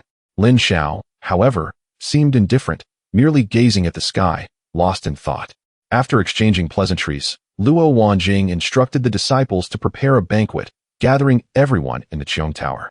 The disciples promptly responded, some gathering fruits, others brewing wine. Joyfully dispersing, the sect leaders, aware that Luo Wanjing wished to converse further with her disciples, took their leave first, chatting amiably as they proceeded to the Qiong Tower. Once the elders concluded their discussions, Hua Lingyun hurriedly brought Li Tianqing to stand before Luo Wanjing and Lin Xiao. "Master, you have finally returned. Your disciple has awaited your return with great longing. Hua Lingyun gazed at Luo Wanjing with a mixture of sentiment and respect. Performing a deep bow, noticing that this girl had matured significantly since 7 years ago, Luo Wanjing's expression became complex as she replied, Lingyun, you have truly endured much these years. She then turned her attention to Li Tianqing and inquired, you are a disciple of Zhenyang Zhenren, correct? Li Tianqing nodded, somewhat reserved, and replied, yes, I am Li Tianqing, and I have come to pay my respects to the sect leader. Hua Lingyun quickly interjected, Master, senior brother Li joined our Yuehua Zone 3 years ago. At that time, when the anti-mortal alliance was causing chaos, he foresaw the future more clearly than his master Zhenyang Zhenren and chose to ally with us early on. Upon hearing this, Luo Wanjing could not help but smile and asked, oh, what led you to choose Yuehua Zone at that time, Li Shizi? Li Tianqing offered an embarrassed smile before clasping his hands and stating, for no other reason than that I was fortunate enough to receive a promise from Lin Shishu, which prompted me to seek refuge here. Luo Wanjing turned to Lin Xiao, wishing to inquire about the circumstances of that time, but Lin Xiao, having just regained his focus, unexpectedly interjected, Senior sister, now that you have safely returned to the sect, I must depart to fulfill my promise in the secret realm. Upon hearing this, the expressions of those present varied significantly. Chapter 50. The demonic beast Luo Wanning could not help but furrow her brows and said, Junior brother, why the haste? That secret realm is surely fraught with peril. We ought to prepare thoroughly. Hua Lingyun, wearing a look of grievance, also urged, Indeed, master uncle, you have just returned, and now you wish to depart again? Li Tianxing, adept at reading the room, observed Lin Zhao's icy demeanor and refrained from speaking, standing silently beside them. Lin Xiao, however, maintained a face as cold as a tranquil lake, yet spoke with the calmness of a gentle breeze. The North Sea is distant. Aside from the time spent traveling, little remains. Thus it is imperative to set out early. Seeing Lin Zhao's unwavering determination to leave, Luo Wanning felt a sense of helplessness and could only express her concern. Very well. Junior brother, you must exercise caution. We are still unaware of what dangers lie within that secret realm. If it proves too perilous, it is better to forego treasures than to jeopardize your safety. As she spoke, she retrieved a white cloak that had been previously used from her storage pouch and handed it to Lin Xiao, saying, This treasure is known as the Yin Ling Yi. Its efficacy you should have witnessed before. When donned, it conceals one's spiritual aura, rendering one undetectable to ordinary cultivators. Even those of greater prowess would find it challenging to notice, unless they searched meticulously. Lin Xiao accepted the Yin Ling Yi, his expression slightly moved. This artifact was indeed a remarkable treasure, a lifesaver in critical moments, and Luo Wanning offered it to him without hesitation. However, he was not one to indulge in sentimentality. He promptly stored the treasure in his pouch and cupped his hands in gratitude, saying, Thank you, senior sister, for this precious gift. Should I find any herbs beneficial for Dan formation during my expedition, I shall bring some back. Lin Zhao's words were straightforward, lacking any pretentiousness, yet they brought a sense of comfort to Luo Wanning.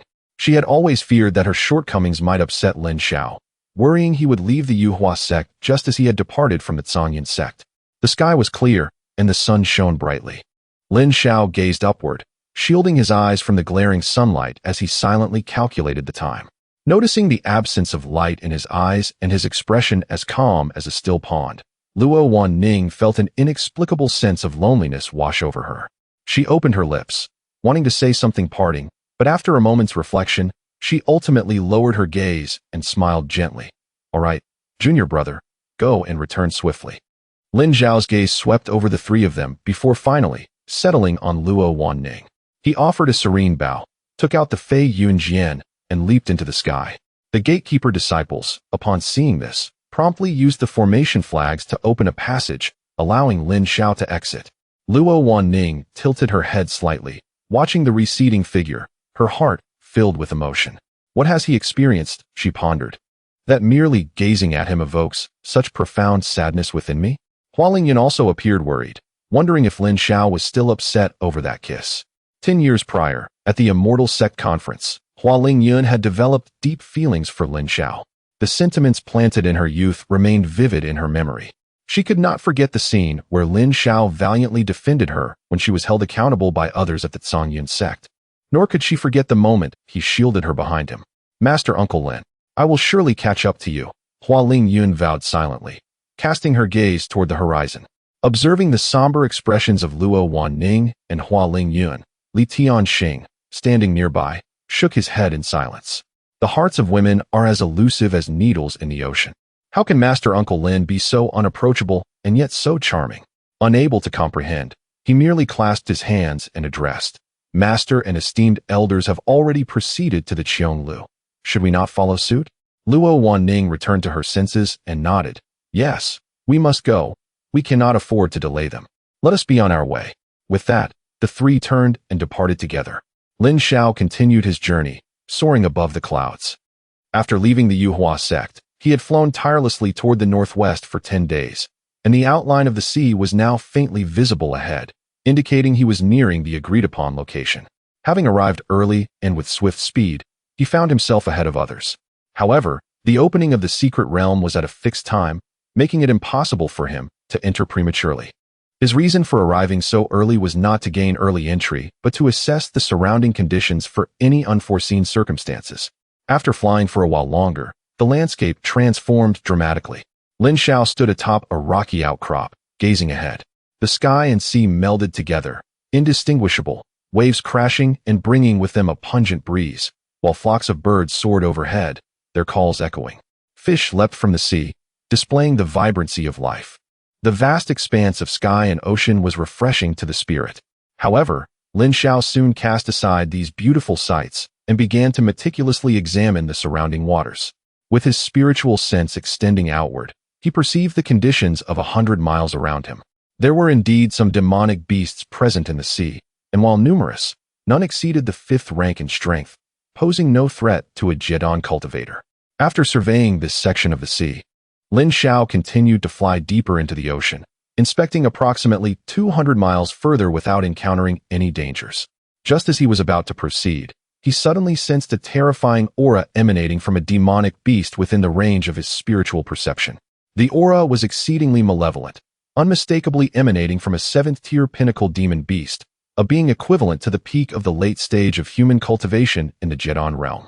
Sensing that formidable presence swiftly approaching, Lin Xiao's heart sank, prompting him to hastily don the Yin Ling Yi, reciting an incantation that rendered his figure invisible, devoid of any fluctuation of spiritual energy. Through the perception of his divine sense, Lin Xiao discerned that the demon beast abruptly halted, then leisurely turned back. A sigh of relief escaped his lips. Demon beasts of the same rank surpassed human cultivators in prowess, and their naturally tough skin and robust physique not only afforded them high defense, but also bestowed upon them formidable innate abilities. Though Lin Xiao bore no fear, he preferred to avoid unnecessary trouble. Demon beasts possessed their own territories, and the one he had encountered likely sensed Lin Xiao's intrusion. Now that Lin Xiao had concealed himself with the Yin Ling Yi, the beast presumed he had departed and thus refrained from pursuing him. He could only wonder about the nature of that creature, its aura so remarkably potent. With such thoughts, Lin Xiao proceeded to retrace his steps. Once within the secret realm, conflict was inevitable, and he was reluctant to squander his spiritual energy in this place. Chapter 51. The 3 sects. He stowed away the Yin Ling Yi and glided slowly over the surface of the sea, pondering how to confront the impending crisis. If it were only him, he could easily disguise himself as a wandering cultivator and navigate through without trouble. However, now he had to consider the burden of several members from the Liu Xianming, which required more contemplation. Perhaps the best course of action would be to meet force with force and to conceal oneself when necessary. Since those Yuaning cultivators could not enter the secret realm, Lin Xiao felt a modicum of confidence. He was currently at the late stage of the Jedon realm, endowed with the experience of his past life's battles and numerous protective spells, making him formidable among his peers.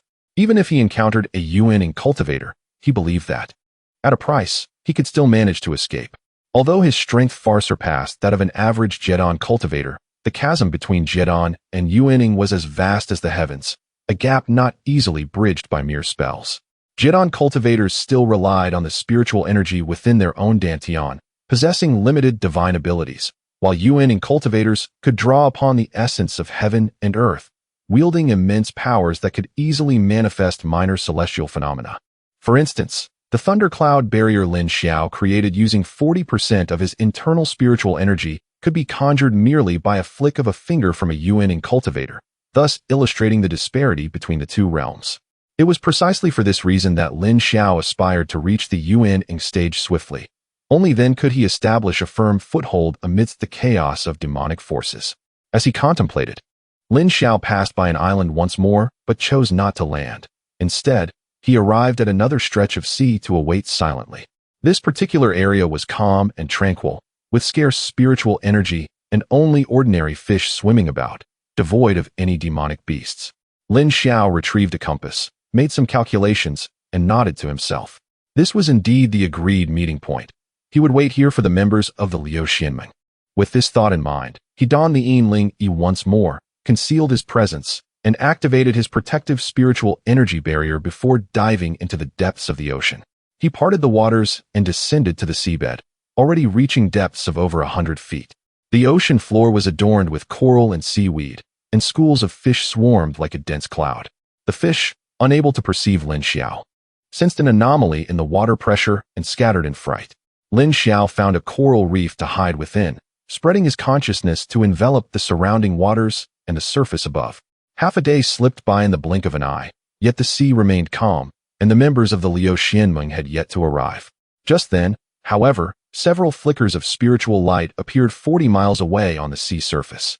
The ordinary Jedon cultivator's consciousness could only cover an area of approximately 50 miles, and the more adept could extend this to 60 miles at most. Yet, endowed with the Tian Sanju, which specializes in enhancing consciousness and Dantian, Lin Xiao's awareness extended over 100 miles, allowing him to perceive those flickers within his range. The lights moved stealthily, seemingly engaged in discussion. Lin Xiao focused his consciousness to scrutinize the area closely. He saw 3 figures clad in black, wearing ghostly masks, standing upon the water's surface. Soon, one of them removed her mask, revealing a strikingly beautiful woman. With a hint of disdain, she remarked, "Enough, enough, there's no one else here.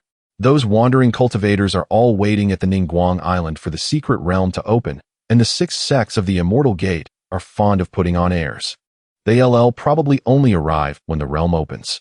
Upon hearing this, the other 2 exchanged glances and silently removed their masks. One was a young man with sharp brows and phoenix-like eyes, while the other was a pale youth. Noticing the woman's impatience, the young man with the delicate features gently advised, "Buyer, our 6 sects are still amassing strength. We cannot openly present ourselves yet. It is better to exercise caution." In response, the woman named Buyer scoffed disdainfully, "Don't get too familiar with me, Liu Sanlong. You are a protector of the Xuanyin sect, and I am the saintess of the Duoxian sect. We are worlds apart. Although we are here together on this mission, I, Lin Buyer, will not heed your words." Unperturbed by her reproach, Liu Sanlong merely smiled. "Of course, you need not listen to me. For the overall commander of this mission is Senior Brother Sima." He gestured towards the pale young man. Lin Buyer turned her gaze to the young man, her eyes devoid of any respect, and said with displeasure, "Sima Lin, speak up. What is our plan for this mission?" The frail-looking man covered his mouth and nose with his hand and coughed a few times, his voice barely above a whisper. "What else can we do? We'll infiltrate the wandering cultivators, sow discord between the 6 sects of the Immortal Gate and the wandering cultivators, inciting them to turn against each other." Upon hearing this, Lin Buyer immediately laughed derisively. "I thought you had some brilliant idea. What you said is merely nonsense." However, Sima Lin was not as easy to placate as Liu Sanlong. He narrowed his eyes slightly and coldly retorted, "Lin Buyer, do not think that just because you are the saintess of the Duoxian sect, you can act recklessly in my presence. Since the 6 sects have assigned this task, none of us can stand aside. If we succeed, all will be well. If we fail, humph." With that, Sima Lin said no more, merely snorting coldly as he soared towards Ningguang Island. Witnessing this, Lin Buyer glared with wide eyes and huffed. "Just a sickly ghost from the Huangchuan sect. What airs is he putting on?" Observing the discord between the two, Liu Sanlong smiled reassuringly. "Buyer, do not be angry. Senior Brother Sima is looking out for us. We are all the future pillars of the 6 sects. We must maintain a sense of gravity. This mission cannot be botched." Listening to Liu Sanlong's words of comfort, Lin Buyer's mood lightened somewhat. She waved her hand dismissively. "Forget it. This fairy will not stoop to his level. Let us go. The two donned their ghostly masks once more and swiftly sped forth. Thus, the sea returned to its tranquil state.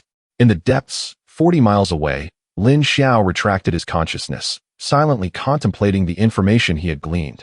It seemed the 6 sects of the demonic path were rather cautious, sending only 3 cultivators to create chaos. To exacerbate the conflict between the 6 sects of the Immortal Gate and the wandering cultivators? How intriguing. With this thought, Lin Xiao couldn't help but shake his head slightly.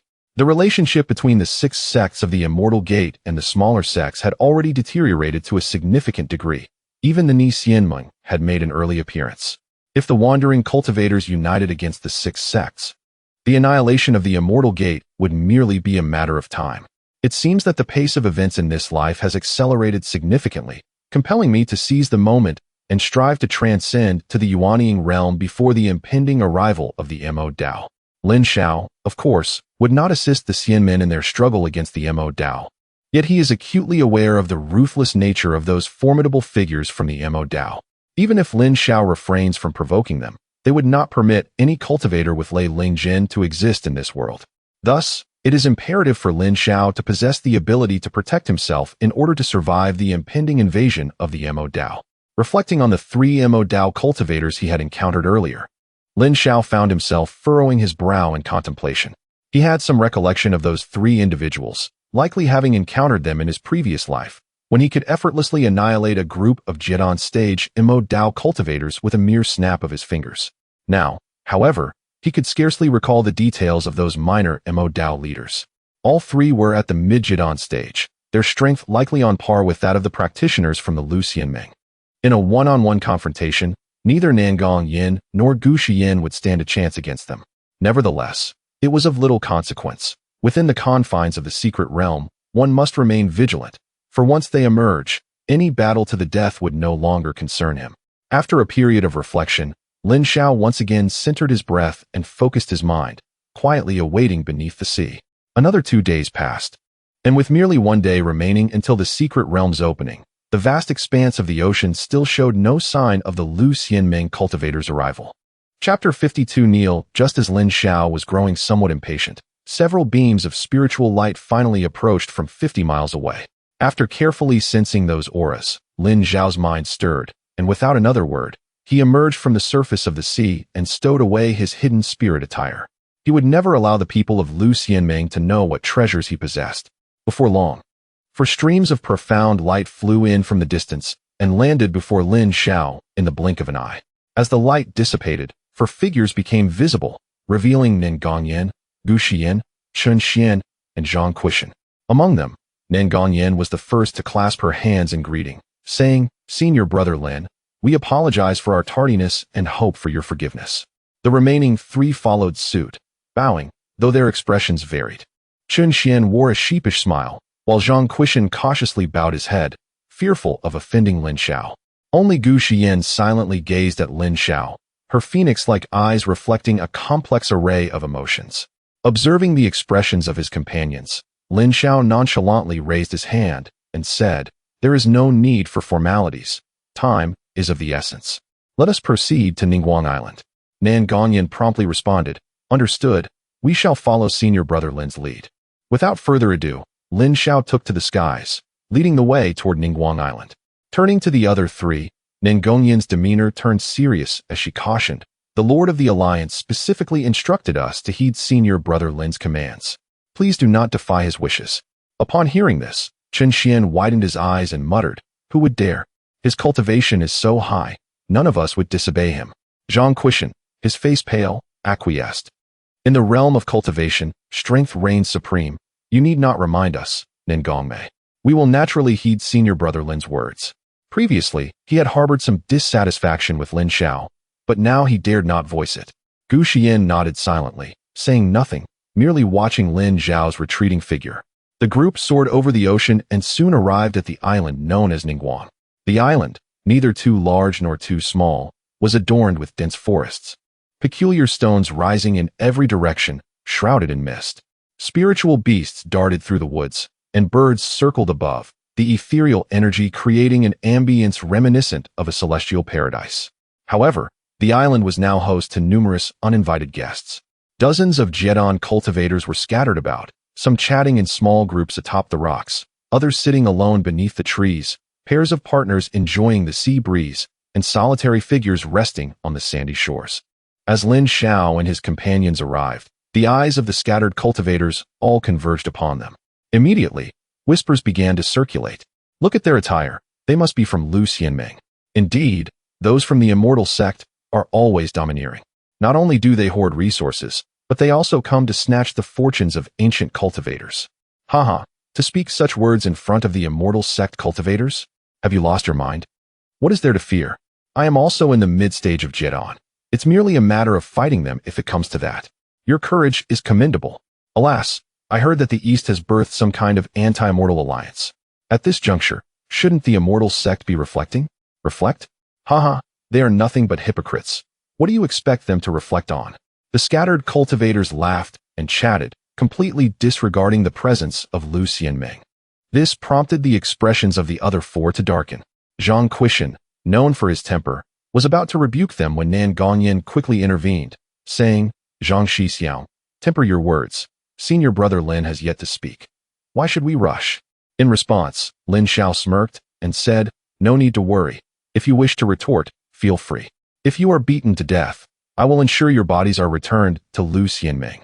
Lin Xiao was not a member of Lu Xianming. The scattered cultivators could insult as they pleased. It was of no concern to him.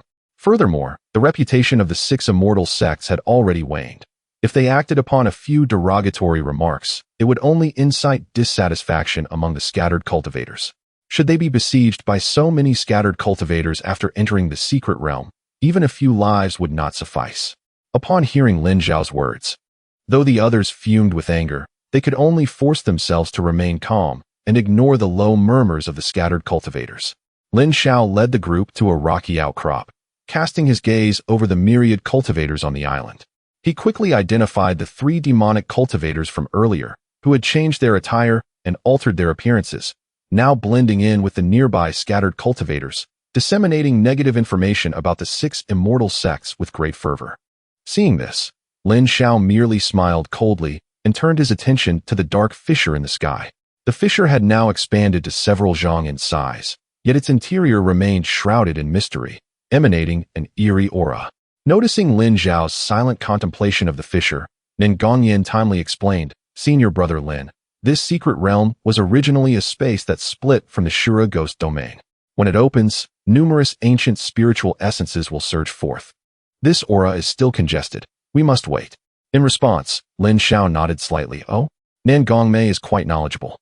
Though he acknowledged her words, he had already surmised much from his previous experiences. In his past life, Lin Xiao had entered the Shura ghost domain, and the conditions of its opening were quite similar. Since this secret realm was originally part of the Shura ghost domain, the circumstances should be analogous. Upon receiving Lin Xiao's praise, Nan Gongyan humbly replied, You flatter me, senior brother. I have never entered such a secret realm. This information was imparted by the Lord of the Alliance. Lin Xiao remained silent, casually glancing at the many cultivators surrounding them. Although the scattered cultivators were fixated on the fissure in the sky, they were also acutely aware of Lin Xiao and his companions, indicating their deep-seated wariness of the 6 immortal sections. It was inevitable that conflicts over life and treasure would arise once they entered the secret realm. Lin Xiao was indifferent. If he could procure some sacred herbs for the formation of a fetus and return smoothly, that would be ideal. However, if trouble came seeking him, he would not show any mercy. The discussions among the island's inhabitants, initially lively, began to dwindle as the members of Lu Xianming chose to remain silent. Finding no amusement in provoking them further, the scattered cultivators gradually fell silent. At that moment, a sudden flash of red light appeared on the horizon, leisurely making its way toward the island. As the red light drew nearer, a powerful pressure enveloped them. At this point, why have you not hastily knelt in welcome? A sharp rebuke, intertwined with a powerful sonic technique, reverberated across Ningguang Island, causing some low-level cultivators to falter and collapse to their knees. Witnessing this, Chen Xian's expression shifted dramatically as he exclaimed, This is bad. Why has he come? Lin Xiao, furrowing his brow, inquired, Who is he? Not only was Lin Xiao perplexed, but the other 3 were equally astonished. Chen Xian, in a state of agitation, scratched his head and hurriedly explained, Senior brother Lin, Have you ever heard of the name Hualing Daoren? Upon hearing this, Nangong Yan and Zhang Kuei-shan's faces paled, clearly struck by fear. Even Gu Shiyin turned ashen, unable to contain her astonishment as she uttered, "The Hualing Daoren you speak of, could it be the #1 cultivator below the Yuanying stage?" Chun Xian, filled with dread, affirmed, "Indeed. This individual possesses an eccentric temperament and is a tyrant among scattered cultivators. He originally operated solely in the southern regions, yet unexpectedly, he has arrived in the North Sea today." In response to his words, Lin Xiao maintained a calm demeanor and remarked, "So what if he has come? Why are you in such a panic?" Chun Xian could not help but draw in a sharp breath, his voice trembling as he replied, "Senior brother Lin, you do not comprehend the extent of his power. He is at the pinnacle of the late Jedon stage, and the 9-yang true fire he cultivates is exceedingly domineering. None of his peers can rival him. Yet, he relishes in oppressing the weak, demanding others to kneel before him, and should one refuse, he is bound to harbor resentment." Upon hearing this, Lin Xiao nearly laughed aloud. He had encountered this Hualing Dao Run in his previous life, and indeed, he was an exceedingly arrogant scattered cultivator. Back then, Lin Xiao had not yet reached the Jedon stage and had clashed with him once. While the 9-yang true fire was formidable, it paled in comparison to his own lightning techniques.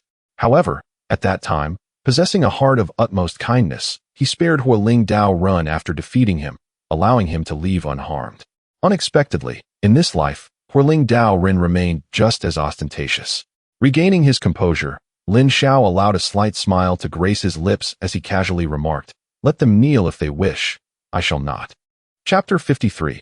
Facing off with dignity, Chun Xian was in a state of both urgency and concern, unsure of what to say. Observing his demeanor, Lin Xiao inquired, "Why are you the only one afraid? Have you perhaps encountered him before?" Upon hearing this, Chun Xian's face darkened as he lamented, "Do not mock me, senior brother. Previously, I had a task from our sect and ventured to the southern region. Unfortunately, I chanced upon this individual. In my youthful arrogance, I refused to bow to him and nearly met my end at his hands." Nangong Yan, taken aback, exclaimed, "So it was the Hualing Dao Ren who injured you that time? Why did you not speak the truth?" Chun Xian rubbed his nose, feeling embarrassed. As an elder of the Xuantian zone, would you share the tale of being bested by a rogue cultivator? Hearing this, Zhang Kuishan was left dumbfounded and meekly asked, "What shall we do now? Should we kneel before him? After all, he is at the peak of the late Jedon stage. It is not beneath our dignity to do so." Noticing the hint of timidity in his words, Nangong Yan immediately countered, "Senior brother Zhang, we are a righteous sect. How can we kneel before him?" Gu Xian shot Zhang Kuishan a disapproving glare and added with conviction, "Indeed, we kneel to heaven and earth. And to our parents. How could we kneel to a villain?" Both women turned to Lin Xiao, seemingly eager for him to speak. However, Lin Xiao remained silent, his expression inscrutable as he gazed at the ethereal light above. He had merely promised Ling Yunzi to keep these burdensome companions alive. He had neither the time nor inclination to concern himself with their pride or whether they might incur the ire of Hualing Daoren. At that moment, over half of the scattered cultivators on the island had knelt upon the ground, some displaying faces of humiliation, others wearing sycophantic expressions, while a few remained indifferent, merely following the crowd with blank faces. A small number of cultivators who did not kneel were seen paying respects to the crimson light, indicating their recognition of Hualing Daoren. Regardless of whether they were early or mid-stage Jedon, they all knelt in unison, seemingly unwilling to offend Hualing Daoren out of pride. As the ethereal light descended upon the island, Chun Xian and Zhang Kuishan were in a state of panic, caught between the desire to kneel and their embarrassment, ultimately opting to bend their knees slightly and awkwardly stand behind Lin Xiao. The crimson light approached, revealing two figures. One was an elderly man clad in a gray robe with a goat-like beard, his white hair and narrow eyes giving him a shrewd appearance. The other wore a red robe embroidered with 2 fire dragons, his fiery red hair and furrowed brow indicating a tempestuous temperament. Both exuded the aura of late-stage Jedon cultivators, yet they seemed to be from different factions. As the gazes of the gathered cultivators turned towards them, the elderly man with the goat beard chuckled, "Hualing Dao Yu, your penchant for intimidating the younger generation should be tempered. Look, the young friends on this island are terrified. One might think an emperor is making an appearance." With a haughty glint in his eyes, Hualing Dao Run retorted, "Humph. In the realm of cultivation, power is paramount. The weak must adopt the posture of the weak. Wu Wei Dao Yu, if you pity these juniors, then why compete for the sacred medicine of Jidan? Would it not suffice to relinquish it to them? Upon hearing this, the elder's small eyes darted around, yet he remained unperturbed. If it were an ordinary matter, I would not mind. However, this is the creation of ancient cultivators, and I must partake. Huoling Dao Ren, however, regarded him with disdain. His bulging eyes swept over the kneeling cultivators, satisfied to see that many were trembling and paying their respects, while those familiar with him also offered respectful gestures. A cold smile crept across Huoling Dao Ren's face. Yet, when his gaze fell upon Lin Xiao and his companions perched upon a nearby rock, his expression turned sour. It seems there are still some resilient juniors here. Huoling Dao Yu, how do you intend to teach them a lesson this time? The elder teased, noting Huoling Dao Ren's displeasure. Ignoring the elder's remarks, Huoling Dao Ren focused on Lin Xiao, narrowing his eyes as he inquired in a grave tone, from the Six Immortal Alliance? Even if you have not seen me before, you must have heard of my name. Do not assume that being at the late stage of Jidan makes you significant. Daring to show disrespect to me, I will not spare you. With that, he waved his sleeve, sending a formidable pressure directly towards Lin Xiao. The spiritual pressure stirred a fierce wind, causing Lin Xiao's robes to flutter, yet he stood tall and unyielding, unaffected by the oppressive force. Lin Xiao bore the late-stage Jidan pressure with an air of nonchalance, silently gazing at Huoling Dao Ren, lost in thought.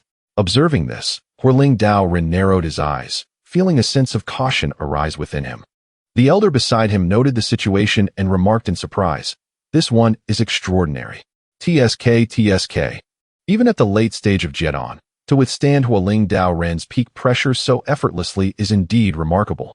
I have never witnessed such a feat." Realizing he had encountered a formidable opponent, Huoling Dao Ren refrained from further probing and shifted his attention to those behind Lin Xiao. Spotting Chen Xian cowering behind, Huoling Dao Ren regained his confidence and bellowed, "Hey, Junior Chen Xian of Xuantianzong, I spared you last time. Why are you so disrespectful again, unwilling to kneel before me? Do you disdain to acknowledge the one who reigns supreme beneath the nascent soul?" His words served both to pick on an easy target and to warn all present. By invoking the title of the greatest beneath the nascent soul, he was announcing to everyone that in the absence of nascent soul cultivators, he was invincible. Chen Xian, however, wore a pained expression, shrinking behind Lin Xiao as if he could disappear into the ground. Feeling utterly frustrated, he finally stepped forward, cupping his hands in a forced smile. Huoling Senior, I have recently encountered a setback in my cultivation, leading to a state of confusion. I did not recognize you at first. Please allow me to pay my respects. Chen Xian did not kneel, but instead performed a deep bow, then retreated slightly towards Lin Xiao, positioning himself as if to seek his protection. It was evident to all that Chen Xian aligned himself with Lin Xiao. The Taoist of fire spirit, uncertain of Lin Xiao's capabilities, dared not to impose excessively upon him upon witnessing Chen Xian's demeanor. With a solemn expression, he inquired, "Very well, you, young one. Exhibit a modicum of courtesy. Pray, introduce to me those who accompany you." Relieved by the absence of further conflict from the Taoist, Chen Xian fervently nodded, "Certainly, esteemed elder."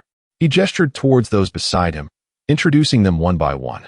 "This is Gu Xian from Tsangyan sect. This is Nangong Yin from Wenxian sect. And this is Zhang Quishan from Tiangang sect. They are all cultivators of the Six Immortal Alliance." The Taoist of fire spirit squinted as he scrutinized each individual. His attention peaked upon observing Gu Xian and Nangong Yin, both of whom possessed breathtaking beauty, prompting him to nod slightly. As for Zhang Quishan, he did not even cast a glance in his direction. Gu Xian and Nangong Yin merely offered a respectful bow, refraining from further dialogue, lest they inadvertently offend this formidable rogue cultivator. Zhang Quishan, feeling humiliated by the disregard, could only lower his head in silence.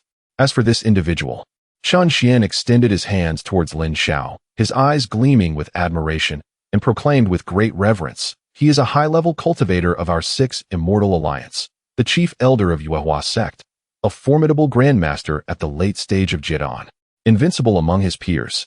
Lin Xiao, brother Lin. Upon witnessing the adulation in Chen Xian's eyes and hearing such praise, not only was the Taoist of fire spirit taken aback, but the numerous cultivators on the island began to murmur among themselves. Invincible among his peers? No wonder. Just moments ago, Brother Lin effortlessly withstood the peak pressure of the late Jet on stage, proving Chun Xian's words to be true. Indeed, another powerful grandmaster, and of the immortal sect no less. Alas, during this expedition to the secret realm, it seems we rogue cultivators may find ourselves without recourse. Not necessarily. I perceive that Brother Lin possesses a noble demeanor, with refined features. He appears to be a gentleman. Precisely. Moreover, he is not from one of the 6 great immortal sects, but rather from the lesser Yuehua sect. Surely he would extend some consideration to us rogue cultivators. The majority of individuals naturally revered the strong, and these rogue cultivators were no exception. They observed Lin Xiao standing his ground against the Taoist of fire spirit, altering their perceptions of him significantly. Seeing that Lin Xiao's countenance did not suggest malice, some rogue cultivators even contemplated approaching him in hopes of receiving some form of protection during their expedition into the secret realm. However, as Lin Xiao absorbed the surrounding conversations, he furrowed his brow slightly. He had meticulously calculated every possibility. Yet he did not foresee that Chun Xian was a thoughtless simpleton. Lin Xiao had assumed Chun Xian would merely provide a casual introduction, yet this fool had elevated him to such heights that now everyone on the island was aware he was the only one capable of contending with the Taoist of fire spirit. Ah well, every coin has 2 sides.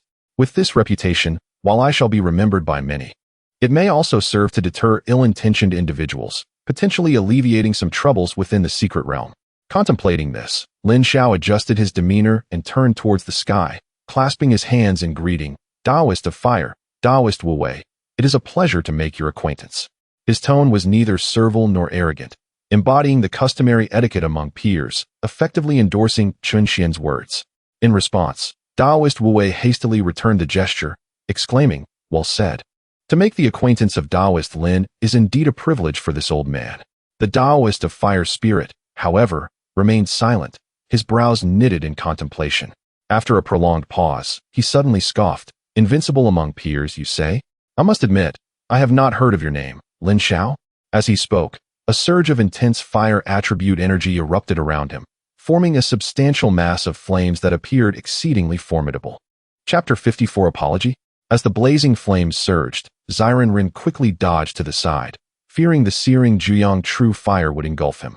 The numerous scattered cultivators on the island retreated in trepidation, not daring to interfere in the battle of this late-stage Jedon cultivator. Above the scorching island, Huoling Daoran hovered with crimson flames dancing on his palm, his fiery red hair billowing in the wind, resembling a fearsome Azura. He gazed down at Lin Xiao with a self-assured sneer, challenging, "Come forth. Since you claim to be invincible among peers, do you dare to engage me in combat?" The flames dominated the space above the island, causing the fauna and flora to scatter in panic, while the plants withered and charred under the intense heat. Witnessing Huoling Doran's arrogance, Chun Xian was terrified and hastily hid behind Lin Xiao, regretting having exalted Lin Xiao so much. He merely intended to convey to Huoling Daoran that the Xianmen also had formidable allies, urging him not to act so arrogantly, unaware that Huoling Daoran was, in fact, a madman. Nangong Yin shot Chun Xian a glare and turned to Lin Xiao with concern in her eyes, saying, "Shi Xiao, what should we do now? This person is utterly unreasonable." Seeing the ferocity of the flames, Gu Xian also looked at Lin Xiao, her brow furrowed. "Xiao. Lin Shi Xiao, his Juyang true fire is no ordinary divine ability. You must not engage him." She had initially intended to refer to Lin Xiao as Shower, but upon realizing her slip, quickly corrected herself. Beside them, Zhang Quishan offered comforting words. "Lin Shi Xiao. Perhaps we should yield," addressing this Huoling Daoran as Shi Xiao instead. Surely, he wouldn't dare to oppress us too much. Ignoring the counsel of others, Lin Xiao remained silent. His brows furrowed, showing no inclination to battle. He merely cast a cold smile towards the haughty Huoling Daoran, his lips moving slightly. A transmission of sound, wrapped in spiritual energy, successfully reached Huoling Doran's ears. Upon hearing the words conveyed, Huoling Doran's expression shifted dramatically. From arrogance to shock, and then to fear and confusion, he stared at Lin Xiao, disbelief etched across his aged face. Gradually, the overwhelming flames diminished in intensity, and before long, they flickered away, merging into Huoling Doran's being. With the flames extinguished, Lin Xiao's demeanor remained frosty, yet Huoling Doran's arrogance had vanished, replaced by a courteous smile as he clasped his hands, saying, "Lin Shi Xiao, You truly are a person of hidden depths. I admire you greatly. During this expedition into the secret realm, I, Horling Dauren, shall follow your lead. This declaration astounded the many cultivators on the island. The scattered practitioners' murmurs transformed into debates, buzzing like a swarm of bees. What is happening? Wasn't he just seeking to duel with Lin Xiao? Am I seeing things? You are not imagining it. I saw it clearly too. I don't know why, but Hualing has suddenly backed down. But isn't Horling Dauren renowned as the greatest beneath the Yuanying stage? Why is he addressing Lin Xiao as Xixiao? Could it be that Lin Xiao is a Yuanying cultivator? No. If he were a Yuanying cultivator, this secret realm would surely collapse under the pressure, fluctuating towards another realm. So could it be that they know each other from before? I sensed the same. Only this could explain the situation. Aside from the scattered cultivators' uncertainty, the members of the Six Immortal Alliance were equally perplexed. Just moments ago, Horling Dauren was intent on violence, yet he now seemed like a different person. Lin Xiao ignored the bewildered stares and calmly regarded Horling Dauren, saying, "There is no need for such formality, Horling Daoyu. I have heard of your title as the greatest beneath the Yuanying stage. During this journey into the secret realm, let us pursue our own objectives without concern for one another." Lin Xiao extended an olive branch, wishing to avoid unnecessary conflict. Horling Dauren, understanding the hint, promptly clasped his hands again, saying, "Very well. Lin Xixiao, I shall take my leave. I have traveled from the south and am quite fatigued. I will not disturb you." Hearing this, Lin Xiao nodded silently. Horling Dauren ceased to intimidate the other cultivators and indeed flew towards a deserted reef, appearing genuinely in need of rest. However, those who were closer could see the panic etched on his face. Observing this, Ziren Rin stroked his goat beard, a grave expression on his face as he approached Horling Dauren, transmitting sound. "Horling Daoyu, what exactly is happening? Why do you fear this person?" Horling Dauren's expression soured as he sat upon the reef, closing his eyes to transmit sound. "I am not afraid of him. I have merely encountered him before, and there is some history." Seeing that Horling Dauren was unwilling to elaborate, Ziren Ren felt disinterested and casually sought refuge on another reef. Lin Xiao remained composed, gazing at the fissure in the sky, silent as ever. Meanwhile, the others around him were unable to calm their nerves. Chen Xian was desperate to express his thoughts, fearing others would overhear, so he established a sound barrier around them. Once this was accomplished, he excitedly gave Lin Xiao a thumbs up, saying, "Incredible, Lin Xixiao.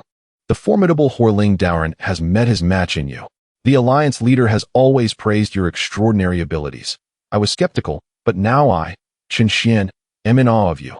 Zhang Quishan quickly seized the opportunity to express his admiration as well. "Lin Xixiao, I used to think you were overly arrogant, but now it seems you possess the merit to be so. I have often offended you with my words. I hope you will forgive me." Witnessing the fervent admiration from both, Nangong Yin sincerely remarked, "Today, I have witnessed what it means to have a stronger hand among the strong. Even the greatest beneath the Yuanying stage fears you. Lin Xixiao, your silence has caused us unnecessary anxiety."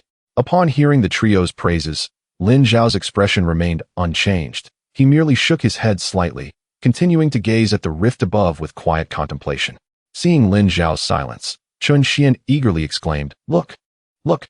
Lin Xixiang's temperament remains unshaken, like thunder rolling over mountains, fearless before the edge of a blade. He regards fame as inconsequential. This is the demeanor of a true, great cultivator. At this, Zhang Quishan suddenly understood, his eyes widening as he nodded repeatedly. No wonder Lin Xixiang's cultivation advances so rapidly. With such a temperament, how could his progress not be swift? Lin Xiao had not anticipated that his desire for solitude would lead them to such insights about temperament, a turn of events he had not foreseen. In an instant, Chun Xian and Zhang Quishan incessantly murmured about the essence of one's character, while Nangong Yin merely smiled in silence. Only Gu Xian hesitated, gazing at Lin Xiao for an extended period, yet found no opportunity to interject. She yearned to express a few words like the others. But Lin Xiao remained reticent and bore an icy demeanor, leaving her at a loss for words. Would he forgive me if I were to apologize now? Gu Xian pondered, yet her lips remained sealed. Not for lack of courage, but despite the soundproof barrier they had erected, other sect cultivators were present, making it difficult for her to lower her pride. Nangong Yin observed her uncertainty, noticing Gu Xian's desire to speak but her reluctance. She discreetly tugged at Chun Xian and Zhang Quishan, signaling them with a glance. Both men were momentarily taken aback, but upon Nangong Yan's cue, they turned their attention toward Gu Xian. Seeing her complex expression as she regarded Lin Xiao, they quickly comprehended her thoughts. Lin Xiao, originally a disciple of Cangyun's sect and Gu Xian's student, had now betrayed the sect, severing ties with his master. To have missed such a formidable cultivator, this thought was enough to pierce the hearts of all four, not just Gu Xian. They exchanged knowing glances, and Nangong Yan promptly spoke, "Senior brother Lin, I wish to venture into the nearby sea area to gather some medicinal herbs." Chun Xian followed suit, "Senior brother, I spotted an acquaintance and wish to greet them." Zhang Quishan, being more straightforward, stuttered for a moment before admitting, I will take a stroll. I feel rather restless." Lin Xiao, however, did not turn around and replied, "Feel free, but if the secret realm opens and you are not back, I shall not wait for you." At this, the three responded in unison, cupping their hands, understood. With those words, they exchanged glances once more and dispersed, exiting the soundproof barrier. The barrier, set by Chun Xian, remained intact as he was aware of Gu Xian's desire to converse with Lin Xiao. Now, only Lin Xiao and Gu Xian remained within the barrier. The sea breeze rushed towards them, carrying a pungent scent, while the waves crashed against the rocks, producing a resounding roar. Numerous cultivators on the island were scattered like stars, each lost in their own thoughts. Gu Xian's gaze was complex as she fixated on Lin Xiao's silhouette. In her nervousness, she unconsciously bit her crimson lip, her delicate fingers tightly clutching her sleeve. Being an astute woman, she could discern that the three were creating an opportunity for her. If Lin Xiao could reconcile with Gu Xian, the Six Immortal Alliance would undoubtedly flourish even further. Thus, whether it was Nangong Yan, Chun Xian, or Zhang Quishan, they all hoped for Lin Xiao, such a distinguished cultivator, to return to Cangyun's sect. Casting aside her tumultuous thoughts, Gu Xian took a deep breath, finally steeling her resolve. Chapter 55 Refusal Shout. Has it been so long that you have calmed down? Gu Xian's gaze lowered slightly, her voice gentle and imbued with a hint of remorse. It was only at this moment that she finally recognized her mistake in neglecting Lin Xiao. She had also come to understand why Ling Yunzi rebuked her. Lin Xiao was not only a practitioner with a Lei Ling Jin, but also possessed formidable talent. During the previous Six Immortal Alliance meeting, it had been revealed that he single-handedly defeated 2 demonic cultivators. To her astonishment, he now stood at the peak of the Jidan stage, compelling the notorious Huoling Dao Ren to bow in submission. It must be noted that Huoling Dao Ren was at the pinnacle of the Jidan stage, regarded as the foremost individual beneath the Yuanying stage. His mastery of the 9 Yang True Fire was the pinnacle of fire attributes, rendering him nearly invincible among peers. Such a figure willingly referred to Lin Xiao as his senior brother. What then could be the true measure of Lin Xiao's strength? The more Gu Xian pondered, the more distressed she became, filled with regret for not offering Lin Xiao kind words and allowing him to leave. In retrospect, she had indeed been overly partial to Yi Lingxian, neglecting Lin Xiao's feelings, which led to the loss of such a remarkable disciple from the sect. Before her stood a man, steadfast on the rocky outcrop, his tall figure as upright as a pine tree. Yet, he remained silent, as if he had heard nothing. Gu Xian's heart raced with anxiety. Her face bore guilt as she continued, "Shower. It was my fault as your master to neglect you. I apologize." With that, she gazed at Lin Xiao's back, her eyes filled with hope. Shower, by nature gentle and warm, had always been obedient to her. She believed that by humbling herself and personally apologizing, he might reconsider. With such thoughts, Gu Xian felt a slight relief in her heart.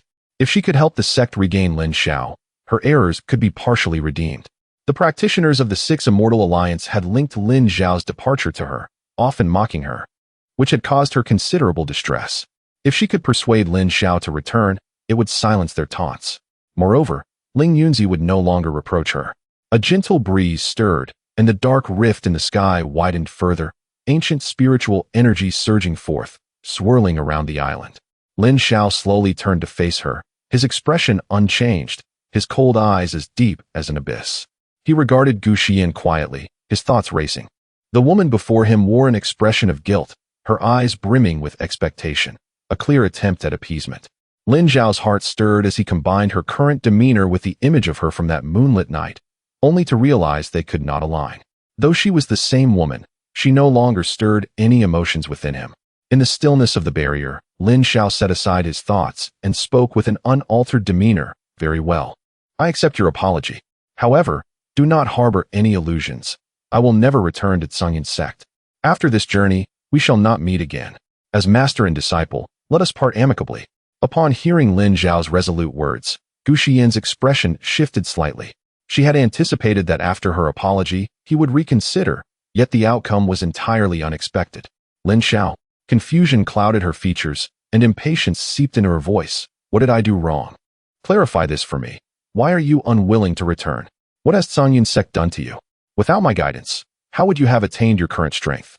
Her subservient apology was met with Lin Zhao's dismissive laughter, his expression laced with sarcasm. Ultimately, Gu Xian merely wished for him to return to Tsunyan sect and serve the Six Immortal Alliance. Her regret stemmed solely from Lin Zhao's newfound strength. Had he remained an inconspicuous Foundation establishment disciple, she would likely have felt no remorse. Her regret was not for the bond of master and disciple, but rather for her inability to recognize a latent powerhouse.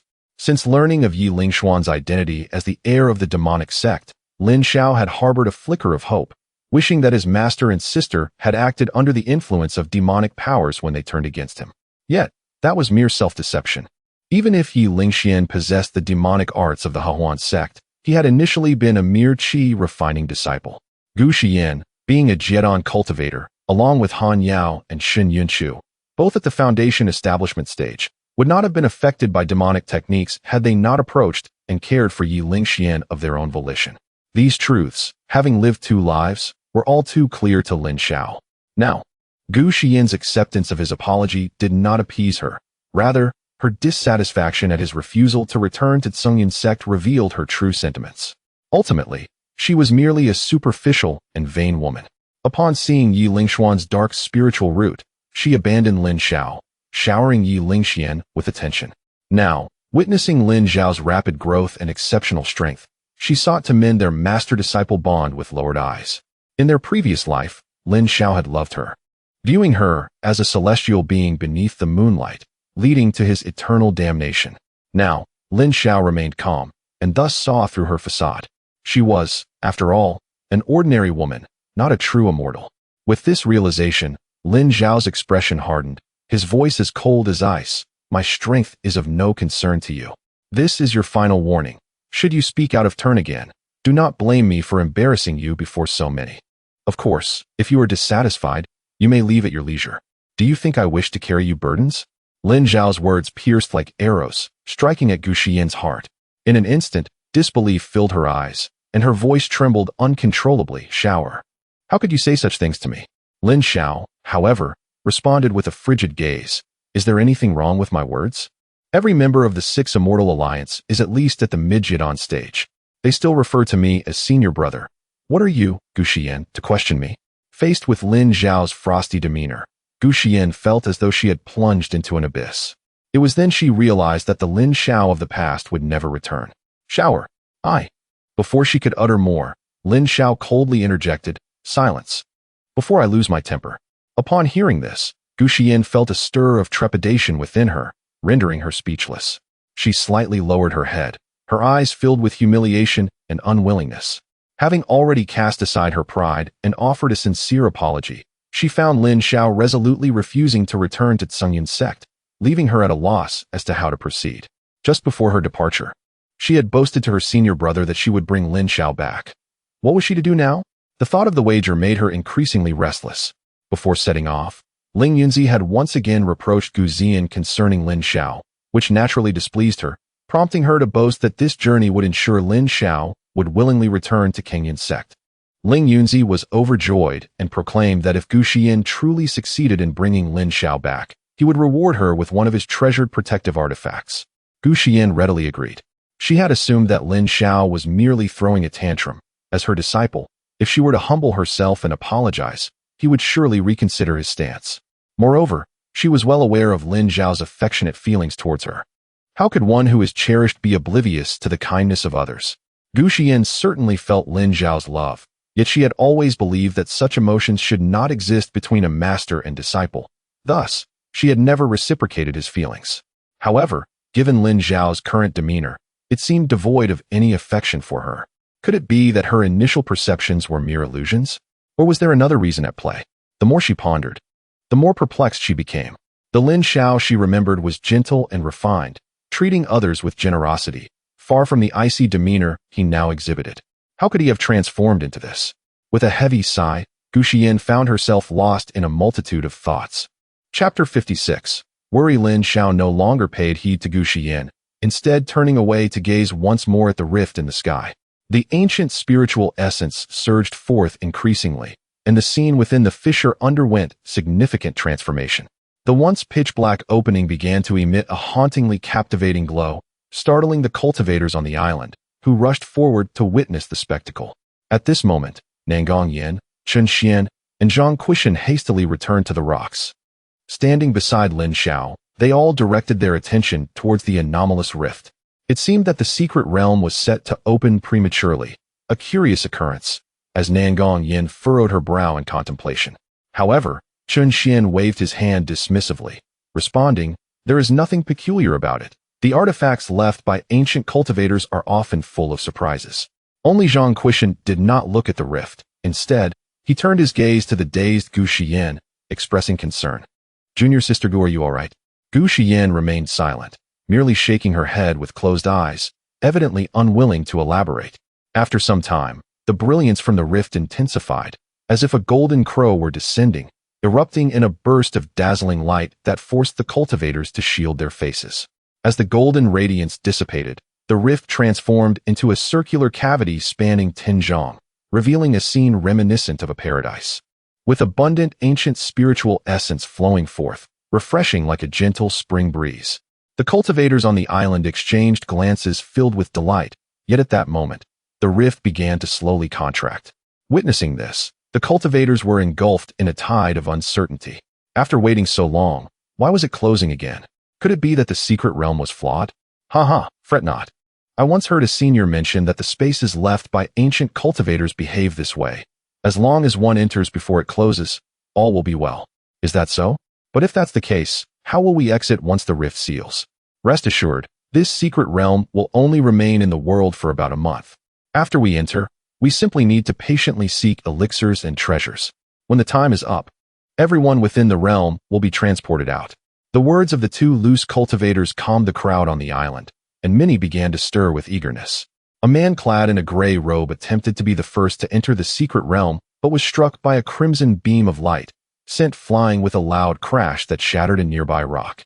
He struggled to rise, blood trickling from the corner of his mouth, clearly suffering a moderate injury. The fire spirit Taoist leisurely ascended into the air, disdainfully glaring at the man. Humph. A mere early-stage Jin Dan Jr. dares to lead the way? Upon hearing this, the remaining cultivators' expressions shifted, and they silently retreated. In response, a cunning-looking middle-aged man smiled and clasped his hands. "Senior fire spirit. Naturally, the first to enter the secret realm should be you." In response, the fire spirit Taoist merely waved his hand, then turned to Lin Xiao, smiling and gesturing. "Brother Lin, please go ahead." All the cultivators on the island turned their gazes to Lin Xiao, each wearing a distinct expression. When had they ever seen the fire spirit Taoist exhibit such humility? Lin Xiao did not rush forward. Instead, he calmly returned the gesture. "Taoist friend fire spirit, please, you may proceed." Seeing him defer, the fire spirit Taoist felt a surge of delight and replied, "In that case, I shall not be polite." With that, he vanished in a flash, transforming into a streak of red light as he eagerly entered the rift.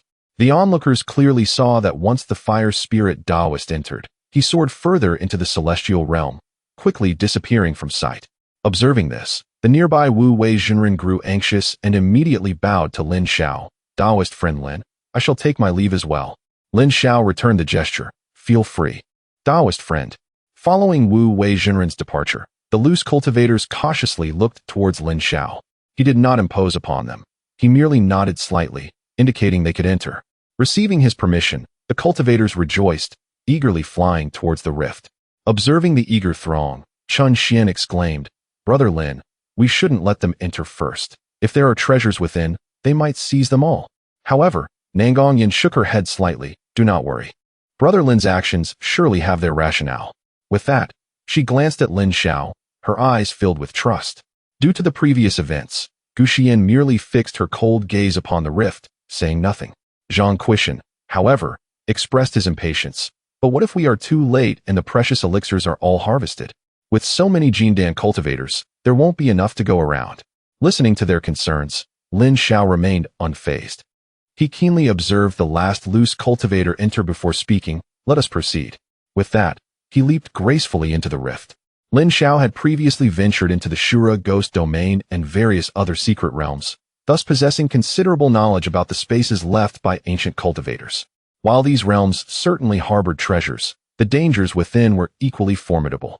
The space could contain lethal traps capable of obliterating cultivators or be guarded by formidable beasts, fraught with peril at every turn. In essence, while the ancient cultivators appeared to be bestowing blessings upon future practitioners, their true intentions often resembled a trap for the unwary. Most concerning, however, was not merely the dangers within, but the avarice that dwelled in the hearts of cultivators. If treasures truly existed within the secret realm, would those of lesser cultivation simply allow the weak to claim them? The weak would perish at the hands of the strong, and the strong would fall to those even more powerful. In the end, even the mightiest could not escape demise. Only those who emerged alive would know the truths of the secret realm. It was the human heart that required the most vigilance. Understanding this, Lin Xiao refrained from rushing in. Those who entered first would only serve as cannon fodder for the traps. Casting aside these thoughts, Lin Xiao led the group through the spatial rift, arriving in a realm that was profoundly different. Once they landed, the group was filled with awe. Before them lay a landscape surrounded by mountains, shrouded in ethereal clouds, a picturesque scene of rivers and peaks, with verdant pines carpeting the ground. Birds soared through the azure sky, their songs resonating, the clear blue heavens stretching endlessly, and the lush green earth sprawling out before them. What a paradise this is, a veritable abode of immortals. Chun Xian exclaimed with unrestrained laughter. How beautiful! Nangong Yin gazed at the breathtaking scenery, her eyes filled with longing. In stark contrast, Guxian maintained a calm demeanor, her expression stern as she urged, we should hasten our search for the Jia Ing Sheng Yao. Those scattered cultivators have headed east, where something must be amiss. Upon hearing Guxian's words, Zhang Quishan quickly echoed her sentiment. Junior Sister Gu is right. We did not come here for sightseeing. Let us promptly seek the sacred medicine. However, Lin Xiao coldly remarked, you all may go if you wish. I do not insist on your company, and it may be for the best if you leave. At this, the expressions of the group shifted dramatically. Chun Xian awkwardly chuckled. Brother, what do you mean? When did we say we did not want to accompany you? Nangong Yin also reassured him. Indeed, Brother Lin. The alliance leader specifically instructed us to follow your lead. If you choose not to go, we shall not act independently. Yet at that moment, Guxian let out a cold laugh. Then you may wait here and see if the Jia Ing Sheng Yao will fly into your hands. Without further explanation, she leaped into the air, heading towards the direction of those scattered cultivators. Junior Sister Gu, Zhang Quishan called out anxiously. Turning to Lin Xiao with a deep bow, Brother Lin, I fear for her safety. I shall go and keep an eye on her. With that, he hurriedly pursued her. Witnessing this, Chun Xian was infuriated, slapping his thigh. What are these two doing? Do they not realize the dangers lurking in the secret realm? Nangong Yin, however, looked at Lin Xiao, her brow furrowed in silence. Being a meticulous woman, she had noticed Guxian's unusual demeanor upon their return, but with the fissure about to open, she had not had the chance to inquire. It now appeared that the relationship between Guxian and Lin Xiao had yet to mend. Brother Lin Nangong Yin could not help but frown and ask, are you truly not worried about Senior Sister Gu? In response, Lin Xiao shot her a perplexed glance and could not help but scoff. Why should I be concerned for her? Chapter 57. The breath Nangong Yin was momentarily rendered speechless, taken aback for a brief moment before exclaiming, after all, she was once your master. Lin Xiao, however, spoke without the slightest hesitation. You have said it yourself. That was in the past. Yet, Nangong Yin wished to articulate more, but noticed Chun Xian frowning and repeatedly shaking his head at her. With a sigh, she decided not to pursue the matter further. At this moment, the spatial rift had diminished to less than a yard in size and soon began to close rapidly, vanishing completely. This indicated that the cultivators who had entered would only be able to exit after a month. Lin Xiao was unperturbed by this. He possessed the wisdom of his previous life and was well aware of the truth behind the words of those wandering cultivators. After 1 month, the secret realm would depart from this world, disappearing once more, and all individuals within would be transported outside the realm. The location of the transport was random, meaning two individuals who were close could find themselves separated by thousands of miles upon exiting. However, generally, they would remain within 1,000 miles of the area where the rift had appeared. For cultivators, such distances were not considered overly vast. Moreover, the variation in locations would also prevent some cultivators from immediately resorting to violence and treasure-seeking upon exiting the realm. This ancient method of transportation had been designed with the weaker cultivators in mind. Ignoring the two beside him, Lin Xiao silently expanded his consciousness outward, enveloping the surroundings within a radius of 100 miles. Under his mental gaze, he indeed discovered a mysterious cave located beneath a high mountain 30 miles to the east, where several wandering cultivators hesitated at its entrance, while many others flew further afield without a care. After observing the eastern situation, Lin Xiao diligently examined the other three directions. Cultivators roamed in all directions, and the expanse seemed boundless. Even when Lin Xiao maximized his consciousness, he could not measure the full extent of this secret realm. Yet, he sensed a faint, peculiar aura emanating from the western region, reminiscent of a demonic beast's presence, though distinct from it. Were it not for Lin Xiao's possession of the Tian Kanju and his formidable consciousness, he might not have detected that strange aura. In addition, 50 miles to the north lay a desolate expanse, where not a single blade of grass grew, accompanied by a glacier that exuded chilling breath. In stark contrast, 50 miles to the south was a parched land, cracked and dry. Lin Xiao retracted his consciousness, formulating a plan in his mind. The Shura Ghost Domain contained regions of extreme yin and extreme yang, both of which were dead ends. This secret realm had split from the Shura Ghost Domain, and the northern and southern sides must be the divided spaces of extreme yin and extreme yang, both paths leading to certain doom. At this moment, Chun Xian also retracted his consciousness, his face lighting up with joy as he remarked, "This secret realm is indeed wondrous. I wonder how it was created. It stretches infinitely and is rich in spiritual energy. Surely, many rare spiritual herbs must thrive here." He then turned to Lin Xiao and said, "Senior brother, I see those wandering cultivators are also exploring. Shouldn't we set off as well? This place seems devoid of danger." Nan Gongyin nodded in agreement, adding, "Yes, Senior brother Lin, this area appears relatively safe. Some of the wandering cultivators have already harvested numerous spiritual herbs not found elsewhere. If we delay, we may miss out on valuable treasures." After a thorough examination, she had gained insight into the surroundings within 30 miles. However, she was evidently unaware of the strange aura lurking in the west. Seeing the eagerness in the two, Lin Xiao did not dissuade them but cautioned, "If you wish to go, then go. However, I warn you, under no circumstances should you explore the northern and southern regions. I say this for your own sake. If you seek danger, you may certainly attempt it." Startled, both of them reacted. Nan Gongyin inquired, "But what kind of danger is there? Please, senior brother, be explicit." Lin Xiao shook his head, stating, "There is indeed danger, but this is my first time entering this secret realm. How could I know everything? You may heed my words or disregard them." Lin Xiao certainly would not reveal the secret of his rebirth. His warning stemmed from the fact that Nan Gongyin and Chun Xian had not wronged him, and he had some responsibility for their safety. However, if they chose to ignore his advice, their demise would not concern him. After hearing Lin Xiao's words, Chun Xian found himself at a loss and could only glance at Nan Gongyin, quietly transmitting, "What should we do? Shall we follow Senior Brother Lin?" Nan Gongyin slightly shook her head and transmitted back, "Senior Brother Lin must have important matters at hand. It is better for us not to interfere. Let us seek the sacred medicinal herbs together. As disciples of the Lu Xian Alliance, we cannot always rely on others for protection." Chun Xian silently agreed, transmitting, "You are right. We are disciples of the Lu Xian Alliance. Why should we fear those wandering cultivators?" Having reached a consensus, Nan Gongyin respectfully addressed Lin Xiao, "Senior brother, we have noted your words. We shall seek the Jiang sacred herbs and rendezvous with Sister Gu and Brother Zhang. If you have pressing matters, there is no need to concern yourself with us." Chun Xian also bowed to Lin Xiao, saying, "Indeed, senior brother, when we find the Jiang sacred herbs, we will save a share for you. We can still gather here." Lin Xiao glanced at the two, but remained silent. Instead, he retrieved a red talisman from his storage bag. He gently pricked his fingertip, allowing a drop of blood to merge into the talisman. After completing this, Lin Xiao raised his hand, and the talisman drifted before Nan Gongyan. This is a Tongshin talisman. Hold it.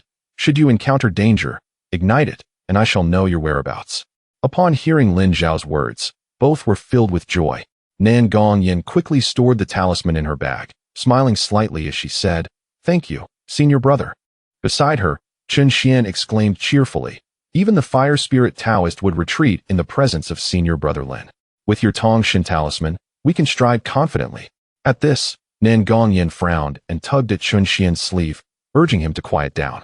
Lin Xiao had no objections to Chen Xian's remarks, but replied with a calm demeanor, "Do not misuse the talisman. I do not have the leisure to constantly oversee you." Exchanging glances, Nan Gongyan and Chen Xian both bowed in unison and replied, "Understood." With that, the two set off towards the cave to the east. Once the surroundings were devoid of people, Lin Xiao donned his invisibility garment, and in the blink of an eye, his figure disappeared entirely, leaving no trace of his presence. Nangu Yin and Chen Xian soared through the air, swiftly arriving at the cave dwelling situated on the eastern side of the secret realm. At this moment, the entrance to the cave was devoid of any cultivators, while those who had ventured inside had yet to emerge. Gazing at the entrance, which spanned several zhang in width, Nangu Yin remarked with caution, "It seems there are array formations and restrictions within. My divine sense cannot penetrate. Senior Sister Gu and Senior Brother Zhang have entered, yet we remain unaware of the circumstances within." Qin Xuan, however, appeared unconcerned as he replied, "What does it matter? Let us simply go and see for ourselves. After all, with Senior Brother Lin's talisman of divine communication in hand, we shall not encounter any peril." At that moment, an exceedingly pure aura of spiritual energy surged rapidly from the cave. Upon sensing this energy, both were unable to conceal their delight. Such an essence, merely experiencing it stirred their cultivation to life. It could only be the sacred herb for conception. Chen Xian could not help but exclaim with rapture. Though Nangu Yin was somewhat more cautious, the alluring aroma captivated her senses, leading her to exclaim, "Even if it is not the sacred herb for conception, it is undoubtedly a premier-grade celestial herb. Let us hasten inside." With that, both could hardly contain their eagerness and swiftly entered the cave. Chapter 58. The decapitation. Half a day later, amidst a dense forest in the western region of the secret realm, Lin Xiao's figure slowly materialized. He focused his energy, carefully extending his consciousness outward to perceive the surrounding auras. The peculiar presence was now within arm's reach. This place was not much different from the Shura ghost domain, yet the atmosphere here was strangely unsettling. Ling Yunzi had mentioned that there were thunder attribute treasures within this secret realm. Could they be located here? The reason Lin Xiao ventured to the western part of the secret realm was due to the enigmatic aura which, aside from resembling that of a demonic beast, also carried a faint trace of thunderous power. However, the presence ahead was distinctly chaotic, and that glimmer of thunderous energy seemed exceedingly feeble, as if it could vanish at any moment. Although Lin Xiao was cautious, he was also a man of decisive action. He donned the hidden spirit garment and swiftly darted forward. Before long, he emerged from the forest to behold a towering mountain, its rocks bizarre and pitch black, devoid of any vegetation. Yet, within the strange peaks and stones, flickers of lightning could be seen. Upon witnessing the lightning, Lin Xiao's heart leapt with joy, eager to investigate further, only to find a multitude of eerie auras surging from the foot of the mountain. Looking down, he saw a black river coiling like a dragon or serpent at the mountain's base, emanating those strange auras. The river's color was identical to that of the mountain's stones, equally dark and murky. As it flowed, white foam occasionally bubbled to the surface, invoking an inexplicable sense of revulsion. Sensing the strangeness of the river, Lin Xiao grew wary and probed within using his formidable consciousness, surpassing that of ordinary cultivators. Yet, to his astonishment, he found that he could not penetrate the waters of that river. As the bizarre auras within the river multiplied, Lin Xiao's patience wore thin. Without hesitation, he extended his palm, unleashing a palm thunderbolt at the white foam. With a thunderous crash, the black river erupted, splattering its contents onto the rocks, scorching numerous craters into the stone walls. Lin Xiao had long evaded to a safe distance, yet the river's oddity did not instill fear in him. The palm thunderbolt's tremendous power temporarily parted the waters, yet within arose an eerie cry. Startled, Lin Xiao hastily retreated into the forest. Just as he did, A massive python surged from the river with a whoosh, heading straight for him. This python measured over 10 zhang in length, its crimson eyes as large as lanterns, its body adorned with a pattern of black and red. It opened its cavernous mouth, dripping with foul saliva. As Lin Xiao flew backward, he unleashed another palm thunderbolt that struck the python's head, sending it retreating several zhang. Suspended above the forest, Lin Xiao furrowed his brow, gazing at the colossal serpent. Its fiery red eyes were filled with fury, its massive body entwined with a sinister aura, neither truly demonic nor beastly, yet exceedingly strange. It was evidently a 7th-level demonic beast, equivalent to a post-core formation cultivator in human terms. To think such a bizarre creature could exist here. Fortunately, it was not a shape-shifting demonic beast. However, what was the nature of this creature? While pondering, Lin Xiao dared not let his guard down. He summoned the Chun Jun, sword from the meridians, in his wrist. Upon seeing the sword, the python's enormous eyes flickered with a hint of fear, yet it showed no intention of fleeing, instead opening its gaping mouth and lunging at Lin Xiao once more. Lin Xiao pointed his finger forward, sending a bolt of lightning directly into the python's maw. With a resounding explosion, one of its venomous fangs was blasted away. In pain, the python grew even more enraged, relentlessly pursuing Lin Xiao. Though surprised, Lin Xiao refrained from recklessly attacking, leading the serpent through the forest in a chaotic chase. The python's massive form thrashed about, toppling trees as it whipped its tail, stirring up clouds of dust. As Lin Xiao evaded the python's onslaught, he contemplated. This beast was a 7th-level demonic creature. How could it appear devoid of intelligence? It had lost a fang yet continued to attempt devouring him. Did it lack any divine abilities? Typically, when demonic beasts reach above the 5th level, they cultivate a demonic core within, awakening unique abilities. The prowess of these abilities can be formidable, with some capable of summoning minor celestial phenomena, making them exceptionally troublesome. Yet, this python seemed utterly ignorant, merely intent on swallowing. If Lin Xiao were to strike at its insides with his sword, even if he couldn't kill it in one blow, he could still deal a significant blow. As Lin Xiao pondered, a sudden sense of caution gripped him. Something was amiss. Just moments ago, this creature had displayed evident fear of his Chun Jun sword. How could it possibly lack intelligence? Was it attempting to deceive him? Not daring to be careless. Lin Xiao contemplated before stabilizing his stance, ceasing his retreat. He silently recited a sword formula and swiftly advanced towards the python. The serpent, seeing Lin Xiao charge with intent, revealed its lantern-like eyes, glowing with a menacing red light. It neither dodged nor retreated, merely opening its gaping mouth and roaring as it lunged at Lin Xiao.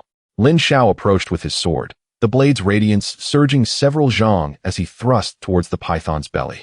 Yet, in that instant, he noticed the python's mouth emitting swirling toxic smoke, its bloody maw suddenly spewing forth a torrent of dark, viscous saliva.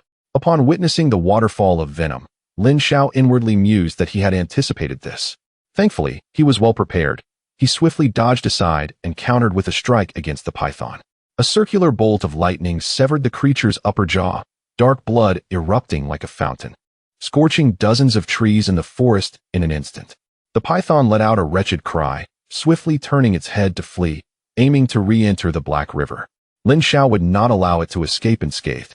He extended his palm forward, summoning hundreds of bolts of lightning to ensnare the creature within. Since reaching the post-core formation stage, the power of his confined immortal thunder had grown significantly, as had the number of thunderbolts at his disposal. The colossal python, ensnared within the confines of the thunder prison, began to thrash about wildly, creating a cacophony of explosive sounds. Surprisingly, the thunder prison remained unscathed, while the serpent's massive body bore the marks of its futile struggle, charred and scarred. Lin Xiao silently approached the prison, gazing coldly at the trapped beast. In its desperation to escape, the python exhibited a countenance reminiscent of human anguish, its enormous head bowing to the ground, nodding fervently as if in supplication to Lin Xiao. Witnessing such a bizarre display, Lin Xiao felt no compassion. Had he not been cautious moments before, he might have perished in the venomous saliva of the creature. Such a monstrous entity would evoke no pity from him. Grasping the Chun Jun's sword firmly, he whispered a command, and hundreds of formidable bolts of lightning manifested behind him. The python, upon seeing this, struggled with greater fervor, relentlessly colliding with the thunder prison. Lin Xiao regarded the scene with a detached demeanor, swiftly slicing forward with the Chunjun sword. The multitude of sword lights surged forth, mercilessly cleaving the serpent into a multitude of fragments in an instant. Once the serpent was vanquished, a black demonic core ascended from the remnants, emanating a sinister glow. Lin Xiao extended a finger, and a bolt of lightning ensnared the core, drawing it slowly towards him. After securing the core within his storage pouch, he incinerated the serpent's remains with a surge of thunderous flames. Completing his task, Lin Xiao raised his gaze towards the dark, towering peak before him. The thunder within the mountain continued to flicker ominously, radiating a starlit brilliance. Chapter 59. The Pearl. Upon the demise of the enigmatic giant python, the surrounding aura of demons diminished significantly, and even the Black River began to clear gradually with the flow. Lin Xiao, utilizing his divine sense to survey the vicinity, discerned no remaining dangers and promptly leaped toward the summit of the Black Mountain. Within mere breaths, he ascended to the mountain's peak, where he was astonished to find a circular platform, evidently crafted by human hands. This platform, spanning several dozen zhang, was hewn from stone, and upon it, 9 distinct streams of mysterious light converged toward the center. Furrowing his brow, Lin Xiao observed a sizable pit, measuring a zhang in diameter, at the center of the platform, within which lay a magnificent white jade sphere that radiated a luminous glow akin to the moon. The 9 dragons pursuing the pearl formation? Noticing the 9 streams of mysterious light continuously converging upon the white jade sphere, Lin Xiao felt a surge of intrigue and silently positioned himself above the orb. Atop the white jade sphere was embedded a black pearl, no larger than a fingertip, glistening with a dark sheen and intermittently flashing with streaks of thunderous lightning, albeit dimmer than Lin Xiao's own thunder. Despite its appearance, the power of this thunder should not be underestimated. Lin Xiao, wary of underestimating it, enveloped himself in a protective aura and gently descended onto the platform. Circling the grand white jade sphere, he discovered 8 characters inscribed upon its surface: San Jie Lu Dao, Lei Ting Du Zun. Reciting these 8 characters in his mind, Lin Xiao formulated a plan. This pearl was likely a thunder attribute treasure within this secret realm. While it appeared impressive, it did not quite rival the celestial materials and earthly treasures he was accustomed to. With his pure June sword in hand, he naturally regarded other treasures with a discerning eye. Although the black pearl seemed more formidable than an ordinary treasure, its potency was still far inferior to his pure June sword.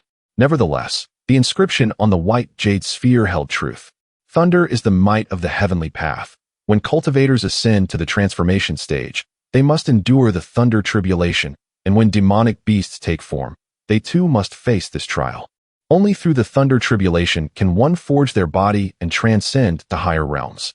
Cultivators possessing thunder spiritual roots are considered favored by the heavenly path, a stroke of great fortune, yet they also invite envy from others and trepidation from malevolent forces. Casting aside his chaotic thoughts, Lin Xiao turned his gaze toward the black pearl atop the sphere. Extending his palm, a slender bolt of lightning emerged, dazzling white and resembling a small serpent as it slithered toward the black pearl. In no time, the tendril of lightning entwined with the dim thunder emanating from the black pearl, the dark and bright lightning briefly merging together. Heart-elated, Lin Xiao swiftly extracted the black pearl from the apex of the white jade sphere. Upon its removal, the grand white jade sphere deflated like a punctured balloon, rapidly collapsing into a large pool of white jade mud. Disregarding the remnants, Lin Xiao cautiously manipulated the black pearl with his lightning, gently drawing it toward himself. Yet at that moment, the pearl suddenly erupted with an astonishing surge of dim thunder, thrashing violently. Lin Xiao's expression shifted, and he promptly thrust his palm forward, unleashing a bolt of lightning, as thick as a jade pillar, which enveloped the black pearl tightly. Seeing that the pearl could not escape, Lin Xiao breathed a sigh of relief. Gradually tightening his grip until the mass of thunder was compressed to the size of a fist, completely sealing it within the luminous energy. After a meticulous inspection revealed no oversights, he retrieved a jade box meant for storing treasures and placed the pearl within, subsequently stowing the box in his storage pouch. This journey had not been in vain.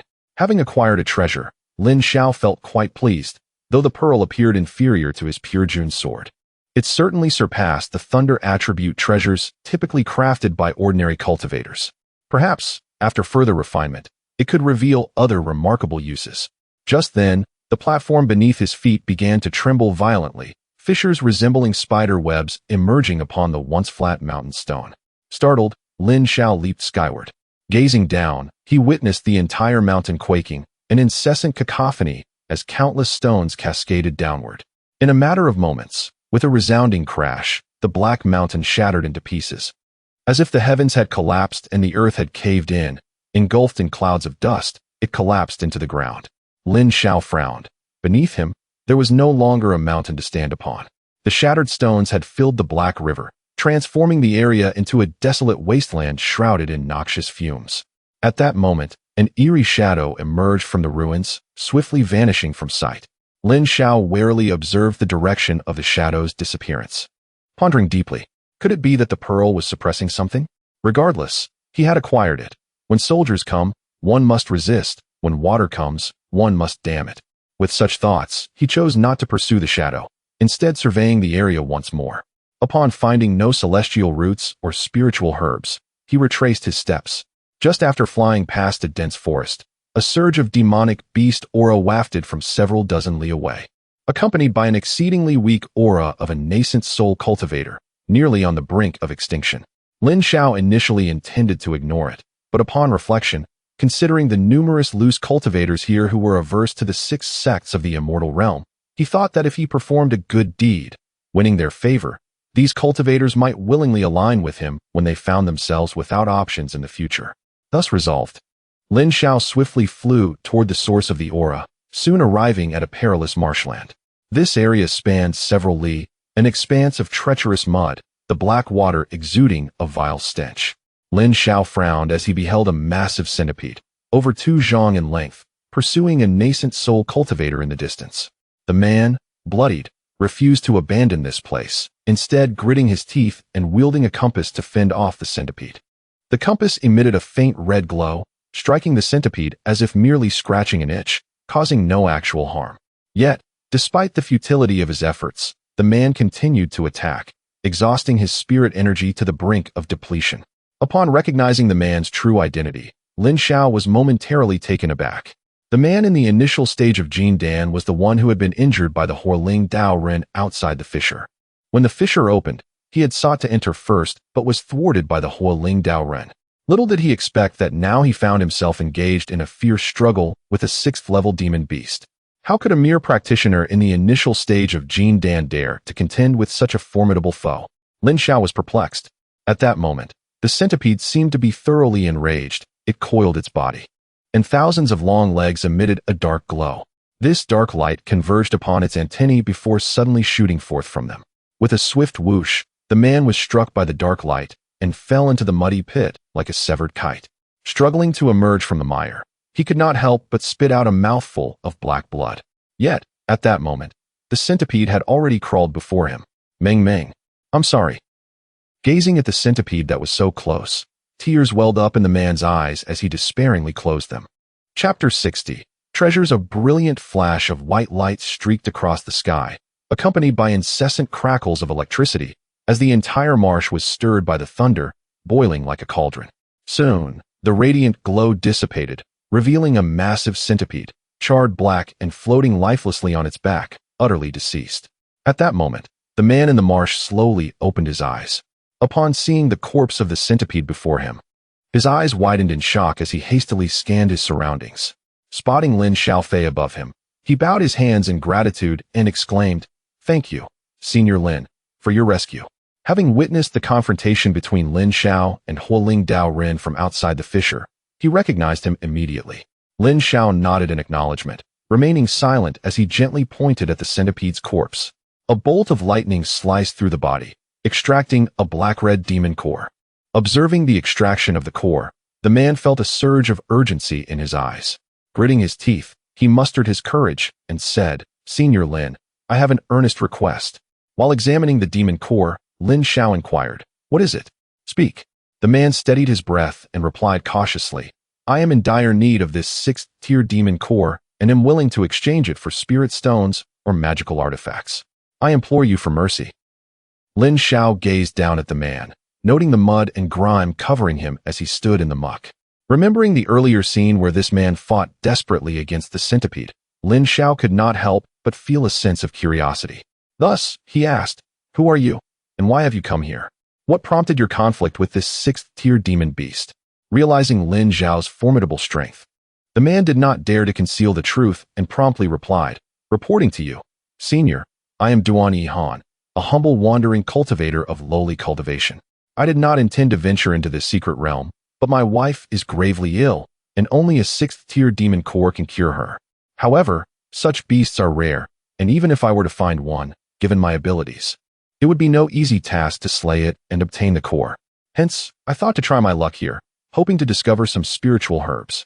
Little did I expect to encounter this centipede." As he spoke, Duan Yihan pointed at the centipede's corpse. When I arrived, this vile creature had already devoured 2 comrades. Seeing it wounded, I attempted to seize the opportunity to kill it, but it proved to be formidable. I was previously injured and could not exert my full strength, only to be harmed by it. I never anticipated that Senior would arrive and save me. I am immensely grateful." Upon hearing Duan Yihan's words, Lin Zhao nodded slightly. Having lived 2 lives, he possessed keen insight and could discern that the man spoke only the truth. Recognizing this, Lin Zhao refrained from further conversation and tossed the demon core down to Duan Yihan. "This core serves no purpose for me. Since you seek to save someone, take it." Such a benevolent gesture, which did not detract from his own interests while winning hearts, was something Lin Zhao was naturally inclined to do. Duan Yihan cradled the demon core in his hands, and upon hearing Lin Zhao's words, he was overwhelmed with joy and bowed again, saying, "Thank you, Senior. I shall never forget your kindness." Lin Zhao waved his hand dismissively. "No need for excessive gratitude. This place is perilous. You should find a place to hide quickly. Do not pursue the sacred medicine for conception." Duan Yihan promptly replied, "Of course, I am self-aware and did not come seeking the sacred medicine. If you have urgent matters, I would not dare to delay you." Lin Zhao nodded. "Good. You are indeed a wise man." With that, he leapt into the air and swiftly flew eastward. Duan Yihan, clutching the demon core, was still in a daze. Rescued in a moment of peril and obtaining a 6th-tier demon core was a stroke of fortune he had never dared to imagine. This Senior Lin was not only powerful, but also remarkably compassionate, truly a figure of great stature. They often say that cultivators from the immortal sect are heartless, yet today, it was clear that such claims were mere fabrications. With these thoughts, Duan Yihan joyfully stored the demon core in his storage bag. He took a recovery pill and mobilized his spiritual energy to escape the marsh, cautiously making his way back the way he came. In the eastern cave of the secret realm, Nangong Yin and Chun Xian traversed a narrow passage, arriving before a stone door. The door was evidently ajar, only slightly closed. With a continuous flow of spiritual energy and the presence of numerous cultivators emanating from within, Nangong Yin and Chun Xian exchanged glances. Then, with protective spiritual energy surrounding them, they carefully opened the stone door. The sight behind the stone door was a stark contrast to the narrow passage they had just traversed. It revealed a vast stone hall. Upon entering, they were momentarily blinded by the brilliance within, prompting both to steady themselves and proceed cautiously. The stone hall was exceptionally spacious, spanning several hundred feet. At its center stood a robust stone pillar, atop which was a large circular platform. The platform was divided into 3 tiers, each adorned with numerous treasures. A multitude of cultivators stood upon the platform, their spiritual energy swirling ominously, creating a tense atmosphere. Chun Xian focused his gaze and saw Huoling Dao run and Wu Weizhun run on the 3rd tier of the platform, while Gu Shiyin and Zhang Kueishan occupied the 2nd tier. The 1st tier was crowded with a dozen or so wandering cultivators, all displaying expressions of discontent. "Gu Shiji and Zhang Shixiang are over there. Let us hurry," Chun Xian exclaimed, eager to ascend the platform. However, Nangong Yin pulled him back. "Wait, look at that." She pointed towards the surroundings of the platform. 9 chains extended from the walls of the stone hall, converging upon the stone pillar beneath the platform, tightly entwined around it. Below the pillar lay a bottomless pit. 9 dragons seeking pearls? Chun Xian exclaimed in astonishment. Nangong Yin nodded. Indeed, this formation is likely gathering spiritual energy to nourish some treasure. A treasure? Chun Xian's eyes widened in excitement. Then we should rush over. They seem to be contending for the treasure. We of the 6 Immortal Alliance cannot lag behind. With that, he eagerly flew towards the platform. Seeing this, Nangong Yin had no choice but to follow. The 2 arrived at the 2nd tier of the platform, joining Gu Shiyin and Zhang Kueishan. Chun Xian, already mesmerized by the treasures on the platform, could hardly contain his excitement, his mouth agape in delight. Nangong Yin, however, exhibited a degree of caution. She first offered a respectful salute to Horling Daoren and Wu Weizhenren, before silently positioning herself beside Gu Xian. She then conveyed her thoughts through a subtle transmission. Senior Sister Gu, what is the current situation? Gu Xian reciprocated the transmission. As you can see, there are numerous treasures here, yet Horling Daoren forbids the scattered cultivators from claiming any. They are now united in their grievances, demanding an explanation from Horling Daoren and Wu Weizhenren. Nangong Yin furrowed her brow slightly, pondering the audacity of Horling Daoren. With such an abundance of treasures, could he truly claim them all for himself? At that moment, scattered cultivators on the platform began to raise their voices in protest. Hualing, you said that once the 6 Immortal Alliance members arrived, we would discuss the distribution of the treasures. Will we receive any share or not? Another exclaimed. Indeed.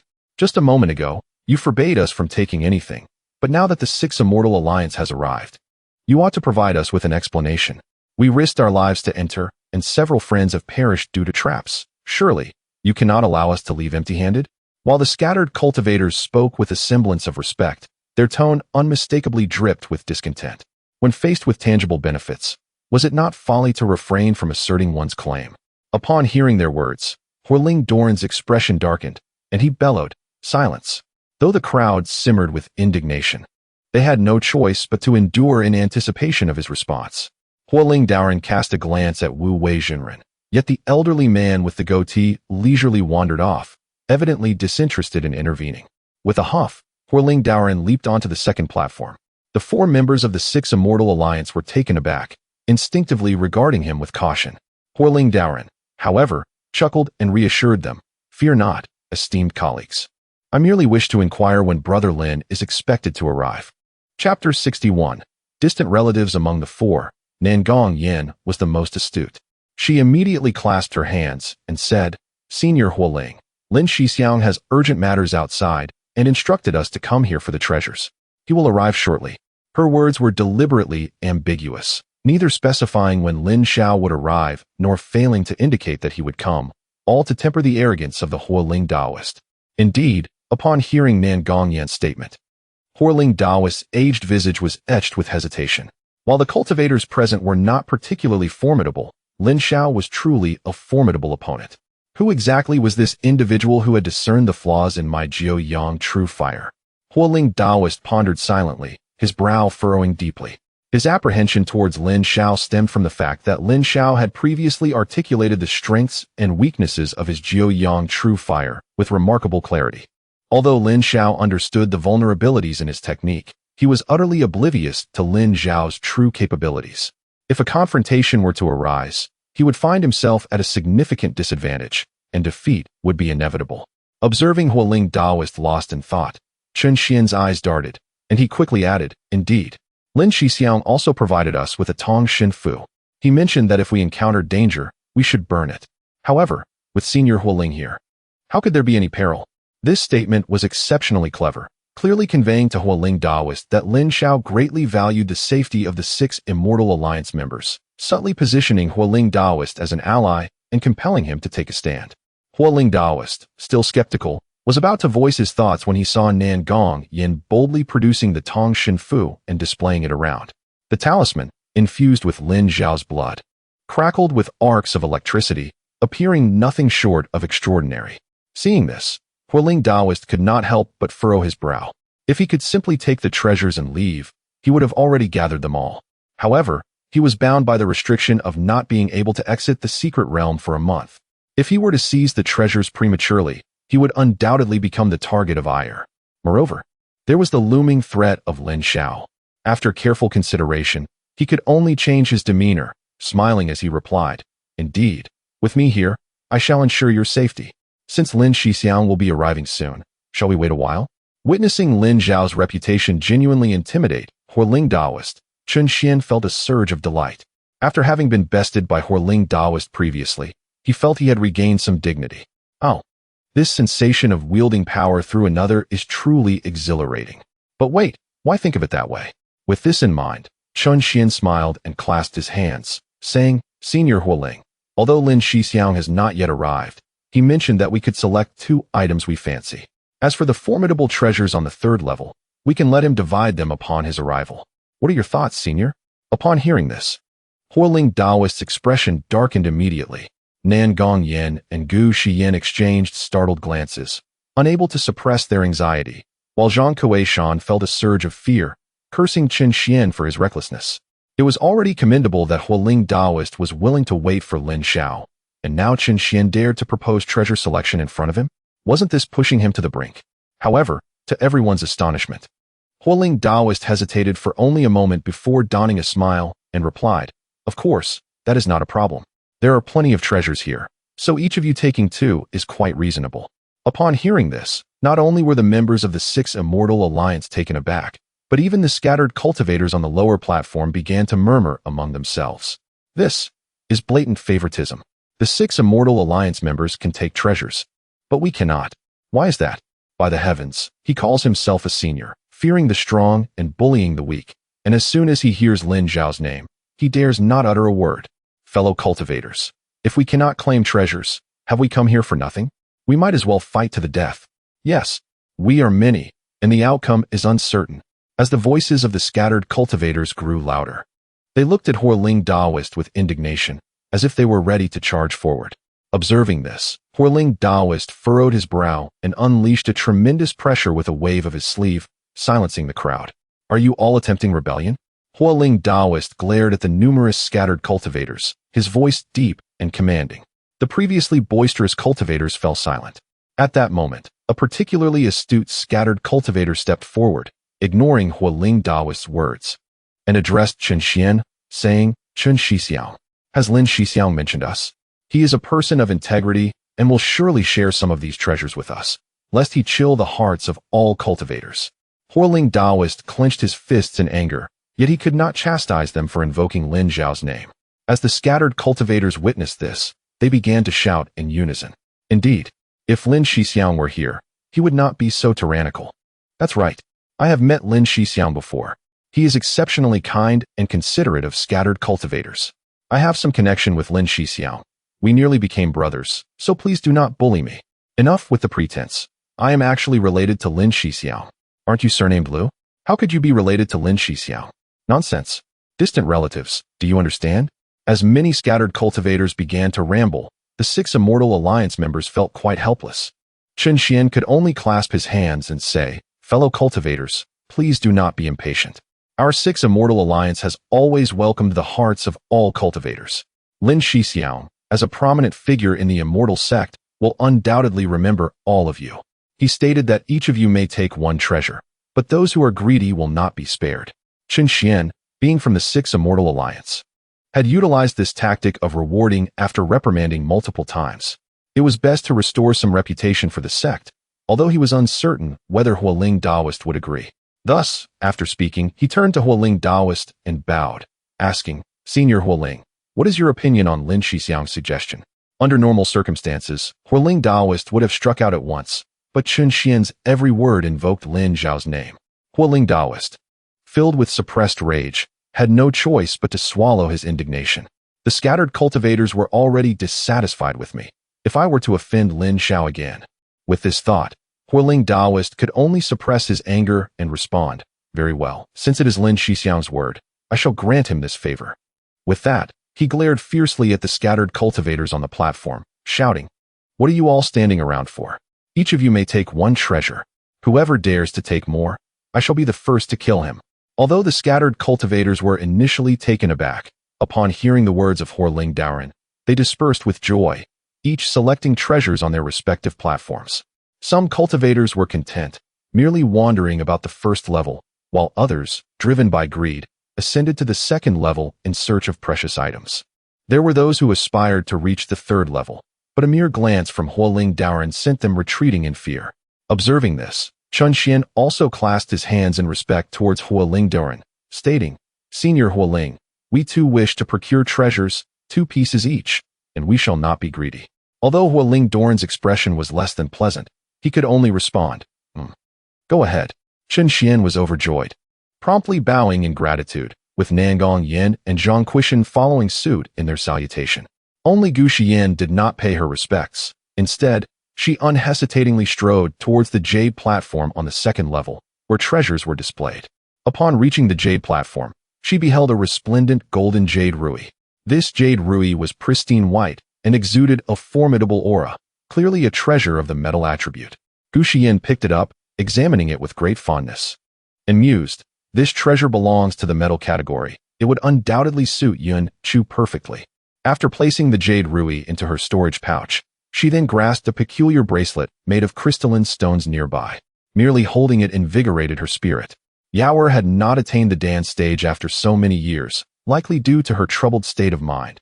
Bringing this treasure bracelet back to her would surely aid in her swift advancement. With this thought, Gu Xian also stowed the bracelet away. However, after acquiring two treasures, she did not cease her pursuit but instead gazed toward a pure-breathing ancient sword resting on a distant jade table. The sword's blade measured 3 feet in length, appearing quite antiquated, yet it radiated a pure essence devoid of any attribute aura, and the runes inscribed on its blade were remarkably exquisite, unmistakably indicating its extraordinary nature. Upon seeing the sword, Gu Xian felt a surge of joy. Xian'er possessed a hidden spiritual root and had recently attained the dance stage, yet he lacked a suitable magical artifact. This sword, being attributeless and brimming with spirit, would make for an excellent treasure for him upon reaching the dance stage. Thus, with immense delight, she grasped the ancient sword and began to examine it closely. At that moment, a fiery red aura surged forth rapidly, striking the ancient sword from her grasp and sending it crashing to the ground. Hualing Daoran approached with a displeased expression, glaring at Gu Xian and stating, "You are Gu Xianzi of Canyunzong, are you not? How utterly disrespectful. It was one thing for you to neglect to bow to me, but we agreed on 2 treasures each, and yet you have the audacity to claim 3. Do you not regard me at all?" Chapter 62. Linglong Xianchao. As he spoke, a brilliant crimson flame ignited in his hand, its formidable pressure startling the scattered cultivators who were selecting treasures. Gu Xian felt the overwhelming force surge through her, causing her to involuntarily retreat a few steps. At that moment, Zhang Quishan hastily positioned himself in front of her, shielding her from the remaining pressure. "Senior Fire Spirit," Chun Xian quickly interjected, stepping forward with an anxious bow. "Did we not come to an agreement? Why has the senior taken action?" Nangong Yan, having stored an exquisite jade bracelet in her storage bag, approached the group, directing her gaze at the Fire Spirit Taoist. "Indeed, Senior, is there not a matter that can be discussed? Why resort to such fury?" Though all 4 were apprehensive of the Fire Spirit Taoist, they nonetheless stood united, demonstrating the solidarity of the 6 Immortal Alliance in critical moments. Observing this, the Fire Spirit Taoist sneered coldly. It was agreed that each scattered cultivator would take 1 item, while a member of your 6 Immortal Alliance could take 2. Yet, this Miss Gu wishes to take more. Does she not regard me? Upon hearing this, Chun Xian glanced at the sword that had fallen to the ground, then back at Gu Xian, momentarily at a loss for words. Nangong Yan pondered for a moment before speaking. "Senior, Brother Lin has yet to arrive. Sister Gu may be selecting treasures for him, considering their connection." Before she could finish, Gu Xian stepped forward. With a frigid gaze, she furrowed her brows at the Fire Spirit Taoist and declared, "You fear Lin Shao so much, yet you dare to strike at me?" Upon hearing her words, the Fire Spirit Taoist narrowed his eyes. "You are from Canyun sect, and Brother Lin is from Yuehua sect. What relation do you have with him? Could it be?" He hesitated, wanting to inquire if Gu Xian and Lin Shao were companions. Yet, Gu Xian coldly interrupted, "Shaoer was once my disciple.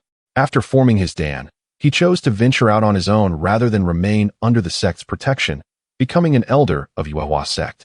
Nevertheless, he is still a member of the 6 Immortal Alliance, which is why he accompanies us to this secret realm." Upon hearing Gu Xian's explanation, the Fire Spirit Taoist was momentarily at a loss for words. The scattered cultivators turned their attention to her, bowing in respect. "So she is indeed the master of Brother Lin. It is an honor to meet you, Miss Gu." "I thought so." This fairy possesses an air of elegance that is not typical of ordinary cultivators. "Brother Lin is indeed her esteemed disciple. Miss, we shall certainly pay our respects to your sect for Brother Lin's protection. Haha, I too shall seek to visit your esteemed sect."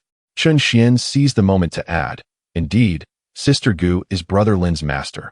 Would it be excessive for her to select an additional treasure for him?" The scattered cultivators unanimously echoed, "Not excessive." The Fire Spirit Taoist, unable to vent his frustration, felt his face flush with anger. After a long silence, he irritably waved his sleeve and declared, "Since she is the former master of Brother Lin, I shall no longer interfere." With that, he soared to the third tier of the platform, landing beside Wu Weijinren. Seeing the fire spirit Taoist humbled, Wu Weijinren chuckled, "Fire spirit, you are not what you once were. Someone can now hold you in check." The fire spirit Taoist merely snorted in response, remaining silent as he gazed at the center of the third tier, where three exceptional magical treasures floated. A fire attribute long knife, a white robe, and a verdant jade pendant were present. Above these treasures, 9 rays of diverse colors enveloped a white pearl, which flickered with strands of lightning. Noticing the formidable nature of the treasures, the fire spirit Taoist's interest piqued. He transmitted to Wu Weijinren, "Friend Wu Wei, why not join forces to claim these treasures and then deal with Lin Xiao together?" To his surprise, Wu Weijinren immediately waved his hand in refusal. "No, Lin Xiao is quite a decent fellow. Why should we contend with him? Do you feel embarrassed and wish to coax me into helping you against him? Haha, I am but an old man now and have no desire to meddle in this affair. You may fight if you wish. I shall not assist anyone." Faced with this, the fire spirit Taoist had nothing to say and could only longingly gaze at the 3 treasures in the center. If it came to confronting Lin Xiao alone, he lacked the confidence. Lin Xiao, clad in the hidden spirit garment and concealed from view, had already arrived outside the cave dwelling. He expanded his divine sense to survey the surroundings, intending to investigate the situation within the cave, but unexpectedly sensed 3 peculiar auras several dozen miles to the east. These auras resembled ordinary cultivators, yet were tinged with barely perceptible demonic energy. Had it not been for Lin Xiao's formidable divine sense, he would not have detected them. Since the Tongshan talisman remained inactive, they must be safe. He decided to investigate what those 3 demonic cultivators were up to, remaining cautious. Recalling the 3 demonic cultivators he had encountered earlier, Lin Xiao chose not to enter the cave, but continued soaring eastward. Hidden from sight, neither cultivators nor flying birds or beasts could detect his presence. Navigating through mountains and waters, he passed several dense forests, where numerous corpses of beasts and scattered cultivators lay, some devoured beyond recognition. Lin Xiao felt no disturbance in his heart. The path of cultivation was inherently treacherous. Those scattered cultivators, daring to enter the secret realm in search of treasures, must pay the price. Such is the way of life and death. After flying several dozen miles, the auras of the 3 demonic cultivators became increasingly distinct. Lin Xiao slowed his pace and soon arrived at a tranquil lake. Surrounding the lake were the bodies of scattered cultivators, some decapitated, others with their core extracted, and some reduced to mere halves, likely victims of beasts. Meanwhile, the 2 men and 1 woman from the demonic sect were gathering something by the lakeside. Lin Xiao extended his vision to observe clearly. By the lake grew hundreds of white plants resembling gourds, each no larger than a thumb and devoid of any spiritual energy, appearing to be ordinary wild fruit. Yet the 3 demonic cultivators continued to harvest them, storing them in a storage bag suspended in the air.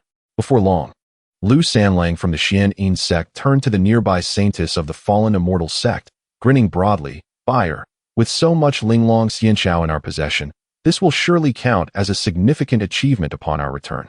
Ling Buyer brought a sprig of the mystical herb to her nose and sniffed it, immediately furrowing her brow as she mused, "I still cannot discern whether this is genuine. It lacks any trace of spiritual energy. Is this truly the legendary Linglong Xianxiao capable of concocting the Jiebing Dan?" Upon hearing this, the pale-faced man named Sima Lin expressed his displeasure, saying, "Keep your voices down, you two. We have already dispatched numerous wandering cultivators who strayed into this place, and the matter of the Linglong Xianxiao must remain a secret." Yet, Ling Buyer, with a playful lift of her brow, retorted, "What is there to fear? No matter who arrives. None can escape my beauty's allure. Who can guard against the charms of Ling Buyer?" Her lips curled into a smile as she surveyed the corpses of scattered cultivators strewn about. She had already dispatched no fewer than 10. Lu Sanlang chimed in, praising her. "Indeed, Buyer is the most enchanting beauty under heaven. What man could resist such a captivating visage?" In response to the flattery, Ling Buyer merely smiled and feigned annoyance. "You flatter too much." Observing the two in their affectionate banter, Sima Lin inwardly shook his head, pondering why the 6 sects had dispatched 2 fools to assist him. As the 3 wielded their swords, hundreds of Linglong Xianxiao burst forth from the earth, tumbling into the black storage bag suspended in the air. In no time, the mystical herbs by the lakeside were entirely harvested. Ling Baier held the storage bag in her hand, retrieving another herb for a closer inspection. She then remarked with curiosity, "This herb appears rather unremarkable. What if it proves useless once we return? That would be quite the embarrassment." Sima Lin seized the herb from her grasp, speaking enigmatically. The Linglong Xianxiao absorbs the spirit energy of heaven and earth, as well as the essence of the sun and moon. It is certainly not an ordinary item. Ancient texts record that this herb can not only be used to concoct the Jibing Dan, but can also restore spiritual energy when ingested. Without hesitation, he placed the thumb-sized white gourd into his mouth. After a few moments of chewing, Sima Lin swallowed the herb. Ling Baier and Lu Sanlang stood in stunned silence. After a long pause, Ling Baier finally inquired, "How does it feel?" Sima Lin scoffed, "Can't you see for yourself?" He placed his hands on his dantian, and an unusual spiritual energy rapidly ascended from within him, swiftly replenishing all the energy he had expended. This thing is truly miraculous." Ling Baier exclaimed with delight, her eyes wide and unblinking as she gazed at the storage bag in her hand. However, just then, a flash of sword light cut through the air, and blood gushed from her wrist as her delicate hand fell to the ground. "Ah!" With a scream, Ling Baier retreated, clutching her injured wrist, while the black storage bag was drawn away by a bolt of lightning, swiftly flying to a large tree by the lake. Beneath that tree, the figure of a young man gradually materialized, holding the storage bag with a cold smile playing on his lips.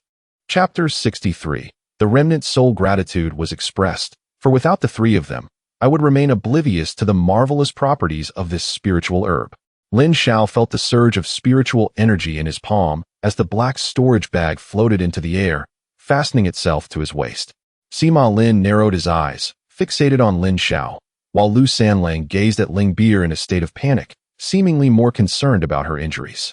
However, Ling Beer was a fierce woman. Despite the pain, she endured and took a pill, which caused her wrist to swell grotesquely, appearing quite horrifying. "Who are you? Why did you assault my junior sister?" Sima Lin inquired, his eyes filled with a chilling intensity, calm yet unyielding. Upon seeing that Ling Beer had staunched her bleeding, Lu Sanlang glared at Lin Shao and exclaimed, "You despicable scoundrel! How dare you, a cultivator of the immortal sect, ambush a female practitioner?" The three had witnessed Lin Zhao's confrontation with Hualing Dao Run on the island, hence their recognition of him.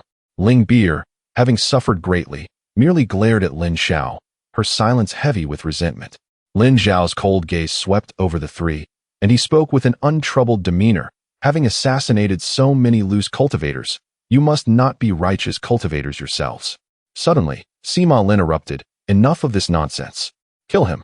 As his words echoed, several eerie shadows emerged from his sleeve, howling fiercely as they lunged toward Lin Shao. With a swift whoosh, a sword, crackling with thunderous light, cleaved through the air, shattering the shadows entirely. Lin Shao seized the thunder sword and swung it forward, unleashing a circular wave of thunderous sword energy that surged forth like a tempest. Sima Lin was struck by the sword energy, immediately spewing blood as he was sent flying. Ling Beer, having lost a hand, was powerless to resist. As the sword energy approached, she cried out in terror, "Sanlang." Lu Sanlang had already darted to her side, frowning as he shouted, "Beer, do not fear. I shall save you." As he spoke, he formed seals with his hands, conjuring a black shield that appeared before them, providing them with protection. With a resounding crash, the thunderous sword energy collided with the shield, yet the shield held firm.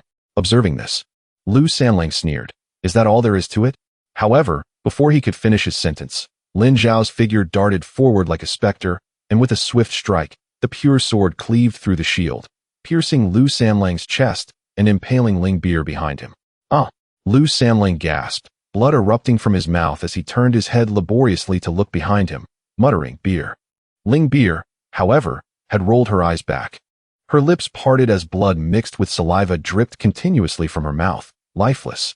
Lin Shao gave a slight shake of the pure sword, and in an instant, thunder flashed, reducing Lu Sanlang and Ling Beer to mere ashes, leaving only two inner elixirs, one azure and one cerulean, shimmering in the air. Witnessing the swift demise of Lu Sanlang and Ling Beer, Sima Lin no longer harbored thoughts of confronting Lin Shao. He fled into the distance. Trying to escape? Lin Xiao scoffed, his fingers curling as he summoned hundreds of bolts of lightning that ensnared Sima Lin in an instant.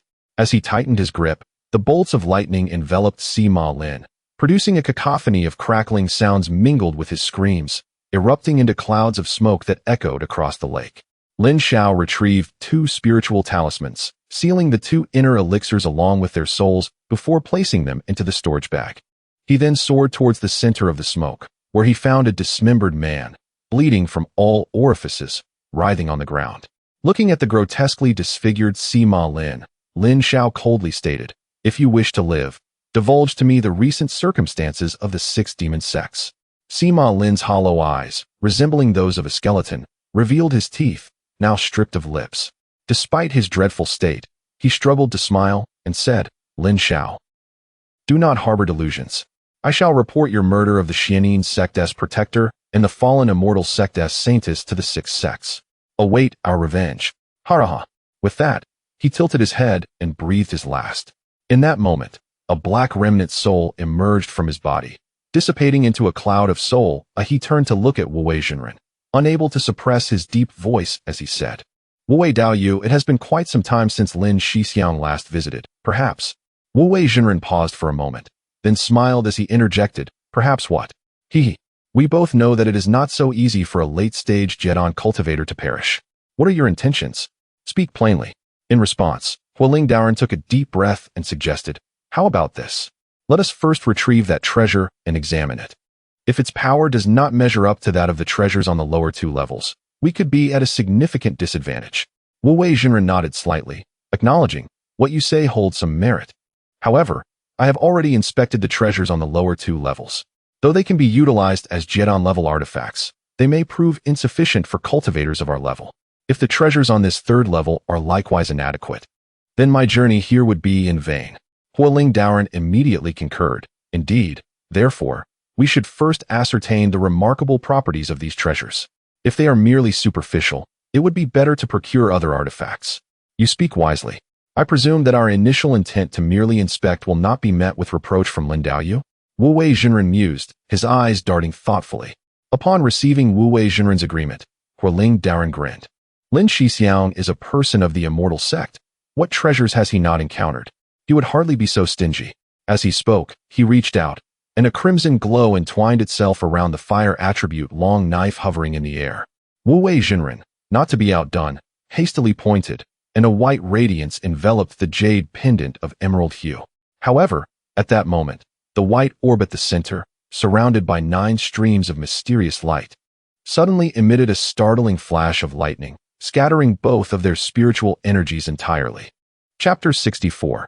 The method of possession. Upon witnessing this, the fiery spirit Taoist's pent-up anger surged forth. He fixated on the white thunder pearl, exclaiming with fury, "Even you, a mere inanimate object, dare to oppose me." As his words echoed, a blaze of true fire erupted from his palm, leaping forth and swiftly darting toward the orb suspended in the air. Taoist Hualing, "Do not." The Jinren Wu Wei attempted to intervene, but it was too late. The flame struck the white pearl, instantly shattering the 9 layers of profound light and sending the orb plummeting onto the platform. With its fall, the 3 treasures above lost their thunderous protection and also descended to the ground. Hearing the startled cry of Jinren Wu Wei, Taoist Hualing felt a momentary confusion, but as he witnessed the treasures tumble down, he could not contain his elation, declaring, "Fear not. This Jiolong Chui Zhu formation is merely a gathering spirit array used to seal treasures. Its destruction is of little consequence. Let us examine the treasures." With that, he soared forward, enveloping the fire attribute long knife in spiritual energy, bringing it before his eyes for a meticulous examination. Observing this, Jinren Wu Wei promptly approached to inspect the treasures as well, yet his cautious nature compelled him to remain vigilant. The more Taoist Hualing examined the knife, the more he cherished it. Holding it in his hands, he inspected it from all angles, noting, "Fire attribute. Of superior quality, perfect for my use. With a little refining. Ah, what a splendid blade." As Taoist Hualing laughed heartily, Jinren Wu Wei, feeling a surge of excitement, hastily grasped the verdant jade pendant. Upon acquiring it, his eyes sparkled with wonder as he mused, "How can such a remarkable treasure exist in this world?" The moment the jade pendant graced his hands, He sensed a wave of pure spiritual energy surging forth, rapidly replenishing his depleting reserves, restoring 2/10 of his energy in the blink of an eye, a speed far superior to consuming pills or drawing from spirit stones. With such a jade pendant in his possession, he would no longer need to fear energy depletion in battles. While the two reveled in their newfound treasures, the scattered cultivators below were equally elated with their chosen artifacts. The members of the Six Immortal Alliance stood on the second tier, evidently having acquired treasures themselves, yet their worldly experience tempered their joy, causing them to gaze toward the third tier. Seeing that Taoist Huling and Junren Wue each possessed a treasure, Chun Xian felt a twinge of dissatisfaction. He established a soundproof barrier around them and remarked, "Those two are untrustworthy." They promised to wait for Lin Shixiang before claiming those treasures, yet here they are, each with one. Recalling Lin Xiao, Nangong Yin turned to Gu Shiyin and inquired, "By the way, Gu Shiji, I just heard you use Lin Shixiang to suppress Taoist Huling. Have you reconciled with him?" Unexpectedly, Gu Shiyin's expression hardened, and she scoffed, "Reconcile? It is not so simple. That rebellious disciple has resolutely severed ties with me and declared he will never return to Cangyunzong." Her words elicited varied reactions among the crowd.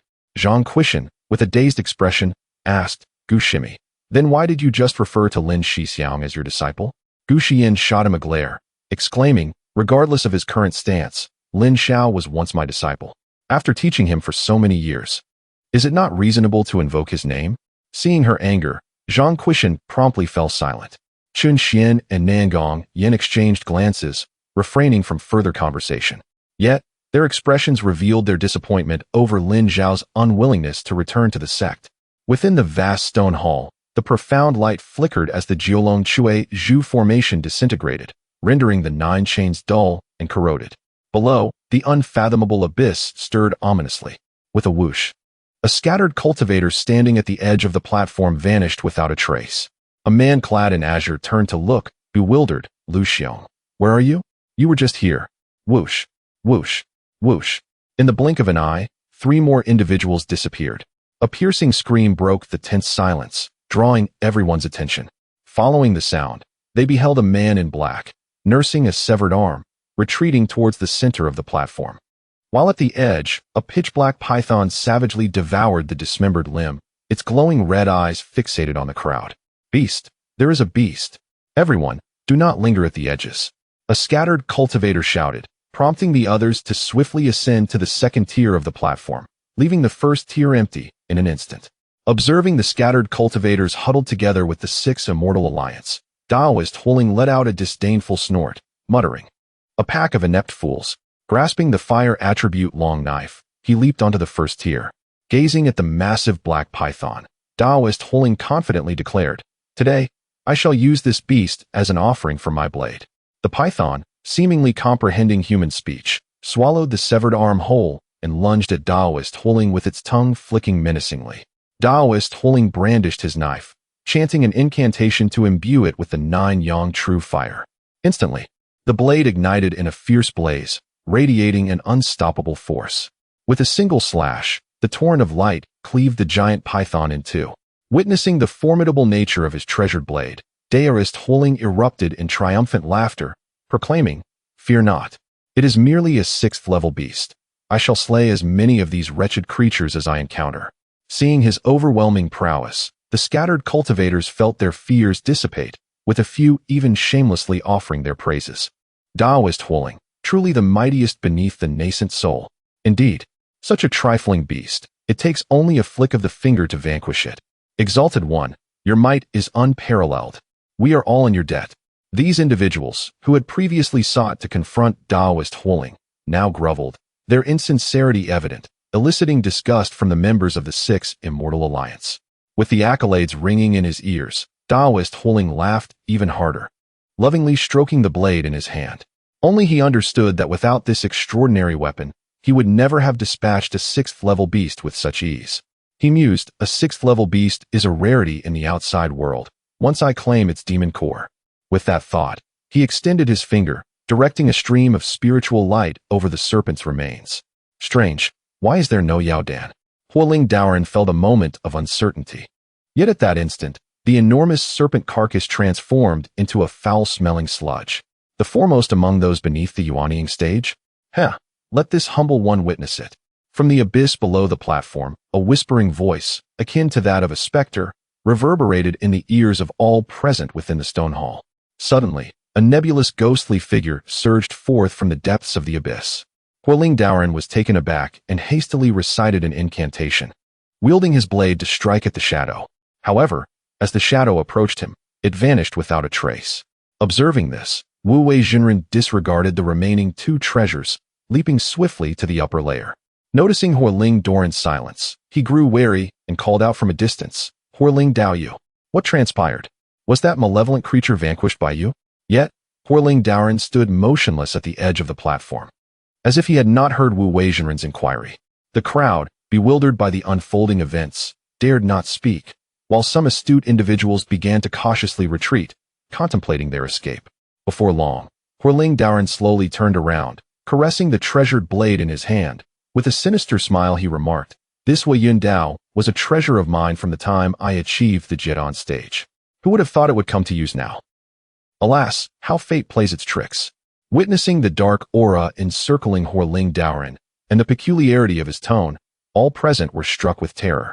Wu Wei Jinren could not suppress his trembling, asking, "The art of seizing a vessel? May I inquire, esteemed senior, from whence you hail?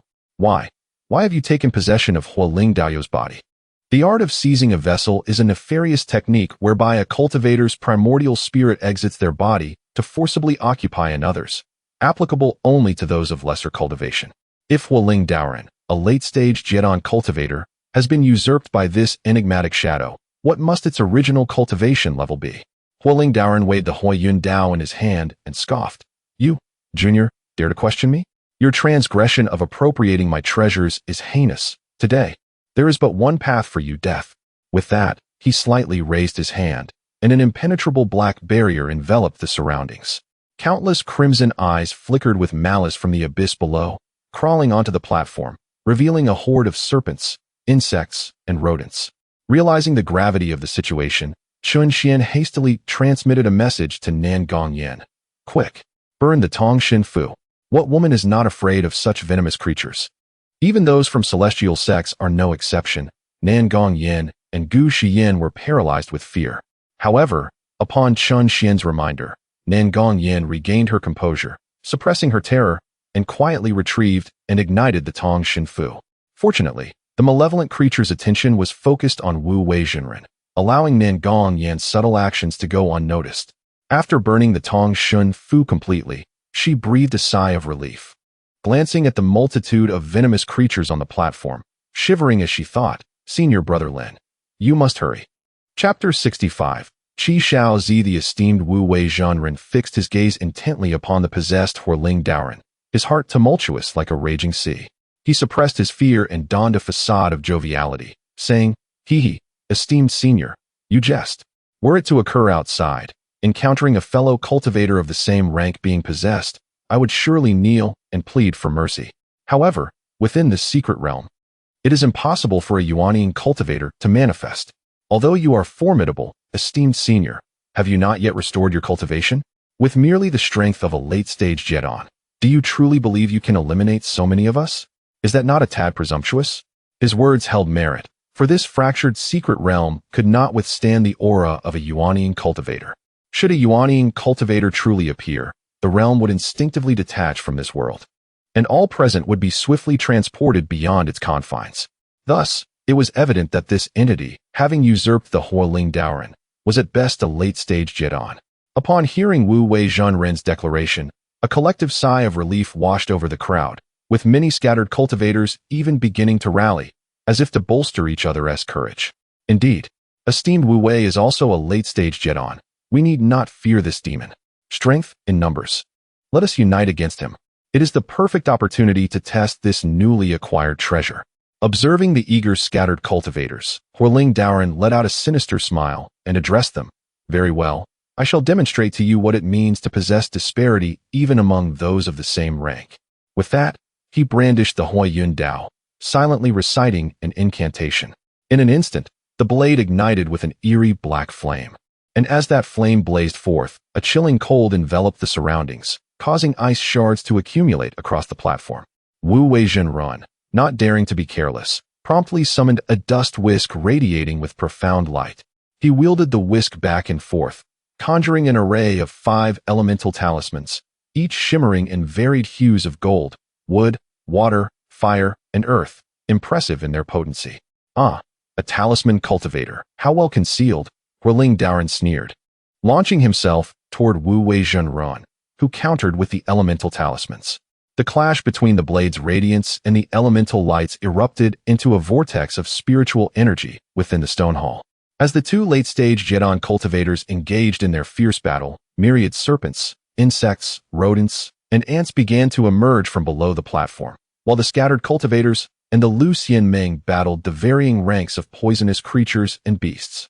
In the chaos, several poisonous creatures perished under the onslaught of magical attacks, plummeting into the abyss below, yet the massive python's venom, along with the multitude of poisonous rodents and ants, wreaked havoc upon the scattered cultivators. After a brutal skirmish, with many poisonous creatures lying dead, the platform was strewn with severed limbs and numerous cultivators groaning in agony. Within the Lu Xianmeng, Zhang Quishan had lost an arm, while Chen Xian and Gu Xian were nearly depleted of spiritual energy. Only Nangong Yin retained some vigor, having summoned a newly discovered jade bracelet, which manifested a sturdy protective barrier of profound light before the 4 of them. However, as the poisonous creatures continued their relentless assault, Nangong Yin gradually faltered, spitting out a mouthful of blood.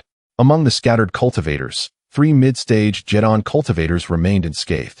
Seeing the dire situation, they hastily activated their treasures, relentlessly attacking the surrounding black barrier in an attempt to break free. At that moment, from within the vortex of spiritual energy, Wu Weizhenrun was sent flying out, blood spilling from his mouth, his body entwined with several strands of black flames, clearly gravely injured. Witnessing the 3 scattered cultivators still assaulting the barrier, Wu Weizhenrun, exasperated, exclaimed, "Futile. This is the power of the domain. It cannot be breached from within. Will you not assist me in vanquishing this demon? Only by slaying him can we hope to survive." The 3, upon hearing this, appeared utterly terrified. Who would dare step forward to assist? In response, Huiling Daoran erupted in laughter. Who would have thought the current realm of cultivation is filled with such ineptitude? It seems fortune favors me. With that, he swung the Hua Yun Dao forward, and a wave of black blade light surged outward, with Wu Weizhenrun being the first to bear the brunt, sent flying and nearly plummeting into the abyss below. The 3 scattered cultivators were also pushed back several zhang by the residual force of the blade, their faces paling and suffering internal injuries. Nangong Yan's jade bracelet shattered into countless pieces under the impact, the once resilient protective barrier vanishing with a resounding pop. As the platform became littered with dismembered limbs, only a few injured remained. Huiling Daoran's chilling laughter echoed around him. He pointed forward, commanding the poisonous creatures, "Go, devour them all." With his command, the swarm of poisonous creatures surged forth. Wu Weizhenrun, straining to maintain a protective barrier, and the 3 scattered cultivators huddled together, barely managing to fend off the encroaching onslaught with their treasures. Yet, the members of Lu Xianmeng had lost all strength to resist, helplessly watching as the poisonous creatures bore down upon them. Just then, a thunderous crack resounded outside the black barrier, splitting it apart, and a cacophony of thunder and lightning reverberated throughout the stone hall, obliterating the serpents, insects, rodents, and ants into piles of ash. As the thunder dissipated, a young man floated into view, gradually making his way toward the platform. With a handsome visage and a body crackling with lightning, wielding a radiant lightning sword, he resembled a divine being descending from the heavens. Wu Weizhenrun gazed at the newcomer in astonishment, unable to contain his surprise. "Lin Daoyu? Senior brother Lin." Chen Xian and Nangong Yin exclaimed in unison, their voices filled with joy. Gu Xian wore a complex expression, biting her crimson lip in silence. Zhang Quishan, clutching his severed arm, breathed a sigh of relief. Thank goodness, senior brother Lin arrived just in time." The 3 scattered cultivators, upon seeing Lin Xiao, hurriedly bowed their heads in despair. "We beseech senior brother Lin to save our lives." Witnessing the scene, Huiling Daoran furrowed his brow, and upon seeing Lin Xiao, he clenched his teeth, another with a thunderous spiritual root. "Could it be you are a descendant of that old ghost with white brows?" Lin Xiao remained silent, merely casting a cold gaze and retorting, And who might you be? Why have you usurped the Hualing Daoren? Fearing for Lin Zhao's safety, Nangong Yin bravely interjected, Senior Brother Lin. This person is the demon within this stone hall, the Hualing Daoren. In his greed for treasures, disrupted the formation within the hall, inadvertently releasing him. He was overpowered in their duel and subsequently possessed. Had you not arrived in time, we would surely have met our demise. Upon hearing this, Hualing Daoren let out a maniacal laugh. Demon? Haraha. What constitutes a demon, and what defines the righteous path? Once upon a time, I devoted myself entirely to the 6 sects of the Immortal Gate, only to be ensnared by treachery, resulting in a tragic fate of ruin and desolation. Ironically, it was a practitioner of the demonic path who granted me a second chance at life. After my resurrection, my sole desire was to seek vengeance upon my adversaries.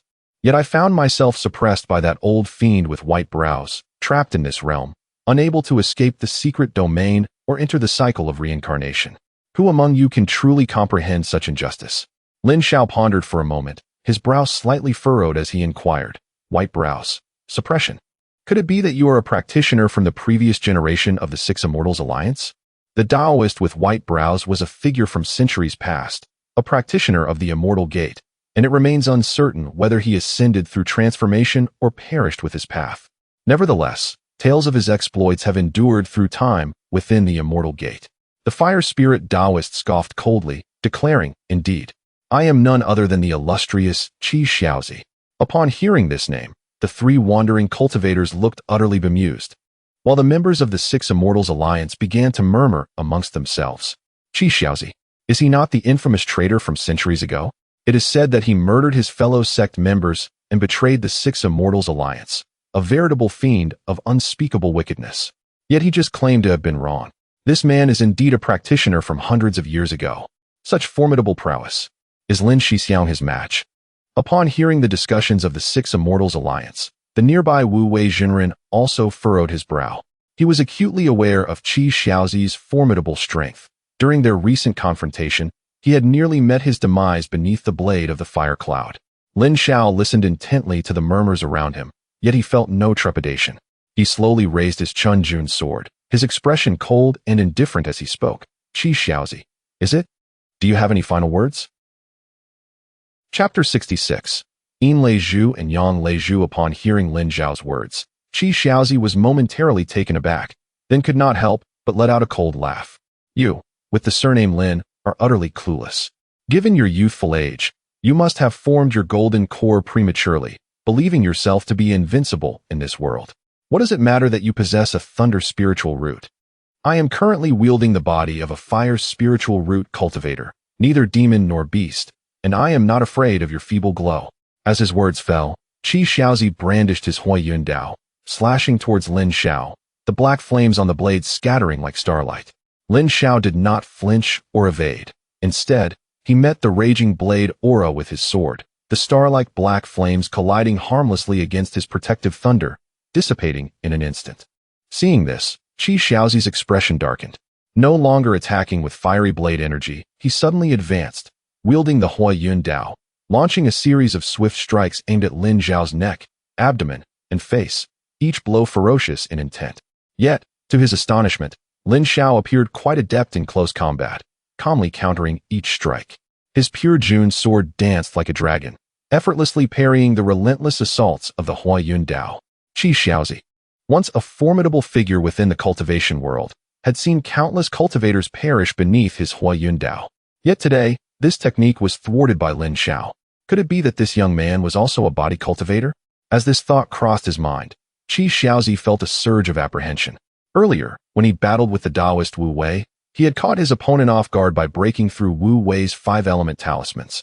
Leveraging the advantage of close combat, where sheer strength could shatter myriad techniques. However, this Lin fellow seemed to anticipate his strategies, disrupting Qi Xiaozi's rhythm of attack. Seizing the opportunity presented by Qi Xiaozi's faltering pace, Lin Xiao launched a series of strikes with his pure Jun sword, unleashing torrents of thunder that crackled against Qi Xiaozi's protective spiritual barrier, forcing him back into the abyss. Just then, a layer of black barrier materialized around them, enveloping the stone hall once more. Qi Xiaozi slowly emerged from the depths, his face cold and menacing. Kid, I admit you possess great skill, but within my realm of the underworld, you shall never defeat me." As his words echoed, a multitude of foul black sludge appeared in the domain, morphing into various terrifying poisonous insects and beasts. Lin Xiao, however, remained unfazed, merely sneering. "Do you think only you possess a domain?" With that, he positioned his pure Jun sword before him, silently reciting the Jiu Shao Shen Lei Ju. In an instant, another layer of a thunderous barrier enveloped the surroundings, lightning flickering within. The moment the poisonous creatures emerged, they were obliterated by the rolling thunder. Witnessing this, Qi Xiaozi was left dumbfounded, struggling to comprehend. Impossible. The power of a domain can only be comprehended by a Yuanian cultivator. How could you, with merely a few decades of age, cultivate a domain? Yet, his astonishment would not deter Lin Xiao. The brilliance of the pure Jun sword dazzled, accompanied by the booming thunder within the barrier. After a few sword techniques, Qi Xiaozi glanced at his broken Hui Yun Dao, his heart filled with dread. No longer willing to engage, he hastily fled towards the third tier of the platform. Seizing this moment, Lin Xiao quickly retrieved a Linglong Xianxiao and consumed it without hesitation. The power of the domain consumed substantial spiritual energy, but fortunately, he had previously acquired numerous Linglong Xianxiao to replenish himself. However, Qi Xiaozi lacked any means to restore his energy. Upon reaching the third tier of the platform, he frantically searched, his face twisted with rage. "Where's my Lingxi jade pendant? Which scoundrel has taken it? Hand it over at once." Daoist Wu Wei had long since positioned himself before the Six Immortals Alliance and the three scattered cultivators, using his whisk to shield them from the residual shockwaves of their duel. Upon hearing Qi Xiaozi's curses, he recalled the jade pendant that could rapidly restore spiritual energy. Yet, he was not foolish enough to relinquish it. At this moment, Lin Zhao's energy had been restored to its peak state with the aid of the Linglong Xianxiao. He leaped onto the third tier of the platform, sword pointed directly at Qi Xiaozi. Faced with this, Qi Xiaozi was momentarily taken aback. He cautiously regarded Lin Xiao, but after a few breaths, he suddenly laughed. Good. Truly, heroes emerge one after another, the new generation surpassing the old. However, it seems we have no enmity between us, do we? You, with the surname Lin, I have only slain scattered cultivators, and you do not appear to be one of them." As he spoke, Qi Xiaozi waved his sleeves, dispersing the black barrier. Lin Zhao's expression remained unchanged as he coldly replied, "You may speak further. Who knows, I might grant you some time." Upon hearing this, Qi Xiaozi burst into hearty laughter. "A bold lad, unreserved in your words, to my liking. To be honest, someone as formidable as you would associate with those beneath you? How about this? I possess many powerful treasures hidden within the Xiantian continent. Not to mention, I have a copy of the thunder technique from the old white-browed fiend. If we were to join forces, we could dominate the cultivation world without question. All the treasures in this hall would be yours. What say you?" As soon as these words left his lips, Lin Xiao had yet to respond, but those below had already changed their expressions. Chun Xian urgently implored, "Lin Shixiao, you must not heed this villain's nonsense." Daoist Wu Wei quickly added, "Indeed, Lin Daoyu, your fellow disciples await your rescue. Do not abandon your true intentions." His genuine fear that Lin Xiao might accept Qi Xiaozi's proposal was palpable, while the three scattered cultivators appeared visibly shaken, revealing their profound insecurity as scattered cultivators. Nangong Yin remained composed, merely observing Lin Zhao's figure in silence. Gu Xian's expression was icy, seemingly indifferent to the matter, while Zhang Quishan silently watched Gu Xian as if he had long forgotten the concept of life and death. Listening to the words of those around him, Lin Xiao turned his gaze towards the white pearl on the ground and the radiant treasure robe. Noticing Lin Zhao's interest in the treasures, Qi Xiaozi quickly introduced, "That treasure robe is known as the Shinfeng Yi, which, when worn, can part clouds and mist, significantly increasing one's speed and evasion. As for that pearl, that is the Yang Lei Zhu, a treasure of the old white-browed fiend." Upon hearing this, Lin Xiao looked at the two treasures with great interest, extending his finger to lightly touch the pearl and the treasure robe. As the treasure garment and the pearl floated before him, Lin Xiao examined them with great care before unceremoniously stowing the treasure garment into his storage pouch. He scrutinized the white pearl before him, unable to resist the electric arc that sprang forth from his fingertips, swiftly entwining itself around the pearl. To his surprise, the white pearl known as Yang Lei Zhu merged effortlessly with the thunder within him, with no sign of conflict. Intrigued, Lin Xiao grasped the Yang Lei Zhu in his hand. The pearl shimmered with a radiant white light, its power undeniable. As he toyed with the pearl, he casually inquired, "Since this object is referred to as Yang Lei Zhu, it must be part of a pair, correct? Is there also a Yin Lei Zhu?" Upon hearing this, Qi Xiaozi felt a jolt of alarm but could only respond with a forced smile. Indeed, however, neither of these pearls is particularly formidable. Once we exit the secret realm, I shall lead you to seek more powerful treasures. Having discerned the origins of the pearl, Lin Xiao leisurely replied, "There is no need for that. I find myself quite content. Senior Qi Xiaozi, it would be best for you to remain here, lest you frighten the cultivators outside." As his words echoed, the surrounding thunderous barrier rapidly constricted, enveloping Qi Xiaozi entirely in the blink of an eye. This technique, transforming the domain into a confinement of celestial thunder, was Lin Xiao's own creation, unexpected and inescapable. Chapter 67, Annihilation of the Soul. Xiaozi, filled with astonishment and rage, exclaimed, "Brat, what is this? I have been nothing but forthright with you, even putting away my domain. Why do you persist in your relentless pursuit? What enmity exists between us?" In response, Lin Xiao coldly retorted, "Senior, we both understand that if this continues, you will undoubtedly be the one to lose. However, this is merely a transient situation. Once you fully merge with the body you seek to possess, the combined strength of us will not suffice to withstand your wrath." Upon realizing his scheme had been seen through, Xiaozi was momentarily taken aback, then a sinister laugh escaped his lips. "Well, you may appear youthful, but you possess considerable insight. Do you truly believe victory is assured for you at this moment?" With a shriek, Xiaozi summoned a shadow that burst forth from Holing Doran, shattering the thunderous prison and darting toward the stone hall's exit. Strangely, even with the shadow's departure, Holing Doran's eyes remained crimson, and his claws flailed as if something still lingered within him. "You wish to subdue me? A fool's errand. Once I find a suitable vessel, I shall grind you to dust. None of you shall leave this place alive." The shadow cackled menacingly as it sped away, only to be intercepted by Wu Jinren, who wielded a talisman imbued with 5 elemental symbols, emanating a radiant light, which he hurled directly at the shadow. "Lin Daoyou, do not let this fiend escape," Wu Jinren shouted, channeling all his spiritual energy into the talisman, forcing the shadow back several paces. Without needing to be told, Lin Xiao was resolute in not allowing Xiaozi to flee. A being capable of seizing the body of a late-stage Jedon cultivator must possess strength no less than that of a Yuanying. With such a sinister entity in pursuit, how could they expect to live in peace thereafter? Thus, Lin Xiao unleashed a palm thunderbolt, disintegrating the freed Holing Doran into ashes. Yet, from the remnants of Holing Doran's charred body, another crimson shadow emerged, roaring fiercely as if it sought to devour someone. "What is happening?" Wu Jinren, straining to suppress the shadow before him, was struck with dread upon witnessing the appearance of yet another red figure. The shadow, supported by the 5 elemental talisman, laughed maniacally. "Have you mortals ever witnessed such divine skill? My protective arts ensure my soul remains unscathed. You may beg for mercy now and perhaps spare your lives, but any hesitation will lead to your demise."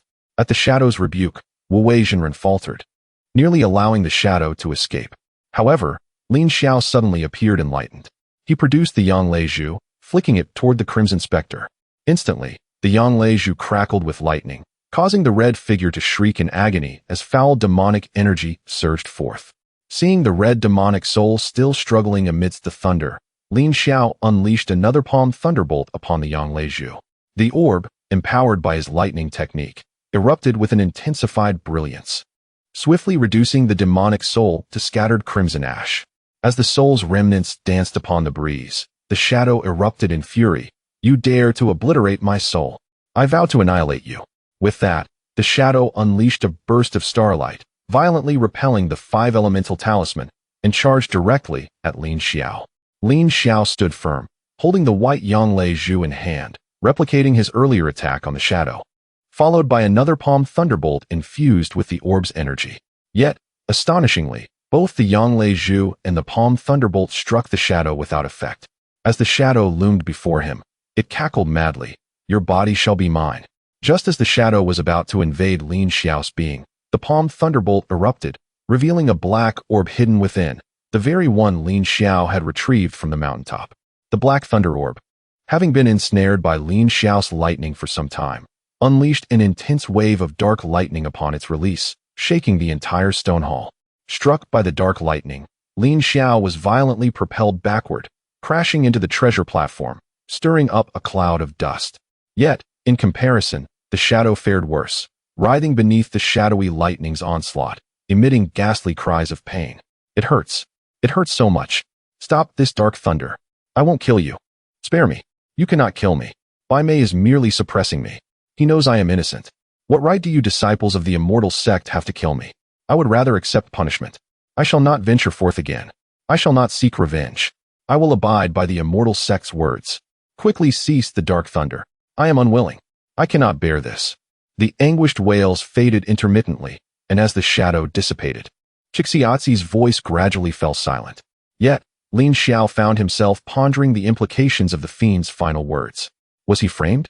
He soared into the sky, reaching out to summon the black and white thunder orbs, which spiraled together, their turbulence subsiding.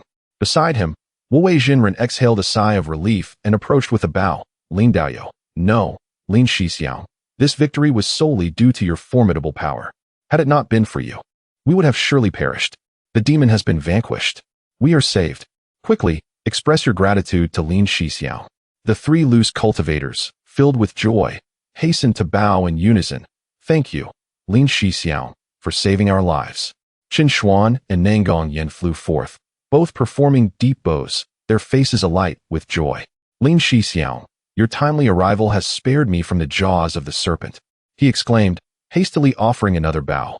Nangong Yen, brimming with smiles and warmth, added, once again, we owe you our gratitude, Lin Shixiao. On the platform below, Zhang Quishan, nursing a severed arm, sat in a corner, weakly saying, Gushimi, you need not concern yourself with me. Go speak with Lin Shixiao. I am of no hindrance. Unexpectedly, Guxian shot him a cold glance, retorting, who says I am concerned about you? How self-important. At her words, Zhang Quishan widened his eyes in disbelief. Shimi, why do you say such things? Had it not been for the necessity of safeguarding you, my arm would not have been broken. Gu Xian declared with a frigid expression, lifting her chin defiantly. I did not implore you for protection. As a practitioner at the mid-stage of Jiedan, am I incapable of taking care of myself? This left Zhang Quishan momentarily speechless. Their conversation was crystal clear to those present. The scattered cultivators dared not interject, while Nangong Yen and Chun Xian understood that Gu Xian was incensed due to matters concerning Lin Xiao, and thus refrained from further comment. Lin Xiao, however, paid her no heed, his attention fixated on the two floating thunder pearls before him, as he contemplated silently. Observing his scrutiny of the artifacts, the Taoist Wu Wei smiled and remarked, Senior Brother Lin, these two pearls appear to possess formidable power. Acquiring such treasures will undoubtedly elevate your strength to new heights. In response, Lin Xiao nodded slightly, stating, the Qi Xiao Zi, being a single entity with two souls, is evidently suppressed by these two pearls, indicating that they must be the treasures of the esteemed Bai Mei Senior. Upon hearing Lin Zhao's words, Wu Wei nodded repeatedly. As he watched the two pearls spiral together, a sudden realization struck him. His eyes widened, and stroking his beard, he inquired, Senior Brother Lin, may I have a closer look at these two pearls? Noticing his dawning understanding, Lin Xiao raised a hand slightly, causing the two pearls to float before Wu Wei, supported by spiritual energy. Lin Xiao held no fear of Wu Wei attempting to seize the treasures. The old man would have to be quite reckless to do so. Wu Wei, indeed, harbored no intention of theft. Rather, he examined the black and white thunder pearls with meticulous attention. After a prolonged period of scrutiny, he finally exclaimed in astonishment, indeed, this is the very object recorded in the ancient texts. Chapter 68. The dead in the flesh. Noticing the astonishment on his face, Lin Xiao furrowed his brows and inquired, what ancient text? The real person Wu Wei retrieved a jade slip from his storage bag and handed it to Lin Xiao, saying, this jade slip contains an ancient text that records the treasures of the primordial era. I obtained it from an ancient cultivation cave, and it details numerous artifacts from that time. Whenever I find myself with idle time, I glance through it. However, with so many treasures, how could I possibly remember them all? Earlier, when I saw those two orbs, they seemed quite familiar, which prompted me to recall that they might be documented in this ancient text. Upon hearing this, Lin Xiao accepted the jade slip and probed it with his spiritual consciousness. Indeed, he discovered passages detailing various treasures, accompanied by vivid illustrations. The records included the Finshan mirror, the soul-gathering lamp, the Biluo umbrella, the Binkan garment, and even the Chunjun sword. Upon noticing the mention of the Chunjun sword, Lin Xiao's heart stirred, prompting him to examine it closely. The Chunjun sword is said to be the manifestation of thunderous might, capable of ascending to the heavens and descending to the underworld, subduing myriad spirits and vanquishing evil entities. While other treasures bore the names of their creators, the Chunjun sword was solely described as a product of thunderous power, indicating its celestial origin and extraordinary nature.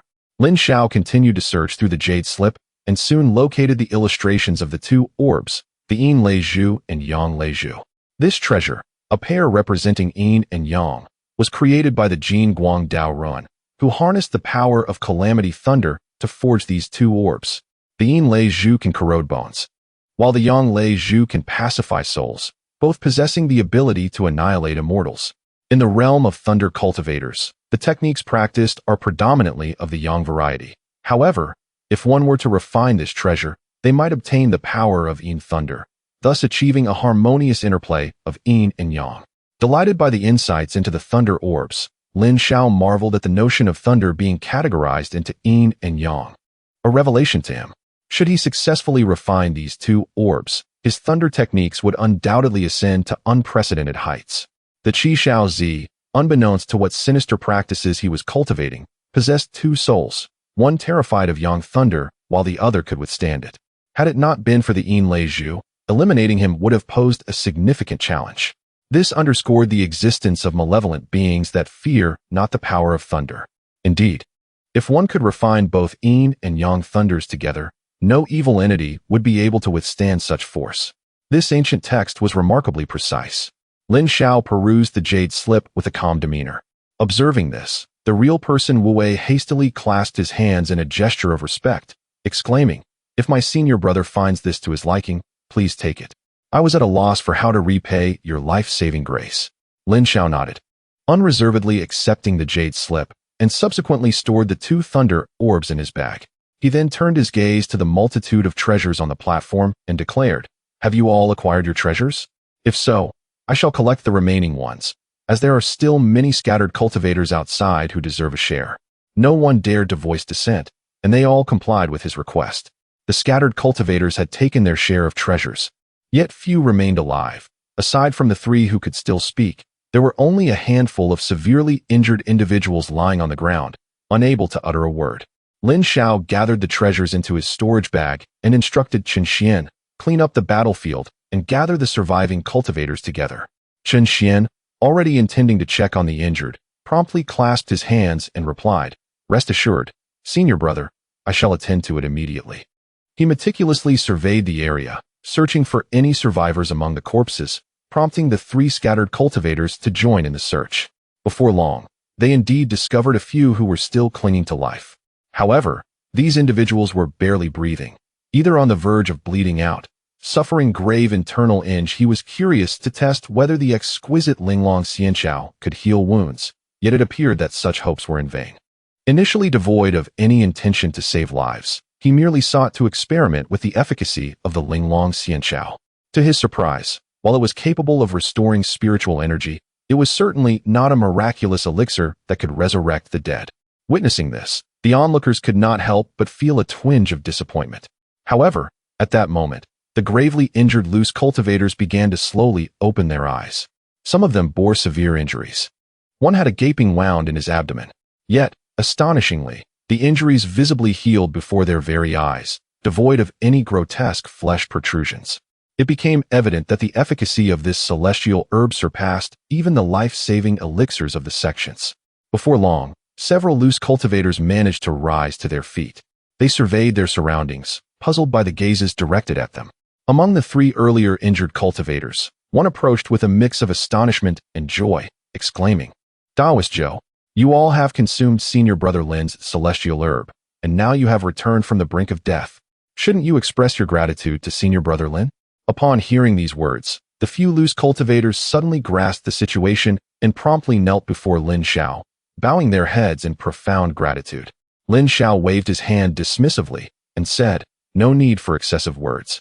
You must quickly seek out the hidden loose cultivators and inform them that I, Lin Xiao, wish to bestow treasures and sacred medicinal herbs upon them. Those who do not come will find themselves empty-handed."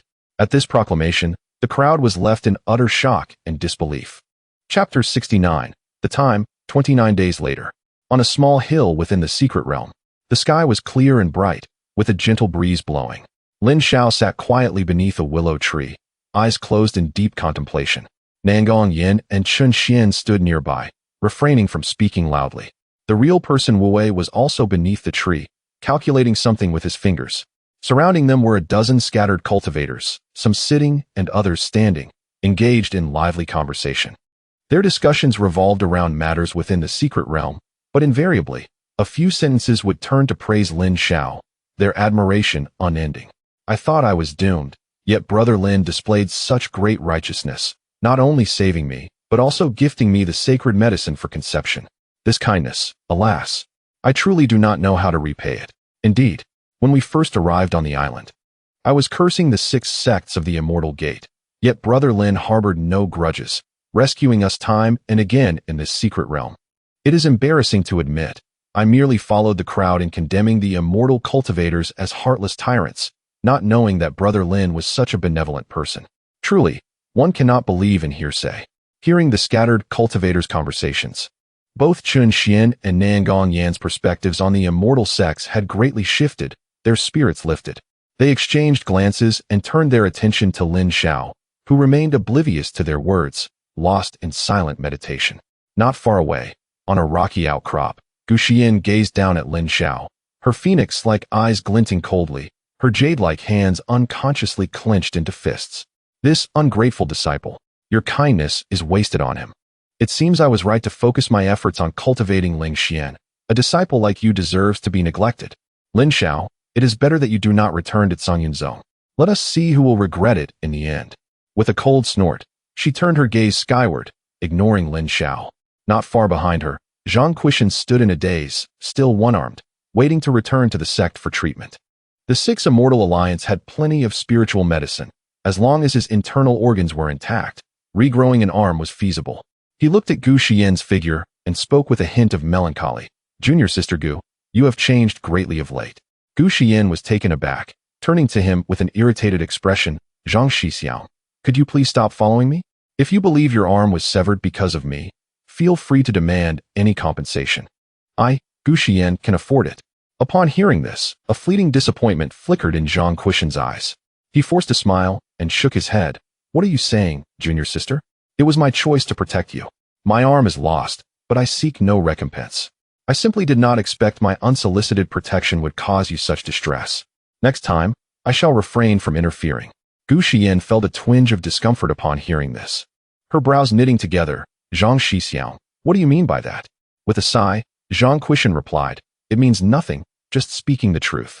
By the way, I may have to return to Tiangang Zone to recuperate, and will not be staying in the 6 Immortal Alliance anymore. I will no longer be a bother to you. But before I go, I would like to ask once more, have you changed recently?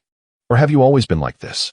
Having said this, he turned decisively and walked away, leaving Gu Xian alone. "Nonsense. You should have left long ago."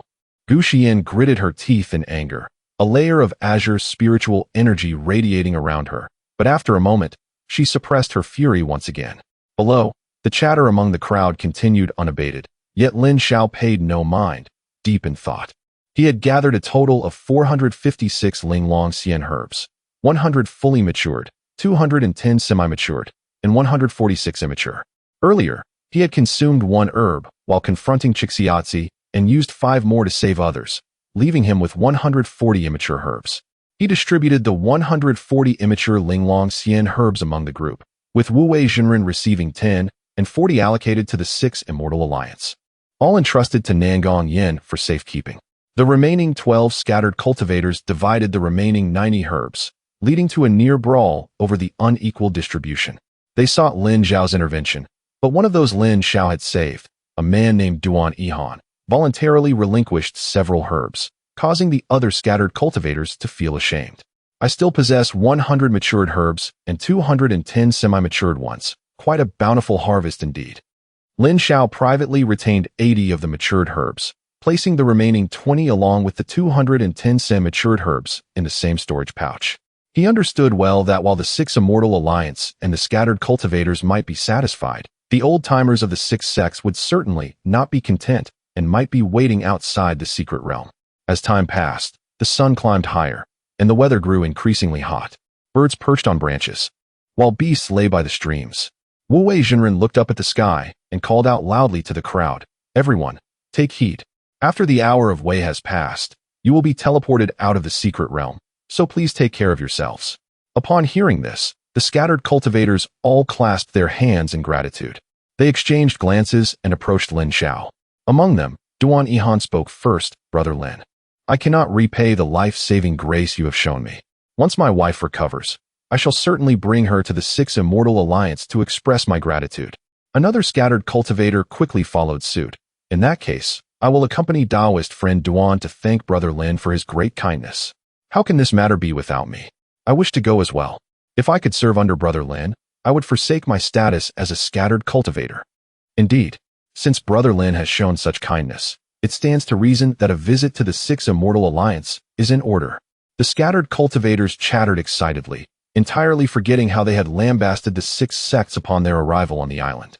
Hearing their words, Chen Xian and Nangong Yin both beamed with joy. This unexpected turn of events had helped the Six Immortal Alliance redeem its reputation. From her vantage point on the rocky outcrop, Gu Xian observed the scene, unable to suppress a murmur. It seems Lin Xiao still possesses a semblance of conscience, knowing to help the immortal sect regain some honor. Yet at that moment, Lin Xiao, who had been meditating beneath the tree, opened his eyes. He stood up, his profound gaze sweeping across the crowd, and calmly stated, "It was I, Lin Xiao, who saved you. What connection does this have with the Six Immortal Alliance? If you wish to express your gratitude, come to Yuehua Zone and thank me there. There is no need to visit the Six Immortal Alliance." At these words, the expressions of all present changed dramatically. Chen Xian and Nangong Yin exchanged glances filled with complexity as they gazed upon Lin Xiao. They yearned to articulate their thoughts, yet the cold indifference reflected in Lin Xiao's eyes rendered them speechless. The scattered cultivators exchanged uncertain looks, their curiosity piqued. Though they were not overly astonished, Duan Yihan, without a hint of hesitation, clasped his hands and declared, "It is you, Senior Brother Lin, whom I must express my gratitude to. Naturally, wherever you reside, I shall pay my respects. Since you dwell within the confines of Yuehua Zone, I shall visit there in due course." He paused, then added, "Indeed, let us proceed to pay our respects at Yuehua Zone." His assertion resonated, as they indeed sought to thank Senior Brother Lin, independent of any sect affiliations. Many scattered cultivators chuckled, seemingly pleased that Lin Xiao chose not to align himself with the celestial sections. However, at that moment, Gu Xian descended gracefully from a distant rock formation, her gaze directed coldly at Lin Xiao. "Lin Xiao, have you had enough? Were it not for the news from the Sixth Celestial Alliance, would you have been able to enter this secret realm? Your words imply that our celestial sects are insignificant. This is excessive, don't you think?" Witnessing her outburst, the gathered cultivators fell silent, hastily retreating to the sidelines. Lin Xiao, in stark contrast, regarded Gu Zian with a quiet intensity, a hint of sardonic amusement dancing upon his lips. Chapter 70. Seizing it was precisely the hour of the day when the sun shone brightly, and a gentle breeze intoxicated the senses. Yet, the atmosphere was chillingly cold. Both Lin Xiao and Gu Xian emanated an air of frigidness, akin to two towering icebergs. Was it too much? I vanquished Qi Xiaozi and used celestial herbs to save their lives. Are these not undeniable truths? They ought to express their gratitude. Yet I merely advised them against misplacing their sentiments. What was excessive about that? Lin Xiao wore a peculiar smile, feeling that Gu Xian was being excessively meddlesome. During his time as her disciple, she had not been so intrusive, but now that he had left the sect, she seemed to relish the role of a critic. Gu Xian found herself at a loss for a retort to Lin Xiao's words, but inexplicably. As she witnessed Lin Xiao garnering the allegiance of numerous scattered cultivators, a knot formed in her chest. Thus, she continued, "You two emerged from the celestial gates. Now that you have departed, do you not think it improper to sever ties so completely?" Upon hearing this, Lin Xiao could not help but let out a cold laugh. severing ties completely? If it were truly the case, would you not have perished at the hands of Qi Xiaozi long ago? I saved you and distributed the celestial herbs. I expended my own effort. Should this be credited to you instead? Gu Xian, when did I fail to notice your remarkable audacity? You. Gu Xian was infuriated by Lin Xiao's relentless critiques, but found herself speechless. His words were indeed factual, and many scattered cultivators expressed their admiration, listening to Lin Xiao with utmost respect, while casting disdainful glances at Gu Xian. Seeing this unfold, Nangong Yin stepped forward to mediate. Sister Gu, let us drop this matter.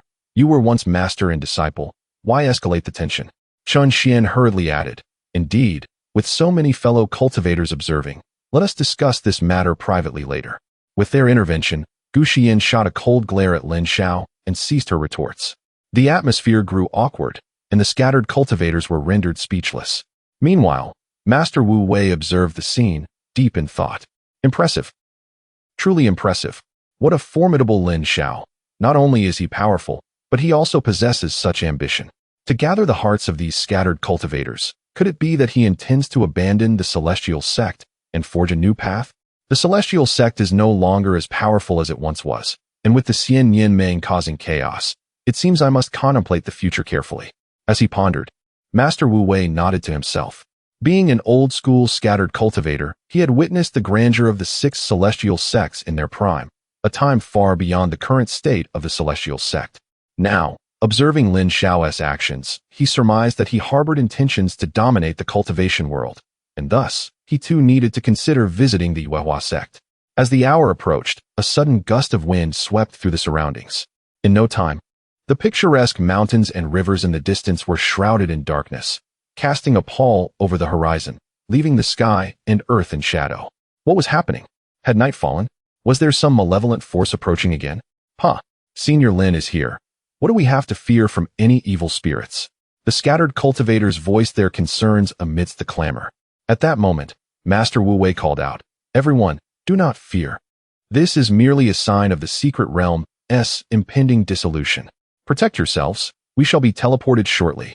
Almost instantaneously, a flash of white light illuminated the heavens, and the secret realm descended into chaos, silencing all voices. Lin Xiao suddenly awoke, finding himself suspended above the ocean. He looked around and saw endless waters stretching in all directions. It seemed fortune favored him, as he had not been teleported to the same location as those burdensome companions. While contemplating this, he was about to retrieve a compass to ascertain his position when he sensed something amiss and swiftly retreated. As he did, a ghost-faced dragonfish, several meters long, leaped from the depths, its gaping maw snapping at empty air. Seeing this, Lin Xiao couldn't help but express his exasperation. Truly, it knows not when to cease. This ghost-faced dragonfish was merely a 6th-tier demonic beast, yet it dared to assault a late-stage Jedon cultivator. If it were any other demonic beast, it would have fled in terror long ago, unlike this dragonfish, which chose to hunt down its prey. Clearly, among demonic beasts, there existed a fair share of fools. As the ghost-faced dragonfish prepared to attack again, Lin Xiao released the full aura of his late-stage Jedon cultivation. The surrounding seawater parted as if pushed aside, momentarily creating 2 massive waves. The dragonfish, seeing this, was frightened and swiftly swam away at a speed that was astonishing. Lin Xiao paid no heed to the creature and took out his compass to assess his location. However, he was momentarily taken aback. Why was he here? He recalled that this oceanic region was home to a 7th-tier demonic beast, and this was indeed its territory. Recalling the ferocious aura of that 7th-tier beast, Lin Xiao furrowed his brow. Though he was not afraid, he had no desire to court trouble. Engaging in battle with a demonic beast upon the ocean was not an appealing notion. Just as he was about to don his invisibility garment and depart, 2 streaks of mysterious light rapidly approached from afar. As the light drew near, Lin Xiao frowned slightly. When the light halted, the figures of Ling Yunzi and Murong Xian emerged. Junior brother Lin, you have endured much. Ling Yunzi greeted him with a smile. Murong Xian also scrutinized Lin Xiao and coldly remarked, Junior brother Lin, others from the 6th Celestial Alliance have already come to assist. Brother Ling and I have come to escort you back. Despite feeling displeasure within, Lin Xiao dared not act arrogantly in front of these 2 Yuanian cultivators. He could only clasp his hands in greeting and respond, Thank you, esteemed seniors. but I have already safely led the other junior brothers and sisters out of the secret realm and provided them with the sacred medicine.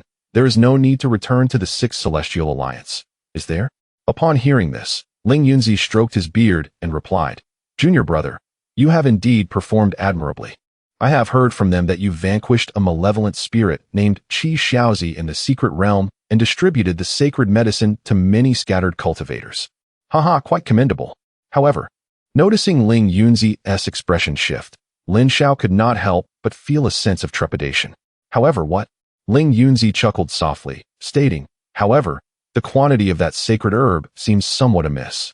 Lin Xiao's heart stirred, and he instinctively pressed the black storage pouch at his waist, replying, What are you saying, senior brother? I have already distributed over 100 sprigs of celestial herbs, keeping merely a dozen for myself. As a distinguished Yuanian cultivator, do you truly need to seize these jibbing celestial herbs? Upon hearing this, Ling Yunzi merely smiled, withholding his words. Murong Xian's gaze turned icy as he exclaimed, Lin Xiao, do not presume you can deceive us. The jibbing sacred herbs you bestowed upon them are mere immature specimens. I have partaken of such before. Who do you think you are fooling? At these words, Lin Xiao's expression shifted to one of astonishment, his eyes flickering with uncertainty. After a prolonged contemplation, he gritted his teeth and said, Very well, I shall produce some more. With that, he gestured, and from the black storage pouch flew out 100 gourd-shaped celestial herbs. These, I present to you, esteemed seniors. Lin Xiao slightly lowered his head, his expression a tapestry of emotions as he clasped his hands in respect. Yet, upon sight of the 100 celestial herbs, Ling Yunzi merely shook his head in silence, appearing unsatisfied. Murong Xian let out a cold snort, extending his hand to grasp the black storage pouch, which was swiftly enveloped in a surge of spiritual light and drawn into his possession. Witnessing this, Lin Xiao clenched his teeth, indignantly declaring, Senior brother, how can you resort to thievery? Murong Xian cast a frosty glance at him, shaking his hand to release 110 gourd celestial herbs along with 20 immature baby-shaped celestial herbs from the pouch. Ling Yunzi, with a jovial demeanor, stroked his beard and remarked, Lin Shidi, how could you possibly consume such a multitude on your own? Suppressing his fury, Lin Xiao retorted with a furrowed brow, the others contributed nothing. Their lives were saved by me, and I bore the effort for this. I personally harvested these jibbing sacred herbs. It is fortunate that I can share some. Is it inappropriate for me to retain a few more? In response, Ling Yunzi's smile faded, replaced by a serious expression as he replied, Lin Shidi, I can overlook many things. But the matter of these jibbing sacred herbs is of paramount importance. It is unacceptable for you to possess so many. However, it is permissible to allocate some to you. With that, he took 5 mature baby-shaped celestial herbs and 50 half-mature gourd celestial herbs, bestowing these 55 herbs upon Lin Xiao, while sequestering the remaining 15 baby herbs and 160 gourd herbs back into the storage pouch. Observing this, Lin Xiao could not help but clench his fists tightly. Chapter 71. The capture. Seeing Lin Xiao clench his fists, his expression revealing dissatisfaction, Ling Yunzi was momentarily at a loss for words on how to comfort him. However, Murong Xian coldly interjected, What is it? Are you dissatisfied? Or do you wish to forego these spiritual herbs? The dynamic of one person playing the role of the angry figure and the other as the calm one was clear to Lin Xiao. Despite his immense fury, he felt compelled to yield in the face of overwhelming power. Therefore, he could only take a deep breath and say, Thank you for the medicinal herbs, senior brother. As he spoke, he carefully stored the 5 baby-like spiritual herbs and 50 gourd-shaped ones into his storage pouch. Yet, Murong Xian, quick as lightning, snatched the pouch back. Lin Zhao's brows furrowed, and he could not help but voice his anger, Senior brother. What is your true intention behind this humiliation of Lin Xiao? Murong Xian scanned the contents of the pouch with his divine sense and noted the several bottles of elixirs, various artifacts of varying quality suitable for the foundation establishment stage, and the recently added 55 spiritual herbs. After his inspection, he tossed the pouch back to Lin Xiao, stating, I merely wanted to ensure you did not possess any demonic sect techniques. Remember, although you are no longer a member of the celestial sect, you must not stray onto a misguided path. Upon hearing this, Lin Xiao could not help but let out a mocking smile. Stray onto a misguided path? Practitioners of the demonic way regard those with thunder spiritual roots as thorns in their side. Upon sighting me, they wish for nothing more than to slay me without hesitation. Surely, senior brothers understand this? He continued. Moreover, by resorting to such coercion, how do you differ from those of the demonic path? Murong Xian furrowed his brows at Lin Zhao's words. He was about to reprimand him, but noticed Ling Yunzi sigh and, with a hint of apology, say, Junior brother Lin, I recognize your anger. How about this? I have taken many of your spiritual herbs, yet I will not treat you unfairly. You may propose a condition, and I shall do my utmost to fulfill it. Seeing the sincerity in Ling Yunzi's demeanor, Lin Xiao felt compelled to suppress his wrath. The fact that a Yuanian cultivator was willing to make concessions was indeed a significant gesture. After a moment of contemplation, he expressed, albeit with lingering dissatisfaction, Very well, take the spiritual herbs, senior brother. Just know that I worked hard to obtain them. Ah, that is only natural. Ling Yunzi replied cheerfully upon observing Lin Zhao's lessened ire. He genuinely did not wish to offend Lin Xiao, as he understood the significant threat that practitioners with thunder spiritual roots posed to the demonic path. Yet, Murong Xian remained stern. Quickly state your condition. Do not waste our time. Lin Xiao furrowed his brow, pondering deeply for a long while before finally looking up and stating, Yin Qingfeng and Zhang Chuchu, disciples of the Zhangyan sect, are on good terms with me. I noticed they were not faring well during the Celestial Sect conference. I request that you send someone to escort them safely to the Yuehua sect. Upon hearing Lin Zhao's request, both Ling Yunzi and Murong Xian were taken aback. After Lin Xiao left the sect, he had regarded everyone from the Zhangyan sect with disdain. To think he still remembered two disciples from the sect? It was unexpected that he still held some feelings for the past. Why then had he chosen to leave the Zhangyan sect? Could it be that someone from the sect had truly provoked him? Murong Xian narrowed his eyes as he regarded Lin Xiao, feeling a mix of suspicion and uncertainty. Ling Yunzi, however, quickly agreed. Very well, I accept this condition. Once we return to the Sixth Celestial Alliance, I will ensure Yin Qingfeng and Zhang Chuchu are delivered safely to the Yuehua sect. Seeing Ling Yunzi agree so readily, Lin Xiao felt the condition was too simple and quickly added, furthermore, if there are any disciples with whom I previously had a good relationship who wish to see me, senior brother must not obstruct them, allowing them to come with junior brother Qingfeng. At this, Ling Yunzi could not contain his delight and stroked his beard, saying, very well, I shall not hinder them. The Yuehua sect is indeed a subsidiary of the Sixth Celestial Alliance. It is permissible for them to visit. With this, Lin Xiao nodded silently. In good spirits, Ling Yunzi cheerfully declared, since we have come to an agreement, we shall take our leave first. Junior brother, do take care on your journey. Lin Zhao's expression darkened as he gazed at the vast, boundless sea.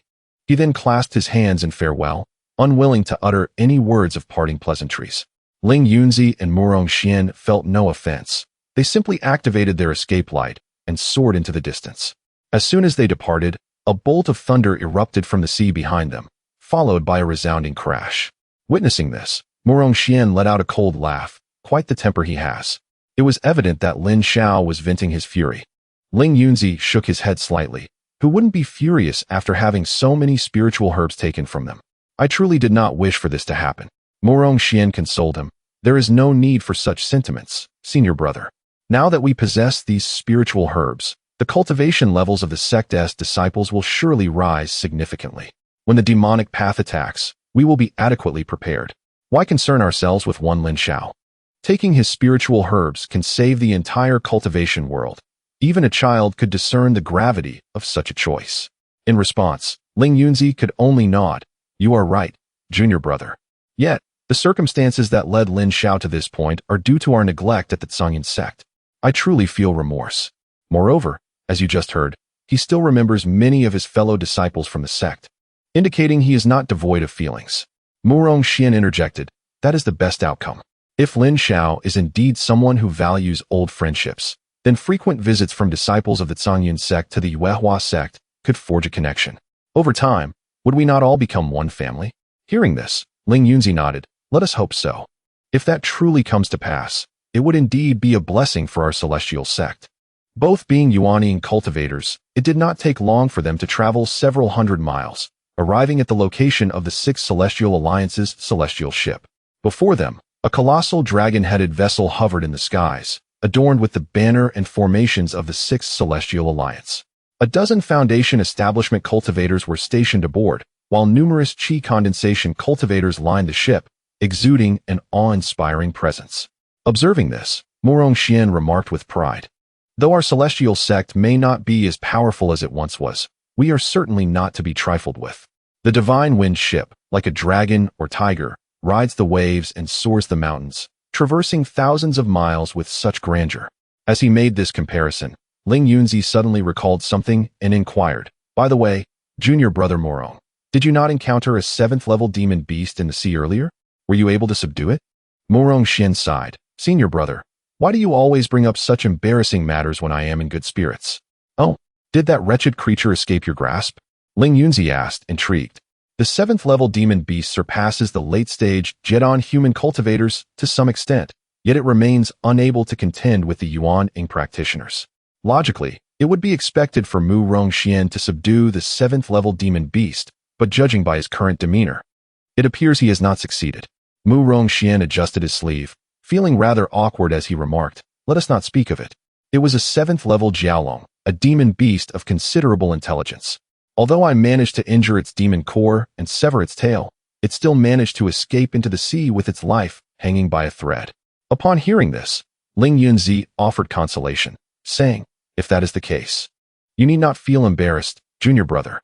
Demon beasts inherently harbor animosity towards our human race, often choosing death over surrender. As you mentioned, that Jiaolong is exceptionally clever and would not easily submit. Even if you had captured it, taming it would be an impossible task." Mu Rongxian nodded in agreement, saying, "You speak the truth, senior brother. Alas, let us not dwell on this any longer. Let us ascend." With a flash of their escape light, the two soared towards the enormous vessel in the sky. Chapter 72.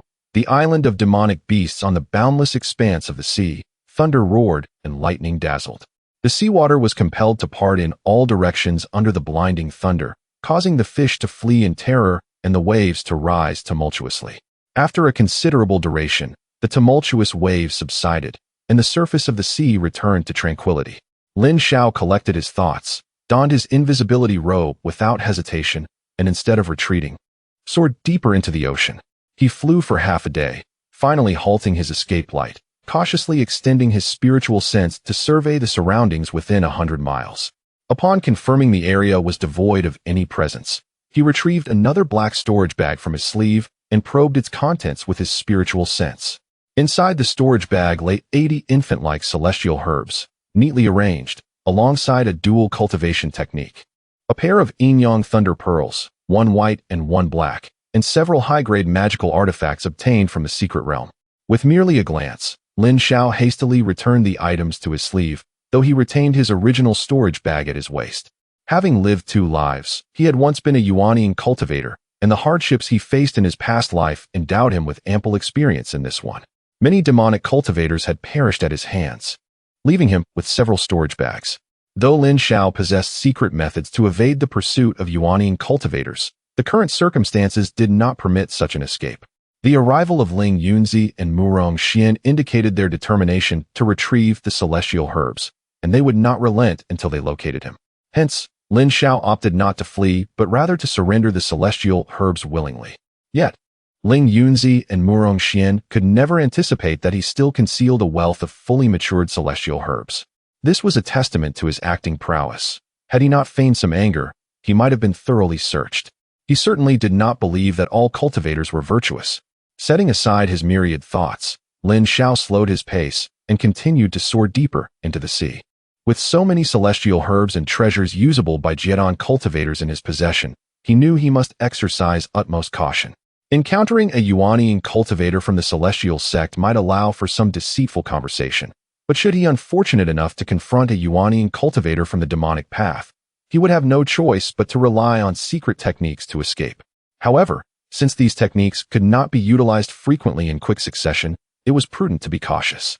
Moreover, having slain 2 demonic cultivators and an external incarnation in the secret realm, one of which contained a fragment of Sima Lin's soul, he knew his spirit had been injured, and the celestial herbs he had taken might prompt the Huangquan sect to pursue him. Thus, seeking refuge on an island for some time to assess the situation seemed wise. With this thought in mind, Lin Xiao quickened his escape speed, his figure soaring further into the inner sea beneath a veil of white light. After a full day of flight, Lin Xiao suddenly halted his escape light. He extended his spiritual sense to the utmost, his expression grave. Several dozen miles away lay a small island in the sea, emanating the aura of a 7th-level demonic beast, accompanied by the presence of 3 6th-level demonic beasts. Had he inadvertently trespassed into the territory of a formidable demon? No. The aura of the 7th-level beast felt weak and strangely familiar. Lin Zhao's heart stirred, and under the concealment of his invisibility robe, he cautiously advanced. Before long, an island emerged in the vast ocean before him. It spanned several thousand zhang, its terrain uneven. To the east lay a grove, while the west was adorned with peculiar rock formations. At the center, a large cavity filled with seawater formed a small lake. By the lakeside, a black dragon over 10 zhang long lay panting heavily. The dragon bore a single horn on its forehead, its eyes bulging like copper bells, and a ring of gray-brown fur encircled its neck, while its body was covered in black scales, its 4 powerful claws deeply embedded in the mud. Not far from the dragon, a several zhang long fierce tiger with a tail fin prowled, and behind it lurked a green giant python, as thick as a water barrel, hissing as it flicked its tongue. Additionally, in the lake, a spiny fish, plump and covered in thorns, stared intently at the injured dragon. The sea tiger beast, the green python, and this unnamed large fish were all 6th-level demonic beasts, seemingly drawn to the wounded dragon, intent on making it their meal. Lin Zhao hovered silently above the heads of these colossal beasts, observing the scene below. The 3 6th-level demonic beasts had not detected his presence. However, the dragon seemed to sense something, raising its head and issuing a low, pleading roar towards Lin Zhao's position. At its call, the 3 beasts became alert, their gazes shifting warily to the sky. These demonic beasts posed no threat to Lin Zhao. The only adversary capable of contending with him was the injured dragon. Thus, he ceased his concealment and removed his invisibility robe. As he appeared in the air, the 3 demonic beasts erupted in frightened roars, retreating cautiously. Yet, now that Lin Zhao had revealed himself, he would not allow their escape. In an instant, the Chunjun sword flew from his wrist, decapitating the sea tiger beast. He then unleashed a palm lightning strike with each hand, incinerating the green python and the giant fish in the lake. The 3 demonic beasts had no time to unleash their powers and fell lifelessly to the ground. Having swiftly dispatched the 3 6th-level demonic beasts, Lin Zhao sheathed the Chunjun sword and turned his attention to the dragon lying on the ground. The higher the level of a demonic beast, the more intelligent it became, and this dragon, bearing dragon lineage, was no different from human cultivators. It trembled uncontrollably in fear, fully aware that even uninjured, it would not stand a chance against this individual. Lin Zhao regarded the dragon expressionlessly, noting the gaping, grotesque wound in its abdomen and the severed tip of its tail. He did not approach, but instead beckoned with his hand, causing 3 differently colored demon cores to emerge from the corpses of the fallen beasts. Upon seeing the demon cores, the dragon's massive head rose slightly, saliva dripping from its mouth. If it could consume these cores, its injuries would surely heal more swiftly. However, Lin Zhao retained the 3 demon cores in his grasp, denying them to the dragon. He scrutinized the dragon, recognizing from its wounds that they were undoubtedly inflicted by a Yuanian cultivator's spell attack. The previously encountered 7th-tier demon beast must indeed be this dragon. It appears that fortune has not favored it, as it has crossed paths with Ling Yunzi and Murong Xian. No wonder I did not encounter it after emerging from the secret realm. It has evidently been hiding here to recuperate. With this thought in mind, Lin Zhao spread his palm and gazed at the serpentine dragon, asking, "Would you like to eat?" The dragon, being a 7th-tier demon beast, had long since acquired the ability to articulate human speech. It nodded its massive head, emitting a series of low, ingratiating growls. However, Lin Zhao spoke in a grave tone, presenting 2 choices. You may either submit and forge a life-and-death contract with me, or I shall claim your demon core as well. Upon hearing Lin Zhao's words, the dragon roared in anger, its already prominent eyes widening even further. Observing this, Lin Zhao did not hesitate and promptly drew forth the Chunjun sword. Chapter 73. Ningji Lu. Upon witnessing the surging lightning on the Chunjun sword, the dragon recoiled its head, no longer daring to display its ferocity. Lin Zhao, one hand clutching a demon core and the other wielding the Chunjun sword, radiated a chilling aura. Choose wisely. This is your final opportunity. He spoke with an air of nonchalance. The 3 demon cores shimmered with an eerie light, while arcs of electricity danced along the Chunjun's sword. Thunder rumbling ominously. Although the dragon seethed with anger, it understood that refusal would lead to its demise. After much hesitation, it ultimately lowered its massive head to the sandy ground, signifying its submission. Seeing this, Lin Xiao felt a surge of joy within, though his expression remained impassive. He produced a red talisman, pinched his fingers, and a drop of his blood flew forth, landing upon the talisman. In an instant, the blood and talisman merged. Emitting a faint red glow, Lin Xiao pointed forward, and the talisman floated toward the dragon, halting before its head. With a voice as cold as frost, he commanded, "Consume it. From this moment forth, I am your master. With my existence comes yours. If I perish, so shall you." The dragon, now endowed with intelligence, was not as foolish as ordinary beasts. It was rather astute. It realized the perilous nature of this life and death contract, which most spirit beasts entered into under the threat of death. However, the contract had its vulnerabilities. Should the spirit beast's cultivation exceed that of its master by a significant margin, the risk of it turning against its master loomed. If this dragon were to transform into a shape-shifting beast, while Lin Xiao remained at the late Golden Core stage, the binding of the contract could very well falter, rendering the outcome of life and death uncertain. The dragon, understanding its own potential, was unwilling to meet its end here. It let out a low roar and swallowed the life and death talisman. Lin Xiao was fully aware of its reasoning. He was not naive enough to allow the dragon to transform prematurely. Until he reached the Yuan Ying stage, he would not provide this creature with any elixirs beneficial for its cultivation. Without his consent, the dragon would not succeed in its transformation.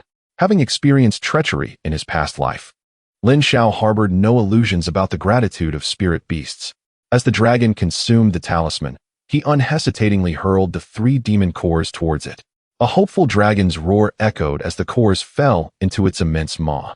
After consuming the cores, a dark mist emanated from the dragon, and its wounds visibly healed at an astonishing rate. Lin Xiao spoke soothingly, "I will set up a grand formation on the island.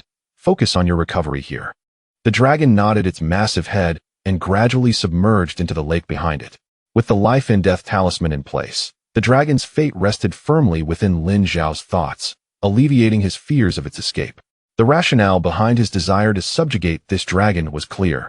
It had evaded a Yuan Ying cultivator, indicating either its formidable powers or incredible speed, qualities Lin Xiao desperately needed. He had a nagging premonition that returning to Yuehua Zong unscathed would not be feasible. Those from the Sixth Celestial Alliance, including Ling Yunzi and Murong Xian, were escorted safely by Yuan Ying cultivators, but his situation was distinctly different.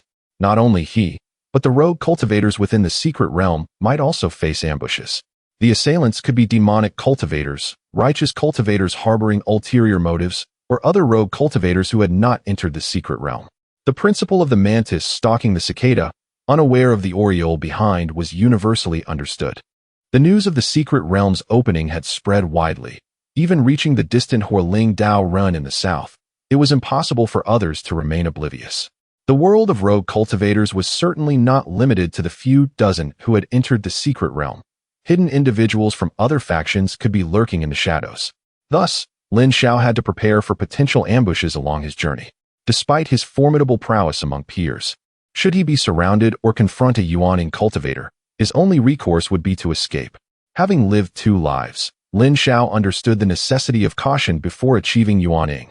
After all, he was no longer a disciple of the immortal sect, but was now tasked with establishing his own power. Within a short span, Lin Xiao had planted formation flags around the lake, establishing a 4 symbols grand formation to safeguard the dragon's recuperation from disturbances by other beasts on the island. He intended to remain here for a while, hoping to evade any ambushes. With idle time on his hands, he explored the island and stumbled upon a treasure trove of rare spiritual herbs at the rocky hills. Among the abundant growth in the shadow beneath a cliff were Qi Lin flowers, Qi Lian grass, and Ningji Lu, precious spiritual herbs indeed. Lin Xiao could not suppress his delight as he pointed his sword, releasing spiritual energy to meticulously harvest the herbs, storing them in his storage bag. Qi Lin flowers could be used to concoct elixirs for nourishing the golden core, aiding cultivators in solidifying their foundations and enhancing their golden core C. Qi Lian grass, when combined with Yin Shuang grass, could produce the tranquil spirit elixir, essential during the golden core or Yuan Ying stages. helping stabilize the body and harmonize the elements, significantly increasing the success rate of breakthroughs. While Yin Shuang grass was relatively common in the Xiantian continent, Qi Lian grass was rare, making the number of cultivators capable of crafting the tranquil spirit elixir quite limited. However, these two herbs were not considered top tier. It was the Ningji Lu that was truly invaluable. For the crafting of Yuan Ying elixirs, Ningji Lu was indispensable alongside Linglong grass.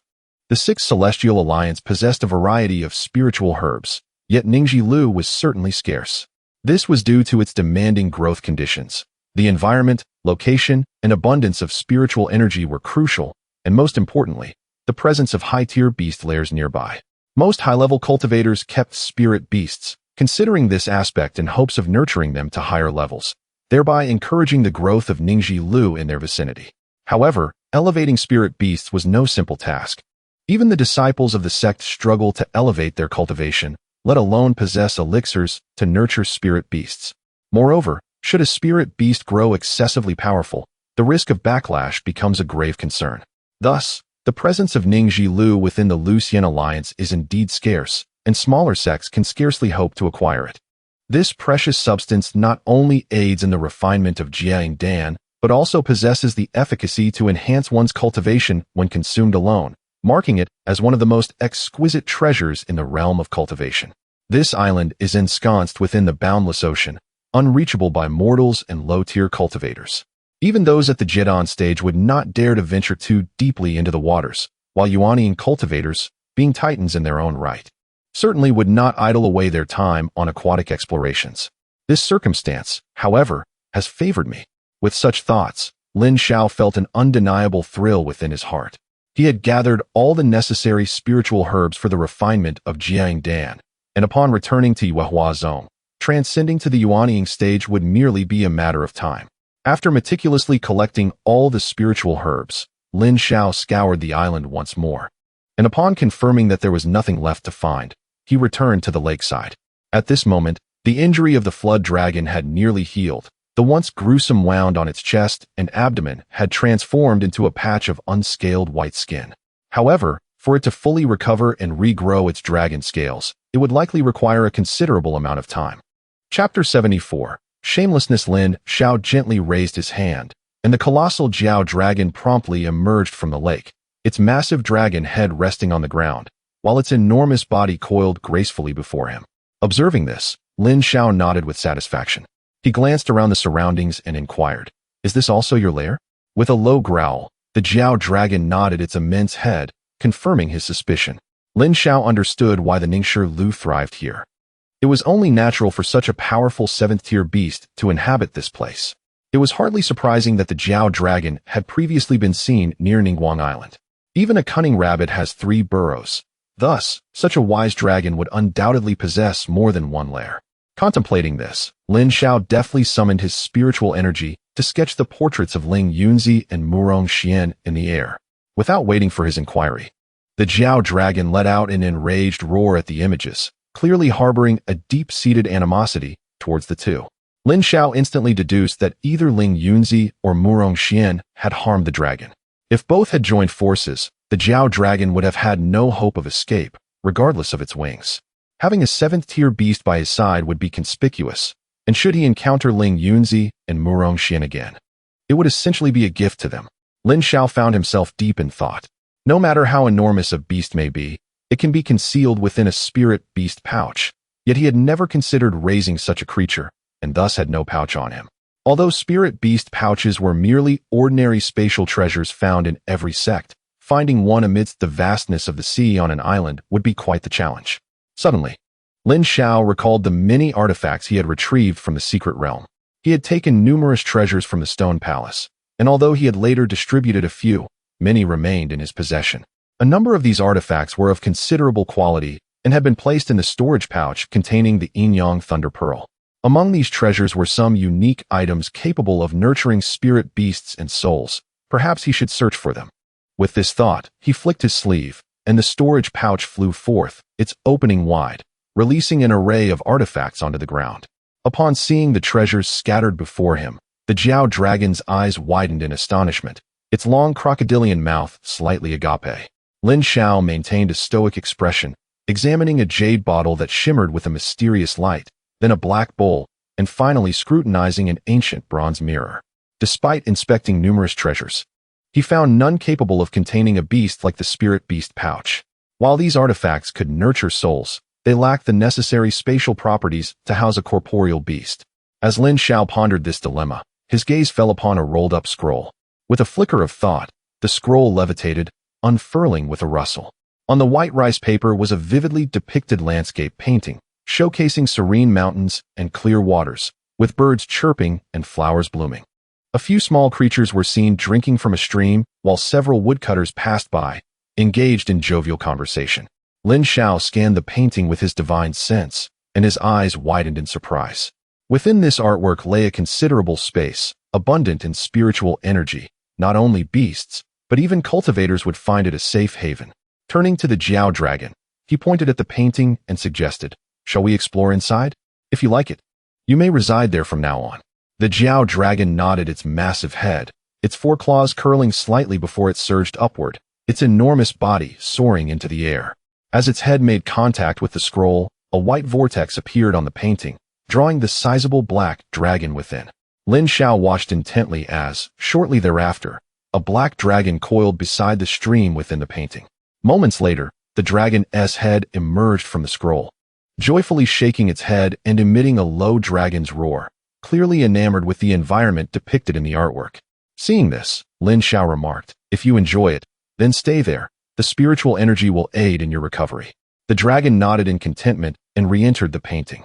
Lin Xiao collected the scattered treasures back into his storage pouch and rolled up the painting, securing it on his back. Since the storage pouch could not contain living creatures, the spirit beast residing within the painting could not be placed back inside. However, the exterior of the scroll appeared quite ordinary, capable of concealing the presence of the spirit beast within. Without careful examination, no one would suspect its true nature.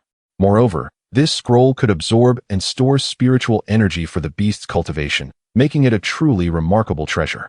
Having completed these arrangements, Lin Xiao took a deep breath and gazed out at the endless sea. The sun had long set, and the evening glow hung on the horizon, where the sky met the ocean, tides rising and falling, waves crashing. In that moment, Lin Xiao sighed, a sudden sense of solitude washing over him. The affairs of the mortal realm seemed to drift away into the stars. Should the tale of the Linglong Xian Chao spread, a war between immortals and demons would be imminent. It was time to prepare for what lay ahead. With these thoughts in mind, he sought a stone on the island and sat in quiet contemplation. Within the Lingxi pavilion of Tsunyan sect, Han Yao walked into the hall, her face etched with worry. She looked up to see Yi Lingxian seated at the head of the table, a smile illuminating his face as he regarded her. Unable to help herself, Han Yao averted her gaze and asked, "Junior brother, what do you need from me?" Yi Lingxian chuckled, rising to his feet. "Don't be so tense, senior sister. I know you don't wish to give birth to the child, and I share the same sentiment. Our thoughts align." Startled by his words, Han Yao raised her head, a hint of panic in her expression. I wouldn't. This is my child. How could I bear to?" Yet Yi Lingxian boldly interjected, "Stop pretending, senior sister. You are inherently selfish. If this child is born, it would tarnish your reputation and hinder your cultivation. You have long desired to terminate the pregnancy, haven't you?" Upon hearing Yi Lingxian's words, Han Yao could not suppress her astonishment. "Junior brother, how could you say such things to me?" Uncertain if it is merely an illusion, she perceives that the man before her appears markedly different from the younger disciple she once knew. Yi Lingxian smirks coldly, gradually approaching her with a somber expression, and states, "Do not think for a moment that I am unaware of your desire for Lin Xiao to take you away. Many have witnessed it, senior sister. How can you justify this to our master, to us? Ah, I see now. Now that Lin Xiao has become a formidable practitioner, your affections have shifted?" Upon hearing his mocking words, Han Yao feels as though her innermost thoughts have been exposed, her cheeks flushing slightly as she furrows her brows and replies, "Junior brother, what do you mean by that? The reason I wish for Lin Xiao to take me away is not simply because."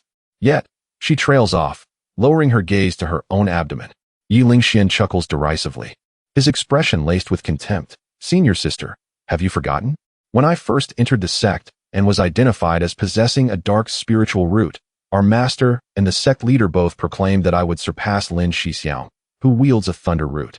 You heard those words clearly. Since then, you and Shen Yunchu have been constantly around me. While Lin Shixiang treated you with such kindness, yet you remained indifferent, always cold towards him. Is this not due to my dark spiritual root? But now, as my progress is slow and Lin Xiao has ascended to great heights, you shamelessly seek to ingratiate yourself with him, only to be reprimanded. Ha! Do you not think I speak the truth? You, what are you saying? Han Yao gazes blankly at Yi Lingxian, her mind a tumult of confusion. She could never have anticipated that the once genteel young disciple would utter such blunt and venomous remarks. Although he has pierced her heart's secret, he has left her utterly humiliated. Observing her speechless state, Yi Lingxian sneers. To be honest, only Gu Xian captures my interest. I had no intention of associating with someone of your and Shen Yunchu's ilk. It is your own folly that has drawn you to provoke me. But rest assured, I will take care of this matter for you. With that, he strikes forth with a palm, unleashing a surge of dark energy that strikes Han Yao's abdomen. A piercing scream escapes her lips as her body weakens and collapses to the ground, crimson blood seeping from beneath her. Chapter 75. The youth gazing down at the unconscious woman on the ground. Yi Lingxian beckoned to the side. Shen Yunchu hurriedly entered, kneeling respectfully and saying, I pay my respects to my master.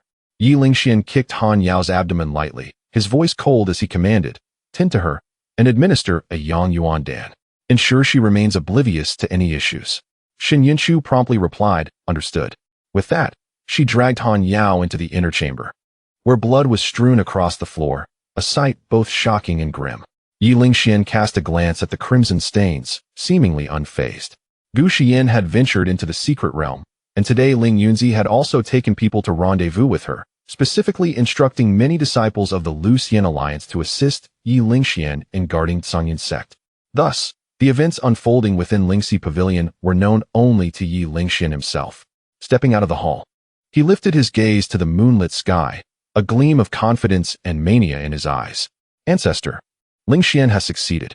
I am now a disciple of the Lu Xian alliance, trusted by the immortal sect. Rest assured, our plan shall soon come to fruition. Remembering his grandfather's teachings, Yi Lingxian clenched his fists, his handsome features taking on a sinister edge. He was an orphan taken in by the ancestor of Hahuan, whom he recognized as his grandfather. Once a young lord of a minor sect, his clan had been annihilated by the disciples of the Lu Xian alliance for reasons unknown. After being rescued by Hahuan's sect, he vowed vengeance, determined to obliterate the 6 immortal sections. Being of the rare dark spiritual root, the ancestor of Hahuan had taken him as a grandson, nurturing him as a successor and imparting numerous secret arts. Coincidentally, the revenge scheme of the 6 demonic sects lacked an infiltrator, and though Yi Lingxian was still young, he seized the opportunity, driven by the enmity towards his parents' sect. Now, he had been undercover within the immortal sect for nearly 20 years. Once a mere boy, he was now consumed with hatred and scheming. At that moment, a blue bird soared into the night sky, flapping its wings cautiously as it landed nearby. Has the news spread? Yi Lingxian asked coldly. The Qingyuan nodded heavily, flapping its wings in a display of affection. Observing this, Yi Lingxuan's grim demeanor softened somewhat. He smiled gently, reaching out to stroke the Qingyuan's head. The bird reveled in the attention, squinting its eyes and nuzzling against his hand. With a sigh, Yi Lingxian said, Qing'er, I have wronged you. To further my plan for the 6 sects, I forced you, a beauty of celestial grace, to take the form of a beast. I, Yi Lingxian, am filled with regret. Upon hearing this, the Qingyuan seemed momentarily dazed, its round eyes shedding a few tears, yet it soon flapped its wings joyfully, as if to convey that it bore no ill will. As Yi Lingxian continued to caress its wings, he comforted, do not worry. When I achieve the Yuanying stage, I shall ensure you become a transformed beast swiftly. At that time, we shall join forces and eradicate these hypocrites of the 6 immortal sects. However, the Qingyuan did not appear particularly pleased. It merely chirped and persistently nudged Yi Lingxuan's hand with its head. Noticing this, Yi Lingxian paused in surprise before laughing. Rest assured, even when you become a beast, I will still cherish you. Once you take on human form, we shall wed. This declaration filled the Qingyuan with immense joy, and it chirped happily in response. Yi Lingxian added, go now, keep a vigilant watch on the cultivators at the gate, and inform me of any developments at once. The Qingyuan nodded and took to the sky once again. Yi Lingxuan's brow furrowed slightly. Initially, he planned to utilize the Qinghuan to frame Lin Xiao and orchestrate her downfall. Yet, Lin Xiao seemed to be acutely aware of his intentions, having left the sect early and thriving in the outside world, becoming a formidable cultivator, which posed a significant challenge for Yi Lingxian. He had once shared the status of disciple in Lingxi Pavilion with Lin Xiao and was well aware of her formidable thunder spiritual root, which he regarded with trepidation. Thus, during the Immortal Sect conference, he had used the Qinghuan to relay information, encouraging the disciples of the 6 demonic sects to ambush her. However, the assassins sent had all perished at Lin Xiao's hands. Never mind. It is merely Lin Xiao. Once the 6 sects plan is complete, eliminating her will be as easy as crushing an ant, he mused, his expression gradually easing into a cold smirk. With the assistance of the Qinghuan, he could obtain all the information from the Lucian Alliance and relay messages outward. After all, who would suspect someone would willingly take on the form of a beast? It is known that possession must be voluntary, and only with the individual's consent can it succeed. As the information of the Lucian Alliance fell into the hands of the demonic sect, when the time for battle arrived, the demonic forces would undoubtedly hold the advantage. Footsteps echoed, and Shun Yunchu emerged, kneeling respectfully as she smiled ingratiatingly. "Master, it has been taken care of. I administered the elixir and prepared a medicinal bath for her. Her body has nearly recovered." Yi Lingxian nodded. "Good. I shall go take a look." With that, he proceeded towards the inner chamber, intending to use the drunken heart technique to erase Han Yao's memories of this night, lest it alarm others. As dawn broke, Sangyun's sect was abuzz with voices, the clamor resonating throughout. Han Yao awoke from her slumber, suddenly sitting up, gasping for breath. At that moment, Shun Yunchu entered, her face beaming with joy. "Sister, you are still asleep?" "The cultivators sent by the Lucian Alliance to explore the secret realm have returned, and our master has brought gifts for us." Saying this, she presented a bracelet made of various exotic crystals, playfully extending it towards Han Yao. Upon receiving the bracelet, Han Yao felt a refreshing sensation wash over her, her heart settling in tranquility. She examined the bracelet in silence, her heart stirring, and placed it upon her wrist. "What a wonderful treasure," she remarked, only to suddenly change expression, exclaiming, "Oh no, I failed to greet our master. How rude of me. I must hurry to see her." She hastily leaped from the bed, but Shun Yunchu laughed and blocked her path, saying, "Do not fret, sister. Our master is currently preoccupied. I heard that this time our Lucian Alliance acquired many Jedon immortal herbs and magical artifacts. The sect leader is rewarding everyone. You know very well that only those at the Jedon stage can attend the Lucian Alliance meeting, so why should we worry?" However, Han Yao felt a twinge of disappointment. She had been trapped at the Jedon stage for years, with no signs of breaking through. However, both Lin Xiao and Yi Lingxian, who share the same master as her, have now attained the realm of Jedon. At this moment, as if sensing her unease, the bracelet on her wrist flickered slightly, emanating a gentle radiance. As the light dissipated, her heart regained its tranquility, prompting a subtle smile to grace her lips. Her master is truly benevolent. She must have known of my turbulent state of mind, which is why she bestowed this treasured bracelet upon me. Han Yao gazed at the bracelet on her wrist, her smile brimming with happiness. Shin Yunchu interjected, "That is undoubtedly true. Just look, my master gifted me a jade rui, which not only possesses formidable power, but also aligns perfectly with my spiritual root attributes, demonstrating her concern for us." As she spoke, she produced a jade rui, shaking it with pride. Han Yao couldn't help but laugh. "See how much our master dotes on you? Your treasure far surpasses mine." "Haha, I feel the same way," Shin Yunchu replied, joining in the laughter. The two young women exchanged playful banter, their voices like the melodious song of orioles. Yet, as the bracelet on her wrist flickered with light once more, Han Yao's brow furrowed slightly. Some memories that should have faded began to resurface in her mind. Chapter 76. The King of Ghosts. In the underworld, the starry river sparkled, the moon hung high in the sky, and the night was as dark as ink, unable to conceal the surging waves. Lin Xiao, clad in the invisible spirit garment, soared alone above the vast ocean. He had spent more than a month on that deserted island, and had now distanced himself from Ningguang Island, having made a wide detour before heading towards Yuehua sect.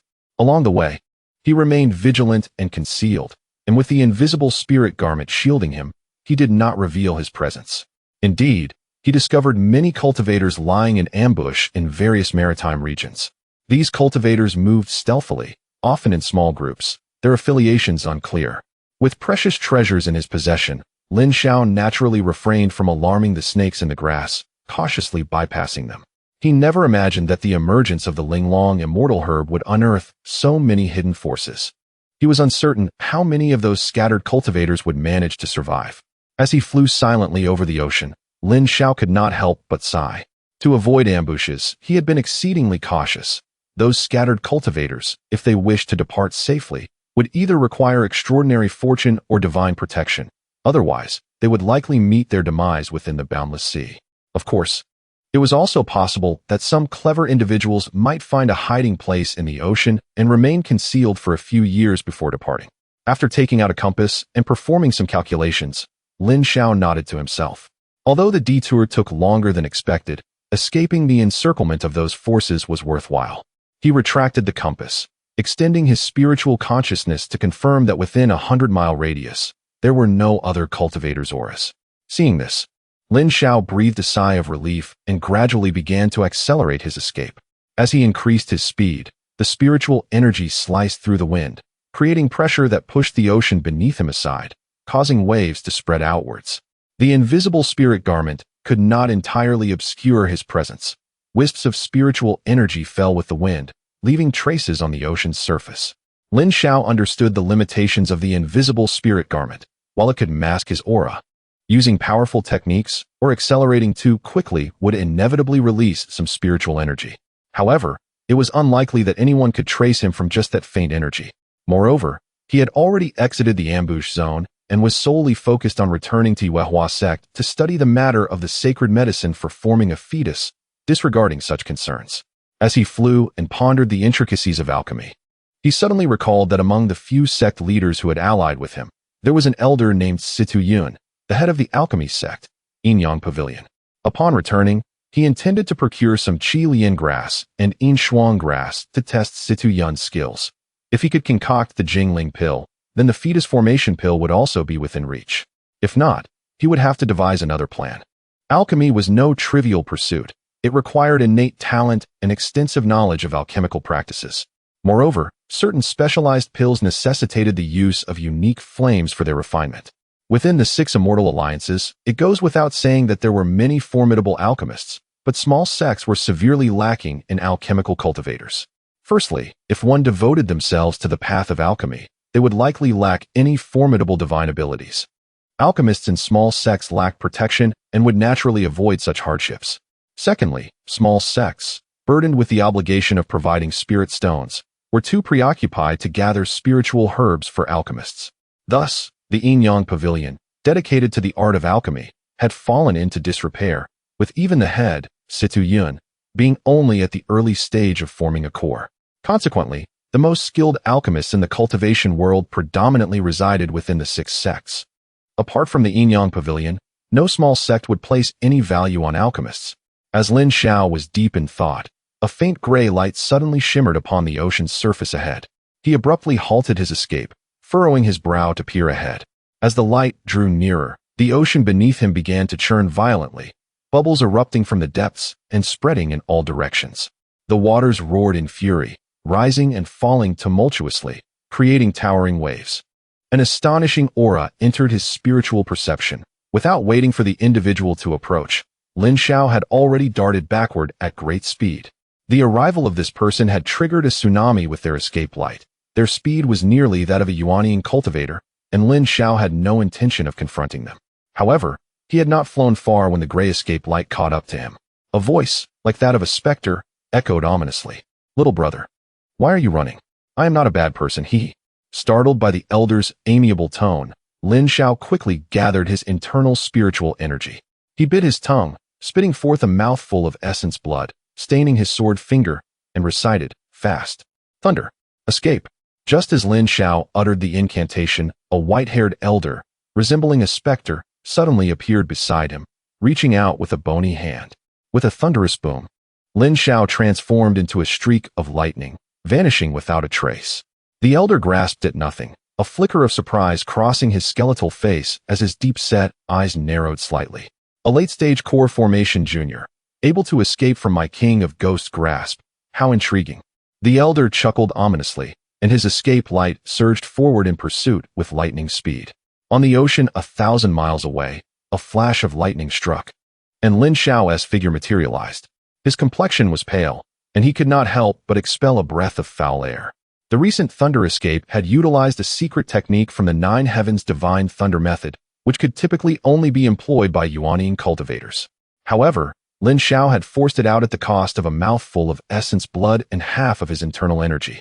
He had no time for further contemplation and hastily retrieved a gourd-shaped Linglong immortal herb, swallowing it whole, before unfurling the scroll behind him and shouting, "Come forth."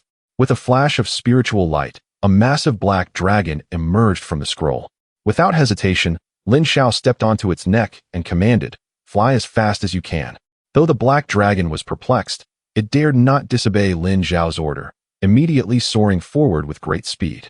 Standing atop the dragon, Lin Xiao's internal energy, aided by the Linglong immortal herb, had fully recovered, yet he could hardly quell his anxiety. If his memory served correctly, that elder was Lu Jie, the head of the Huangquan sect.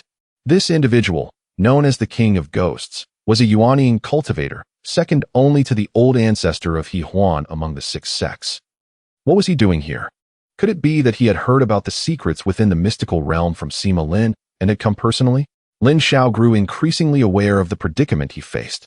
Although the use of the lightning escape technique could facilitate his escape, it required considerable energy. While spiritual essence was not a significant concern, the consumption of vital blood drawn from the 5 viscera of the golden core was another matter entirely.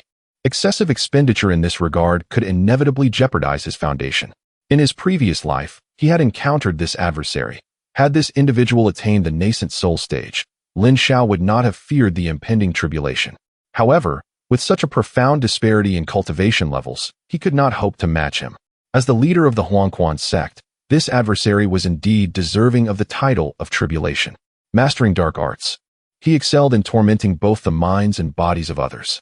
Those cultivators captured by him either met a tragic end without a burial or were subjected to relentless mental torture, their souls imprisoned, or worse, transformed into demonic corpses to serve his bidding. These were revelations Lin Xiao had only come to learn after vanquishing this foe in his past life. This malevolent figure would undoubtedly pursue him relentlessly. No, this wouldn't do. Regaining his focus, Lin Xiao pressed down harder on the dragon's head, commanding, "Faster. Utilize your means of escape from the nascent soul practitioner." Upon hearing this, the black dragon let out a fierce roar and swiftly soared toward the depths of the sea below. Chapter 77. The escape. As the dragon plunged into the vast ocean, the aquatic creatures swiftly evaded its path. Lin Xiao was astonished to discover that riding upon the black dragon allowed him to glide through the water without any resistance from the currents, moving even faster than he could in the air. The black dragon propelled itself forward with remarkable speed, leaving no ripples in its wake, while its breath dissipated seamlessly beneath the ocean's surface. Observing this, Lin Xiao felt a surge of inspiration and promptly focused his energy. Clad in his invisibility garment, he no longer needed to cast a spell for flight. His aura was naturally concealed. After traversing the waters for half a day on the black dragon's back, Lin Xiao remained silent, not daring to reveal even the slightest hint of his presence. The black dragon ventured deeper into the sea, navigating with Lin Xiao's subtle guidance, weaving through the depths until it gradually slowed its pace. In the dimly lit depths of the ocean, Lin Xiao remained ever vigilant. Noticing the dragon's deceleration, he urged, "Do not slacken your pace." Yet, the black dragon seemed unresponsive, merely shaking its massive head and emitting a weary roar. Realizing he had no alternative, Lin Xiao retrieved a scroll, allowing the dragon to enter and rest within its confines. Enveloped by a protective aura, the scroll remained dry.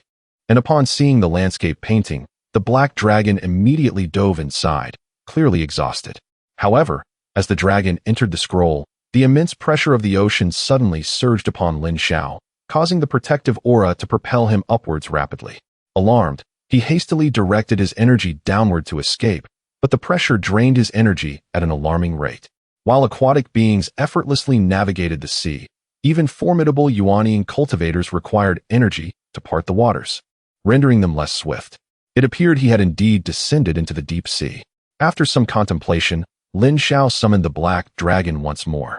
Upon its emergence, the dragon glared with its large eyes, shaking its head as if to express its fatigue.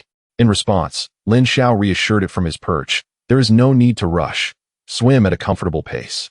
The black dragon let out a low growl and began to move forward through the boundless depths of the ocean.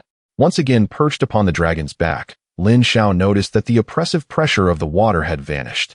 Looking down, he observed the dragon's scales rising and falling rhythmically, much like breathing, which seemed to be the reason for its ability to navigate the waters so effortlessly. Inspired by the peculiar scales, Lin Xiao pondered the possibility of harvesting them to craft a water-repelling treasure, allowing for unimpeded movement in the ocean. The black dragon continued to swim diligently, unaware of the potential danger it faced. However, Lin Xiao's curiosity remained fleeting. He had only recently tamed this 7th-tier beast. With the life and death talisman in place, he felt secure that it would not turn against him. And the dragon's swift speed in the ocean was a valuable asset for his escape. Living beings were always more advantageous than lifeless objects. The deep sea was enveloped in profound darkness, devoid of any light. Yet Lin Xiao felt a sense of relief. Having traversed the waters for so long, he estimated he was thousands of miles away from the place where he encountered the Gui Wang, and considering the sea's ability to obstruct divine sense, he believed he had successfully evaded the ghostly figure. Despite this reassurance, he remained cautious, commanding the black dragon to swim relentlessly. Only when the dragon was utterly exhausted did he provide it with some medicinal pills to ensure they would not halt their progress. Thus, the man and dragon traversed the deep sea for over 10 days, taking an extensive detour, ultimately drifting toward the southern waters.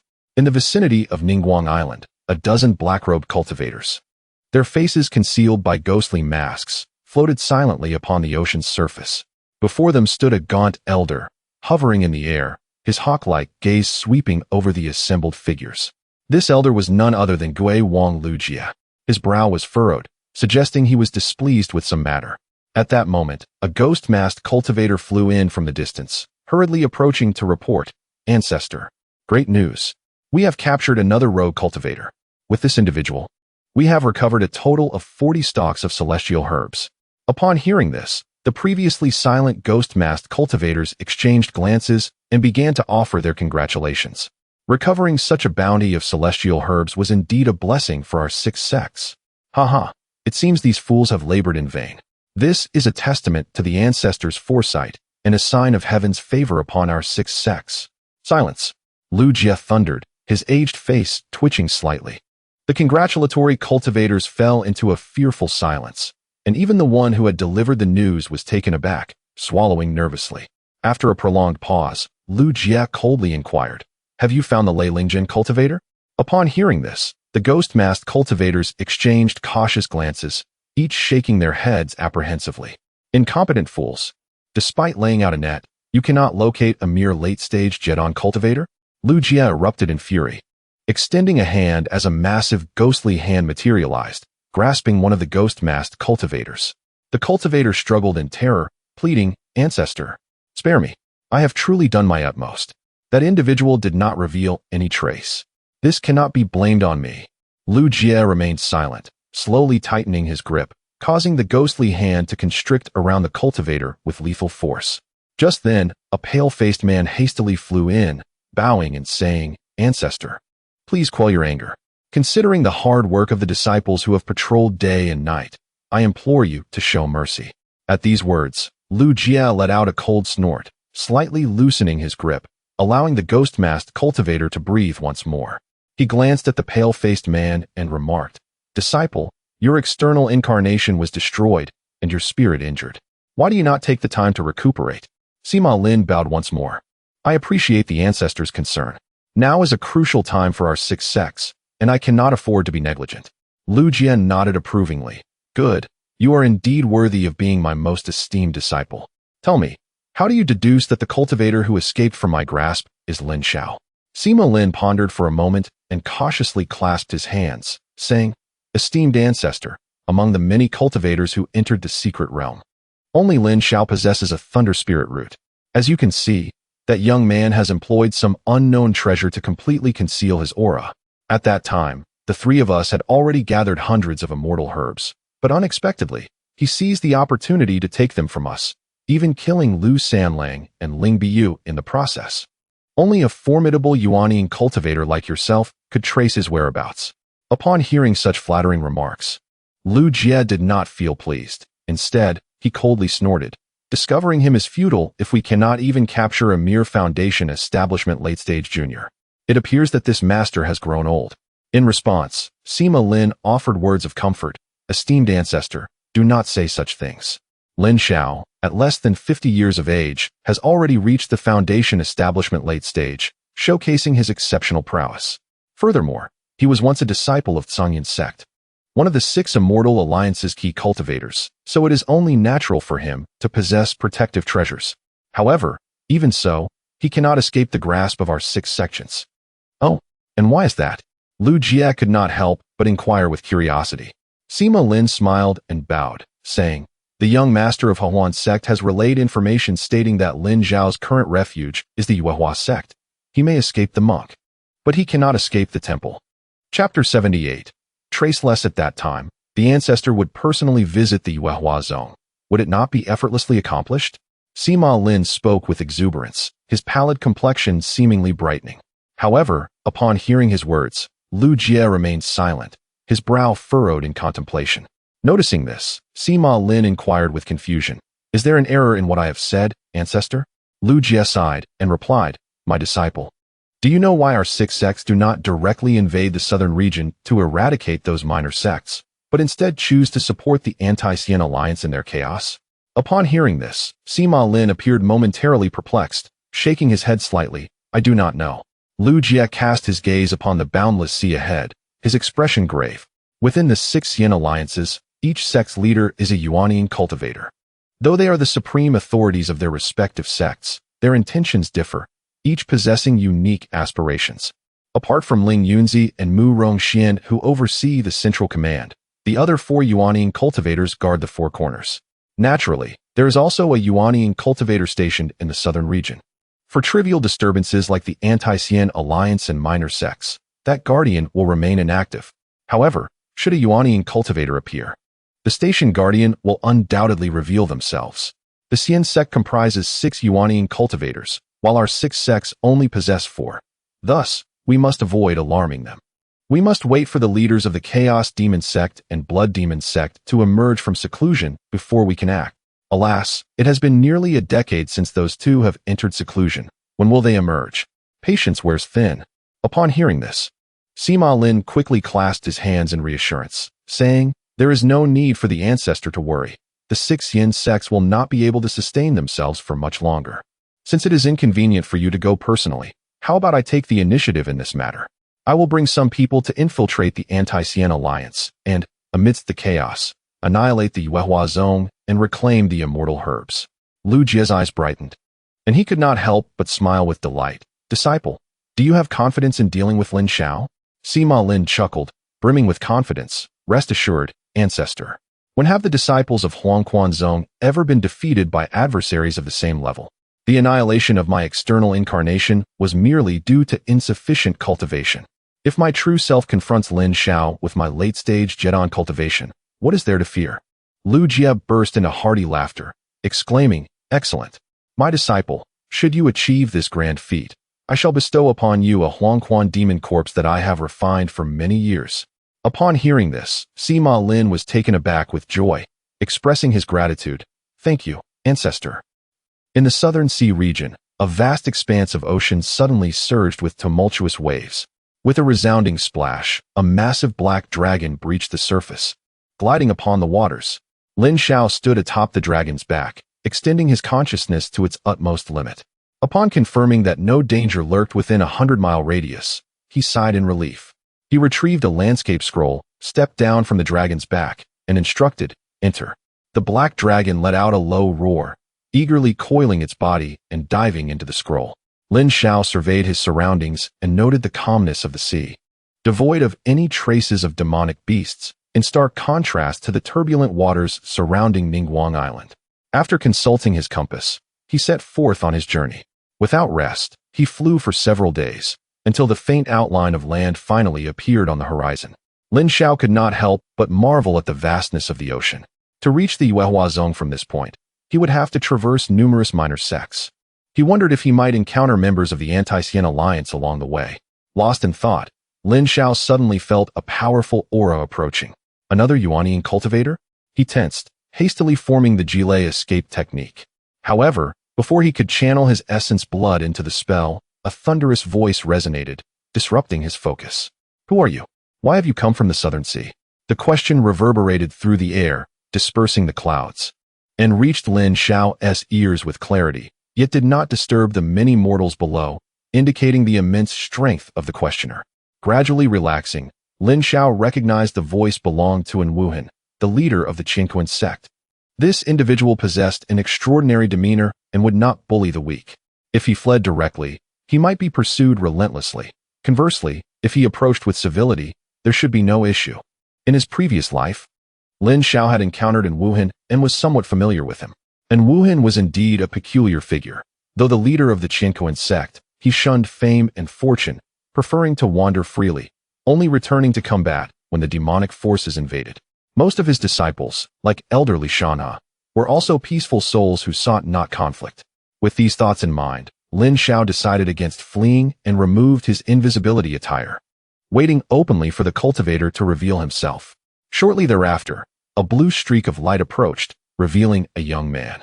The man's face resembled jade, his appearance dignified, clad in white robes, with a jade belt around his waist and embroidered landscape paintings adorning his garments, giving him the appearance of a celestial being. Why do you not answer? An Wuhan's face was as stern as frost, his star-like eyes fixed intently on Lin Xiao, revealing no sign of emotion. Lin Xiao respectfully bowed, neither humble nor arrogant. Respected elder, I am Lin Xiao, an elder of the Yuehua Zone. I have come on the orders of the alliance leader, Ling Yunzi, to venture into the secret realm. Before Lin Xiao could finish, An Wuhan interrupted, Do you have proof? Taken aback, Lin Xiao retrieved the elder's token from his storage pouch. An Wuhan reached out, and the token flew into his hand. After examining it closely, he tossed it back to Lin Xiao without further ado. Very well, you may leave. With that, a flash of blue light enveloped him, and he vanished without a trace. Lin Xiao, astonished, glanced around, somewhat taken aback. However, since the man did not press further, he would not foolishly insist on elaborating, and immediately took to the skies, continuing his journey forward. Only knowing that An Wuhan abhors constraints and delights in freedom. It is indeed surprising that he exhibits no interest in spiritual herbs or treasured artifacts. He is truly an extraordinary individual. If he were to encounter other Yuanian cultivators, they would undoubtedly search Lin Zhao's storage bag thoroughly, much like Ling Yunzi and Morong Xian did. However, An Wuhan shows no inclination towards such actions. With the presence of Yuanian cultivators from the immortal sect guarding the southern region, the likelihood of encountering demonic path Yuanian cultivators again is slim.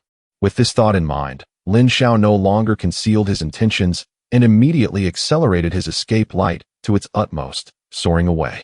Along the journey, he encountered numerous cultivators from the Counter Sky Alliance, some engaged in battles with smaller sects, while others remained obediently at their strongholds. Those who attempted to obstruct his path were invariably reduced to ashes by Lin Xiao's strikes. After 10 days of travel, Lin Xiao arrived at an unnamed celestial mountain. Observing an abundance of spiritual herbs flourishing within, he descended to collect some. The herbs found on this mountain were of a mundane nature. Lin Xiao gathered a considerable amount, not entirely trusting Situ Yun's alchemical skills, wishing for him to first refine some other elixirs for testing. Once he finished gathering the herbs, he took out a compass to assess the area, discovering that he was merely 500 miles away from Yuehua Zone. Just as Lin Xiao prepared to continue on his journey, he suddenly sensed a multitude of Jedon cultivators within his spiritual awareness. Chapter 79. Food. Upon witnessing this, he once again focused his mind and donned the hidden spirit garment. Several dozen miles away, in a dense forest, a group of cultivators clad in various attires gathered together. At the forefront stood 4 mid-stage Jedon cultivators, a black-faced man, a gaunt figure resembling a monkey, a gray-clad elder, and a scarred and unattractive woman. Apart from these 4 mid-stage Jedon cultivators, the remaining dozen or so were all early-stage Jedon cultivators, currently standing quietly to one side, listening to the discussions among the 4. The black-faced man, growing impatient, exclaimed, Can we not proceed? If we cannot take down the Yuehua sect, won't we be punished by the headquarters upon our return? The thin man rubbed his chin and replied, The cultivators of the Yuehua sect are not to be underestimated, but they remain inside their grand formation, preventing us from entering. Hearing this, the gray-clad elder narrowed his eyes and said, "We have received no news for quite some time, and we do not know when Lin Xiao will return. Should we consider retreating? Otherwise, if we encounter him." Unexpectedly, the ugly woman sneered, "Do not be hasty. Did not the headquarters say they would send someone to intercept Lin Xiao? Even if he returns, it will not be so swift. We have enough time to take down the Yuehua sect. Their formation, though formidable, is merely a patchwork. I have a way to breach it. San Yang, if you have a method, why did you not speak of it sooner? You are driving me mad." The black-faced man complained immediately. The elder stroked his beard and chuckled, "San Yang, if you can break that grand formation, it will be a tremendous achievement. Once we conquer the Yuehua sect, any treasures shall be yours to select first." Upon hearing this, the thin man grinned and said, "Yes, yes. You may choose the treasures first. I only desire the woman named Luo Wanning. Heh." Seeing his lecherous demeanor, the woman named San Yang immediately scoffed. "Look at your character. No wonder others call you a lecher." After scolding him, she glanced around and, puzzled, remarked, "It is already the appointed time. Why have the members of the Baihu branch not yet arrived? Do they not wish to attack the Yuehua sect?" The black-faced man waved his hand dismissively. "How could that be?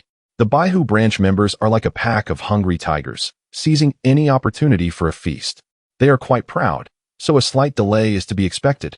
At that moment, the elder suddenly widened his eyes in alarm, glancing around suspiciously, and raised his hand. "Wait.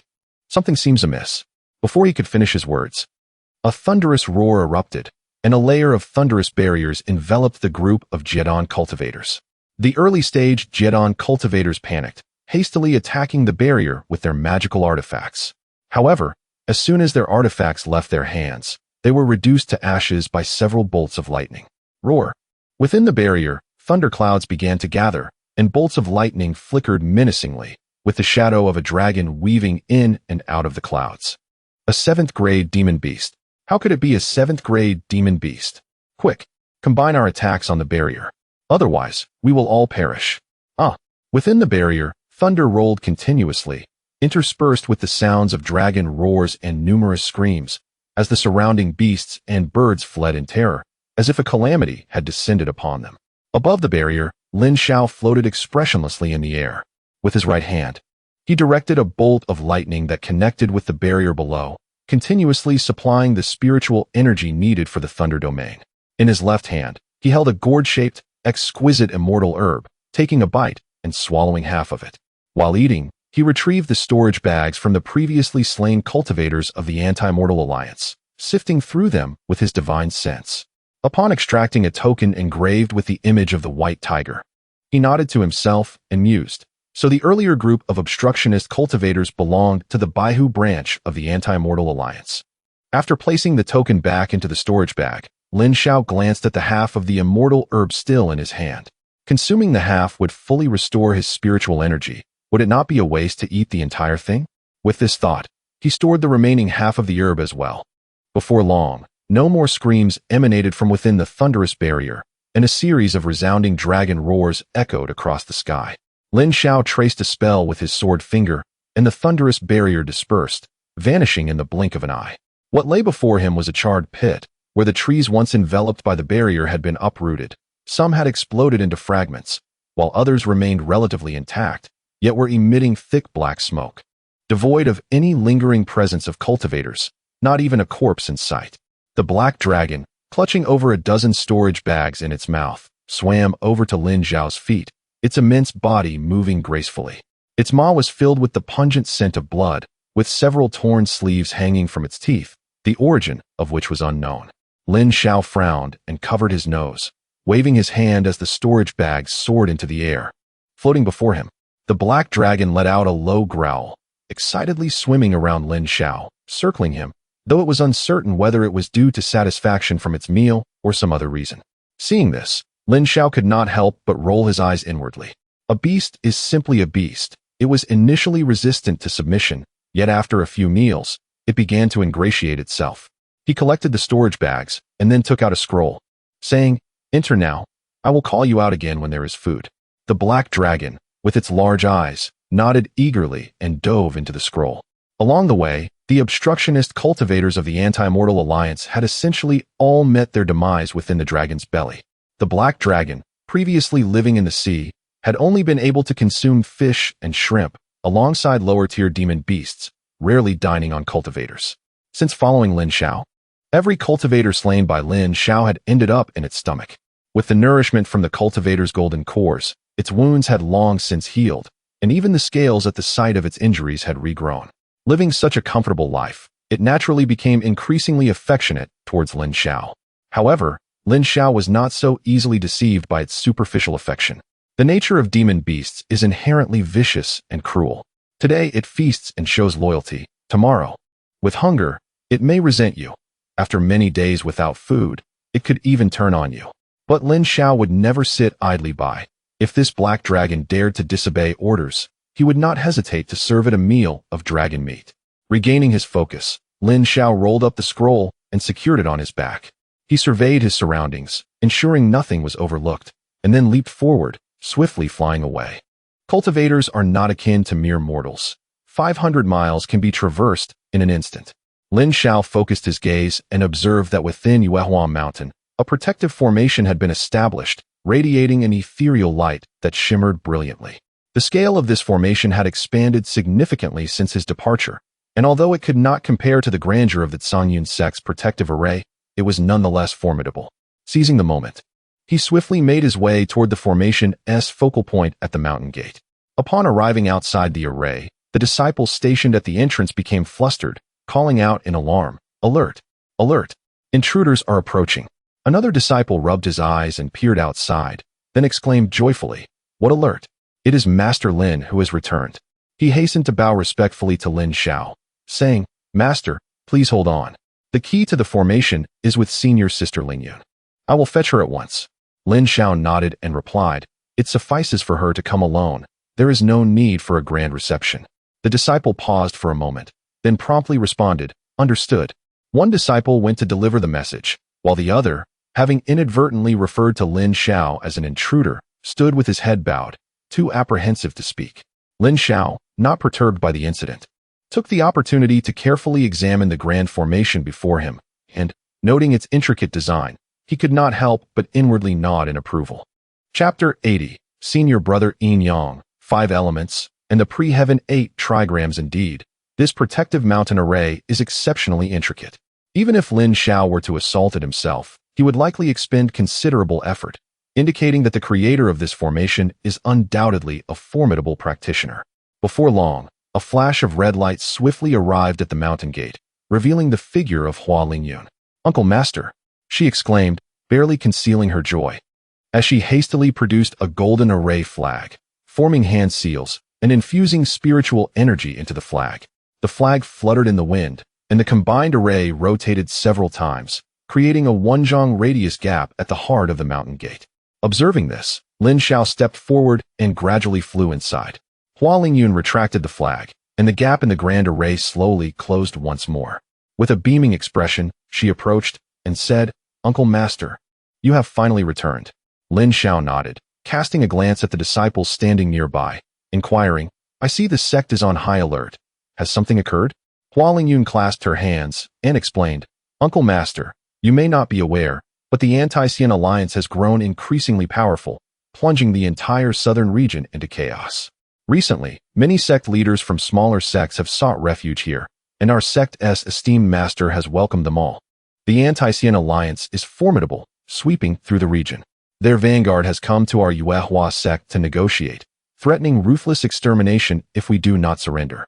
Fortunately, our Yuehua sect is no longer what it once was. We engaged in battle with the vanguard and managed to repel those scoundrels. However, their reinforcements arrived swiftly. Alone, we could only hold our ground. Thankfully, among the fleeing sect leaders, there is a senior adept in weapon forging and formations, who, alongside Senior Ji Rong, has improved our array, allowing us to hold our position. However, some of the leaders were outnumbered and sustained injuries, including our esteemed master." Upon hearing this, Lin Xiao felt a stir in his heart and asked, "Your esteemed master was also injured?" Hua Lingyun nodded, "Yes, but her injuries are not severe. She has been recuperating in the back mountain, which is teeming with spirit beasts. They only heed her commands." making it inconvenient for us to approach, and we are unsure of her current condition. Lin Xiao replied, "Very well, you may go. I shall seek out your esteemed master myself." Yet, Hua Lingyun added, "Uncle Master, many of the sect leaders who have sought refuge wish to meet you. They are eagerly awaiting your return." Lin Xiao reflected for a moment and responded, "You may ask them to wait in the Grand Hall. After I confer with your esteemed master about pressing matters, I will go to see them." "Understood. I shall inform them at once." Hua Lingyun acknowledged and turned to leave. As she departed, Lin Xiao also soared upward, directing his light toward the back mountain. Upon arriving, he found the area alive with spirit beasts, reminiscent of his initial entry into Yuehua sect.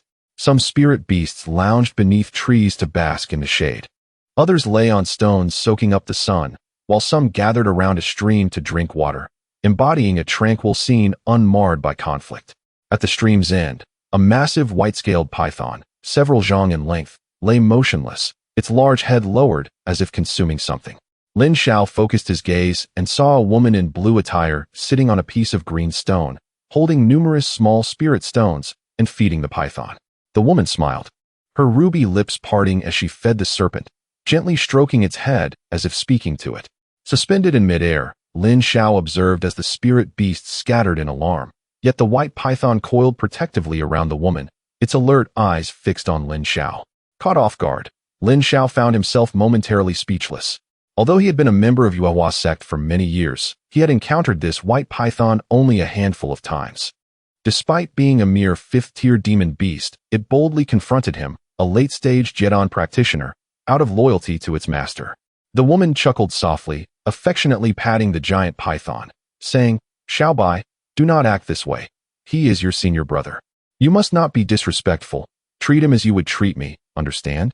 Hearing Luo Wanjing's words, Lin Xiao felt somewhat at a loss. The relationship she had with the demon beast seemed to imply reproach. However, Luo Wanjing maintained a serious demeanor, instructing the white python as if it were her disciple, rendering him speechless. He landed by the stream, uncertain of what to say, and casually inquired, "Senior sister, I heard from Lingyun that you were injured?" Luo Wanjing paused, surprised that Lin Zhao's first words were of concern for her. She shook her head and smiled. "It is nothing serious. I merely exchanged blows with a practitioner from the Anti-Xian Alliance. I was outmatched and sustained some minor injuries." Lin Xiao scrutinized her, noting her somewhat pale complexion, though otherwise she appeared fine. He nodded and said, "That is good to hear." As he spoke, he retrieved the Yinling garment, presenting it with both hands. "Thanks to senior sister's treasure, this journey has indeed been devoid of troubles, so I return it to its rightful owner." Seeing that the Yinling garment was undamaged, its spiritual light shimmering, Luo Wanjing shook her head, declining. "Junior brother, you have repeatedly put yourself in peril for the sect. This treasure should remain with you. Otherwise, I shall feel uneasy." She was a woman of gratitude, and Lin Xiao's efforts in elevating Yuehua sect, personally retrieving her from Cunyan sect, and the many Jedon practitioners now seeking refuge were all attributable to his merit. Luo Wanjing felt fortunate to have accepted Lin Xiao initially, and compared to the current Yuehua sect, she believed the treasures she had given him were woefully insufficient as compensation. Recognizing her sincerity, Lin Xiao ceased his insistence and stored the Yinling garment, bowing his head. "Then I thank senior sister. This garment is indeed a remarkable treasure, perfectly suited to my needs." Luo Wanjing nodded, examining Lin Xiao closely, and inquired, "The secret realm is fraught with peril. Was your journey smooth?" After Lin Xiao departed, she had been worried day and night, though she found it inappropriate to voice her concerns. Though they were now fellow practitioners, their time together had been limited since Lin Zhao's entry into the sect. He was often either in seclusion or engaged in external affairs. Hearing her question, Lin Xiao merely responded with a faint smile, "It has been relatively smooth. Thank you for your concern, senior sister." He certainly would not divulge the events he had encountered along the way, as there was no need, and he did not wish to reveal his hand, especially given the numerous celestial herbs and treasures he possessed. Recalling matters regarding alchemy, Lin Xiao then asked, "By the way, senior sister, did not the Taoist Situ from the Yinyang Pavilion intend to construct an alchemical chamber? I wonder what his alchemical skills are like." Upon hearing this, Luo Wan contemplated for a moment and nodded, expressing, "It is indeed feasible. However, the scarcity of spiritual herbs within the sect compels us to settle for the concoction of common elixirs. As for whether he possesses the capability to refine higher-tier pills, that remains uncertain. Lin Xiao, after listening, fell into deep thought for a considerable time without uttering a word, before inquiring, "Senior sister, you haven't disclosed the matter of the Jiebing Shengyao to those newly allied cultivators, have you?" Luo Wan nodded affirmatively, stating, "Certainly not. This matter is of utmost importance. How could I dare to reveal it to them? But, junior brother, have you truly acquired the Jiebing Shengyao?" Noticing her curiosity devoid of fervor, Lin Xiao felt no need to conceal the truth and candidly replied, "Yes, I have obtained some. Which is why I sought the assistance of that Taoist situ for alchemy. However, given the scarcity of spiritual herbs, if he fails in the refining process, it would all be in vain. Nevertheless, senior sister need not worry. 2 elixirs should suffice. You must hasten to reach the late stage of Jidan to facilitate the consumption of the medicine for Jiebing." This matter could not remain concealed from Luo Wan, and it required her assistance and confidentiality. Hence Lin Xiao deliberately mentioned the rarity of the herbs. After all, who wouldn't covet something like the Jiebing Shengyao? Presently, the Yue Zazong was filled with cultivators who had recently allied, their intentions unclear, thus caution was paramount. He intentionally stated that only 2 elixirs could be refined, as any desire from Luo Wan would necessitate her commitment to secrecy. Yet, Luo Wan merely smiled wryly and shook her head, saying, "I shall pass with my aptitude. Reaching the mid-stage of Jidan is already my utmost limit. Junior brother, it would be wiser to allocate the cultivation resources for your advancement." Chapter 81. The nature of dragons. Upon hearing her words, Lin Xiao was momentarily taken aback. With the experiences of 2 lifetimes, he could discern that Luo Wan Ning spoke truthfully and not out of modesty. Yet, it was precisely this honesty that made it difficult for him to believe. In the eyes of cultivators, materials for cultivation are second only to life itself. If one is not fervently devoted to cultivation, what purpose is there in being a cultivator? However, Luo Wan Ning was indeed peculiar, standing apart from her fellow cultivators, her disposition akin to that of a mortal. Lin Xiao found himself gazing at her for an extended period, questioning whether he had misjudged her or if she was simply adept at concealing her true self. Yet, despite his unwavering scrutiny, all he could imprint in his heart was her ethereal beauty and nothing more. "Junior brother, what is the matter?" Seeing Lin Xiao's unwavering gaze, Luo Wan Ning could not help but voice her curiosity. Regaining his composure, Lin Xiao replied, "It is nothing, senior sister. Let us go meet those cultivators who have come to seek our allegiance. I would appreciate your introduction." Upon hearing this, Luo Wan Ning immediately nodded. "You are correct, junior brother. The reason those cultivators have chosen to align with our Yuehua sect is due to your esteemed reputation. They have long wished to meet you." As she spoke, she turned her attention to the side where the Bai Lin Mang was still glaring at Lin Xiao. With a gentle smile, she caressed the scales on its abdomen and said, "Little Bai, you may go and rest." At her command, the massive serpent began to slither away into the forest, yet not far from its departure, it abruptly turned its head, opening its gaping maw towards Lin Xiao as if attempting to assert its dominance. However, just then, the scroll behind Lin Xiao trembled, and from within emanated a furious dragon-esque roar. The roar resounded through the heavens, imbued with the ferocious aura characteristic of demonic beasts, causing the Bai Lin Mang to hastily lower its head to the ground, coiling its immense form in submission, while the surrounding spirit beasts had long since vanished without a trace. Luo Wan Ning was momentarily stunned. After regaining her composure, she curiously inquired, "Junior brother, could it be that you also possess a spirit beast? I have never seen one before." Lin Xiao found himself equally perplexed. Did this black dragon wish to display its might, or was it reacting to the Bai Lin Mang's perceived disrespect, seeking to protect its master? However, after a moment of contemplation, he dismissed the latter notion. This black dragon was inherently savage. It was unlikely to have protective instincts. Most likely, it was merely tempted by the abundance of spirit beasts in the mountains. Thus, he responded, "I have subdued a Jiao dragon in the outside world. It is known for its ferocity, and I fear it may have startled you, senior sister." Luo Wan Ning shook her head with a smile. "It is of no consequence. I seldom leave the sect, and have encountered few spirit beasts. Junior brother, why not summon your spirit beast for us to see?" Seeing the anticipation in her gaze, and her use of the word summon, Lin Xiao found himself at a loss for words. She regarded the demonic beast as if it were a person. Luo Wan Ning truly was an enigma. One might mistakenly think she had transformed into a spirit beast herself. Suppressing his thoughts, Lin Xiao acquiesced. Very well, but please be cautious not to be frightened by this unruly creature. After speaking, he removed the scroll from his back, unfurling it before him, and commanded, "Why do you not emerge?" The ensuing dragon's roar was markedly different from before, exuding a commanding presence. As the roar echoed through the mountains, a colossal black dragon emerged from the scroll. Instead of landing, it soared high in the air, surveying the landscape below. Luo Wanning gazed upward, her lips parting in awe as she exclaimed, "Such an impressive dragon beast." After showcasing its might, the black dragon descended towards the ground, noticing the Bai Lin Mang lying motionless. It landed directly in front of the white serpent, unleashing a series of roars that startled the Bai Lin Mang, causing its immense body to tremble with fear. Satisfied, the black dragon raised its head, but unexpectedly, it began to crawl over and rest upon the Bai Lin Mang. Lin Zhao's expression shifted, and he was about to reprimand the creature when he saw Luo Wanning frown and cry out, "You must not bully her." The black dragon paused, turning its massive head towards Luo Wanning. Surprisingly, it did not erupt in anger. Instead, it retreated from the Bai Lin Mang and twisted its body to approach Luo Wanning. It circled around her, its enormous head swaying from side to side, its fierce eyes scrutinizing her intently. Yet, Luo Wanning remained unperturbed, smiling as she said, "Little Bai is still young. You cannot have her as your mate. You must not take advantage of the weak."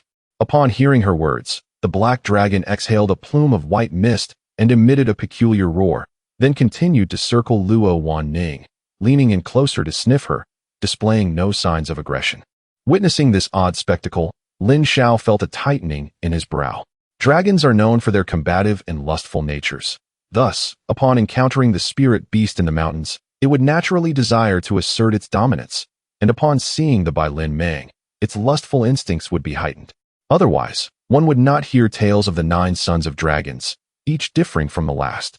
Yet, why did this creature heed Luo Wanning's words? Moreover, what was this childlike admonition all about?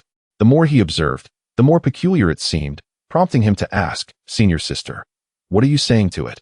Luo Wanning cast a glance at Lin Xiao, her smile gentle as she replied, "I am teaching it not to bully little Bai. She is a girl."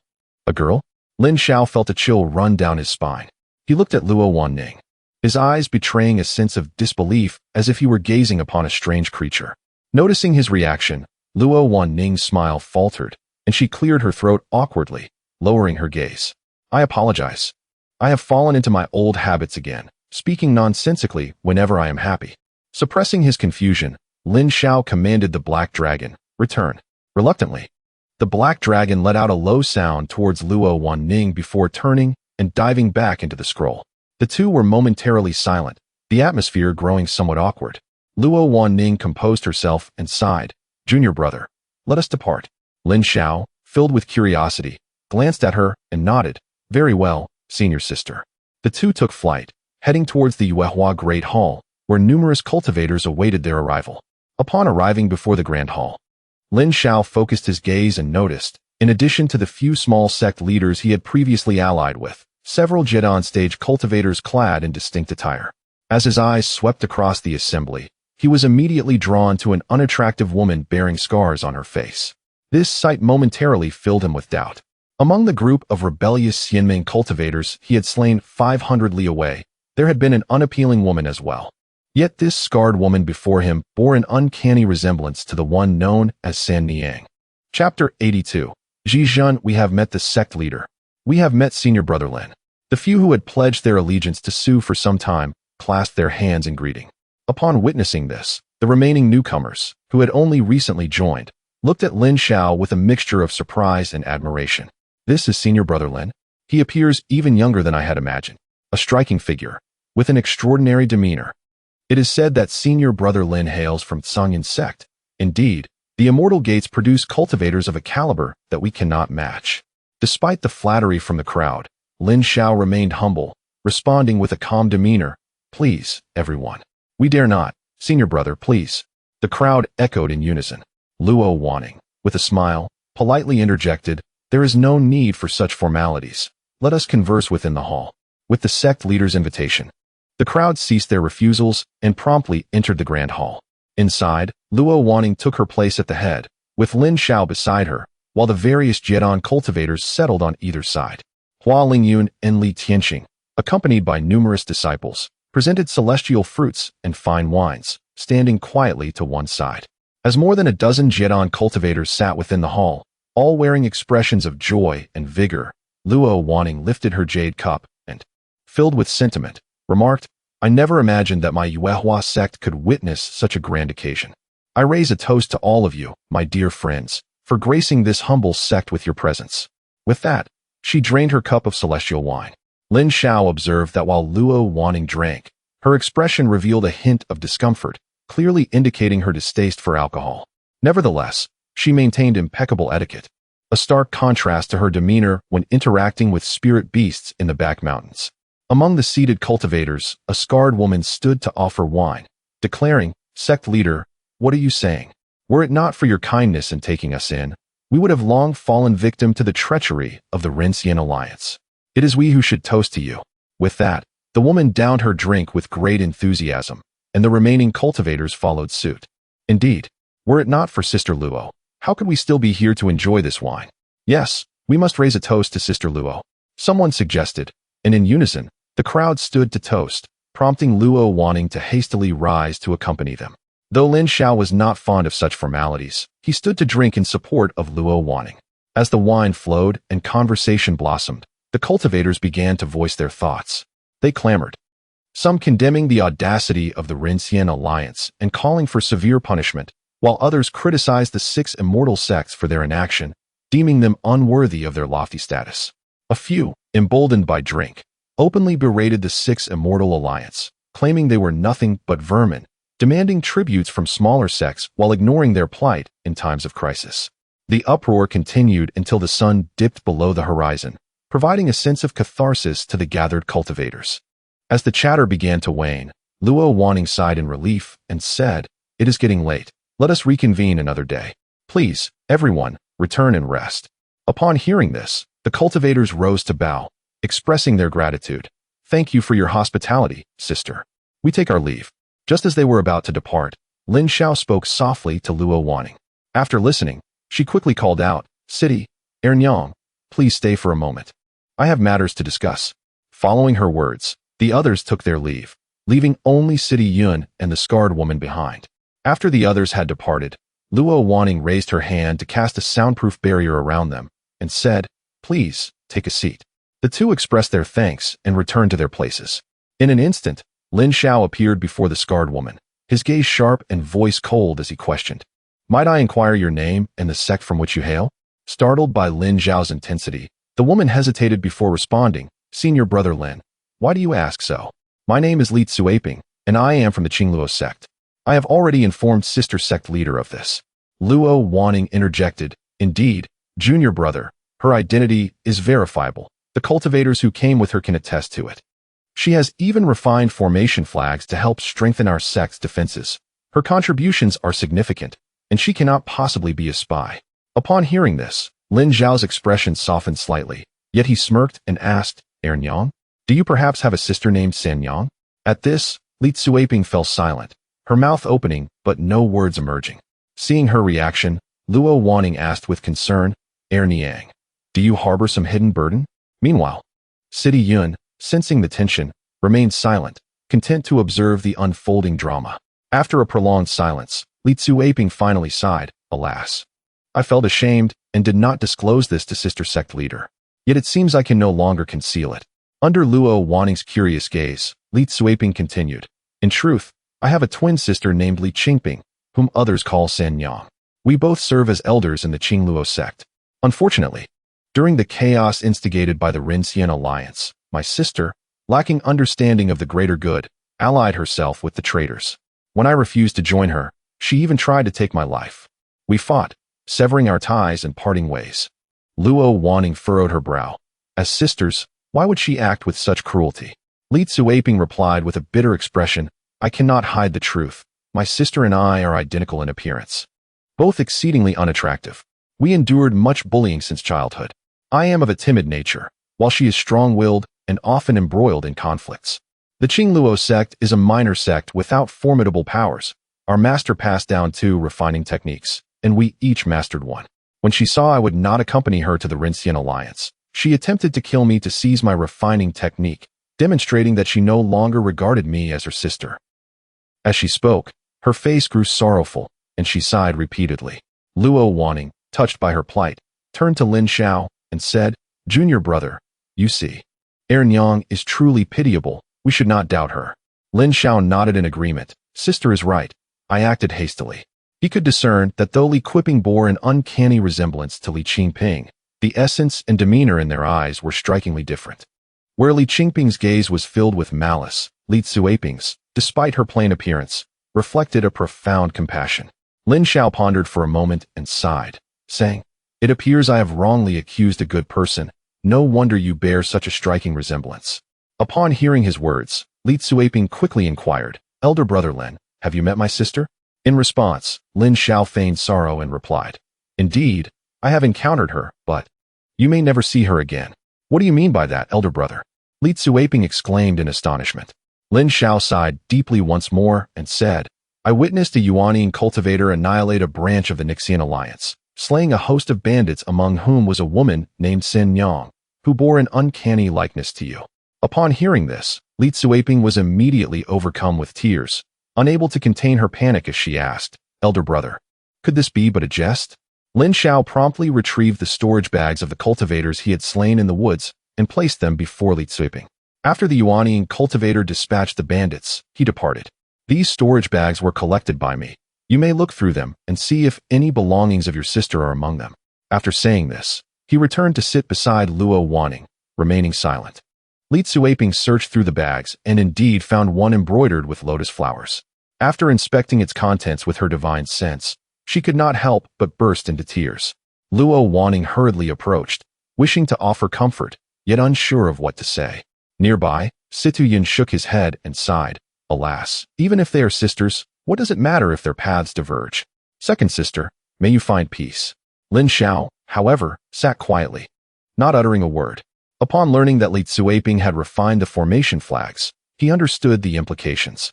If this woman were indeed an undercover agent of the Nixian alliance, her familiarity with formations and magical artifacts could have easily led to the downfall of the Yuehua sect.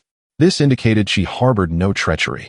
Lin Xiao still needed to seek her guidance in the art of artifact crafting, and thus he would never admit to having slain Li Qingping. Otherwise, he would incur her wrath, and would Li Cuiping not treasure her secret skills? "I am not particularly adept in the ways of artifact crafting. Having already acquired my life-bound treasure, how shall I refine the 2 Yin-Yang Thunder Pearls?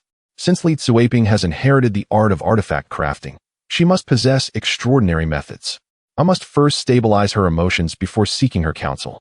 With these thoughts, Lin Xiao silently nodded to himself. Chapter 83. Instruction. After weeping for a while, Li Cuiping wiped her tears and lamented with a heavy heart, "San Yang, sister, you have strayed from the right path, leading to this calamity." Upon witnessing her sorrow, Luo Wanning, filled with compassion, spoke soothingly, "Given the circumstances, it is unwise to dwell in excessive grief. Second sister, please take care of your health."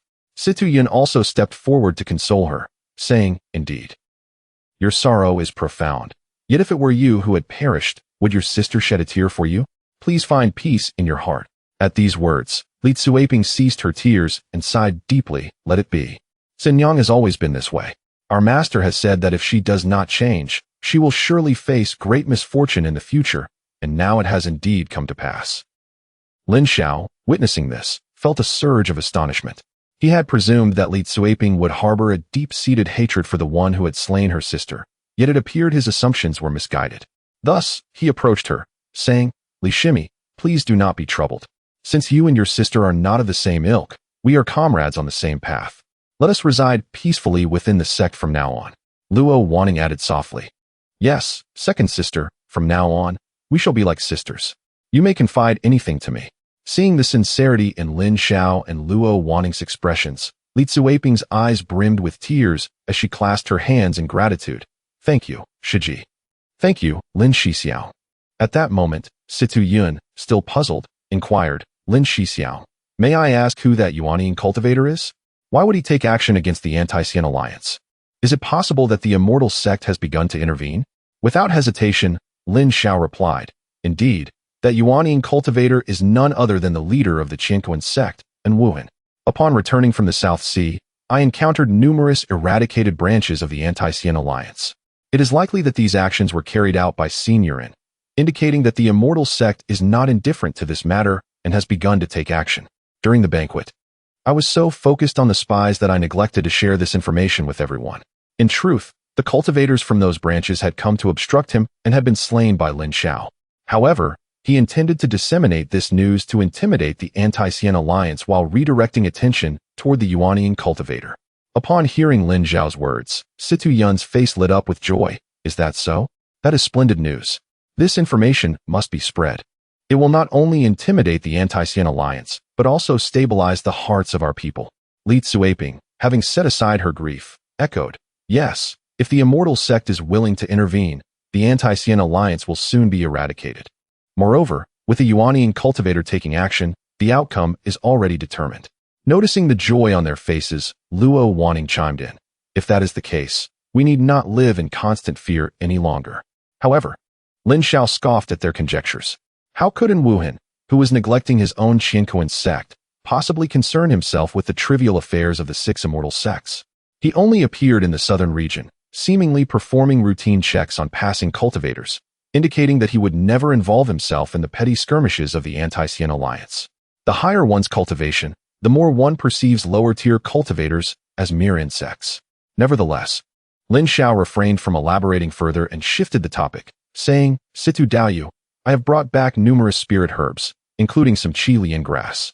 Do you think it can be combined with Yin Shuang grass to concoct some Jingling Dan? It would be beneficial for disciples attempting to form their golden cores." As he spoke, he retrieved all the spirit herbs from his storage bag, excluding the Linglong Xian grass and Ningji Du, placing them before Situ Yun. Upon seeing the abundance of spirit herbs, Situ Yun's eyes widened with excitement, akin to a cat spotting a mouse, as he trembled, "This. Lin Shixiang, where did you procure so many spirit herbs?" Though Luo Wanning and Li Tsuaping were unfamiliar with the intricacies of alchemy, they recognized the herbs and exchanged glances of astonishment. Clearly, Lin Shidi's expedition to the secret realm had been remarkably fruitful, as evidenced by the plethora of spirit herbs he had brought back. In her heart, Luo Wanning felt a surge of joy. Lin Xiao, maintaining a calm demeanor, replied, "I gathered them along the way. The Shuiyu grass and Huolingji were collected from the mountains, while the Qilan flower and Qi Lian grass were sourced from islands in the sea. I wonder how many elixirs can be crafted from these herbs." Upon hearing this, Situ Yun pounded his chest, declaring, "Lin Shixiang, rest assured. Although my cultivation is lacking, I possess considerable confidence in my alchemical skills. I shall not say much more.